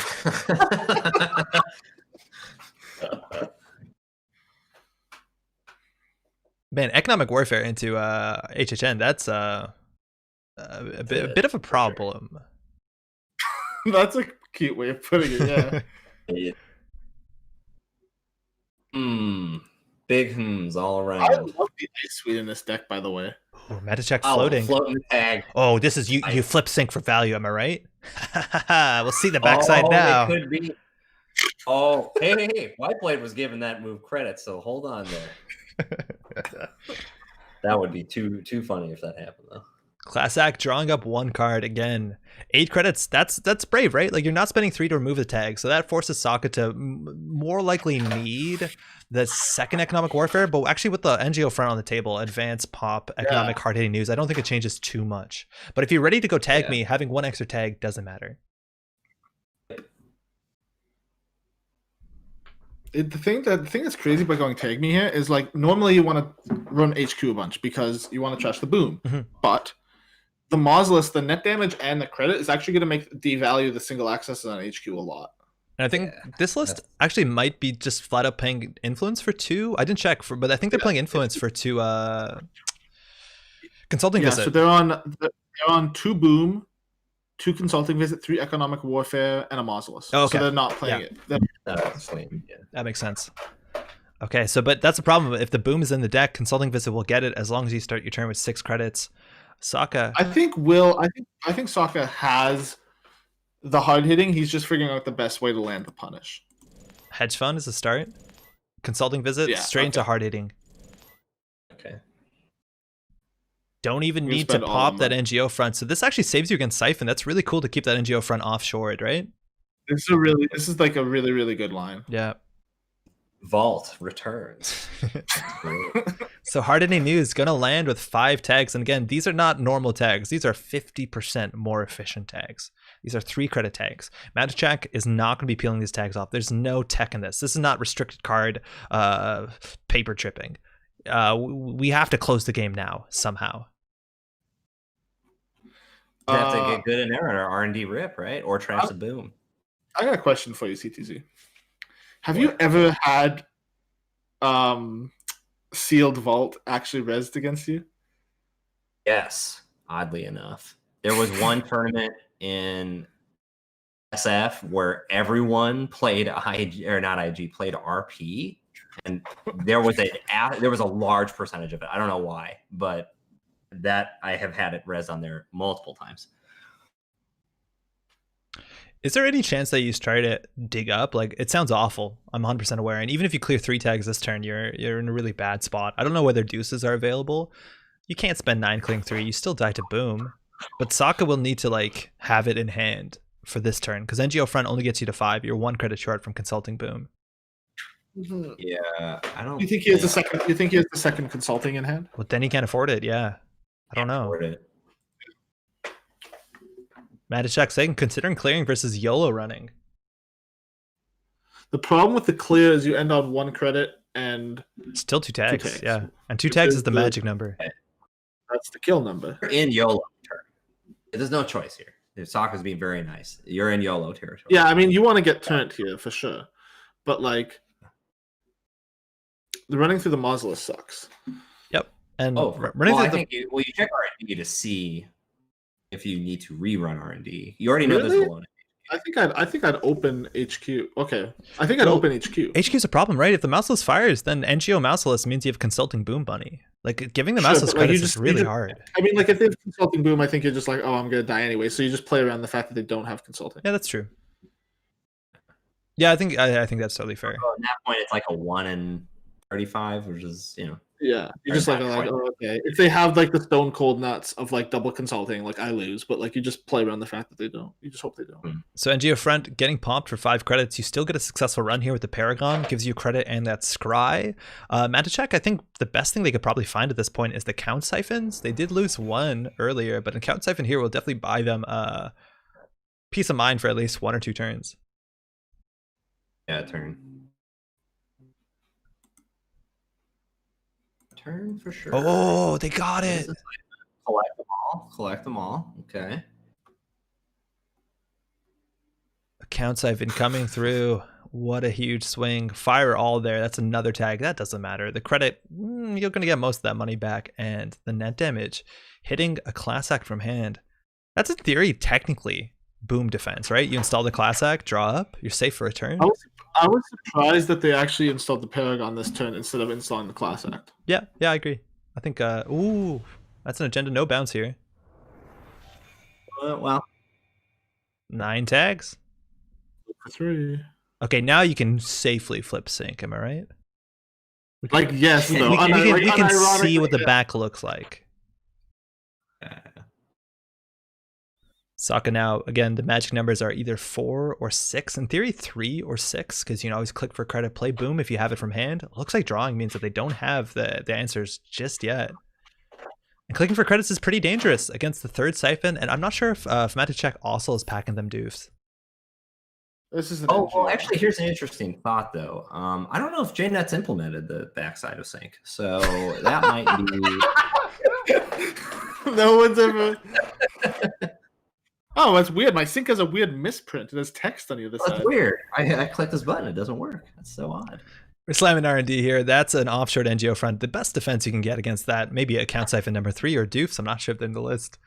Paragon triggering. Again, that's a scry. That's pretty good value when you're digging for specific cards to put the pressure on. Mm-hmm. And you're just trying to fish for that boom if you can find it. And Sokka, in theory, is threatening a kill here if you don't run HQ, right? NGO front pop into boom could be it if they have one of the 2 booms in their hand. And again, it is an operation, but it does have a trash cost of 1. So if Magic can find that, it will go down. Now, that mouseless... When we think about it, we know there's a Bologna in HQ. Yeah. Right. So... You're close to game point. You're on game point at that point. Yeah, like Yeah. If we consider that Bologna to be in a run of score area, then Yeah, you draw and then you run HQ. So You get a fat rip. Paragon bottom the card. We're looking at 2 more with Class Act. Run HQ Fat Rip sounds great. Even obviously Run HQ Trash Boom is kind of what you're aiming at. Let's see what this takes out of Fat hand. rip or boom for sure. Those are the same at this point. Second Paragon goes down. Single axis here on HQ. That's a Bologna. You steal that, you're on game point. Sokka now has so much pressure to close the game out, but they're also on 6 credits. If they have the second consult, that's GG. I think Sokka would play that pretty quickly. It looks like Matacek has to hold on one more click here. Again, you could top deck boom. Looks like we're good. yeah, be cool. Be cool. Wasn't anything, so I think gotta be cool here. Yeah. We're all friends. Be cool. Be cool. As Sokka, do you start sweating and trying to ice up R&D? Yeah, I was gonna say maybe there's an ice evaluation right now of which one. Ice has a big problem, which is that it's really like, okay, if we look at ice that like we actually care about, it's IP. It's 3 IP block and a resistor. IP block's sick. You want IP block. Yeah, You do want IP block, yeah, but you have to find it. Yeah, exactly. So the problem is the Data Ravens garbage. The Turnpikes, not awful, but not good. It's interesting. Actually, pretty bad. What are you installing? Rashida. It has to be like Rashida, just to keep it like you're reducing a click that you could get a boom trashed or an agenda stolen. I guess they like lose $1, like spend a click and $2 because they have to trash Rashida and lose $1 from the Turnpike. Yeah. Oh, this is edge of the seat technology. Yeah, just go get that. Yeah, the games they had in the Kitsafy have all been like really exciting. Yeah. We're poking R&D again. We're going to have some triggers first. Paragon, get you that credit. Maybe that's Scry. I'm good. Like, this could be it. Again, Bologna's are in the desk. Ooh, that's a boom down. Oh! It's Sokka drew instead of playing server 1. Oh, that's a sad face in the chat. Sad faces in chat. Uh-oh. The Yeet police said, go into the archives. So we have 2 booms, no recursion? We got a preemptive. We correct. must have 2 preemptives. we have 2 preemptive actions. We have no archive memories. Yeah. Yo, No insta speed. Wizard lives another day. Sokka, or sorry, Matacek can go back here. Another nice single axis. Again, any of these axes could be the game. Now the Explode Paloozas are a bit better for Sokka's economy and won't close the game out just yet. It's all about those 2 more Bolognas. Matacek not finding what they want. Yeah, there's 2 cards that are running pretty hot in R&D right now. Checking server 1. Want to get the Rashida down if you can. Now this in theory could be a Bologna. It means that the next breaking news is game. I don't know if you just jettisoned that. It's just a Rashida. That comes down easily for 1. That 11th tag doesn't change much. I would check HQ actually. I would draw a card here because you want to look for a trick of if Sokka doesn't get a kill play and does get an IP block, then you already have the inside job or boomerang to then make another run. I would not. Yeah, that's fair. Draw. Like if he saw IP block on top of R&D, it's gonna change what he does. It's my boy. Draw. Do you got what's the doof count? Or do we have doofs on top of diversions? Or sorry, siphons? I'll check. We are on 3 diversions, 3 account siphons. Right, like that's also such a good draw. Yep. Oh wow, we're still drawing. Sokka hedge fund that preemptive. Okay. Hey, that boom! You worked so hard for going straight back on top of a consulting visit. Gonna go back in. Oh, that opens so many options. I don't think you shuffle anything else in. Do you have to shuffle 3? No, it's up to. No, it's 3. It's 3. Shit. So it's hedge fund on top of boom and consulting visit. So that's now 4 cards in the deck that are top deck lethals. Now Matacek can interact with 2 of them, the 2 booms. If those go down, you're safe. But if you see on top of the deck consulting visit, you can't do much besides hopefully divert into divert. If you're Sokka, this is a terrifying position to be in. It's all about the Bolognas. Paragon trigger, nothing off the top of R&D. No text chat, so not yet at least. I think you gotta think something's in HQ. Yeah, this is another Bologna in HQ, right? Now you could probably spend a click running once. I still think that you're drawing for the ice situation. But the problem is like the siphons and the doofs, you need so many because the threshold to actually play or consult for the boom is so low. And they have a lot of money. I don't think it's about the econ denial. It's about getting in. Like as if you can't get in, then you're just gonna get boomed. That's all I think that he's drawing for. Yeah, 12 credits is too hard to deny out of at this point. Yeah. You need to stick 6. Like, that's not gonna happen. Like, not gonna happen. Yeah, that was very clear. Matt to check, drawing Paragon out. plus the class act. One. Okay, good. See, you got the program now. Is there one? There's one legwork in this list, right? I think so. I believe so. Yeah, we're on one leg work. You don't break this, That's do you? probably- You don't break this. You break this? The damage. You break the net. You break the Three that credits. You'd pay Card 3 when credits it- for a card? Yeah. I think when you're this low, because you have to imagine, remember, he probably has been trying to draw for tricks so that he can make sure that he can always get in no matter what. I think he's got like tapworms in hand and shit. That might be true. I think but he has garbage in hand. Single action, all right stream. Sokka kind of signaling there's something big in here. Price is Right is happening. Double blown in hand. Sokka, why are you saying this? Oh, because it's the last click. It's the last click. Oh my god. 2 out of 5 for Leah. 3 out of Giving 5. us a real. This is a fucking show. All the This is a Bolognas. dinner and a show. That's a mean ass side game right here. Wow. Here we go. Oh! Oh, Damn, I'm good. Sokka. oh whammy.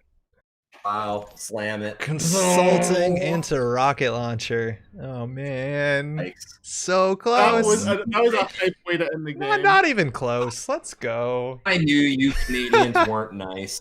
Unbelievable. Oh man. By the way, I want to say he double blown his hand, and I was the one saying you should be single access Yeah. in HQ for the last 2 turns. No, like so. I still stand.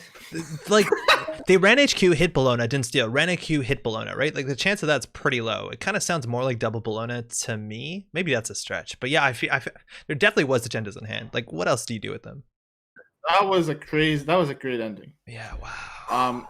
Do you want to watch the other cut game? Boy, we got boy, one more, do I.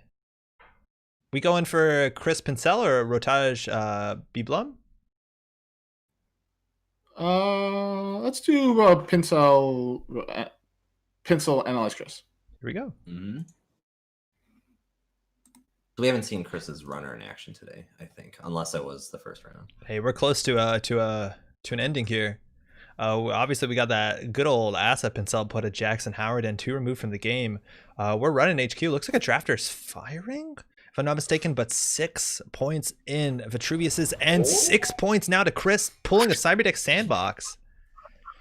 Pincel, in theory, is a biotic. Jeeves out of scoring the final 4-2. Chris only has 1 click, no credits to his name.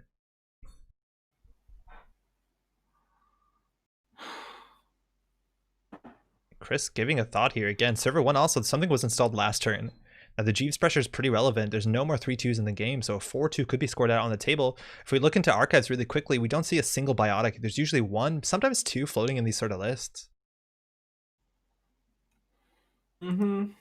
Is it just me or these lists cut Lakshmi for Jackson? It looks like that, doesn't it? I don't like this list is like I try and play this list. It's an absolute pie. He plays it. It's the best corp in the game. So Yeah, we played 1 Asa game on Thursday, and you think Asa's bad now. I mean, yeah. Stim hack would be nice now. Chris, Summon. looking in the bin, 2 stim hacks already out. That Jeeves seems really important. Whatever's in Time server to 1 zero. too. Server 7 could be backup Jeeves. You do see that a lot of the time. Even a backup court. Anything to get your fully op. One of the big ones for sure. 1 credit. It looks like it's stim hack or bust. Well, yeah, I think. Oh, there's only 1 click left. Right. Okay. Is it GFI or Sandbox? Wow, real mind games going on here. So there's only 3 more agendas it looks in the whole list. 9 cards in R&D, 7 in HQ. We're looking at 2 GFI, sorry, 2 Cyberdeck Sandbox, a single Global Food Initiative.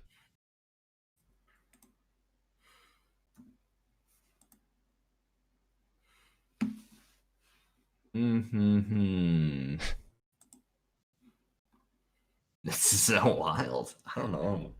Ugh. Like, what can you do here outside of stim hack? You have to like position your stim hack perfectly and hope for the best. Because what do you Yeah, what do you you don't really what do you can do next have a turn? stim hack. Click for credits. How many stim hacks does I don't Chris think have? Chris has 3 stim hacks. Okay. There's 3, but there's 2 in the bin. He has 2 stim hacks as well. We might have to kick him out of Snare Bears because that's an objectively incorrect decision. But we're on 2 stim hacks out of Chris. There's only 2 in the list? Yeah. Kick him out. Yeah, he's out of the. He's fucking out of the group right after this tournament. It's running. We have 2 bad publicity. I don't think that matters at all. Maybe through a border control, but 8 credits. Pincel can definitely res the second ice. Career fair for daily casts. Okay. Hoping it's not a Fortuit's Rashida. Long term. Still biotic into sandbox will do it. And there we have it. Biotic rip. Triple installed. Chiefs fires. That's a sandbox. Wow. 3 extra credits. Pincel's going to take it. That's Chris's first loss in the top cut, and Pincel, one of our former world champions, is moving on undefeated. Well played. That's Chris's first loss on the day, actually. Yeah, that's period. Whoa. Because he was undefeated in Swiss and he ID'd twice. Damn. Dang. That's pretty good. It's interesting for this matchup. He started Val and rebirthed into Hoshiko. Hashiko. Yeah. I keep. Yeah, on top of Val, like, we're farming bad publicity. There's 2 mining accidents out of the game. It looks like only one of them stuck. Dang. Nice. Nice. So I haven't Not bad. updated Colin's bracket. Cool. And then I think, okay, yeah, so that ends the. Oh man, this is so good. I'm really bad at casting brackets. I always say the wrong thing at the wrong time. So I can confidently say, thanks to Challenge, that Pincel and Sokka will be our winner semifinals. Or just the semifinals? I'm not confident anymore. Can someone else talk about this? The winner's side semifinals, yeah. Okay. Okay. It's not the semifinal. That's when there's no more sides, or one from each side. Right. Quarterfinal. I get it. Yeah, so basically it's going to be between Pincel or Sokka. And then whoever loses that game will play the last person in losers finals. Yeah. 2 of our players, unfortunately, at the lower brackets have been pushed out. Do we know which 2 that is at this point? That was Jason and Rotage. Oh, right. Yeah, okay. All right. Well, hey. Well played to both of them. Definitely really strong players. It's been a while since we've seen J-Dang playing cards. That's really exciting to see. And Rotage, obviously, like a favorite of so many. Well played to get this far in a very competitive top cut. So thanks so much This for top taking the cut time. is stacked. Yeah, it's so stacked. Like, seriously. It's so stacked.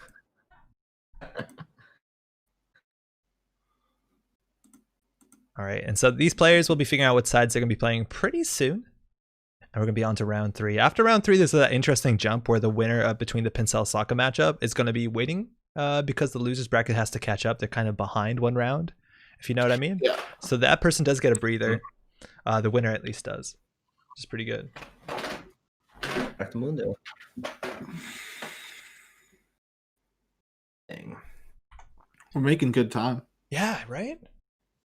Yeah, I thought I was thinking this might be in the midnight oil, but no way. We're It's good. It's exciting. I'm supposed to play in the League of Legends tournament tonight, so I'm very excited. Here we go. Classic White Blade. Insert 2 games of differing populations jammed together in the same time slot. Will it work? Will it not? Head out on today's episode. Oh man. That's 8. I wouldn't have made that joke. I think Whiteblade now has done that twice. No, like you're not wrong. There's a Twilight Imperium tournament coming later tonight. So Twilight Imperium, D&D, ABC, all this kind of stuff going on around here. The double book is an art form. Yeah, I guess. Speaking of that, The trick is sorry. yeah. Yeah, no, don't worry about it. Don't worry about it. Oh, we're on to round 3.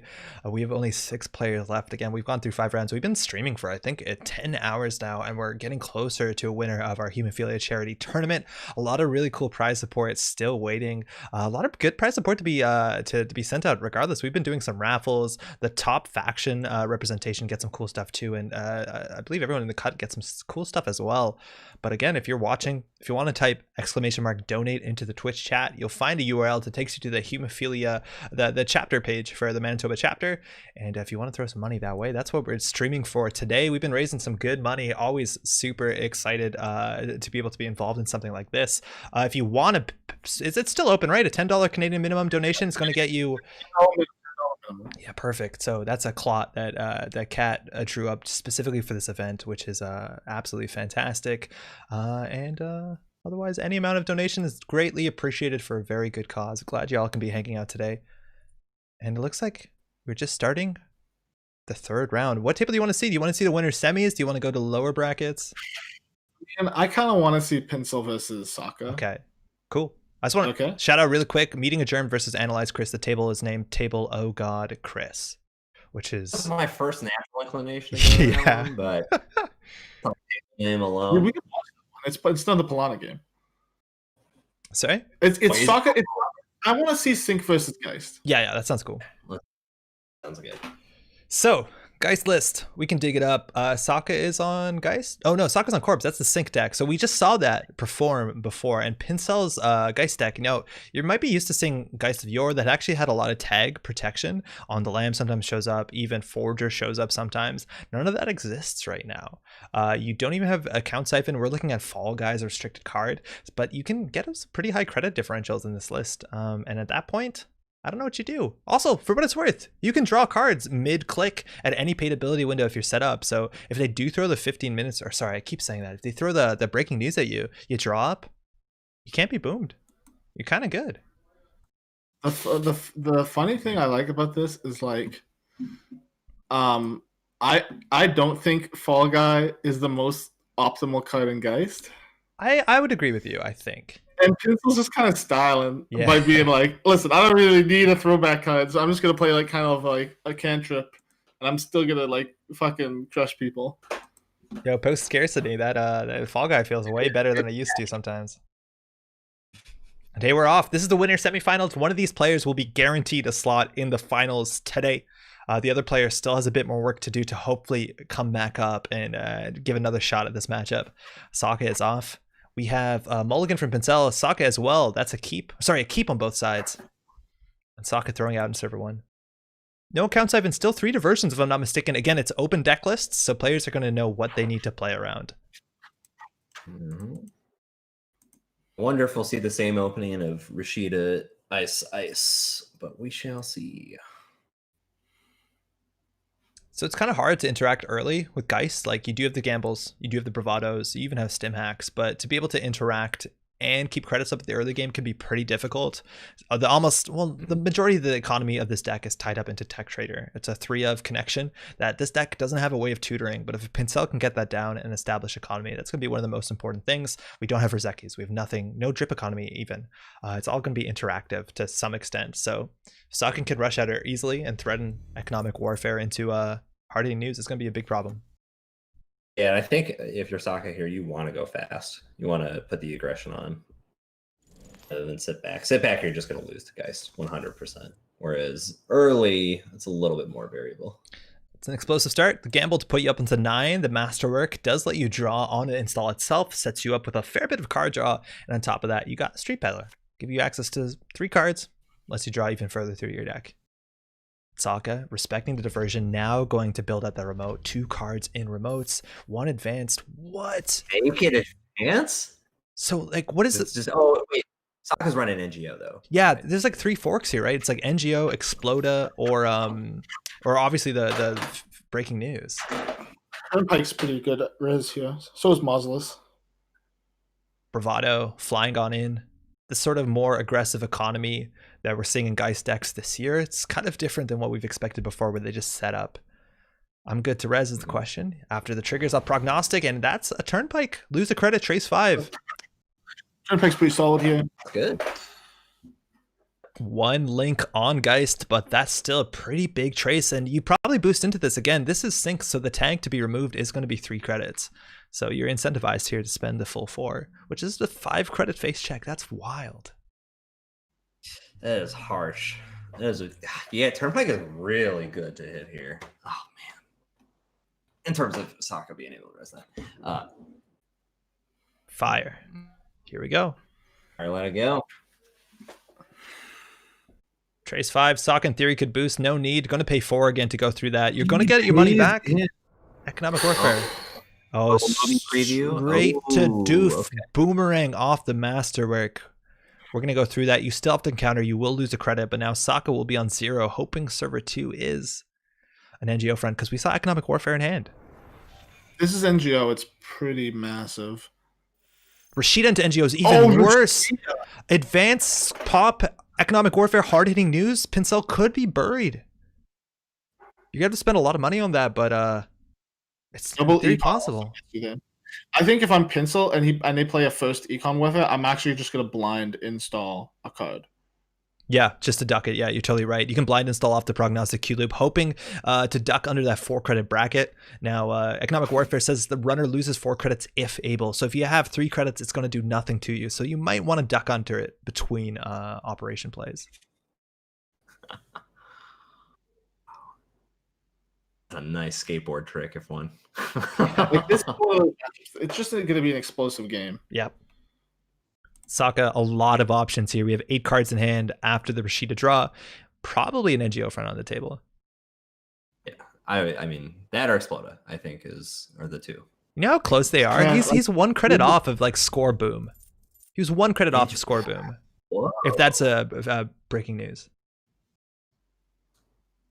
Yeah, there's no way it was breaking news. It had to be Exploda or NGO. Interesting that there's no. So the argument behind this is like, listen, you're still threatening advanced score boom, like advanced boom, right? Yeah. And so I guess the argument is you just hope you don't they don't have doof or whatever, and you can just. God, second doof is so bad right now. 5 credits. Now, if you can boomerang through that turnpike, like you're laughing. But a straight doof putting Sokka on 0 is disgusting. No, I agree. They're gonna draw. They can potentially draw a lot of cards this turn. That's a problem. Yeah. Spy camera just sitting on the table, maybe waiting for those tech traders to get a bit more value. And there's that fall guy, that cantrip. 2 credits on the card. It's a deuce as wild of sorts. And oh, okay. So now you have some more boom defense hitting the table there with the old Hop City. That's so cool, right? You can score that. Mm-hmm. You can maybe trash tech traders. Maybe that's better. Maybe that's a way to capitalize on it when that shows up. But yeah, you can't get boomed. Sports Hopper. Nice. That's gonna put a little buffer in things for a bit. Because looking at Sokka's list. Oh, there it is. Now they have to pop it now. Pencil has to pop it. There's a wait in chat. Be cool. 8 cards in hand. No problem. Salem's hit 3 of the same name card. Boom. All right, there we go. That would be a hell of a trick. Do you value boom here? I don't think you can afford that. No, I think like having the boom out of circulation. Yeah, it just no. Now, as much as I want that to be a thing, we're pushing the remote. Okay. Those tags. Hopefully another Rashida in there would be nice just to keep it going. One of my favorite games I've ever seen on the San Francisco grid was when you went when you were playing like a value Scorch deck and you installed the kind of new remote so the runner drew up to 4 cards off the Astrolabe and then you value Scorched them. That was the single-handed skateboard trick that told us to keep doing the stream, by the way. That was with Johnny and Brian. Yeah, that was a sick episode. Value Scorch if you've never seen it on YouTube. So, hey, we're set up here. Street Peddler's coming down. That's another spy camera. Tech Trader setting up 2 for the economy. Looks like we got a paperclip in the bin alongside a stim hack and a second Tech Trader. And they're straight into diversion. Sokka's going to be down on 3 credits. And I don't know if we're going to boomerang this. Do we have it on the Street Peddler?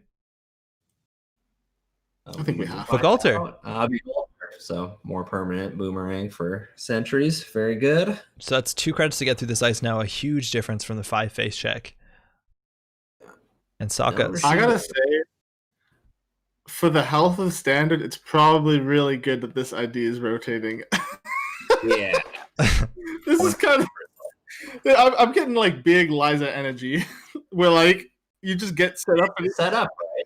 you just get set up and then you like don't lose. I love this. Like Pincel is just keeping the Fall Guys, keeping the spy cameras. There's no threat of a boom anytime soon. Like, No, I think the game's actually probably over. yeah, I don't understand how Soccer can win. The whole deck is built like you basically just have to hope you draw like the god hand of like double econ warfare hard hitting. But even then, like they could just like after the first hard hit econ, no, yeah, they have can just like how much money is that? Each Fall Guy is 4 credits. Each spy camera is 2 credits. Like you can't. It's impossible.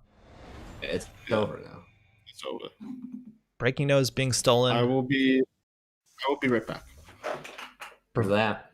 Bravado flying in. We got a sports opera coming. 7 credits off that successful run. The boomerang attached to the R&D ice. If you don't res it, they can't get value. In some ways. Yeah, that's exactly where we're at this point. Oh boy. Yeah, this one's Sokka is just clicking up. We know that there's 1 economic warfare in hand. That's a second ice on R&D. Now, Pincel does have a Stargate in the list, if I'm not mistaken. So eventually, if you don't tend to that R&D, you're going to be losing pretty quickly, or at least 1 click closer a turn. Right, and it's really accelerated with the smaller deck size of Sync. Yeah, I don't see many outs. Pincel just probably trying to get some icebreakers and then the end. We got full deck lists here, so we're not going to see anything like a snare or anything to get you out of nowhere. Now, there's a small chance if you do land somehow the economic warfare into hard-hitting news, maybe you can take a tech trader down if you can't boom them. But it seems like a bit too little too late considering what the economy looks like right now. That's wow. Jesus, that's 12 credits worth of Fall Guys. He's getting all your play sets on the table here. Unbelievable. Yeah, that new art Fall Guy didn't get enough time to shine. At least now we can show it what it looks like. Yeah, exactly. It's cool when your gun matches your hair, huh? The accents really do. Yeah. Maybe the same hair dye was applied to the brushed metal there. You pay extra for that, I think. Well, at that point, they're probably 3D printing those all the time. Yeah, so it's it's probably free at this point. Yeah. So that's to value the boom. I don't know, chat. The core deck him out there. Yeah. We haven't seen a back just yet, and it'll trigger every once a turn, almost guaranteed if you make a run with the prognostic Q loop. So that's not going to be an issue. And Saga just clicking for credits, IPOing out from starting at 6 to 13. That's the big jump that you want to make. But I guess you could maybe somehow total Angel Fund, get a Bologna, bait him with an NGO after, and then perhaps, but. Yeah, because it's worth noting, like, the amount of cards that Pincel has is really relevant. Like, the credit differential, that's going to be a bigger issue. But if Pincel can't draw, like, 2 extra cards that can't survive the boom, so when you play the back, how many cards you draw, some of that stuff you don't have full control of in Geist. Like, if the back is the bottom card, like, oh boy, what can you do? But I don't know. It's not impossible. It just seems really, really difficult.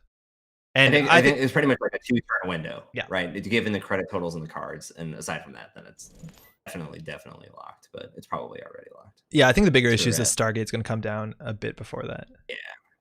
Mm-hmm. Hey, talking about Stargate, coming off the top of the prognostic Q loop, you look at the top with the prognostic, you can install it. You don't need to be a soothsayer. You see what it is. And that's a boom from HQ. Coming down, Clot, trash to brain damage. Yo, what's Server 4 about? That's been there for a minute, huh? Yeah, I was thinking that was Rashida. Just at least at the timing, but then it was never res and has not been since. Is there 1 CBS on this list? No, I don't think so. As a resistor on HQ, punch through for 5 credits with the paperclip after install. Stargate seeing a Raven, an economic warfare and preemptive. Raven's probably one of the best dice you have in this list, and that's going to go find its way into the archives. Yeah. It's the last card at the back? It looks like the last card's at the back. Oh, yeah. Wow. That's so funny. But, I think that's overkill at this point. Okay, we're at 14, 5 cards. Sokka's going to need to jam aggressively with the Bologna to get any sort of credit lead. The Ravens, also on the remote, would be pretty good. But you have to worry maybe that's a stewed Bologna in server 4? I mean, but like, that would be kind of whack. A lot of times you saw these lists would be running like price X and stuff like that. Stuff that like inconditionally tag people, and you don't see it in this sort of list. One economic warfare, Pincel calling for a wait, so you can pop some things here, see some cards. Again, now we know what the top of R&D is, get some credits. Pincel saying, okay, so if Sokka wants to throw out the next closed yogurt, there we go. We're down on 9 credits. Sokka could land a hard-hitting news, forcing Pincel to use some resources to bounce back up. Oh, that's the last click. Excuse me. So Stargate. No, yeah. More of just to use it in advance, but play. I wonder at what point Pincel's going to get frustrated. Oh, Explode Palooza. You can get that in the bin if you want. The Mouseless too. It's kind of difficult with this Breaker Suite. I don't know if we've seen what the Amina is just yet. Yeah, I think you can. That's the Consulting. Oh, yeah, we can just to go back. Yeah. Yeah, that's fine. That's fine. If I'm not mistaken, he saw what the top card of the deck was too. Like knew as a consulting. Okay, that makes sense. That makes sense. And we're simul chipping for Stargate. We can go again. It was installed to double. Oh yeah. Oh, that's super hilarious. Yeah, once per turn only matters per installed version. It doesn't matter what which actual sleeve it's in, right? Oh yeah, that's so funny. So Raven might come down here. You could always run back for the Explodalooza. Even just throw into archives. Yeah. There you go. Raven flying away. Yep, go steal. Money don't matter. You're giving what, 5 credits to the court? Yep. It's the old 5 bone. Now, if there was a Bologna stew, this would be the time to advance it. Whoa, okay. Otherwise, I have no clue what server 4 would be. So Fall Guy was popped there for 5 credits. Otherwise, the credit differentials were getting kind of far apart there. It was 9 to 18. Now, you could, at this point, like if you go in for the value hard-hitting news, it's all of Sokka's money. Obviously a huge problem, but it's 12 credits for Pincel and a whole turn to clear, which is also kind of asking for a lot. When you get the back down, Sokka has some options here, but looking a bit dire. If it's just a resistor in R&D, you're going to lose sooner than later with that Stargate. You need to do something.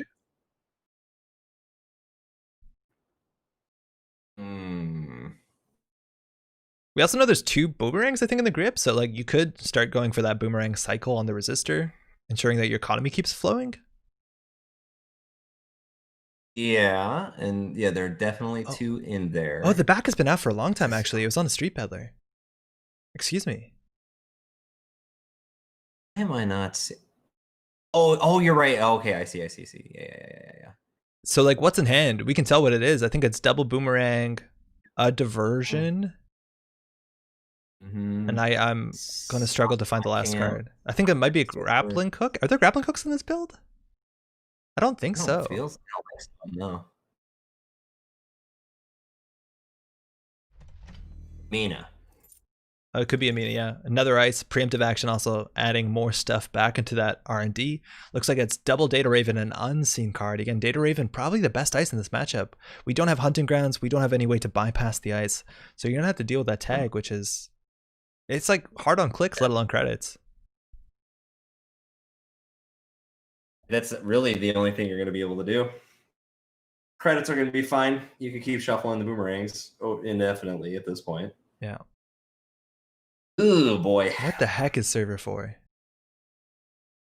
I'm so confused by this. Like, is this... It's got to be... Exploder or Bologna chilling?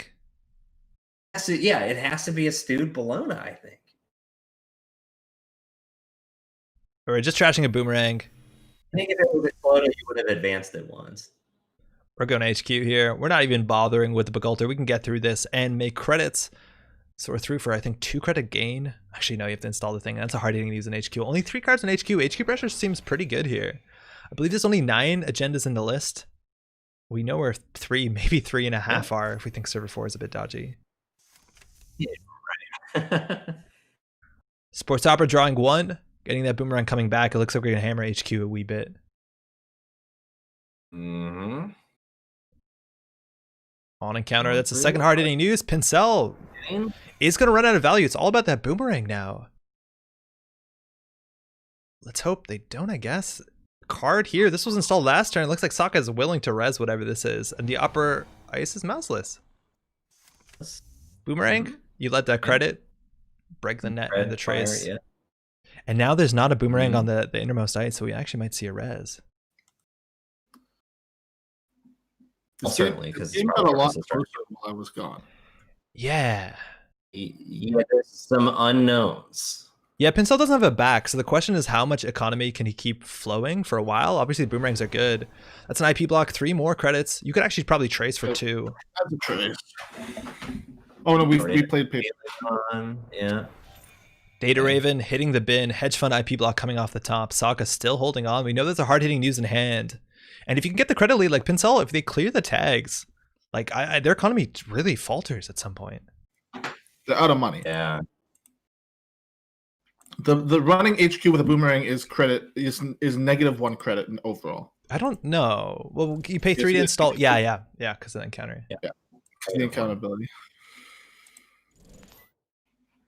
Yep. Here we go. Hedge fund into hard hitting news. Sokka going to throw the book. That's trace 4 for 4 tags. And again, these tags are 3 credits to peel off. These are 50% more efficient tags. Brand new shiny tags. Sokka down to 4 credits. So Pincel has a fork here. We've trashed, I think, a boom. Seen 1 consulting visit. But you want to spend your whole turn going to 0. How are you going to run a Bologna in the remote that's been there forever? He can't consult. He can't consult this turn anyway.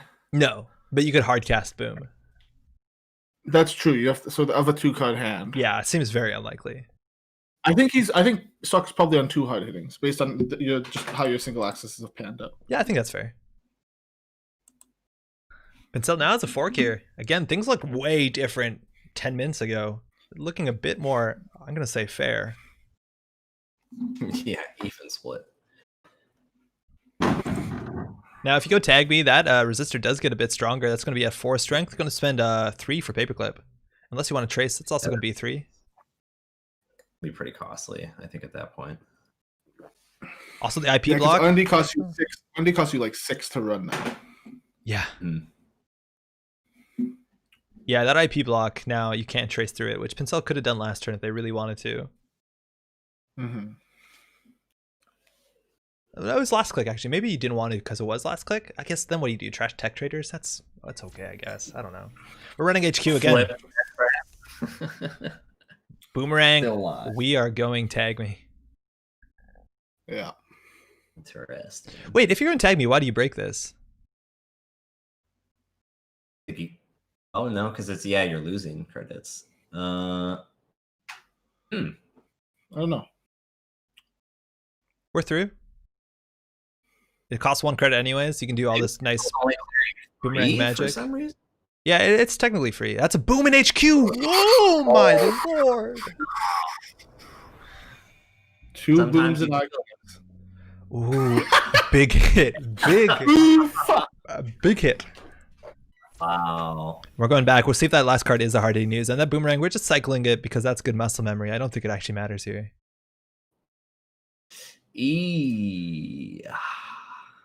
There's one more. There's 2 preemptive in this list, right? Yeah, we played 1 so far. We played 1. Yeah. It's the second. So top deck consulting doesn't actually matter anymore because 2 booms are in the bin. So it's all about that last preemptive. That's the only punishment we have at all. Yeah, you have to get the preemptive to have. Hold on. What's the chance? Okay, hold on. This is interesting. Pincel didn't go tag me, right? So Sokka in theory could flip their ID and start cleaning the tech traders, but then Pincel could in theory clear the tags. It would still gut their economy. We know they don't have to play around economic warfare from hand unless it's top deck, but Wait, whoa, Andre. Oh, did you just say that the correct line might be the flip sig? Yeah, I think so. It could be. To the cut. We're stargating here. We're gonna spend some pretty pennies here. That resistor again is now gonna be 3 credits to get through. We boomerang through the mouseless, giving a credit. IP block. We're through. This could be big. NGO front into consulting visit. The consulting visit doesn't matter. The consulting visit is important because you can consult for preemptive. Oh yeah, that's really big. But I think you trash the IP block here, right? That's legitimate ice. No, probably the consulting visit. I think you're right. You'd consult preemptive here in a heartbeat. Yeah. IP block you can still technically solve. Okay, so 5 credits. You can res any of the eyes here. Data Raven's looking pretty silly when Pincel is now on 5 tags. But if that's you want resistor IP block. Those are your two best ones for the server. We don't know what this is. This could be a Bologna. Pincel can steal it beyond game point. It could be Explodapalooza. Pincel can steal it beyond game point. What the heck was this? It's an Exploda. Was the Sploda? Oh my lord. Pincel on game point, and all the cards that Sokka needs are out of the game right now, barring the preemptive, but we know that they're not drawing the next two. Right, so don't you want to just at this point slam the IP on R&D take two? Like you don't want to introduce anything new? They just did. Oh no, we're going the other way. Okay. Well, I guess you could still add the IP block after. Yeah. Right. Okay. Yeah. I think Pincel's line here is to click for credits. Yeah, we know there's no other tag punishment, right? There's no close, nothing like that. Yeah. I'm just trying to check in the log. What do we see on Stargate? It was IP block, consulting. There's one agenda in the deck that will win you the game right now, which is the last Exploder. Besides that, you have to have 5 to steal a Bologna. Oh, yeah, you're Whatever. totally right. I think you flip.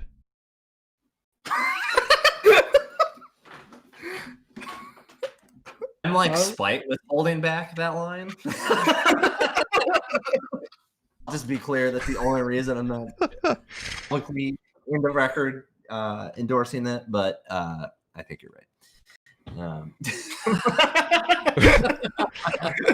We got a Stargate here. Let's see if that connects to the IP block. I think that's the best ice in the deck right now.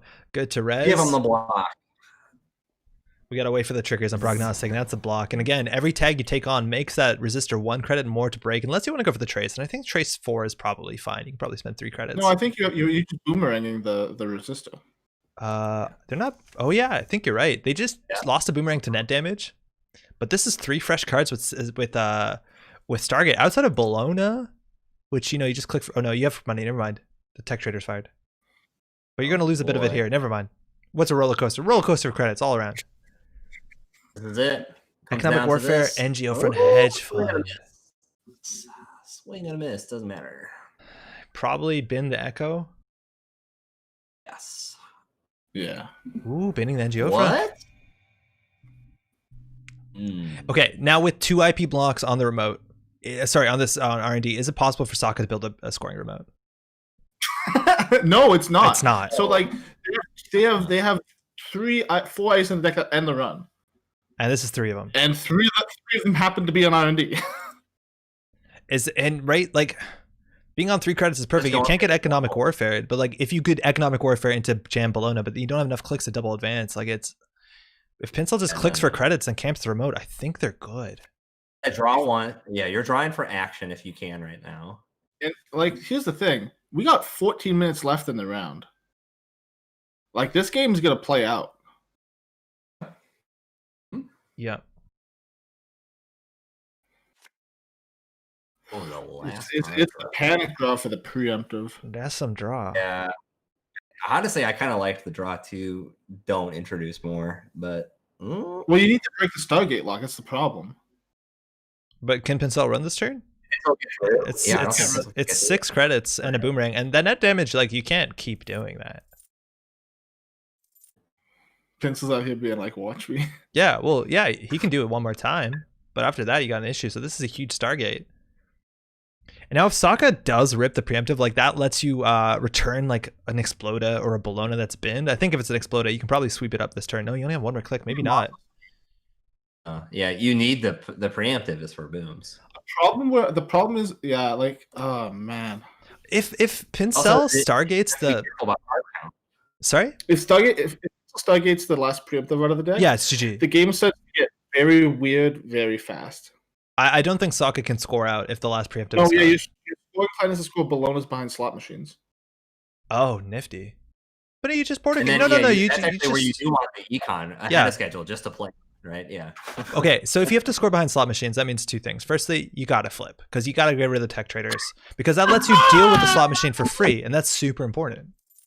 Can you explain that line on the JNet server right now?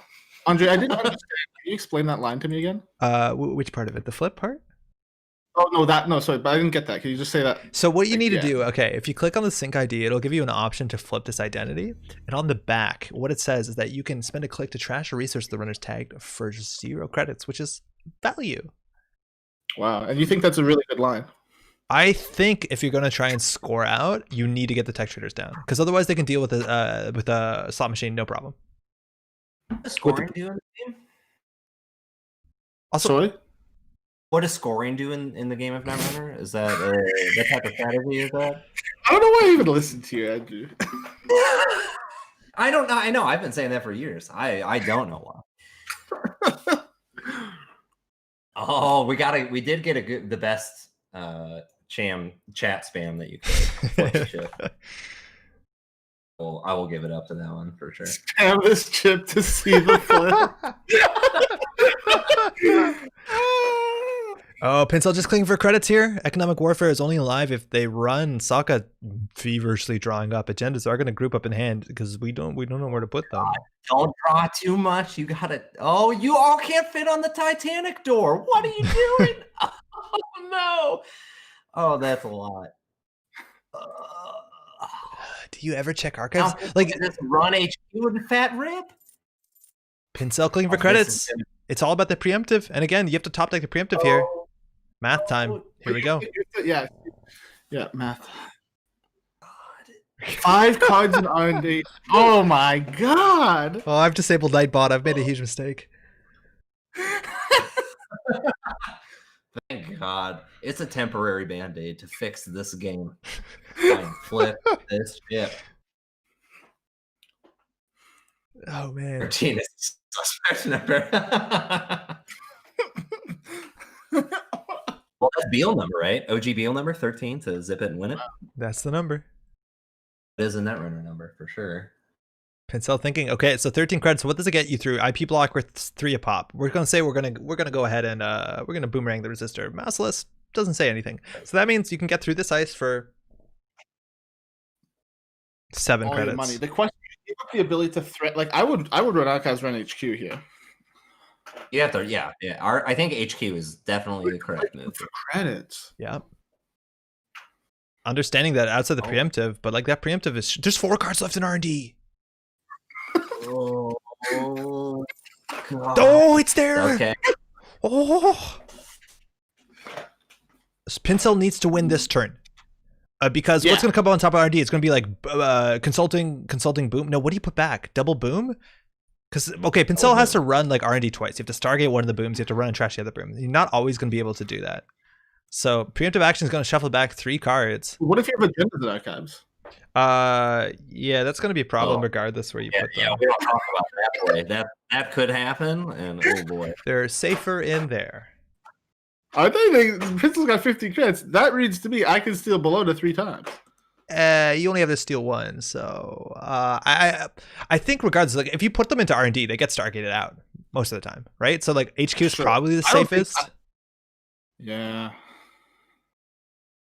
HQ is marginally safer. I mean, the problem is that Turnpike really doesn't matter if you do the Stargate thing first, and then after it really doesn't matter. But all right, we did double boom into the consult. So if any of those get ripped off the top, Sokka's going to take it. So Pincel has to win this turn. We're looking at 3 and 7 for top deck lethal. In fact, sometimes you can draw into the lethal because you can draw boom. Like Sokka can also draw. Like the odds are so high. Yeah. So we have 1 consult still in the bin. So yeah, the kill pieces are attached to those 3 cards, and that's the last preemptive. So if those 2 booms go out again, Sokka is on the play of hopefully score before he can get decked. But Stargate. Stargate, check Archive Sanity, check HQ. If you don't win after that, God was not on your side. It's a simple as that. I mean, do you think if you flipped, Pincel would have cleared the tags? I feel like that might have been the right play. Yeah, definitely. Yeah. All right, we're crashing to this ice here again. Sokka needs to keep 6 credits to ensure the consulting visit, but the Stargate is going to see obviously 3 cards, going to trash one of them. Pincel is unlikely to be able to run back this turn. We'll see. So Sokka can only spend 2 credits here. What's the best ice in the deck? Like Turnpike is lose 1.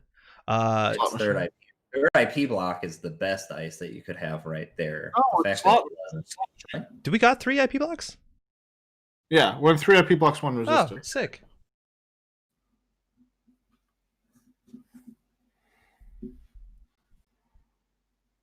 We're checking here. Sokka giving it a good old think because it's very likely that this is going to be the run that wins or loses the game. So 3 to 6 go through on 9. I don't understand that math. I think that's an Alberta thing.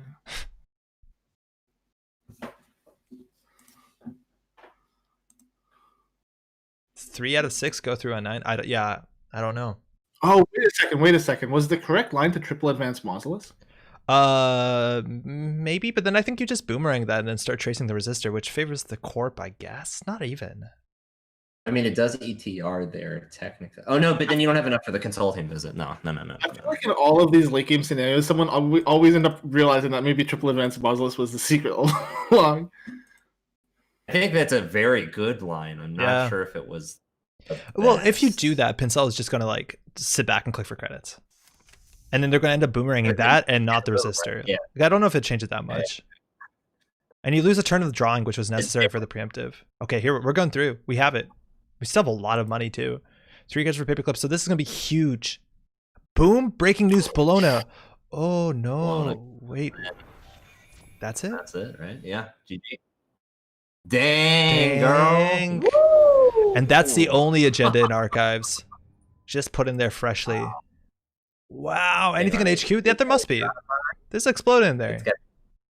Exploded in Bologna, probably, with what was left.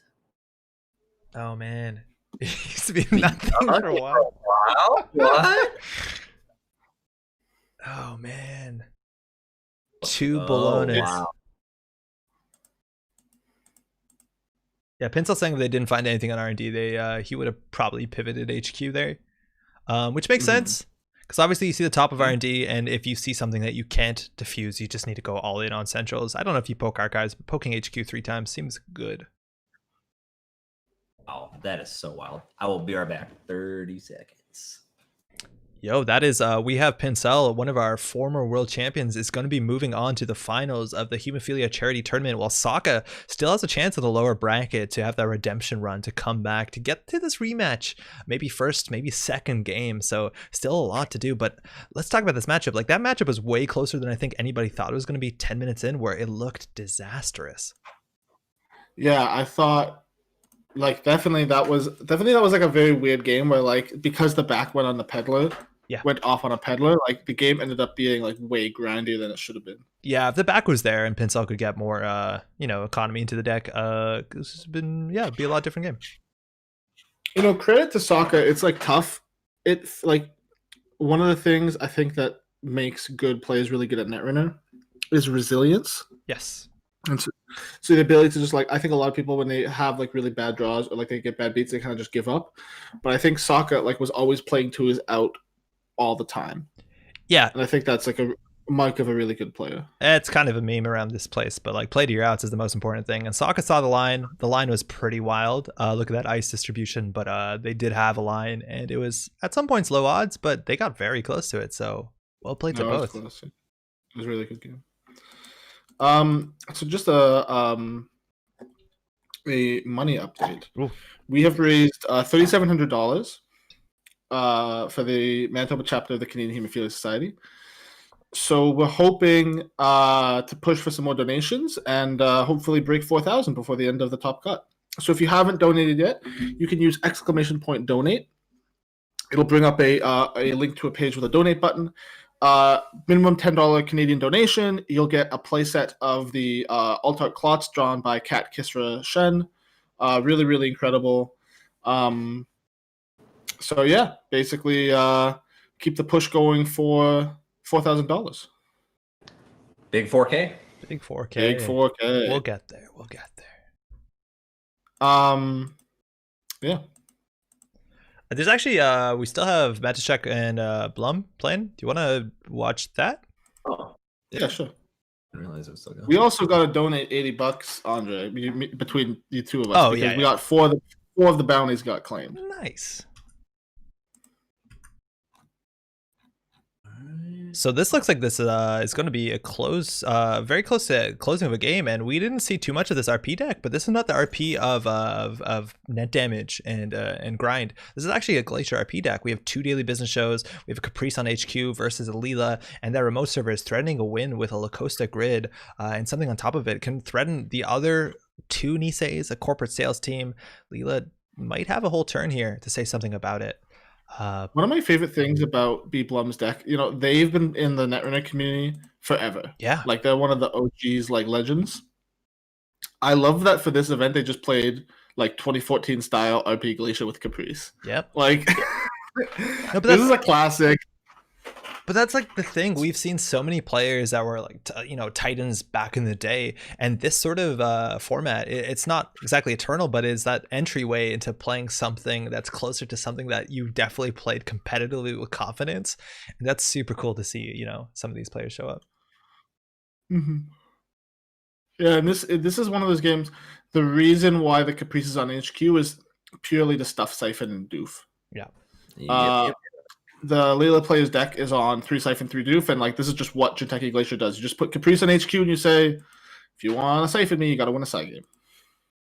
So Mantis-Jack, again, we're playing Leela Patel. So while there could be an agenda in server 3 that's the winning agenda for Blum, Mantis-Jack can still pressure other central servers. R&D is kind of flimsy there. It's like 5 credits to get in, which is admittedly all Mantis-Jack's 5 credits. Now the turning wheels tokens and the border control, you can react with either of those to the use of turning wheels. But if you do steal an agenda there, you can bounce whatever's in server 3. And it looks like Mantis-Jack is going in here. Border control on the outside, 2 subroutines. One of them matters a bit more than the other. I don't know whether the credits this turn are going to matter too much. Peng 2, we're through. IP block. I think it's worth it there. Oh, I think we're rewinding it. Yeah, okay. You can gain 2. So the money, I think, only matters if you do something wild like Siphon into a Nancy and, you need Caprice money. We'll see if that does play out. IP block there, that's 3 more credits. You don't want to let that trace fire. You can just break it for the same cost. And we'll see. Again, you can go, I don't think you can go back and forth. I think you have to use as many tokens as you want and then you end and then the opponent can react to it. I don't know whether you can return to use more tokens. You name a number of tokens. Okay. Oh, cool. So we'll see if we get the sort of Wild West standoff here in front of R&D. Yeah, the ever classic one token spell, or I guess 2 for 1 card. If you really like even numbers, yeah, sometimes. Paragon triggering, it looks like we've got no fire here, but it's only a single axis. Unseen for R&D, it's an Obokata, that's a bounce. Oh, but time in pretty the round good. is going to be a problem. Blum, they're up considerably 6-3.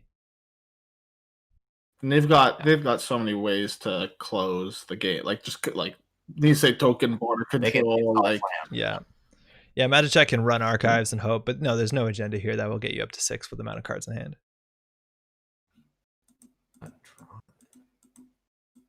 No, you can draw. Mr. Lee can draw. No, I think he means like draws in like another turn to draw, or if I score 3 points. Yes. Oh yeah. Oh, right. They mean like, can I not draw? Because it was called right before the action. Yeah. Makes no sense. So they're going to try and close this game off, or at least get 3 more points. Now, the only 3-point agendas in this deck are Obokatas. You need 4 cards in hand. No way around that. So Matashek is looking for 2 2-pointers, and with Nisei tokens, doesn't seem possible. Yeah, you can check archives, not for much. So we see 2 Sundus. I think that was the face down. Yeah, this one's probably locked. And that's click for credits. Let's see if Blum can find their way all the way to the real 9, but that's a game. That's just a game. Time's up. Biotic or anything. Cool. So Matashak they just found their second loss of this tournament, so they are out at the bottom of the bracket. Blum is going to continue on. We can go to the challenge bracket and see how it goes, but well played to Matashak. An absolute pleasure to see their games throughout the day. Okay. Man, we've had so many good games. Wow. I think one of the things is I was kind of worried this format wasn't going to work out, but like the games have been really tight. Yeah. All right, so the challenge bracket, we have it here. There's a link if you want to follow at home. Eric threw into the chat on Twitch. But Blum is going to be playing against Chris. The winner of that is going to be playing against Sokka. So Pinsel has a breather here. maybe to watch the stream a wee bit. And then Sokka also is going to have to wait for the ending of this match. Again, double elimination, so either of these players might find the end of the road. I think we both named either of these players as a favorite. Yeah. It's gonna be. I don't know. We need to see sides too. I want to see the matchups, yeah. Yeah. Because B-Blum's on. It's going to be 4-9, potentially 4-9 versus Polana or Val versus RP. Okay, let's see. So what does Blum have in their list? So the RP, again, it's more Glacier. It has Lacosta as Caprice. The bigger range of the ice is triple Anansi. You do have 3 border control and a Chiashi as well, so that's that'll do your Glacier. The runner is a 419. It doesn't look like anything too spicy. You have double Citadel, which against that sync matchup matters a heck of a lot if that does show up down the line. It looks like the matchup we have is going to be B-Blum on their 419. Okay. And Analyze Chris on his Polana Foods. Okay. So if we look at the tech slots, I think B-Blum put in a lot of tech cards. We're looking at a single rogue trading. That's really cool. Double Polop, which is very impactful in this matchup. Double No One Home and double Citadel. So that's actually a lot of tech cards. I think the Citadels and No One Homes might not land too well outside of maybe the rogue trading, but the Polops are so impactful in this matchup. Otherwise, we're looking at Paperclip and Golo, double Rozeki, pretty standard stuff. The other thing I was going to take away here is like, there's no Earthrise in this deck. No. And like, there's one Earthrise. There's just like not a lot of draw in this deck. There's 2 Class Acts, 1 Earthrise, 3 Deuces. And then because you have like essentially 4 dead tech cards, your odds of hitting a dead draw are higher, which makes click to draws worse. Yeah. We're also on Count Siphon, So obviously as our standard card. Sorry, Eric, what's that? No. I was just going to say that like it's clicking to draw hurts a lot when you have dead tech cards. There's also like those standards. A lot of people put together a deck and the first thing they do is add 3 sure gambles and then 3 daily casts. It's cool to see that those casts are not full of 3 set. Maybe it's the Rozekis that take that slot up. But we also have double diversion and triple count siphon. So like that HQ pressure is going to be a really big deal. Hopefully Chris can get that Caprice early, huh? Yeah. I think the big cards that I think B-Blum wants to see in the opening is like a Class Act and a Rozeki, basically. Yeah. B-Blum's in chat. They're saying specifically commentators are right. That's not enough draw. That's pretty great. Sorry. Now, talk about the defenses here. Like that Paul in the list has what you need. That single Crisium, that's sweet. We have so many successful run HQ triggers, let alone the triple Caprice, the Biovault. That can do a lot of work. We have double Lacosta, CVS, and you know that Susan no Makoto, it's gonna look really bad against a deck that has 3 Boomerang. That's my prediction. Hopefully not too big a prediction, but at least we saw that Susan do pretty well against an Anarch field. Right. I just feel like Alter, right, which is like also obviously not the best, but it's a pretty solid Century Breaker. Yeah, it's like actually, 5 credits. The thing that surprised me about this Polana list is it's on 2 Shayashi. Yeah, that's a big one. All the spikes were concentrated into 2 cards. Rather than like before, that used to be like Kakugos, maybe a couple snares, maybe a Juno if you were total weird. You just put all the spikes in the pit. Exactly, yeah, just 2. 1, 2, that's it. So like 4 net damage is a heck of a lot. Obviously, that's something you can expect from face planting and Anansi. You always can survive 4 net damage if you do pay 2, but I can see that. Like Chiashi is like what 6, 7 to break repeatedly with like boom Paperclip. Like obviously 12 is a lot, but it's not bad. I'll be back in just. Yeah. Also, there's the on encounter effect if they're AI, and if there's going to be a lot of criminals, there's probably a higher chance that there's going to be a higher concentration of Amakua. Blah blah blah blah blah. Yeah, right on. Yeah. So relevant for sure. Yep. It's worth noting that Blum does have the double Amakua, so you are going to have to watch out about the whole virus package that is going to be in the list. So we're looking at Macrophage, Cyberdex Virus Suite, and of course Cyberdex Sandbox. So it's going to be hard to rely on that. And we saw Chris do a good job double icing every central server. Hopefully they have that daily quest running at the same time so they can keep that ice reses flowing. But it's going to be hard to get those Amakua counters. That's my prediction. Yeah, and I would throw on top of that, which is Chris's ice placement skills. So good. So good. Wow. I mean, that single hand, or not single handedly, but it was a very strong component of his win earlier in the cut. We also did see that reverse infection. That's cheating. That's a fourth hedge fund. You can't do that. But it's been working. That's so good. Oh, yo, this is the matchup where it might matter. Enforcing loyalty, right? Like, you can get the credit lead and just destroy an Ngolo. And that's not coming back. You're right, because this is the Psy game one. This isn't the Trace. No, this is the Trace one. It is a Trace, but it just happened. You just choose a card. Yeah, it has to be out of faction, right? So Ngolo always hits. Paperclip, you don't care too much. Whether you're going to get rid of Berzeki for a Trace, who knows? But Turning Wheel is a pretty legitimate hit as well. That's cool. Good. I'm into that. So we have Twaver 12, I think, slowly spinning up. It might be a minute before we get in there. Again, this is open deck list. That's why we have the deck list if you want them as well. I'll throw them into chat. They can take some time to look through the deck lists. Now, classically, I remember playing at Nationals and stuff like that where you had to remember the deck list, but this you can keep the deck list with you while you play. So it's not like you have to commit this to memory like we used to. Okay. Say what, man? Sorry. Okay.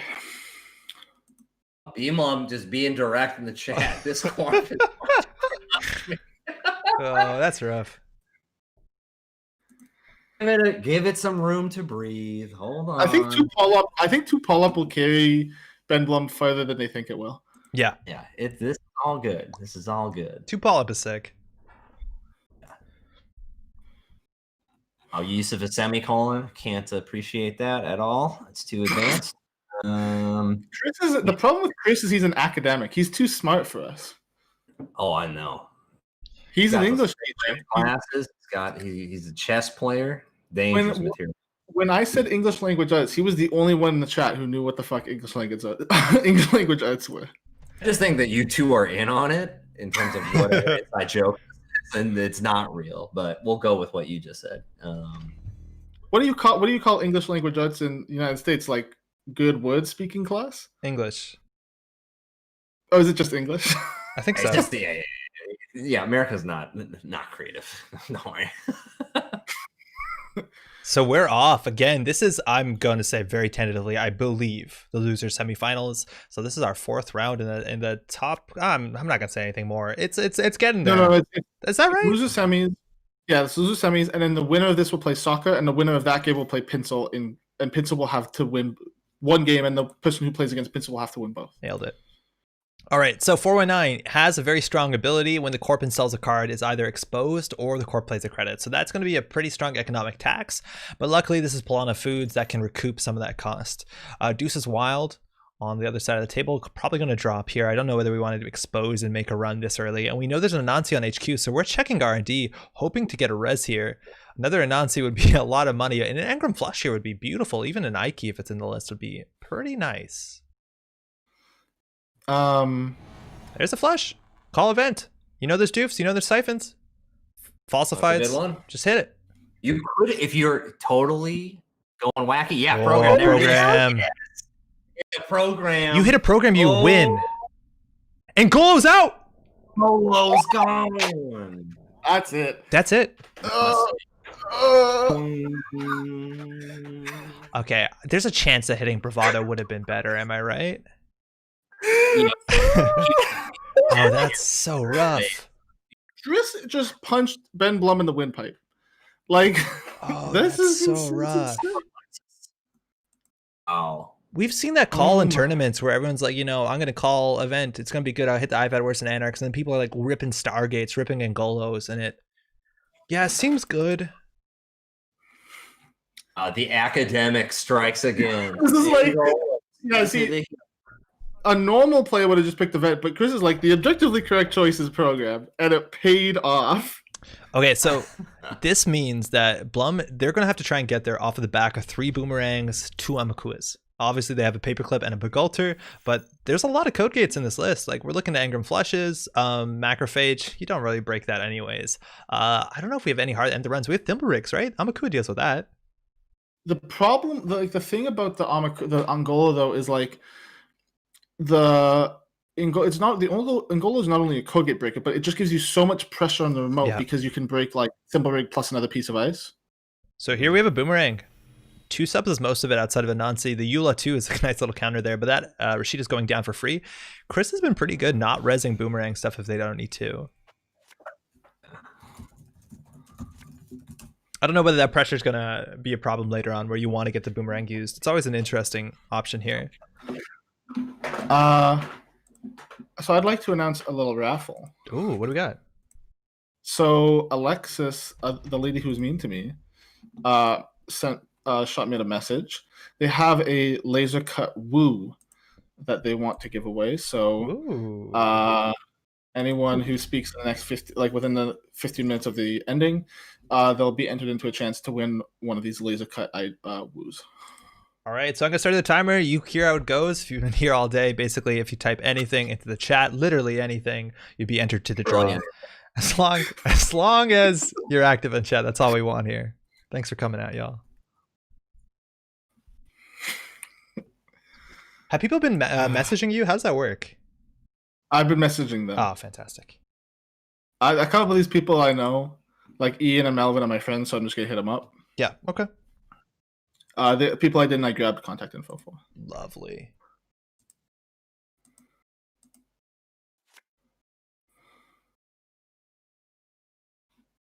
Sure to include some basic lands for Melvin's envelope. Oh yeah, no, we're putting something special in Melvin's package for sure. He's the classic. So, analyze Chris slowing things down a bit. We got an IPO coming out, and Blum, they're just drawing up. Given that Pollen of credits, but 4 credits, it's so hard not to tilt out of this situation. And we're going for that Hail Mary account siphon here. 14 credits, anything can be res in the list. I would love to see a Chiashi here to some extent, as much as that's going to bankrupt Chris pretty heavily. Break with face. There's that spider. Not only is that damage, but on top of that, it's going to let Chris rearrange the top 5 cards, even draw. That can set you up for the next couple turns. Get whatever you want up there. Ensure you know where the agendas are and where they're not. That's a pretty big break with face. You can put an NGO on top or something. Yeah. NGO, an ECA, or no, EC, sorry. Chris Grid, anything to make HQ gnarlier. Now the siphon still connects, but we're losing a Pollup, we're losing an Amakua and a Boomerang, so the breaker options are getting thinner and thinner. Blum is definitely going to have to be really aggressive. There's another Pollup now with 2 tags. Chris, only 1 credit. I don't know if you want to spend everything trashing the Pollup, but you trash the Pollup here for sure. Probably. Yeah, it's just such an intangible card effect. Like, you gotta. I really think it's correct. I mean, you have the long game. Yeah. Oh, I think you have the long game. Like, you're not gonna lose. Like, you can grind them out. Like, they've lost another one of the. They have 2 Amaku in the deck. They've lost one of them now. They have no way to break Thimblerig besides Boomerang very soon. They got another turtle. Yeah, but I'm just saying. They have 1 turtle in their deck with 30 cards, and we already know they don't have a lot of draw cards. Yeah, I agree. I think the Trusting Pulp is good. I wonder if at some point if Blum is just going to start smashing R&D, going through that Engram Flush over and over again. I think you need a turning wheel. I think that's the only multi-axis. Reverse infection for 2. Okay, that's not a hedge fund. That's a legal play. That you can do. Man, I never thought we'd be main decking worse beanstalks, but here we are. Listen, at least I took the reasonable approach and got the 0 for 3 card. So Blum's still drawing through. I don't know. Victory. Like the Polana dollar is just bouncing Chris back in such a big way. Yes, that's huge. That's such a big deal. In a world without Patap, Polana looks really nice. Did we have any Ag Infusion? Oh, never mind. We're going to go in. Diversion of funds. Again, you're going to be tanking 3 to 4 damage here, letting you set up the next 3 cards at this point. You get limited value. But that diversion is going to go through.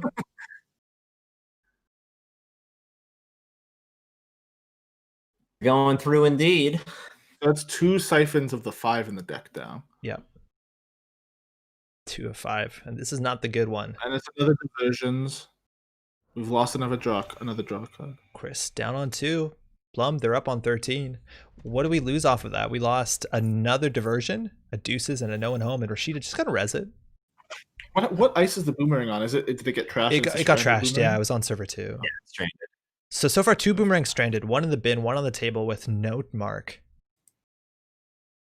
I think maybe B-Bum's line is just to be like, I'm gonna try and like run through the Engram Flush on R&D and just like hit 4 agendas, Yeah. like no overcards before like I lose. Oh yeah, no obocadas is a big deal, right? If that takes 2 cards out of hand, you're never going to steal the obos. Mm-hmm. There's that Singleton Earthrise. That's the draw that Blum says that their deck doesn't exactly have, but definitely needs. And Rashida's the draw on Chris's side, going to be up very, very nicely at 8 credits. Yeah, it lets you play IPOs. Oh, real quick, so sorry to say this, but for those watching on YouTube, the draw is only on Twitch, unfortunately. You need to go over to twitch.tv/MetropoliGrid if you want to enter. So sorry about that, but that's a technical difficulty we have. Rashida drawing up 4 cards on the mandatory, 3 credits coming in. It's a lot of options here, server 2. Let's see if we don't expose that or not. No way. That's Sandbox. Oh, and it's an agenda? Neo. We jam You it. just can't. Like, I mean, like, there's not a lot that keeps. Like, you also get to gain a buck from the up in B Blum's start a turn from the Earthrise. Mm-hmm. Earthrise drawn up again, 9 credits. Whether you force the reses here, like what are you like? Thimblerig, it's good enough. Border control, good. Eula, you can get through that. And Blum has Thimblerig is your top choice. Blumman does have a singleton of Theory of Stim Hack, but you're going to need that to connect with some breaker. 9 credits equals Susan. Oh, Susan. No, we're 2 boomerangs in. Susan's looking nice. Yeah.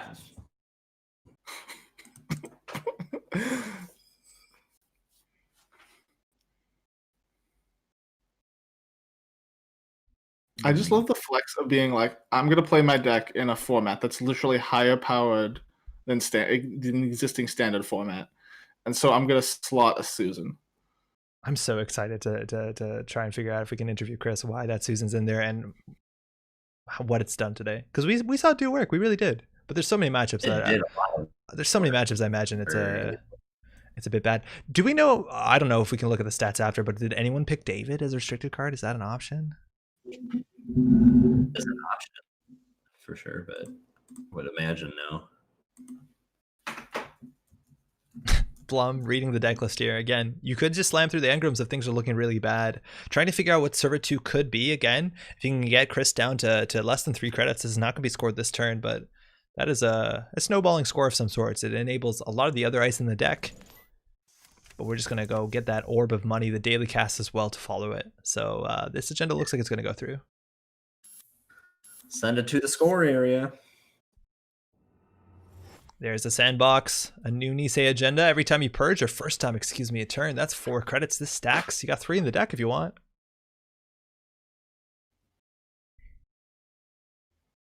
Blum, still a lot of work without any breakers to show. Yeah, you're going to have to probably draw quite a bit still. There's a Paragon. There's a turning wheel. That'll dig through this engram. We're going to let that fire. What do you call here? Event? Yeah. And for giggles at this point, yeah. That's a rogue trading and a falsified. So falsified's down. That represents 4 credits usually and some info. There's no on-access net damage in this deck. No. Besides oboe. But that doesn't even like deal you damage. Like you have to opt in. Rashida getting trashed. Turning with Pretty getting good, token. actually. That's not too bad. Pretty much what you want to access other than agenda. We're losing that rogue trading. We have nothing in hand. Again, no snares. We do have full deck list, so Blum knows that this is safe outside of oboe, which you can't steal. That's a Nisei. Huge. That's what Blum needs.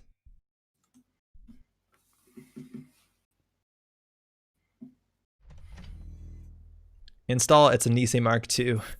Chris, advance. Wow. Another ice on R&D? Sounds right. What is on this remote? I would run R&D and then run a remote. Yeah. Getting 2 cards in for the Earthrise, giving a credit to Chris. Yeah, I don't know what this remote ice is. That's that bad. Eula you can get through. You're hoping for a Thimble Rig, and even then, there's a small chance you can get through it if you top deck the last Amakua or Boomerang.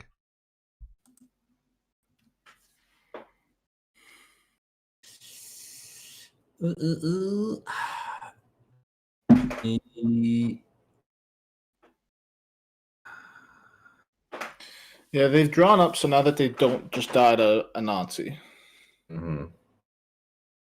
Yes. I think you gotta run this. Check. We're checking. Let's see that Thimble Rig, the cheapest res. There you go, Thimble Rig. And now that's res. Gonna lock- It lets you reposition your ice, which is very valuable. But there's only 2 answers in a whole deck right here. You need the Amakua, you need the 1 Boomerang. Yeah. Falsified? They have a special. I think the list has 2 even. Oh, it's one special A one. 1? Okay. Yep.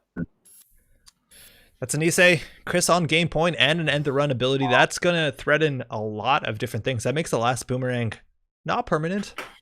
It means that you don't have to worry about the diversions if Blum does figure out a way to get through that Nazi. Again, there is a Bagulter alive and well somewhere in the list.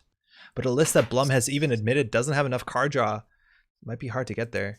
And just bouncing Turning Wheel. There you go, off of the Thimble Rig. Getting a Class Act. That's the draw you need. That'll do some stuff. Thimble on inside.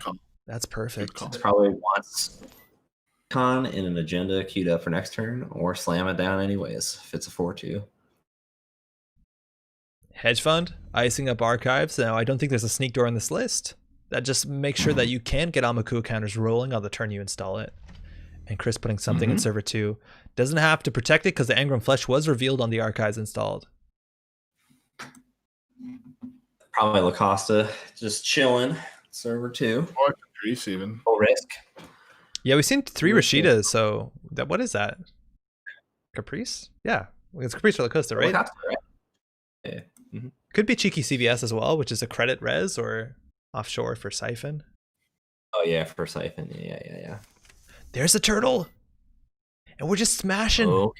We're hitting that Anansi, which again, that 5 card, the subroutines on Anansi don't end the run, but they're so powerful. Well, I'm saying keep the change. Don't worry about it. Yeah, this Siphon seems strong. Now Blum could rotate onto server 2. You're not going to get an Amakua counter on this run because you're not accessing. You will get a Turning Wheel token. There's no ice that can kill you from 5. No. The big question here, because the fork is this. If Chris uses the Nisei token, then B Blum can pivot to R&D and spend 4 Turning Wheel counters to see top 4 of R&D. Yeah. Oh, but I guess the top... But the Nazi trigger makes it worse. Never mind. I'm wrong. Yeah, you'll know if you need to use a token because again, that Anansi. Yeah. Ooh, there's a Hijack Router in this list. Paperclip's in the bin too. But there's a Router.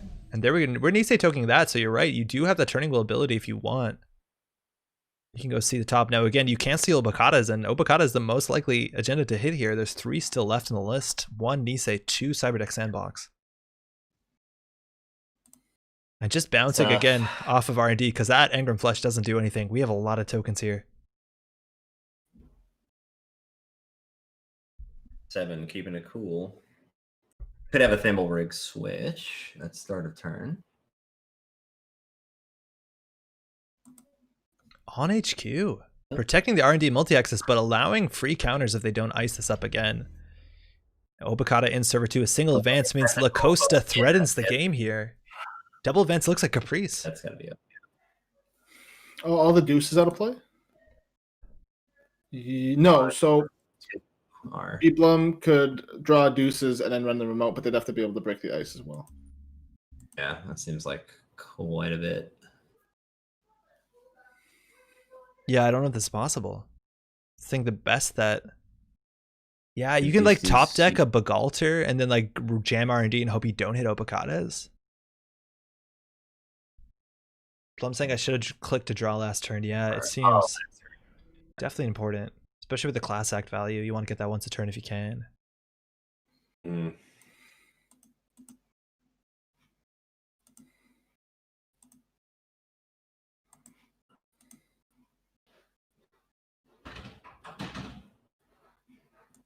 Yeah, I think you're just going for R&D. Class act value draw? Oh, no. Yeah. You do draw run. That Obakata is totally safe, so you have to win off centrals right here. It's Bagulter or bust, I think. Yeah. I'm thinking that's happening. You got one more draw for Bogalter. Draw, install, run. You can do it. You have to not hit Bocatus to win, but you're gonna have to hit like 3 4-2s, of which there's only 3 in the whole game.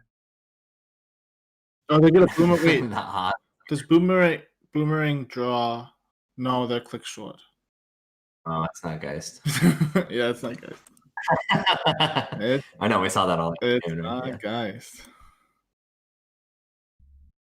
As Blum tries to figure out, it looks like we're gonna have a draw here, and it looks like Thanos, And, PKC taking it in. Enjoy your altar. Just may have snapped half the way, but got snapped some prizes as well. Well played. Very good. You want to just go get hold of Eric? Eric will get hold of you, and we'll ship something your Yeah, way. I'm already sliding in those DMs. You know. Oh, Blum drawn up. They got one more click not drawing up, and that's a straight concede. We know it's in the remote, and that'll be the end of the line for Blum. Making all the way to loser semis, and Chris is going to continue to fight against Sokka. That Ngolo hit. Engram program. That was just a brutal way to start. the academic. The academic. Oh, such a rough hit. That was like, what, click 2? Oh, man. I mean, it's good like second level like thought process where it's like B Blum thinks they're gonna name event, right? And so but Chris is so then like incentivizes you to run because it's like the odds of losing the Angola are low, but then Chris recognized that and was like, I'm gonna name program anyway. I think you always name program, right? Against criminal, you always name program. I think that is probably not true, but on turn 1, yeah. Early, you always, yeah. Turn 1, you always name program. Turn 1 is different than I always name program. I meant in that state, like on that board state, right? Listen, do you flip the ID every time, or do you only flip it half the time? Yeah, only cowards don't flip the sync ID every game. Yeah. Sokka, well, he's still got another chance. So Chris is fighting his way out of losers here. Yeah. Again, Chris is I picked Chris as my favorite. Sorry, Sokka. Canadian representation is definitely very good. But we know Chris specifically played a couple, almost 200 games in this format preparing for today, and I'm so stoked that idea paid out today, making all the way to the losers finals. Whoever wins this matchup will go up to play against Pincel. This is like that thing where it's like what's the Damon Stone meme? You have to play 500 games of. I think it's 100. Is it 500 to see if the deck is truly tested? Yeah. So he's played 200 games of Plan, and that's why he knows to put Susan in his deck. The Susan.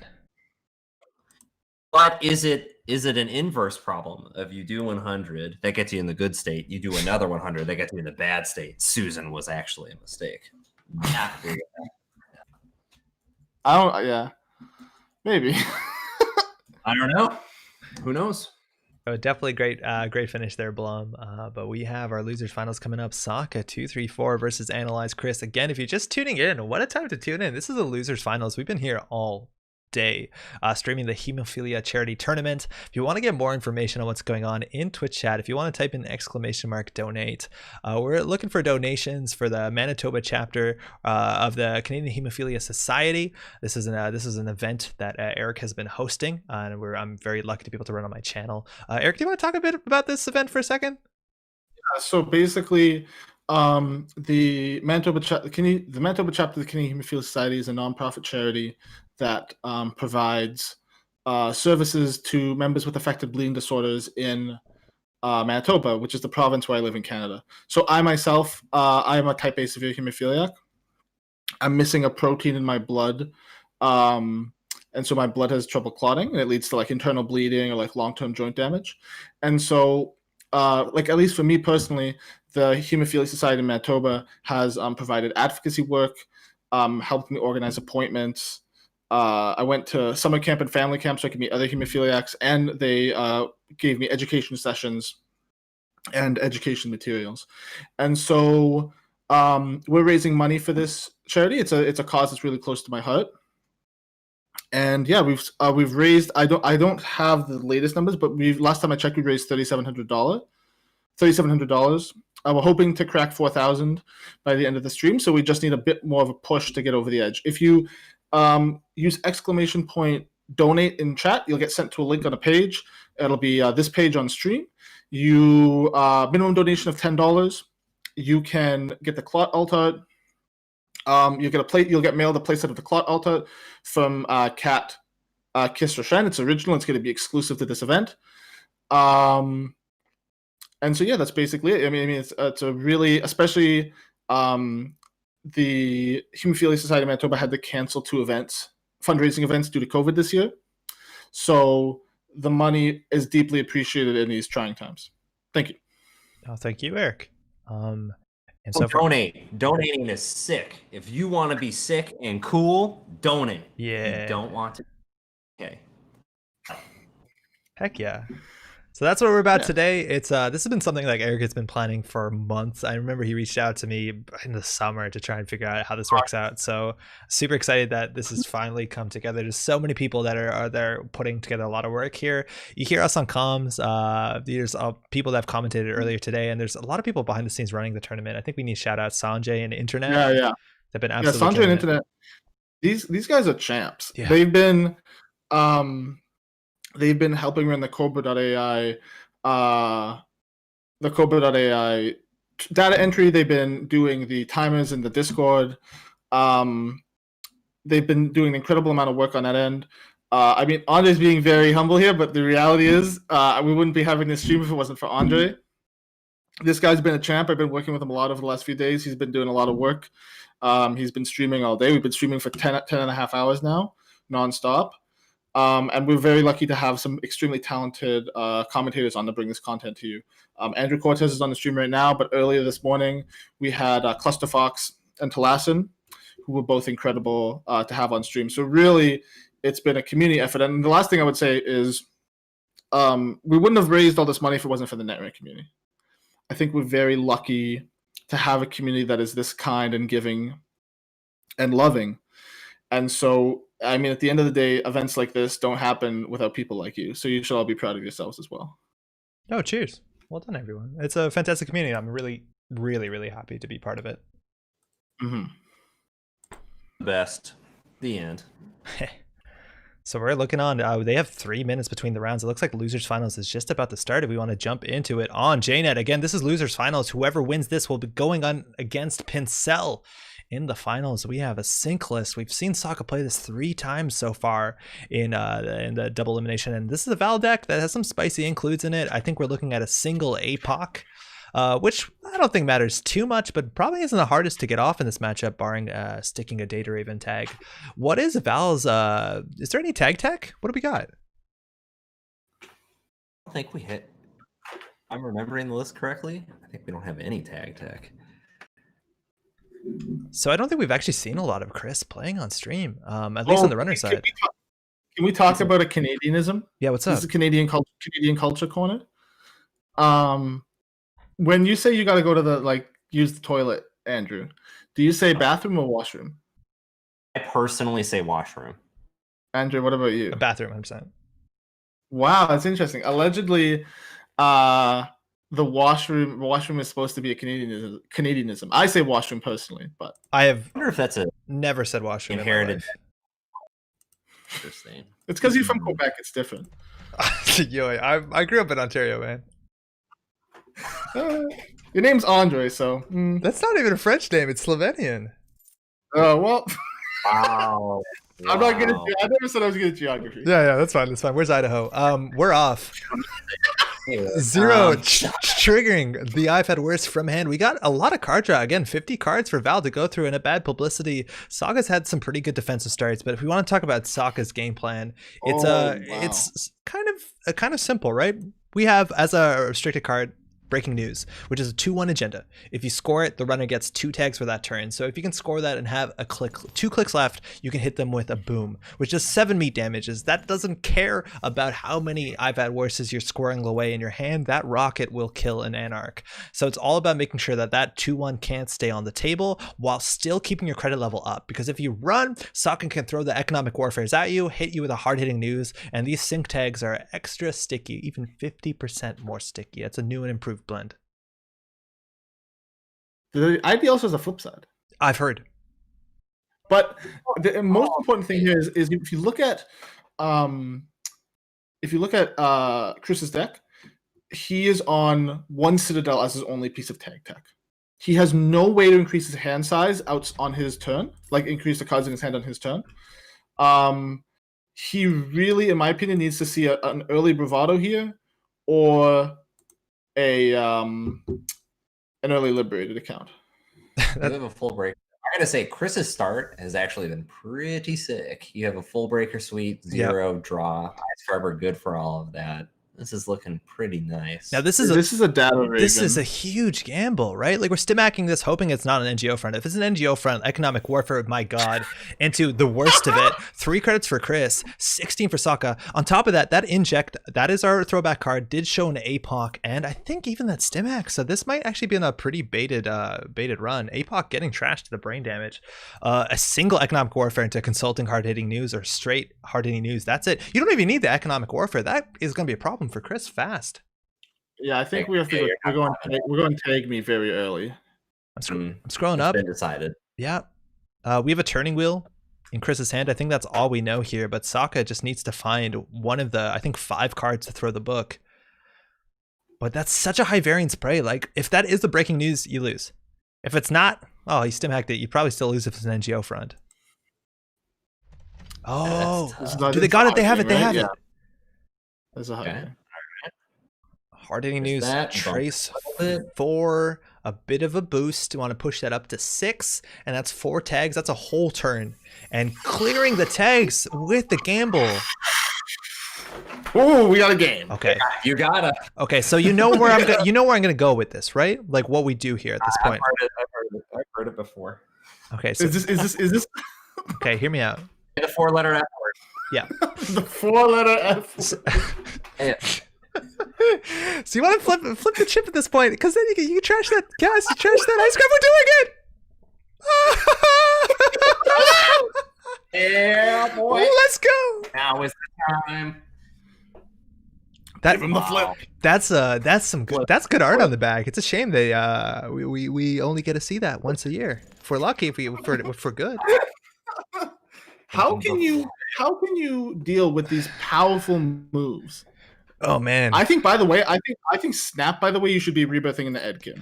Yeah. Oh. Yeah. The link is good. US survived the flip. That's great.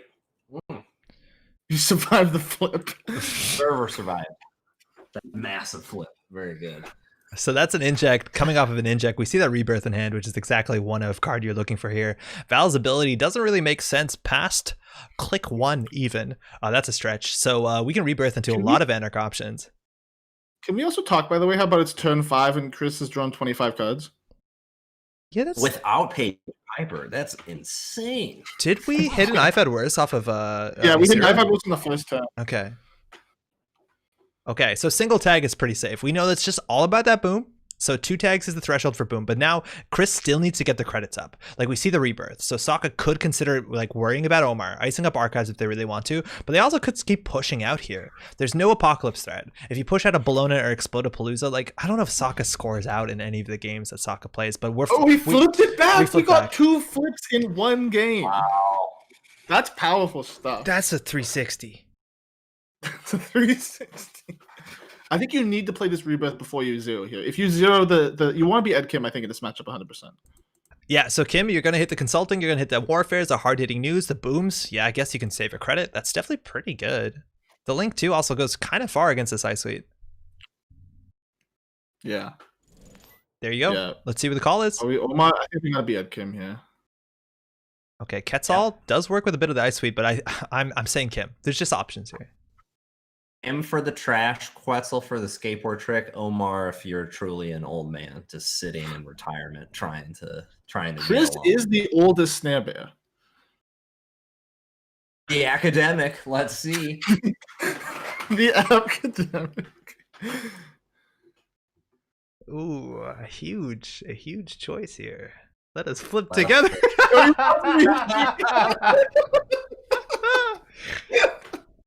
Yo, Shigo, let's go.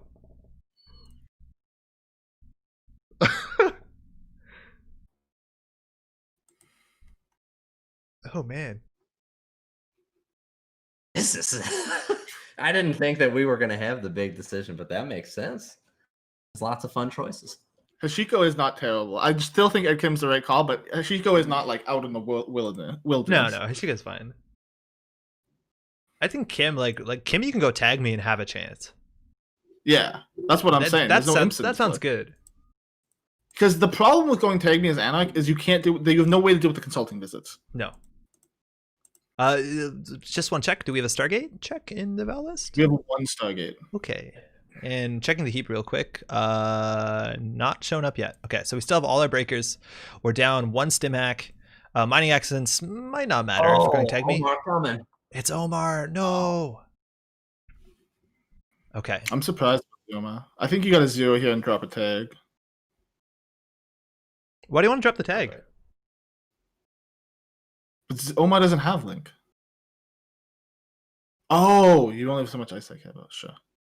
Yeah. I guess this is an Ice Light deck and like stretching it thinner. Are we setting up I really hope we're setting up a bingo play here with a 0. It looks like we're playing a Labor Rights here. You are going to draw another card. Maybe the APOC goes back in. Yeah, Omar does have that APOC threat you're looking for. So it's Labor Rights, APOC, and Inject. Not even going for the Omar this turn, just setting up for an Inject later. So Sokka has a card in server 1. He could score Breaking News. Not a lot to do with it. If that's a Rashida, that'll maybe get you the ice you need on Archives. Again, a lot of this ice is pretty porous. If you're Sokka, you want to just start going install advance. You won't. But you can't right now. You don't have the breaking news. There she is. Quite the character getting the job done. There's 3 more cards. There's going to be ice on Archives this turn. Install advance. CTZ, what is the plural of breaking news? Breaking news is. Duh. Okay, it's not breaking news, Oh, that's. God, no. It's overused. It's a faux pas. Yeah. Chris almost went that there. Hey, value. Shoring up the defenses a bit. That's always good. That Omar pressure again. APOC is 1 in 22. That's a single 3 influence card. If we see an advancement out here, it's bad for Chris. Yeah, what is it? It's like if Stim Hack or Whiff. You draw half your deck. You're just representing Boom in a big way here. Yeah. Right. Yo, Like You do it no matter what. Chris is double Stim Hack. Oh. Yeah, he's double Stim hacking. Oh, that's an advance. That's not good for Chris. The odds of the Boom being in hand are like astronomical. That's why they iced Archives, to stop the Omar run and hit the Boom in. Ooh, losing the Stargate here. You need an answer for this remote. It's this single Stim Hack to get through there. 7 credits and a bad publicity. Probably doesn't get you through 2. Some of this is just like, trace ice, tag ice, but floating 2 tag is just as bad as the breaking news going through. But the thing is though, the second labor rights still. Sure. But like you lose this next turn maybe. No, I know. The Stargate wasn't gonna help you this turn either way. Yeah. I think yeah. We're running. 9 credits gives you a click to clear the tag if you really need to after. We'll see what this ice is. And for that whole combo, slot machine is the start. That's double. So 3 credits each side. Will gets the money back. Feels bad. And we're going to go through with 12 credits. Man, I love this Exploded Palooza in the list because install advance is like breaking news threat or I gain 5. Either way, you're feeling pretty good about it. We're through. No more money. That's a Bologna. Sokka probably has that second or third hardening news in hand. Wow. The bait. Yeah, almost assuredly. Man, scoring Bologna's behind slot machines. That's how it works.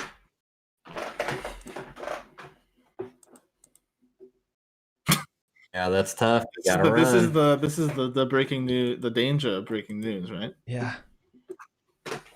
Okay, so if you teched for this, if you put in like a Citadel, are you safe? They have to double advance, right? That's all it changes. No, the tech is no one home. Yeah, and money, yeah.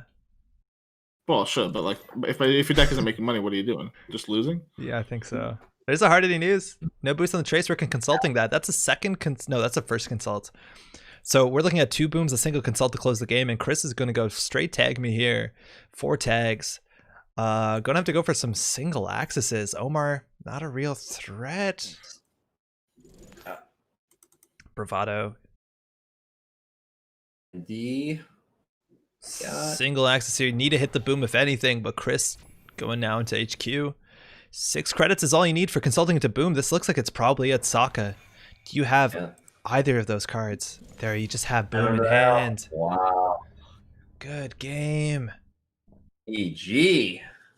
Wow, that install advance, install double advance, forcing the run so strong. That's so brutal. Hey, you know what? This is okay. Like, well, let's run the stats here. Amount of games in the top cut that Sokka has won on sync. 1. Amount of games in the top cut that Sokka has flipped the sync ID. Oh God! Here I'm just saying the Venn diagram is a fucking circle. I'm in the circle. Okay. God. So... Hopefully we'll see that again. Analyze Chris again, a favorite for this tournament, putting in so much work, a huge, so much investment in the throwback format, a really fun format. A huge shout out to publicly publishing a list of throwback decks just to allow anybody without any deck building experience to get into this format is so cool. So GG, Chris, really well played. Absolute pleasure to watch your play. That pollen stuff has been so fun. Hopefully we find out a bit more about that Susan at some time in the future, but definitely really well played. And we now have Sokka versus Pincel. We got world champions versus national champions. Looks like we're gonna have a good game. He's your national champion.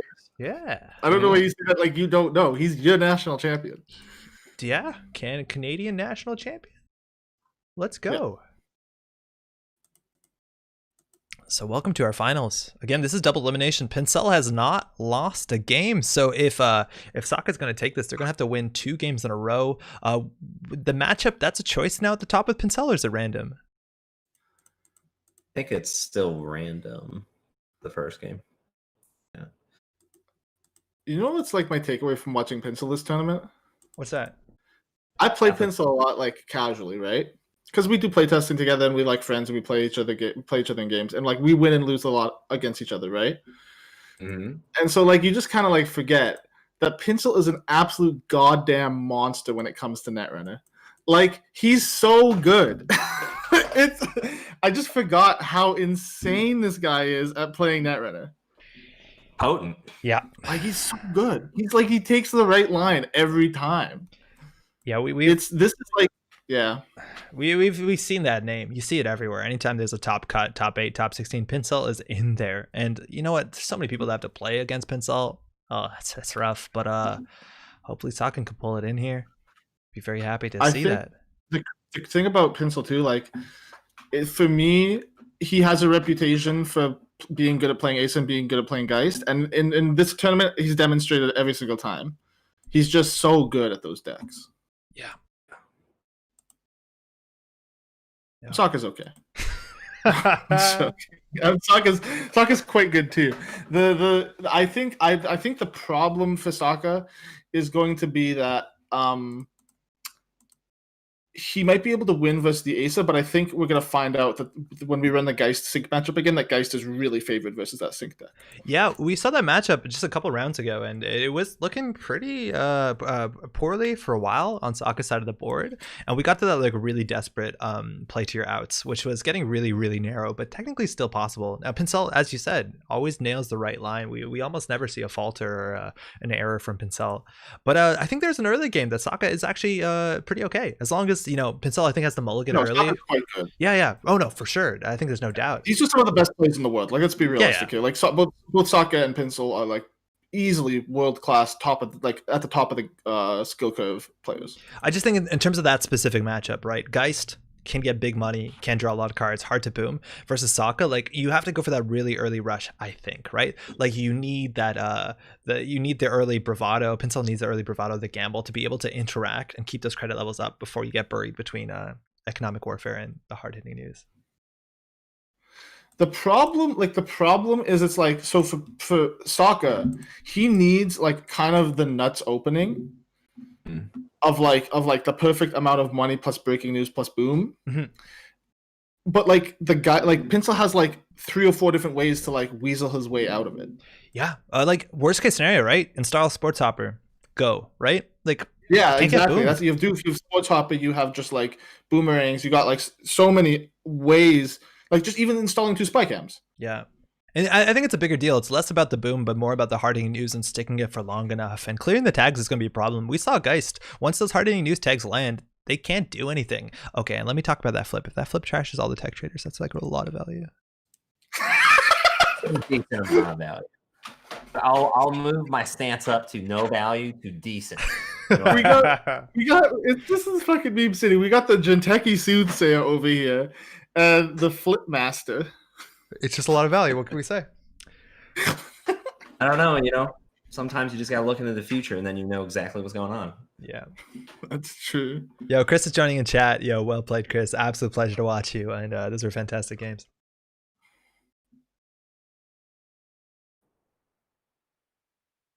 Clip. All right. Oh, I gotta edit this bracket. Sorry. Is there any chance you got stats on how prevalent Jackson Howard was as a card? Yeah, Because let me go- I let me don't. go. It can't be that big of a number, is it? So, like the thing about the stats is that they were actually pretty well distributed. So what was the highest? It was like Vamp and Siphon. That's my guess, right? Yeah, let me go pull up the Sweet. the info. So we want to look at the rotated runner card first. Yeah, sure. So the highest, so it's actually like really spread out, but like basically the highest number is 7 for Siphon and 7 for Vamp, Okay. and then it's Keyhole, and then it's like a bunch of different things. So it's like 4 for Medium, 3 for Desperado, 3 for Andromeda, 3 for Deep Data Mining, 2 for Magnum Opus. Some people brought Ghost Runner, Yeah, we saw that on stream. E3 feedback intense. We had like about 3 or 4 Levy users. Someone brought Replicator, Underworld Contacts. Nice. That's a Sunny player, right? Yeah. Yep. Dean Lister. Yo, Dean Lister, guys, let's go. I miss Dean Lister. Someone brought Careful Planning. That's a green card, right? It's inside. It's like you pick it. You play it first click. You pick a piece of ice protecting a remote. I think you can pick any card and it can't be rezzed, as long as it's in a remote. I'm making stuff up. Maybe that's right. Or well, it's an ice, right? Yeah, maybe it's just ice. Okay. I think it's just ice. Unless I'm thinking of social engineering, which is also some ice related thing. But I think that you gain money and all that. Yeah, if they res it, you get like the res cost. Yeah, it's such a waste that social engineering was a shaper card and not a criminal card. That makes no sense. That's true. On the Corp runner side, on the Corp side, the number 1 card overwhelming was we had 10 people on breaking news. Yeah. Okay. Yep. Then we had. Hey, actually, we had 8 people on Caprice. Every single Pilana player brought Caprice. Yeah. But hey, you know. Then we had. Sorry to cut you off, but we're just starting. Oh, my bad. No, you're all good, man. This is the welcome to the finals. This is the finals. Pincel is starting on the Asa group versus Sokka's 419. Again, Pincel is from the winners bracket. Only has to take 1 game here. Both players keeping. We've seen a lot of that. Turn 1, Jackson. Let's dig. Okay, only 1 out. Again, for those no quarter session, but that's fine. For those tuning in, this is the Hemophilia charity tournament. If you want to type in !donate to figure out more about the cause. We've been raising money for weeks now. Tonight, we're trying to hit that 4K mark. If you want to throw any money that way, that's greatly appreciated. There's even some clot altarts. Ooh, could be sent to you for a $10 Canadian donation. Not too bad. Let's see how Sokka responds. Turning wheel for pressure into Bravado. We're hitting a gatekeeper early. It'll be 0 strength later, but right now it's going to do a lot of work for filtering. Draw 3. Food, Vitruvius back into the deck. Oh, okay. Pencil, this is not a great start for Pencil. He kept the start. What? He kept this. Did he? Yeah, I think so. Oh, maybe. Yeah, he kept. I don't know why I commented Ace of Games. I don't fucking know how this deck works. It's just purple cards. You just play purple cards and you somehow win. That's what I see Pencil do it all the time. I have no idea how this is gonna work. So Jackson's going down here, forcing Sokka to spend 3 again. It's been a while since we played with Jackson, but this used to be the most common Netrunner card in Corp lists. The 3 of an everything alongside the Sure Gamble, or excuse me, Hedge Fund. Probably another in hand there. We're building up an Asa remote. Pincel has that fully operational, pretty mini on top of a Hedge Fund though. So we're just betting on Sokka not having a boomerang. I think How many so. boomerangs on this deck? He's on 2 boomerangs. Oh, we know that's a Vitruvius, excuse me, in server 2. Totally missed that. Right, Yeah. 419 tax. Oh yeah. 2 boomerangs, did you say?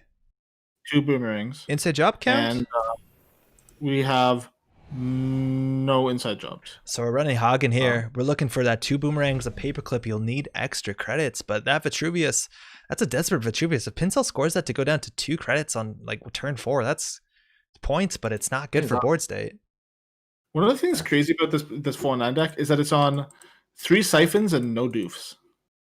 Yeah, I buy that. It's also on 2 Zambas. That's wild. Hey, that orb of money. You think Pincel scores I out think here? so. No? Looking for Yeah, Jeeves? someone- Looking for a counter? Looking for money? Fully up again. Echoes 2 more times. That's draw 2, gain 2, gain 2.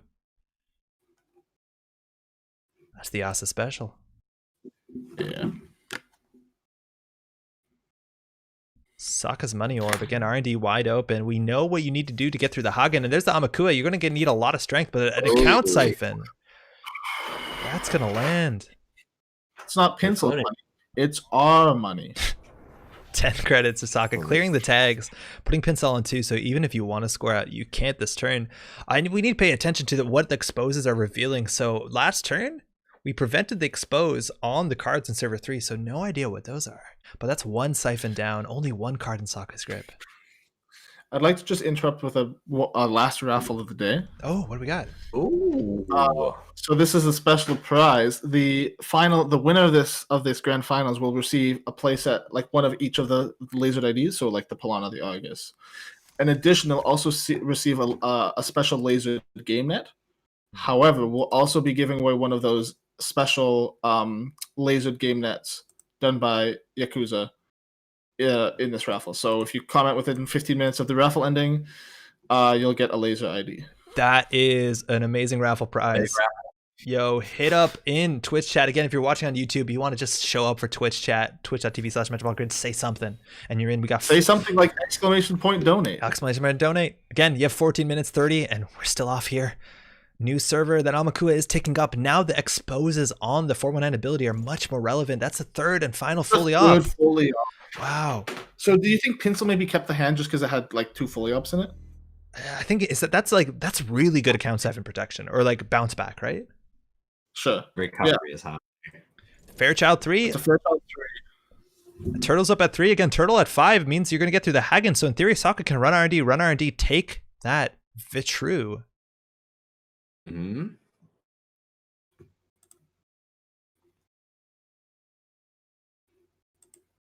Sokka getting a credit from the Rizeki.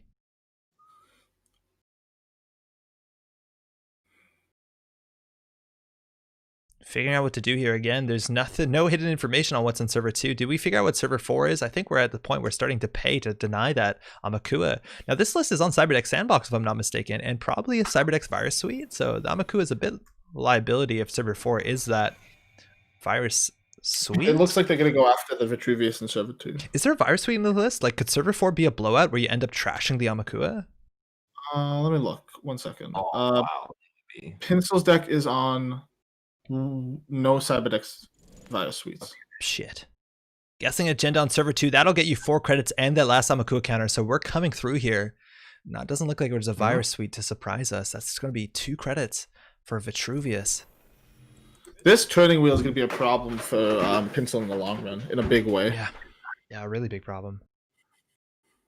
That's a Vitruvius. What is server 3 and server 4? What's going on here? We've seen no Jeeves, no Cybernetics court. Not that the Jeeves matters, neither the court at this point.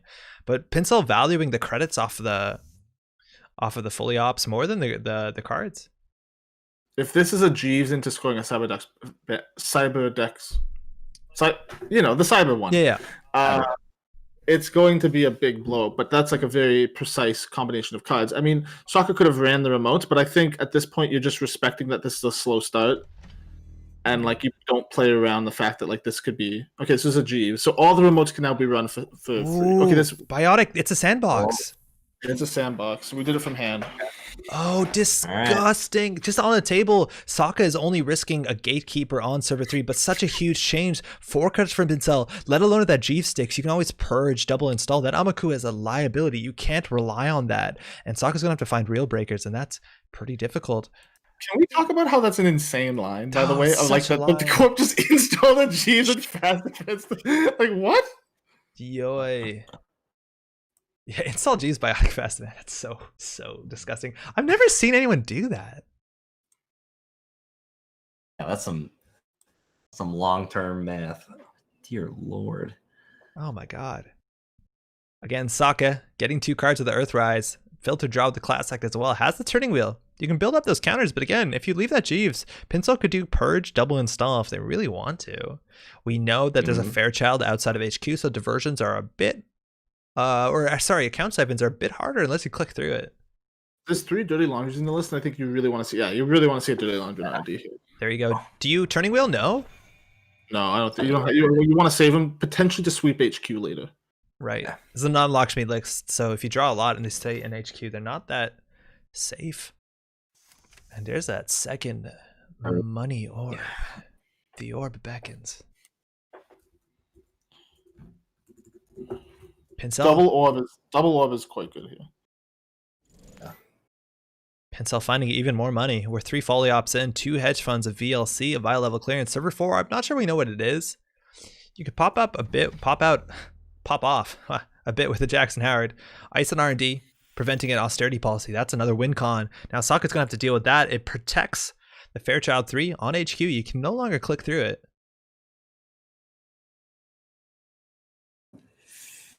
Ooh. Like, you drew 2 cards and you like, man, you drew 2 cards and made $2 to start your turn. It's such good value. Yeah. Earthrise Hotel has 1 more power counter on it. And Sokka has If there's 6 a in hand. card Sokka really wants to see right now, it's Ngolo. Yeah.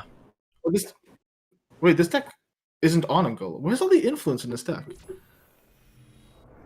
3 mining accident is 6. 3 deuces is 9. You start slamming accidents here? Yeah, there you go. That's an accident.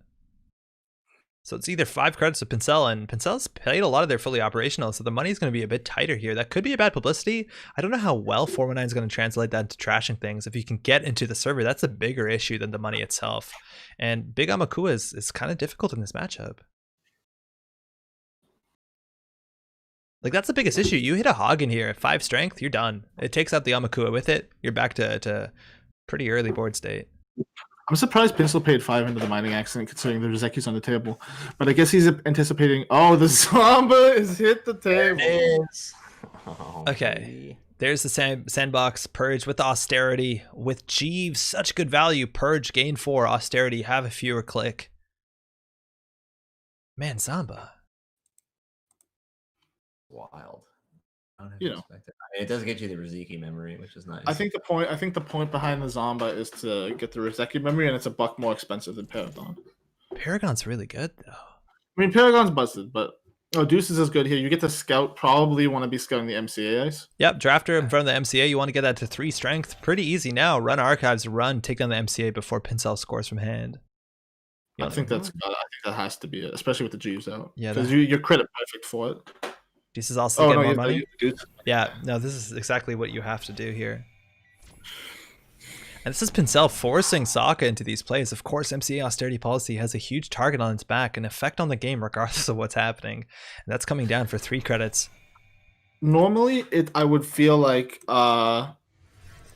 Purge again. Normally, I would feel like being in the position where you have to keep dealing with the threats is bad for the 4-9, but having the turning wheel with the 5 counters in your back pocket, like, you can just kind of let agendas build up in HQ, which they will. That's true. And then, like, sort of do a suplex to finish the game. But now what do you do with the drafter, right? Second ice on top of it? And that's what Pincel's doing. Just purge every turn, gain 4, double install. How efficient is that? Let alone, yeah, the purge is the best part.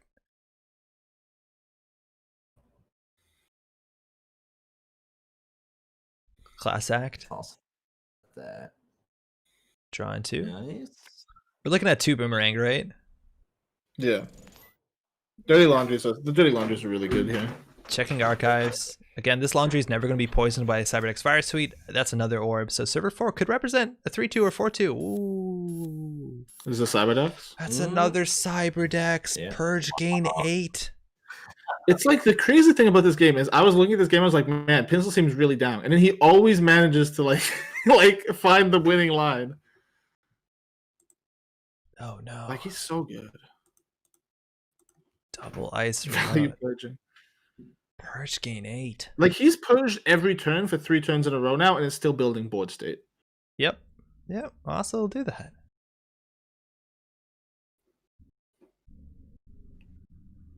Class Act. Still drawing through the deck. Sokka, a lot of work to do. Again, we do have that turning wheel tokens building up, but with just Namakua, you need like Boomerang on R&D run. Maybe dump some tokens. And Pinsel is clearing out HQ, right? Like there might be one more agenda here. This is 24 in R&D, so we've gone pretty deep here. But Sokka still needs 3. Yeah.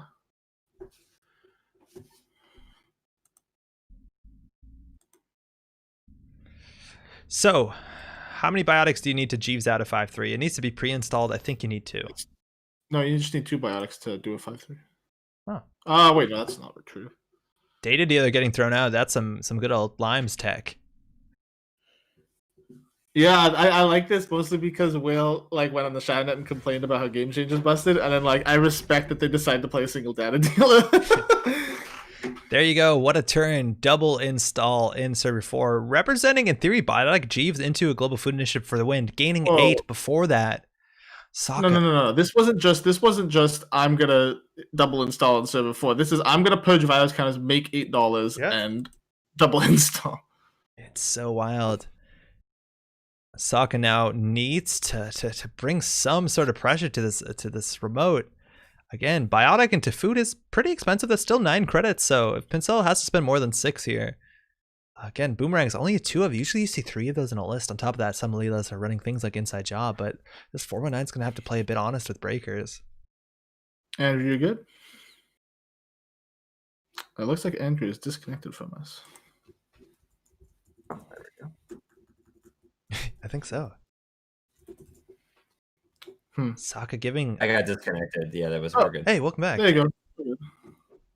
So Sokka taking a time here. This could easily be the last turn of this whole tournament. Now you have a couple options. Bringing down that Jeeves means that the Global Food Initiative play is a lot harder. I don't know how many biotics is in Pinsel's list. They would need 2 at that point. The remote check seems really difficult. I think we have border controls as well. So running that remote is going to be quite hard if you're relying on a Boomerang. That's the Boomerang. Let's see where it's going. HQ. Yeah, I think you got to go use these turning wheel counters. I don't think you can go to server 4. FC3, we know about that, so you can spend 2 to break with a Boomerang. Trash that Zamba.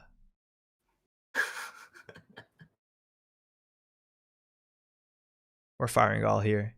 So that's a subroutine. Pay 3 or trash an installed card. I think the installed card doesn't matter this turn if you're going to lose.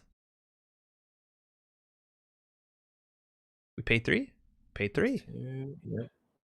Gatekeeper is now 0 strength. It's been rezzed for most of the game, so that's 2 cards for Damakua. We can see all of HQ. If that whiffs, you'll still have 2 tokens for R&D for double axis, but you're going to need something here for sure. Yeah. Rashida. That's a Vitruvius. That's a really big deal. A Global Food Initiative. Food? What the? Okay. R&D. Everyone be cool. Be cool. R&D could do it here. Pinsel looking absolutely flooded, but not a problem anymore when you swipe out all of HQ. So top of R&D is a deal. Jeeves model buy rates coming down is a big deal. You're not worried about biotic labor anymore. So that Jeeves play is not that meaningful. Server 4 is probably okay. So it's all about R&D now. Whoa, what a turn. Oh, wow. That was a massive turn. Yo, that Zamba mask gives you vision. You can see what's in there.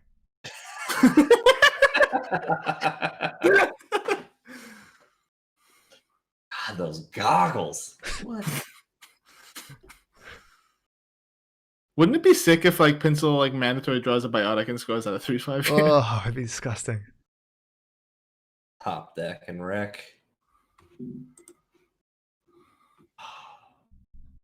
Sokka trying to figure it out. So tempting to check R&D. It's so tempting, but it's definitely not right. There's like the Gatekeeper res is such a blowout. The draw 3 gets you closer to the biotic. That's a problem. Yeah, the Hagen blows your Amakua out. Like, You need a Your paperclip here. safe is the drafter. That's the only thing that is at least somewhat okay.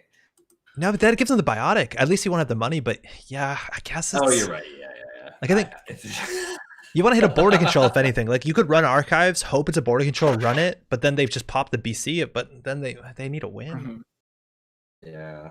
Ooh, wow. Man, what would win? A massive mega corporation or a turtle and 3 Orby boys? Oh, the Orby With boys. some goggles. Goggles. I think it's technically a hat. I don't know. It's like a full body. It's like It's a full hood, and it has a neck piece and cool shoulder pads. So I retract my statement. Never mind. We're still calling them the goggles. Oh yeah, Yeah, they're goggles. They're mounted holistic lenses. Oh yeah, check They that out. download, recompile, and broadcast data faster than a corporate cover-up. Man, that's some FFG flavor text if I ever heard it.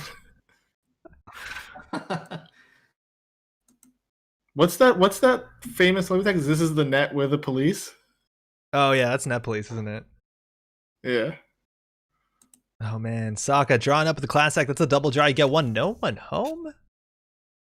Oh. Oh, another sandbox. Whoa, purge 12. Oh, you purge 12. Purge 12. This wasn't Wow. one of our bounties. I'm surprised. But this should have been. This It should have really been. should have been. We'll count it. Well, yeah, this is a bounty. That's a 20 bucks. bounty. Easy peasy. Easy. That's 20 bucks. Easy money. Account siphon Wait, flying in. We're I- triple clicking. We're going tag me. That turning wheel might not be long for the world. A 1 card drawn off the top. Pincel now. It needs to find a Vitruvius and a Biotic. Might only be 1 in archives right now. The siphon. Not the biggest of swings. Oh, that's where the no one home. That's where the no one home is. Of course. Of course. Yeah. Wait, do they lose the money then take the tags? They take the money first. I think JNet just does a weird. Okay, wait a second. This is JNet is fucking up here. No, JNet will just fix it. No, Dana did the money. Because Right. Yeah, there's the uses to fork. no, This is fine. Here, speaking of the money, I just want to say, Sad Stug. Hey, won the raffle. Well played. hey, Whoa. Free money. that is the gold-plated laser innet. Yeah, that's good.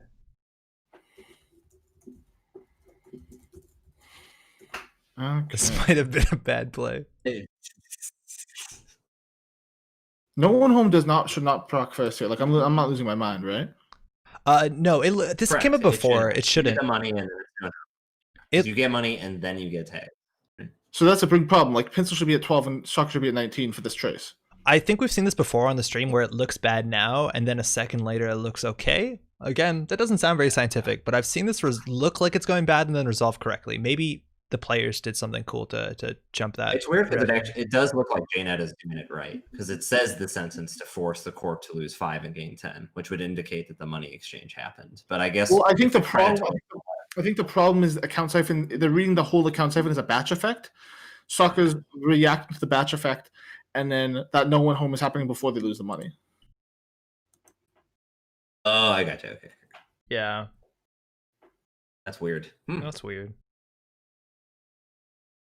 Like at the very minimum, pencil should be at 12. Even if you want to Yes. argue that the you gain 2 balls for each credit loss and take 2 tags is a separate clause, what should happen is they should lose 5 at least because it's separated by a comma. Yeah, that's So- for sure. What's it complete 5?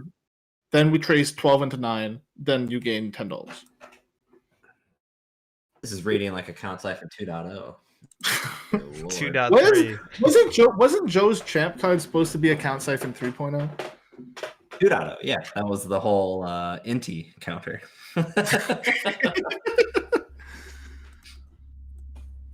Pincel giving this a thought here. The siphon lands. Like, there's nothing that stops the siphon, right? Am I missing something? Yeah. Oh, yeah. Siphons happen. Yeah, No okay. matter what. Pincel has a question. Okay, we'll call it judge. How much money does Sokka get? So the question is whether Sokka's at 19. I think we're agreeing that Pincel would be at 12, but I'm not a judge. I think Janet is fucking this up, but I'm not. Yeah. Where how do I get my judges?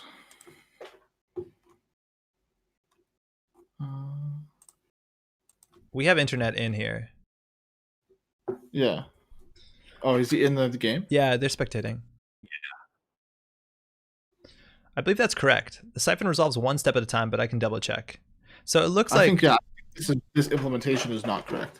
so lose up to 5 credits, comma. So Pincel should be on 12. Then you get 2 credits and take 2 tags. So all that happens at the same time, or does the credits come in first for Sokka? I mean, I think based on my reading of a separate clause, I think what would happen is you'd be tracing 12 into 9. And then after that, Sokka will be up you at gain 19. then you gain $10 and you avoid the tags or lose the tags. Okay. Mhm. So even if you trace down on the no one home to 0, I don't think that. No, because it's the same sentence. Like Pincel's saying, you might actually get the tags after taking my money. I don't think that's true. I mean, we're not judges, so like this is hearsay. Yeah. To me, it's 2 separate effects separated by a clause. And what's important here is internet is going to make a judge call, and we just have to agree with his judge call regardless. Yeah, that's fine. We can do that. No matter what, though, we've seen this be weird on JNet. And I think it's resolved the way that, like, I've seen it resolve on JNet. If I'm not mistaken, again, this hearsay, this doesn't matter. That the thing happens first, then the no one home. But who knows? Right. Actually get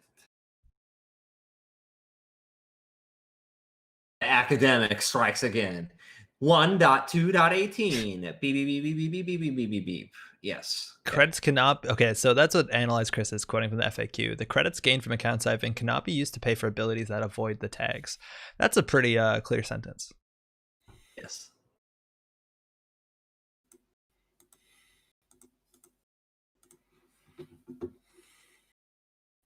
Yeah, I think Sokka's right when he says I'll get paid out $10 regardless. Oh, that's for sure. But Sokka is going to be tracing at 9, not 19. Yeah, but the trace. I mean, yeah, I don't think Pincel's going to boost into the trace because, like, even if he dumped all his money in, it'd still be like 0 into. Pincel would be at 0 credits and Sokka would be at 19.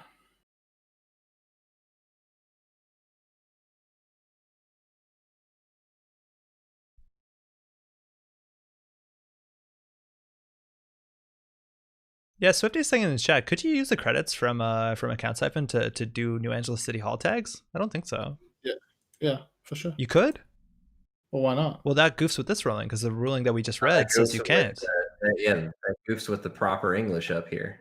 You may force the club to lose up to $5. Oh no, you can't. Sorry, my bad. No, you can't use the money because the you gain the. My understanding is you gain the 2. Sorry, my bad. Okay. The corp would lose $5, then you would be able to pay for drop tags, then you would make gain 10. Yeah. Yeah, so that's at least that's consistent. Because the gaining bucks and losing tag and taking tags is like an effect, and you're triggering no one home. Like, I mean, if we had the Nisei react ability, it would be like this was where the Nisei react glyph would make sense. Yeah.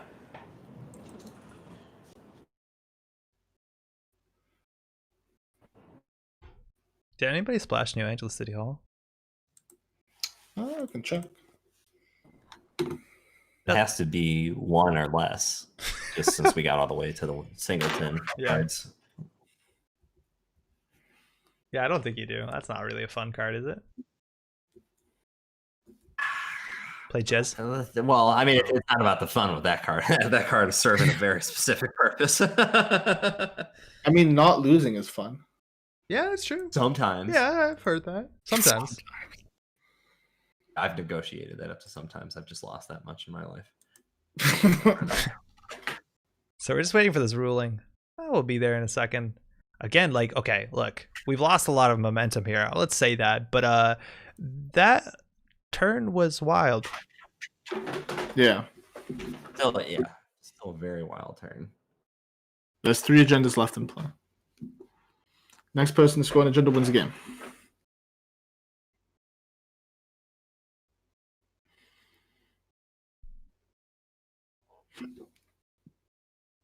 Bathroom. BRB. Is this? These aren't timed rounds, right? Finals? No, these aren't. Finals are not. Nice. God, that would be so silly if the finals were determined on time. Oh, that's happened before. Like that happens at regionals, I think. I know that's horrible. Yeah, I don't like that. Final fight, it should be going all the way down. Yo, also Sokka's Canadian and Sokka said bathroom, just saying. Yeah. Oh, here we go again. No, that's what I was saying. I was like, it's kind of fucking weird. This was also brought up, yeah, in French it's salle de bain, which is the room where the bath is. Another one. What do you call the shoes that you would wear in physical education class? Oh yeah, right. We don't say trainers. We call them runners or sneakers. We call them runners. I call them tennis shoes. Yeah, that's Whoa, what the fuck? That's super Are weird. you with I think that's a central United States thing, or maybe. But like you're not playing tennis all the time, right? Like we're aware of Oh, this. definitely not. Okay, The cool. word makes no sense, but that was just what I was installed with, you know. Like I think in the US they call them sneakers, but like when I need to go buy a new pair of sneakers, I say like, oh, I'm gonna go down to the shoe store and buy a new pair of runners. Yeah, runners, 100%. Runners, it's 100%. Interesting. Okay. We never did end up doing that. Like, can't you? Oh yeah, the Canadian slang Yeah, thing. Canadian Oh slang. my Do you know God. what a parkade is? I'm not sure. I know it. Arcade? Am I saying that? Parkade. That's a No idea. No. it's a highway, right? Do you not know what a parkade No, I is? have no idea what the parkade is. A parkade is like a big building that houses a bunch of cars downtown. It's like a parking lot but with levels. Oh yeah, sure, okay. Oh. Yeah, that's real. That's real. I think you call it. What do you mean that's real? Like I've heard of that. I legitimize your your understanding of the world. Do you? Yeah.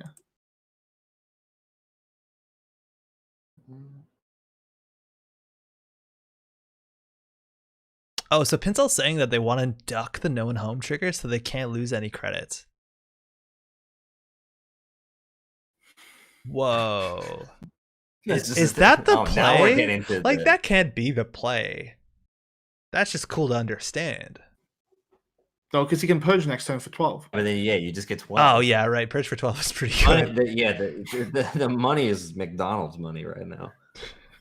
Okay, explain to me what the fuck McDonald's money is.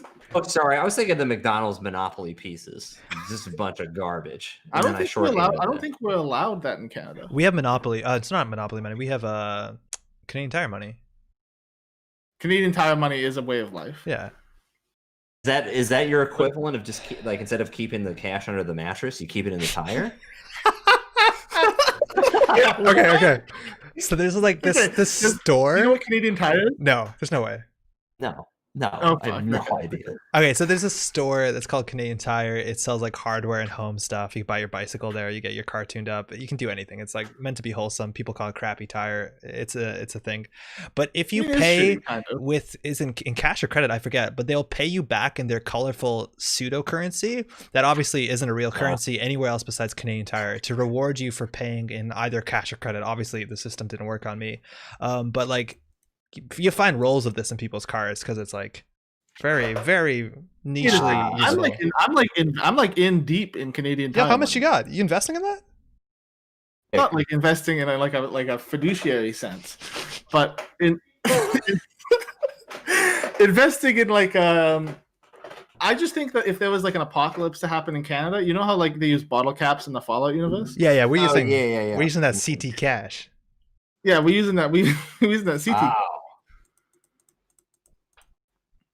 Dang, that's But you so can buy wild. things with Canadian Tire money. Like there are people who save a bunch of Canada. No, yeah, it's real money at Canadian Tire. It's like legal tender.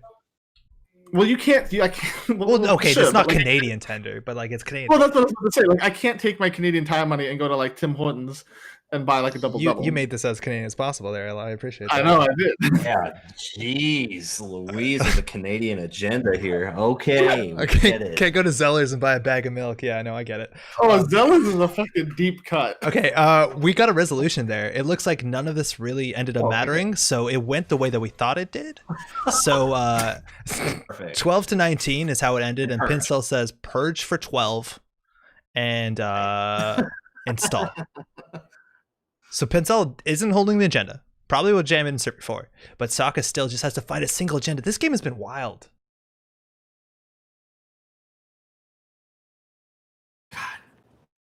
Sokka needs Let's move breakers. here. What are they? There's not Angolo. It's Amina, Bagalter, and Paperclip. Yeah. Can Sokka find it? Ooh, that's a Saker. That's not a Wow, we're paperclip. getting a bird. That's a bird. Lord. Bird deals with Hagen. You can stop that value purge Yep. if you really want to. I don't think Pincel's going to need more than 22. Ooh, HQ pressure also looking alive and well. Single run, double axis, click through. Gatekeeper? Who knows? That's what I like. I want the win right here. And ooh, okay. Okay, so probably unlikely that there's an agenda in hand if they did the double ins. Pencil thrown down the gauntlet. okay, Yeah. so this has to be okay. If it's a global food initiative, it's a bit harder. You need biotic. I think you need a second biotic. No, biotic, advance. You're good. So if you have the biotic, the food is legit. Now, otherwise, the Vitruvius is the only other option. So it's either 2-card combination or the 1/1 card. It's both super likely at this point. We have 17 cards left in R&D. Right. Can Sokka find 2 breakers and pressure R&D for double? I think this is like I don't Because fucking this believe remote Pencil is garbage, right? There's a border control on it. You're not gonna be able to run this twice. here. But I don't believe it's an agenda. You gonna trust this man? No, that's a good point. I don't think Like we need I to. just think this is I think this is mind game city. I think this is like cybernetics squad. Yeah, I think you still mash R&D here. R&D for double, you win. You see, you got the goggles. You know what's on top. You check R&D. You have the- Case, get rid of server 2. Then there are 2 choices. I think we should run. But the problem with running on is a lot of ice that keeps you out. No, yeah. You have to find your Amina, right? Drafter doesn't keep you out. Drafter doesn't keep you out. You tank that. After it doesn't, we don't know. Yeah, we don't know what's on R&D though, right? I think one of those NDIs is either Fairchild 3 or a Gatekeeper. You just named So then you can most of the ice in the whole list. So okay. we're 11 hours in. I'm getting shitty. I'm so sorry. Okay, Flip Boy, calm down. Sokka figuring it out. 4 clicks, 17. Ooh, double 17 on both sides. That's a falsified. We're guessing agenda. Oh, no, it's an oh. austerity. You don't. Oh, bad boy. Don't trust this man. Bad boy. If anybody puts a smiley face in chat, they're not honest. That's what I'm saying. This guy's a fucking joker. Okay. Centrals is where it's at. R&D 17 again. You got that double axis with turning wheel. You could, in a panic, face tank Fairchild to build turning wheel tokens. That shit don't matter. Just trash everything besides your breakers. It's true.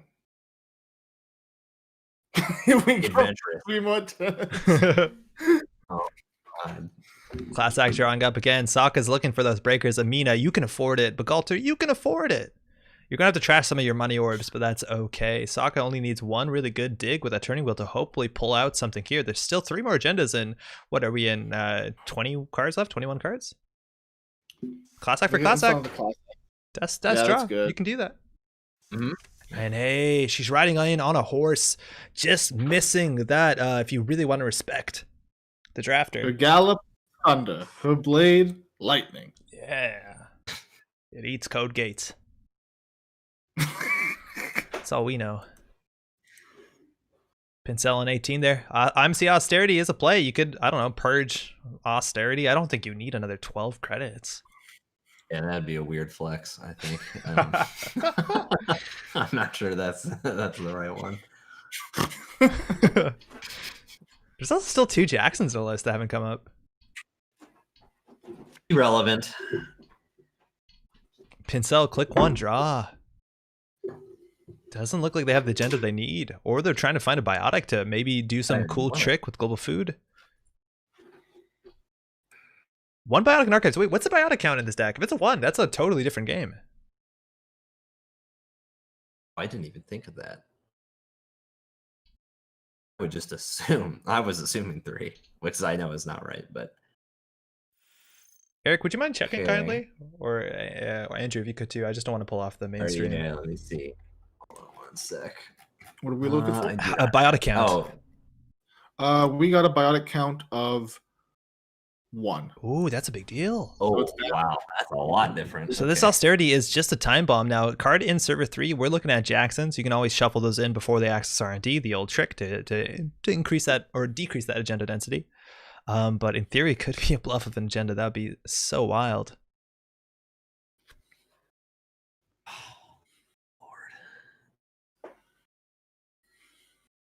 Now, the austerity policy is going to rob Sokka's clicks, so like some desperation siphons or any plays into HQ are going to be stopped by that Fairchild 3. Well, actually, Amina does pretty well. 4 credits for a Fairchild is kind of silly. At least he paid 7 for that privilege. Yeah, that's pretty good.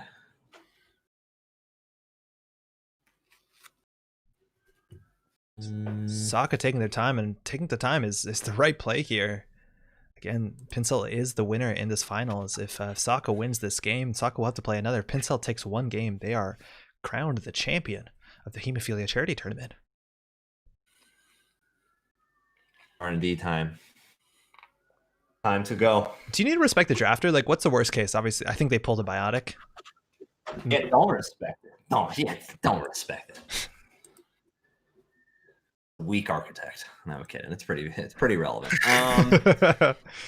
Obviously, the fully ops coming back will be the card You drop have to treat Pincel it. needs, but yeah.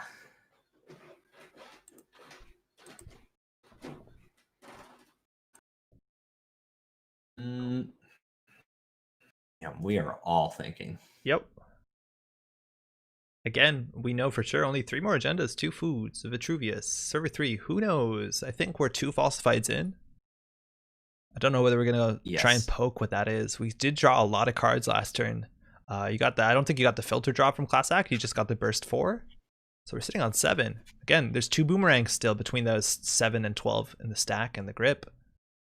And that can get you pretty far if you can call the right call. I think I'm worried about a border control on R&D. That stops the turning with tokens from being relevant. Dirty Laundry, you're going to get that Amakua up to 2 strength. I think 3 is the breakpoint you want, and it looks like Sokka wants that breakpoint as well. Bravado, the remote.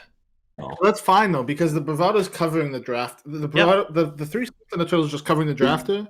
You can break everything else on this remote with Amina. Yep. The border control is going to be attacks, but you're going to at least force Pincel to spend that, and the remote's going to fall apart a wee bit. This is a really fantastic play. Saker lines up for 2, not too bad. In fact, maybe the money doesn't matter for someone who can, purge for 12. Maybe you can save a credit. Who knows? I think the money you just fire. Not ideal. That's okay. Like, I think at most you're spending what, 4 credits? Saker is it's pretty good. It's another 4 credits against potential Server Hagen. 3 is a bitch, really. Oh, wow.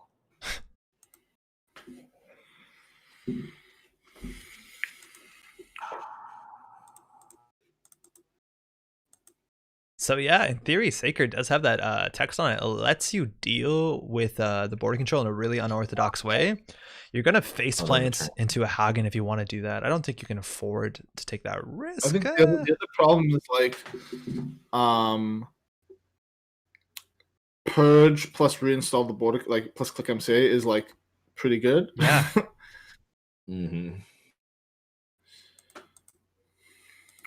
Sokka trying to figure out what to do here.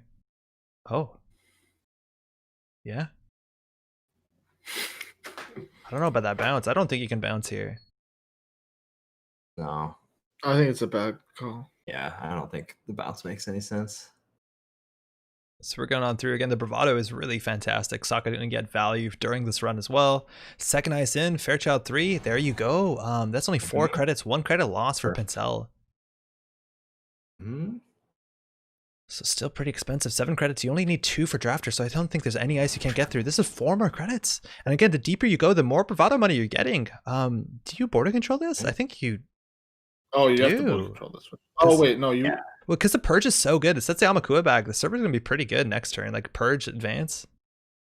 Yeah. What do you He's do? not good at border control. Wow, Holy a real remote. Wow. That's a big old bravado. 10 credit bravado. Purge for 12. So goofy. Oops. So goofy. Did I do that? Jackson for 2 cards. Cyberdeck's court hasn't been relevant in this whole matchup. And Pincel throwing out 2 cards in archives. Now, I don't know what you do throw out here. I don't think it's agendas. But Sokka now purged out of drafter range. We've seen 2 drafters here on server 4. R&D is a pretty low chance of being a problem. It's just the 1 drafter, right? Yeah. I think you just wouldn't you just archive 3 times run R&D? I think It's a so. little wacky, but like I I like think it. that's what you do. Yeah. I respect it. I think it's good. Yeah. There's only 12 cards left in R&D, and there's 3 agendas still in play. Right.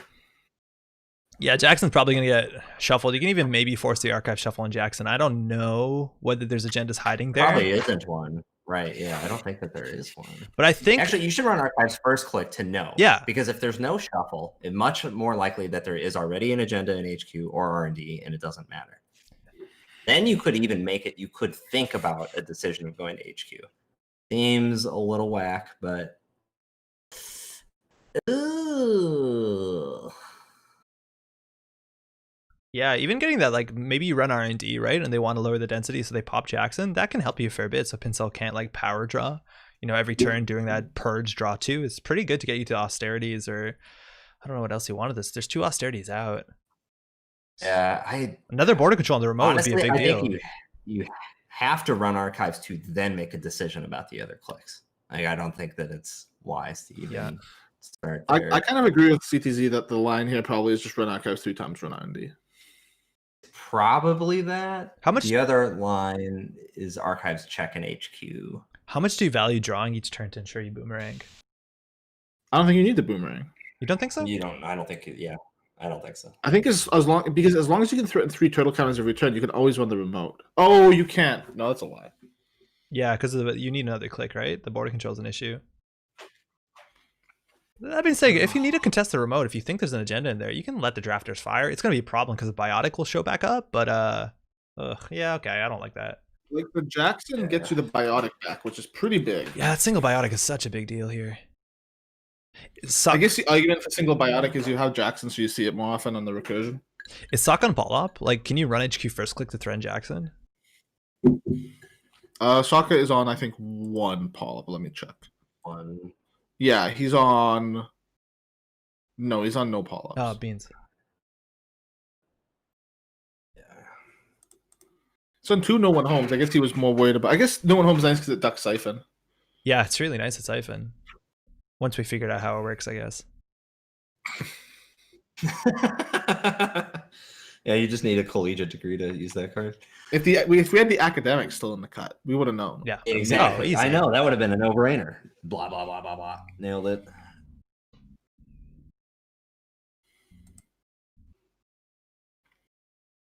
I think it's an R&D. I don't know. That remote's not entirely safe. Like, that's for sure. Border control, Fairchild. You can deal with Not those. very good right now. Now, the drafter recursions are kind of mean, right? Like, if you drafter in another border control on top of the old border control, when they rerun, they have to hit that one. That can be a big deal, but you need to have that.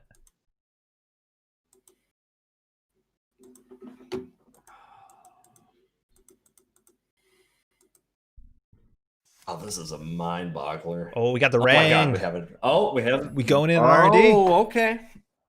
Boomerang targeting the outermost. Pincel 14 credits. That's a gatekeeper. Right off. Saving you a couple credits. Border control on the Bam. inside. That's the threat, I guess. You can still Saker, which is not awesome, but Pincel saying not the it is drafter. still an option. Do you Well, panic? because And if you hit a drafter here on R&D, it pulls back what, MCA? biotic. Biotic. Oh, just that's- pulls it out. It opens your options up so much. Yeah, you can like install a Rashida or something from hand. Mm-hmm. Yeah, there's a lot of really scary plays. Man, now Pincel might be bluffing here. We saw them bluffing comms before, but I think Sokka was definitely looking to boomerang a drafter and guessed for the outermost. I don't think we knew any of these eyes through exposed means. Maybe it's a border control. It's border control drafter. Fairchat 3, I think that's... Well, I'm just going to name every ice so I can technically always be correct. That's the tricky soothsayer approach. Yeah, to, yeah. So you can run any Then of if you these... play both sides, you won't lose. Any of these 6 servers can be ran.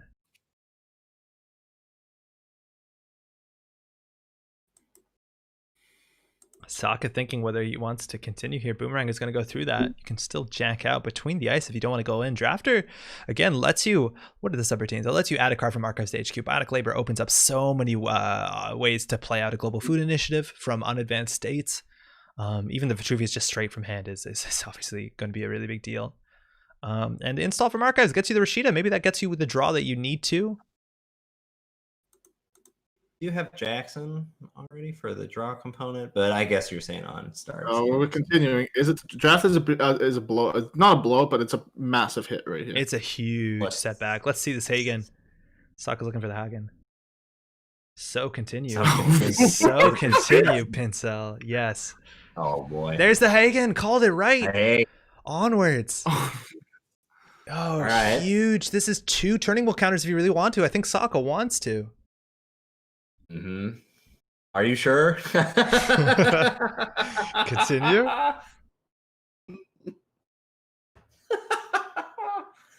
Oh, that's funny. Do you want to access? All right, so we're hitting the Hagen here. The subroutines, again, if you want to protect the Amakua, that matters. This will trash the Amakua. It doesn't have any of those standard breaker types. Sokka going to line up. It's only 3 strength because of all the installs. So that's 1 boost with the bird, 2 break. You could de-res. Seems like a bad idea. And then you can see that double access with the turning wheel. Yo, has Zamba fired once? Yes, right? Yeah, because falsified. Okay, cool. Oh, let's see that double. Let's see that double, Sokka. Unseen card, single axis. Doesn't look like that's it. One little rip. Father level clearance on the top, a trash ball on the top, a Jeeves. Maybe a thing. Just a turning wheel counter. HQ looking a bit nicer. Also, we didn't see the Jackson fire there, so we didn't want to shuffle in. So that means either stuff in archives they want to shuffle in, or they need it for their plan. So we're going HQ here again. The Fairchild's for only 4 credits, costing Pincel 1, Gatekeeper for 2. This is feeling right. You can see 2 cards here, maybe better than R&D. Fire on the Fairchild. Yeah, definitely no. Wait, what?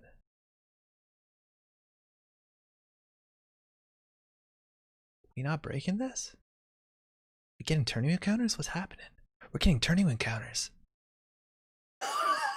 Wait. We're going the hard way to get turning wheel counters. I love it. So now you can come back on HQ and see an even amount. That's a legwork that you built yourself. Losing, wow, what do we lose there? We lost a Class Act and a Turtle. So those Gatekeepers looking at Drafters looking a bit nicer. We're through the Gatekeeper. Pincel big eyes here. Uh-oh. Giving the big O's. Yo, legwork of value. Let's see 3 cards. Turning wheel. Is it in there? Border control. Hedge. Cybernex cord. Nothing. Whoa. Sokka spending so much on that run. Going down to 1 credit. Again, 2 cards in archives. Jackson still on the table. Pincel can easily recover from the state. Those 2 drafters in the remote looking very nice. Not even money to play a Bagulter if you do have it. Oh, man. What the yikes. 2 face down in archives. Sokka with the big eyes. Obviously expecting that to have worked out. Yeah, that. So Pincel could just be drawing in for that Vitruvius, but they don't have a way to score it out without the Biotic. I think you, as soon as you're ready, get that Jackson to get the Biotic back in circulation. Yeah, 100%. Slam it. Okay. Pincel, card in server 4. Also trigger in theory. Looks like we're not getting Purge 12 though, so yeah. Slow down. What a disappointment. Yeah, well, yeah. Click to install here. That Jeeves been around for almost the entirety of the game, getting so much Purge value. That was a lot. Jeeves was an ID at this point. Whew. Did I just do the last 5 minutes of commentary muted? Maybe. Is that I was just like, man, he's just really trying to figure out this TI4 schedule for later. You're in pick and ban for League of Legends, huh? Like, I'm just gonna say it's looking good for my League of Legends tournament that Pincel might win this game. That's all I have to say. Oh no. Okay, Pincel jamming into server 4. The expose here. Now the information is one thing, the Zamba credit is another thing. Zamba getting the credit. Oh, it's over. That's a Zamba credit. That's a Zamba credit. Rashid in the remote. We're just gonna snap res it. No falsified for you. That's 5 credits with Zamba. I think he's gonna Jackson. I think he's gonna Jackson in the Biotic before. Yeah, before Rashida, yeah. And I think Pincel can easily have it there. I think Sokka needs to run archives or threaten. No, threatening Jackson doesn't do anything. Oh. Did You you need to somehow get into R&D again, which I don't think you can't. What is that? Border 2 control. for gatekeeper. We know there's a border control on the outside, Oh, right? yeah. Oh, okay. Oh, yeah. You're right. Yep. Like that's Yep. such a problem. Oh boy, Rebirth into Omar looks really good. Yeah, it's worth noting the Hagen now, pointing out in chat, is actually a fair bit more expensive. You have to double boost, so it's going from 3 to 5. Now that does protect R&D. that can be Also, possible. the Jeeves.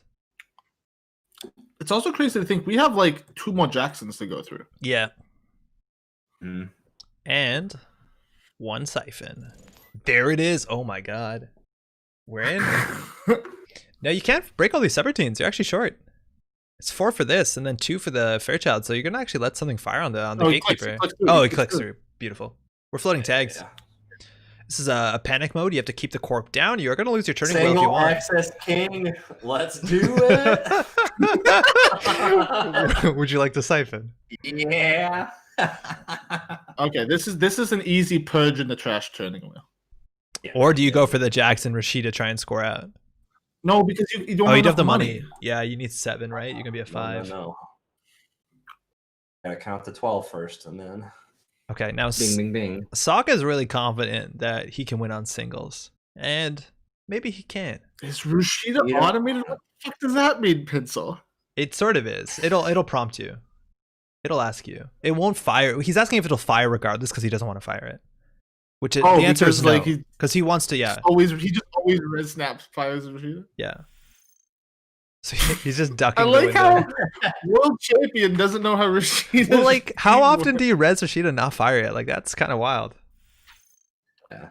What is he doing? So he didn't want to res during the start of turn in case it was automated. So he just de-resed it. Oh, Obviously, you can't de-res cards if you're watching at home, but just making sure. So there you go. That the purge. Turning wheel trash is done. Sokka now on 2 tags, but nice 16 credits after the Rizeki. Pincel on 12. Get a boomerang. Yeah, you want to Call me boomerang the Rango. Hagen. Yeah, you want a boomerang, single access, Luxac win. You can let Hagen trash the Rizekis. You can get through 1 credit cheaper if you really want to, but the border control is a big problem. Gotta go for singles. And here we're going to see that Rashida Jackson play for Biotic. We just drew 4 cards. Oh, this is the play, yeah. Because you can only. I think you Jackson only the biotic in. Yes. Yes. 10 cards left. Pincel can always fire. There you go. The Jackson Howard's coming out of play. Shuffle 3 cards for Marcos into R&D. Up to 3 cards, mind you. 3. It's gonna be. I think it's just biotic here. Yeah. Like you don't even take the Jackson here. You're just looking to hit the fucking nuts. Yo, you see the green highlight in archives? It's just a Biotic right now. I guess that's a play. It's been a while since Jackson. Was Sokka playing when Jackson was legal? I don't even know, actually. That's so wild, the idea that you have to play with these power cards you've never played before. Like, it's such a big disadvantage if you haven't played with some of these. Yeah.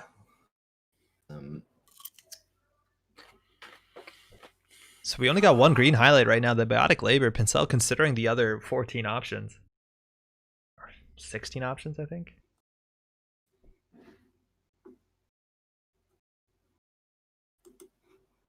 Gotta leave the only one you maybe add is I Jackson. don't even believe it. You have a third Jackson in your deck. Oh, it's a fully op too. That's card draw. We got a full. That counts. That works.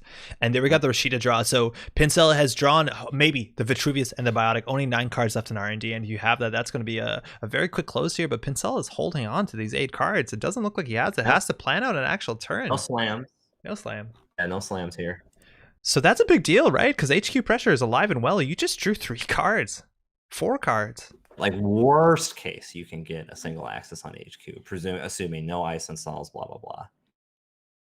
Which again, not great, but There's only 1 ice that keeps you out, right? Like the single drafter. If there's 3, exactly. Yep, exactly. install in server 4. Zamba might trigger here. Goggles. Goggles.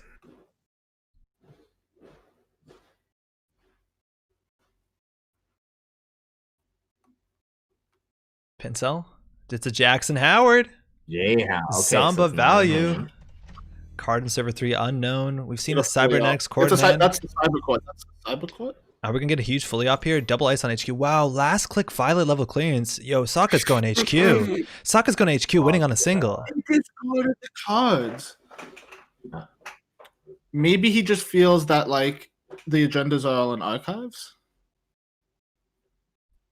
Sokka, Well, no. you can run a HQ 3 times. 3 times. You run HQ 3 times there. Sokka has the holy numbers: 4 clicks and 20 credits to make this shit happen. Wait. Happen. Do you run archives first? Because like, there's a chance you're right. Violet level clearance, you throw out all the agendas. 100%. Yeah, you 100% run archives. I'm with Andrew on this. Weed's legal in Canada now. This is the blessed Canadian number. Make it happen. You do archives once to see what's going on. Yeah. So we'll see. Server 4 There gets you flipped. go. Jackson Howard's going to shuffle in 3 cards. So it looks like Pincel is probably jettisoning either every agenda, or this is a wild ruse of sorts to make you think there's nothing in HQ. Or if there is, there's only one agenda, the Vitruvius. Maybe you're holding on to that to top deck the Biotic. Fully op, unseen card. Going to see a Rashida in another violet level. Let's not forget server 3. It was installed last turn. Now, the likelihood that that's an agenda is lower. However, we're dealing with the troublemaker. I think also the drafter has way less teeth now, right? Because no Biotic?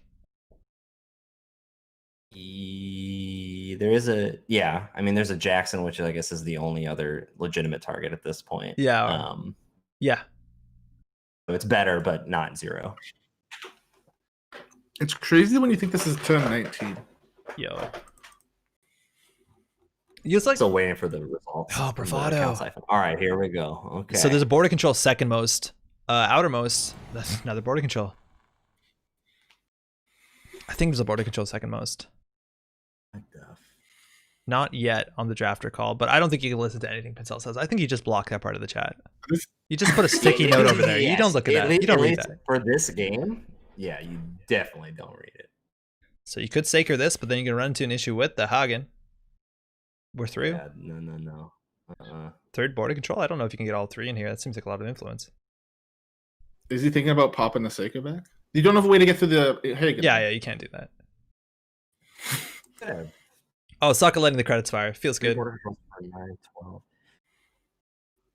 Honestly, there probably are 3 border control. Yep. Yeah. You have 3 border, 3 Jack, and 3 GFI. Okay, R&D is goofed up here. Ooh.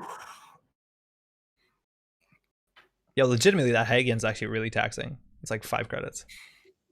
4 credits, actually. You can eat a orb. Feed it the apple. Dang. Can I ask you an orb in these trying times?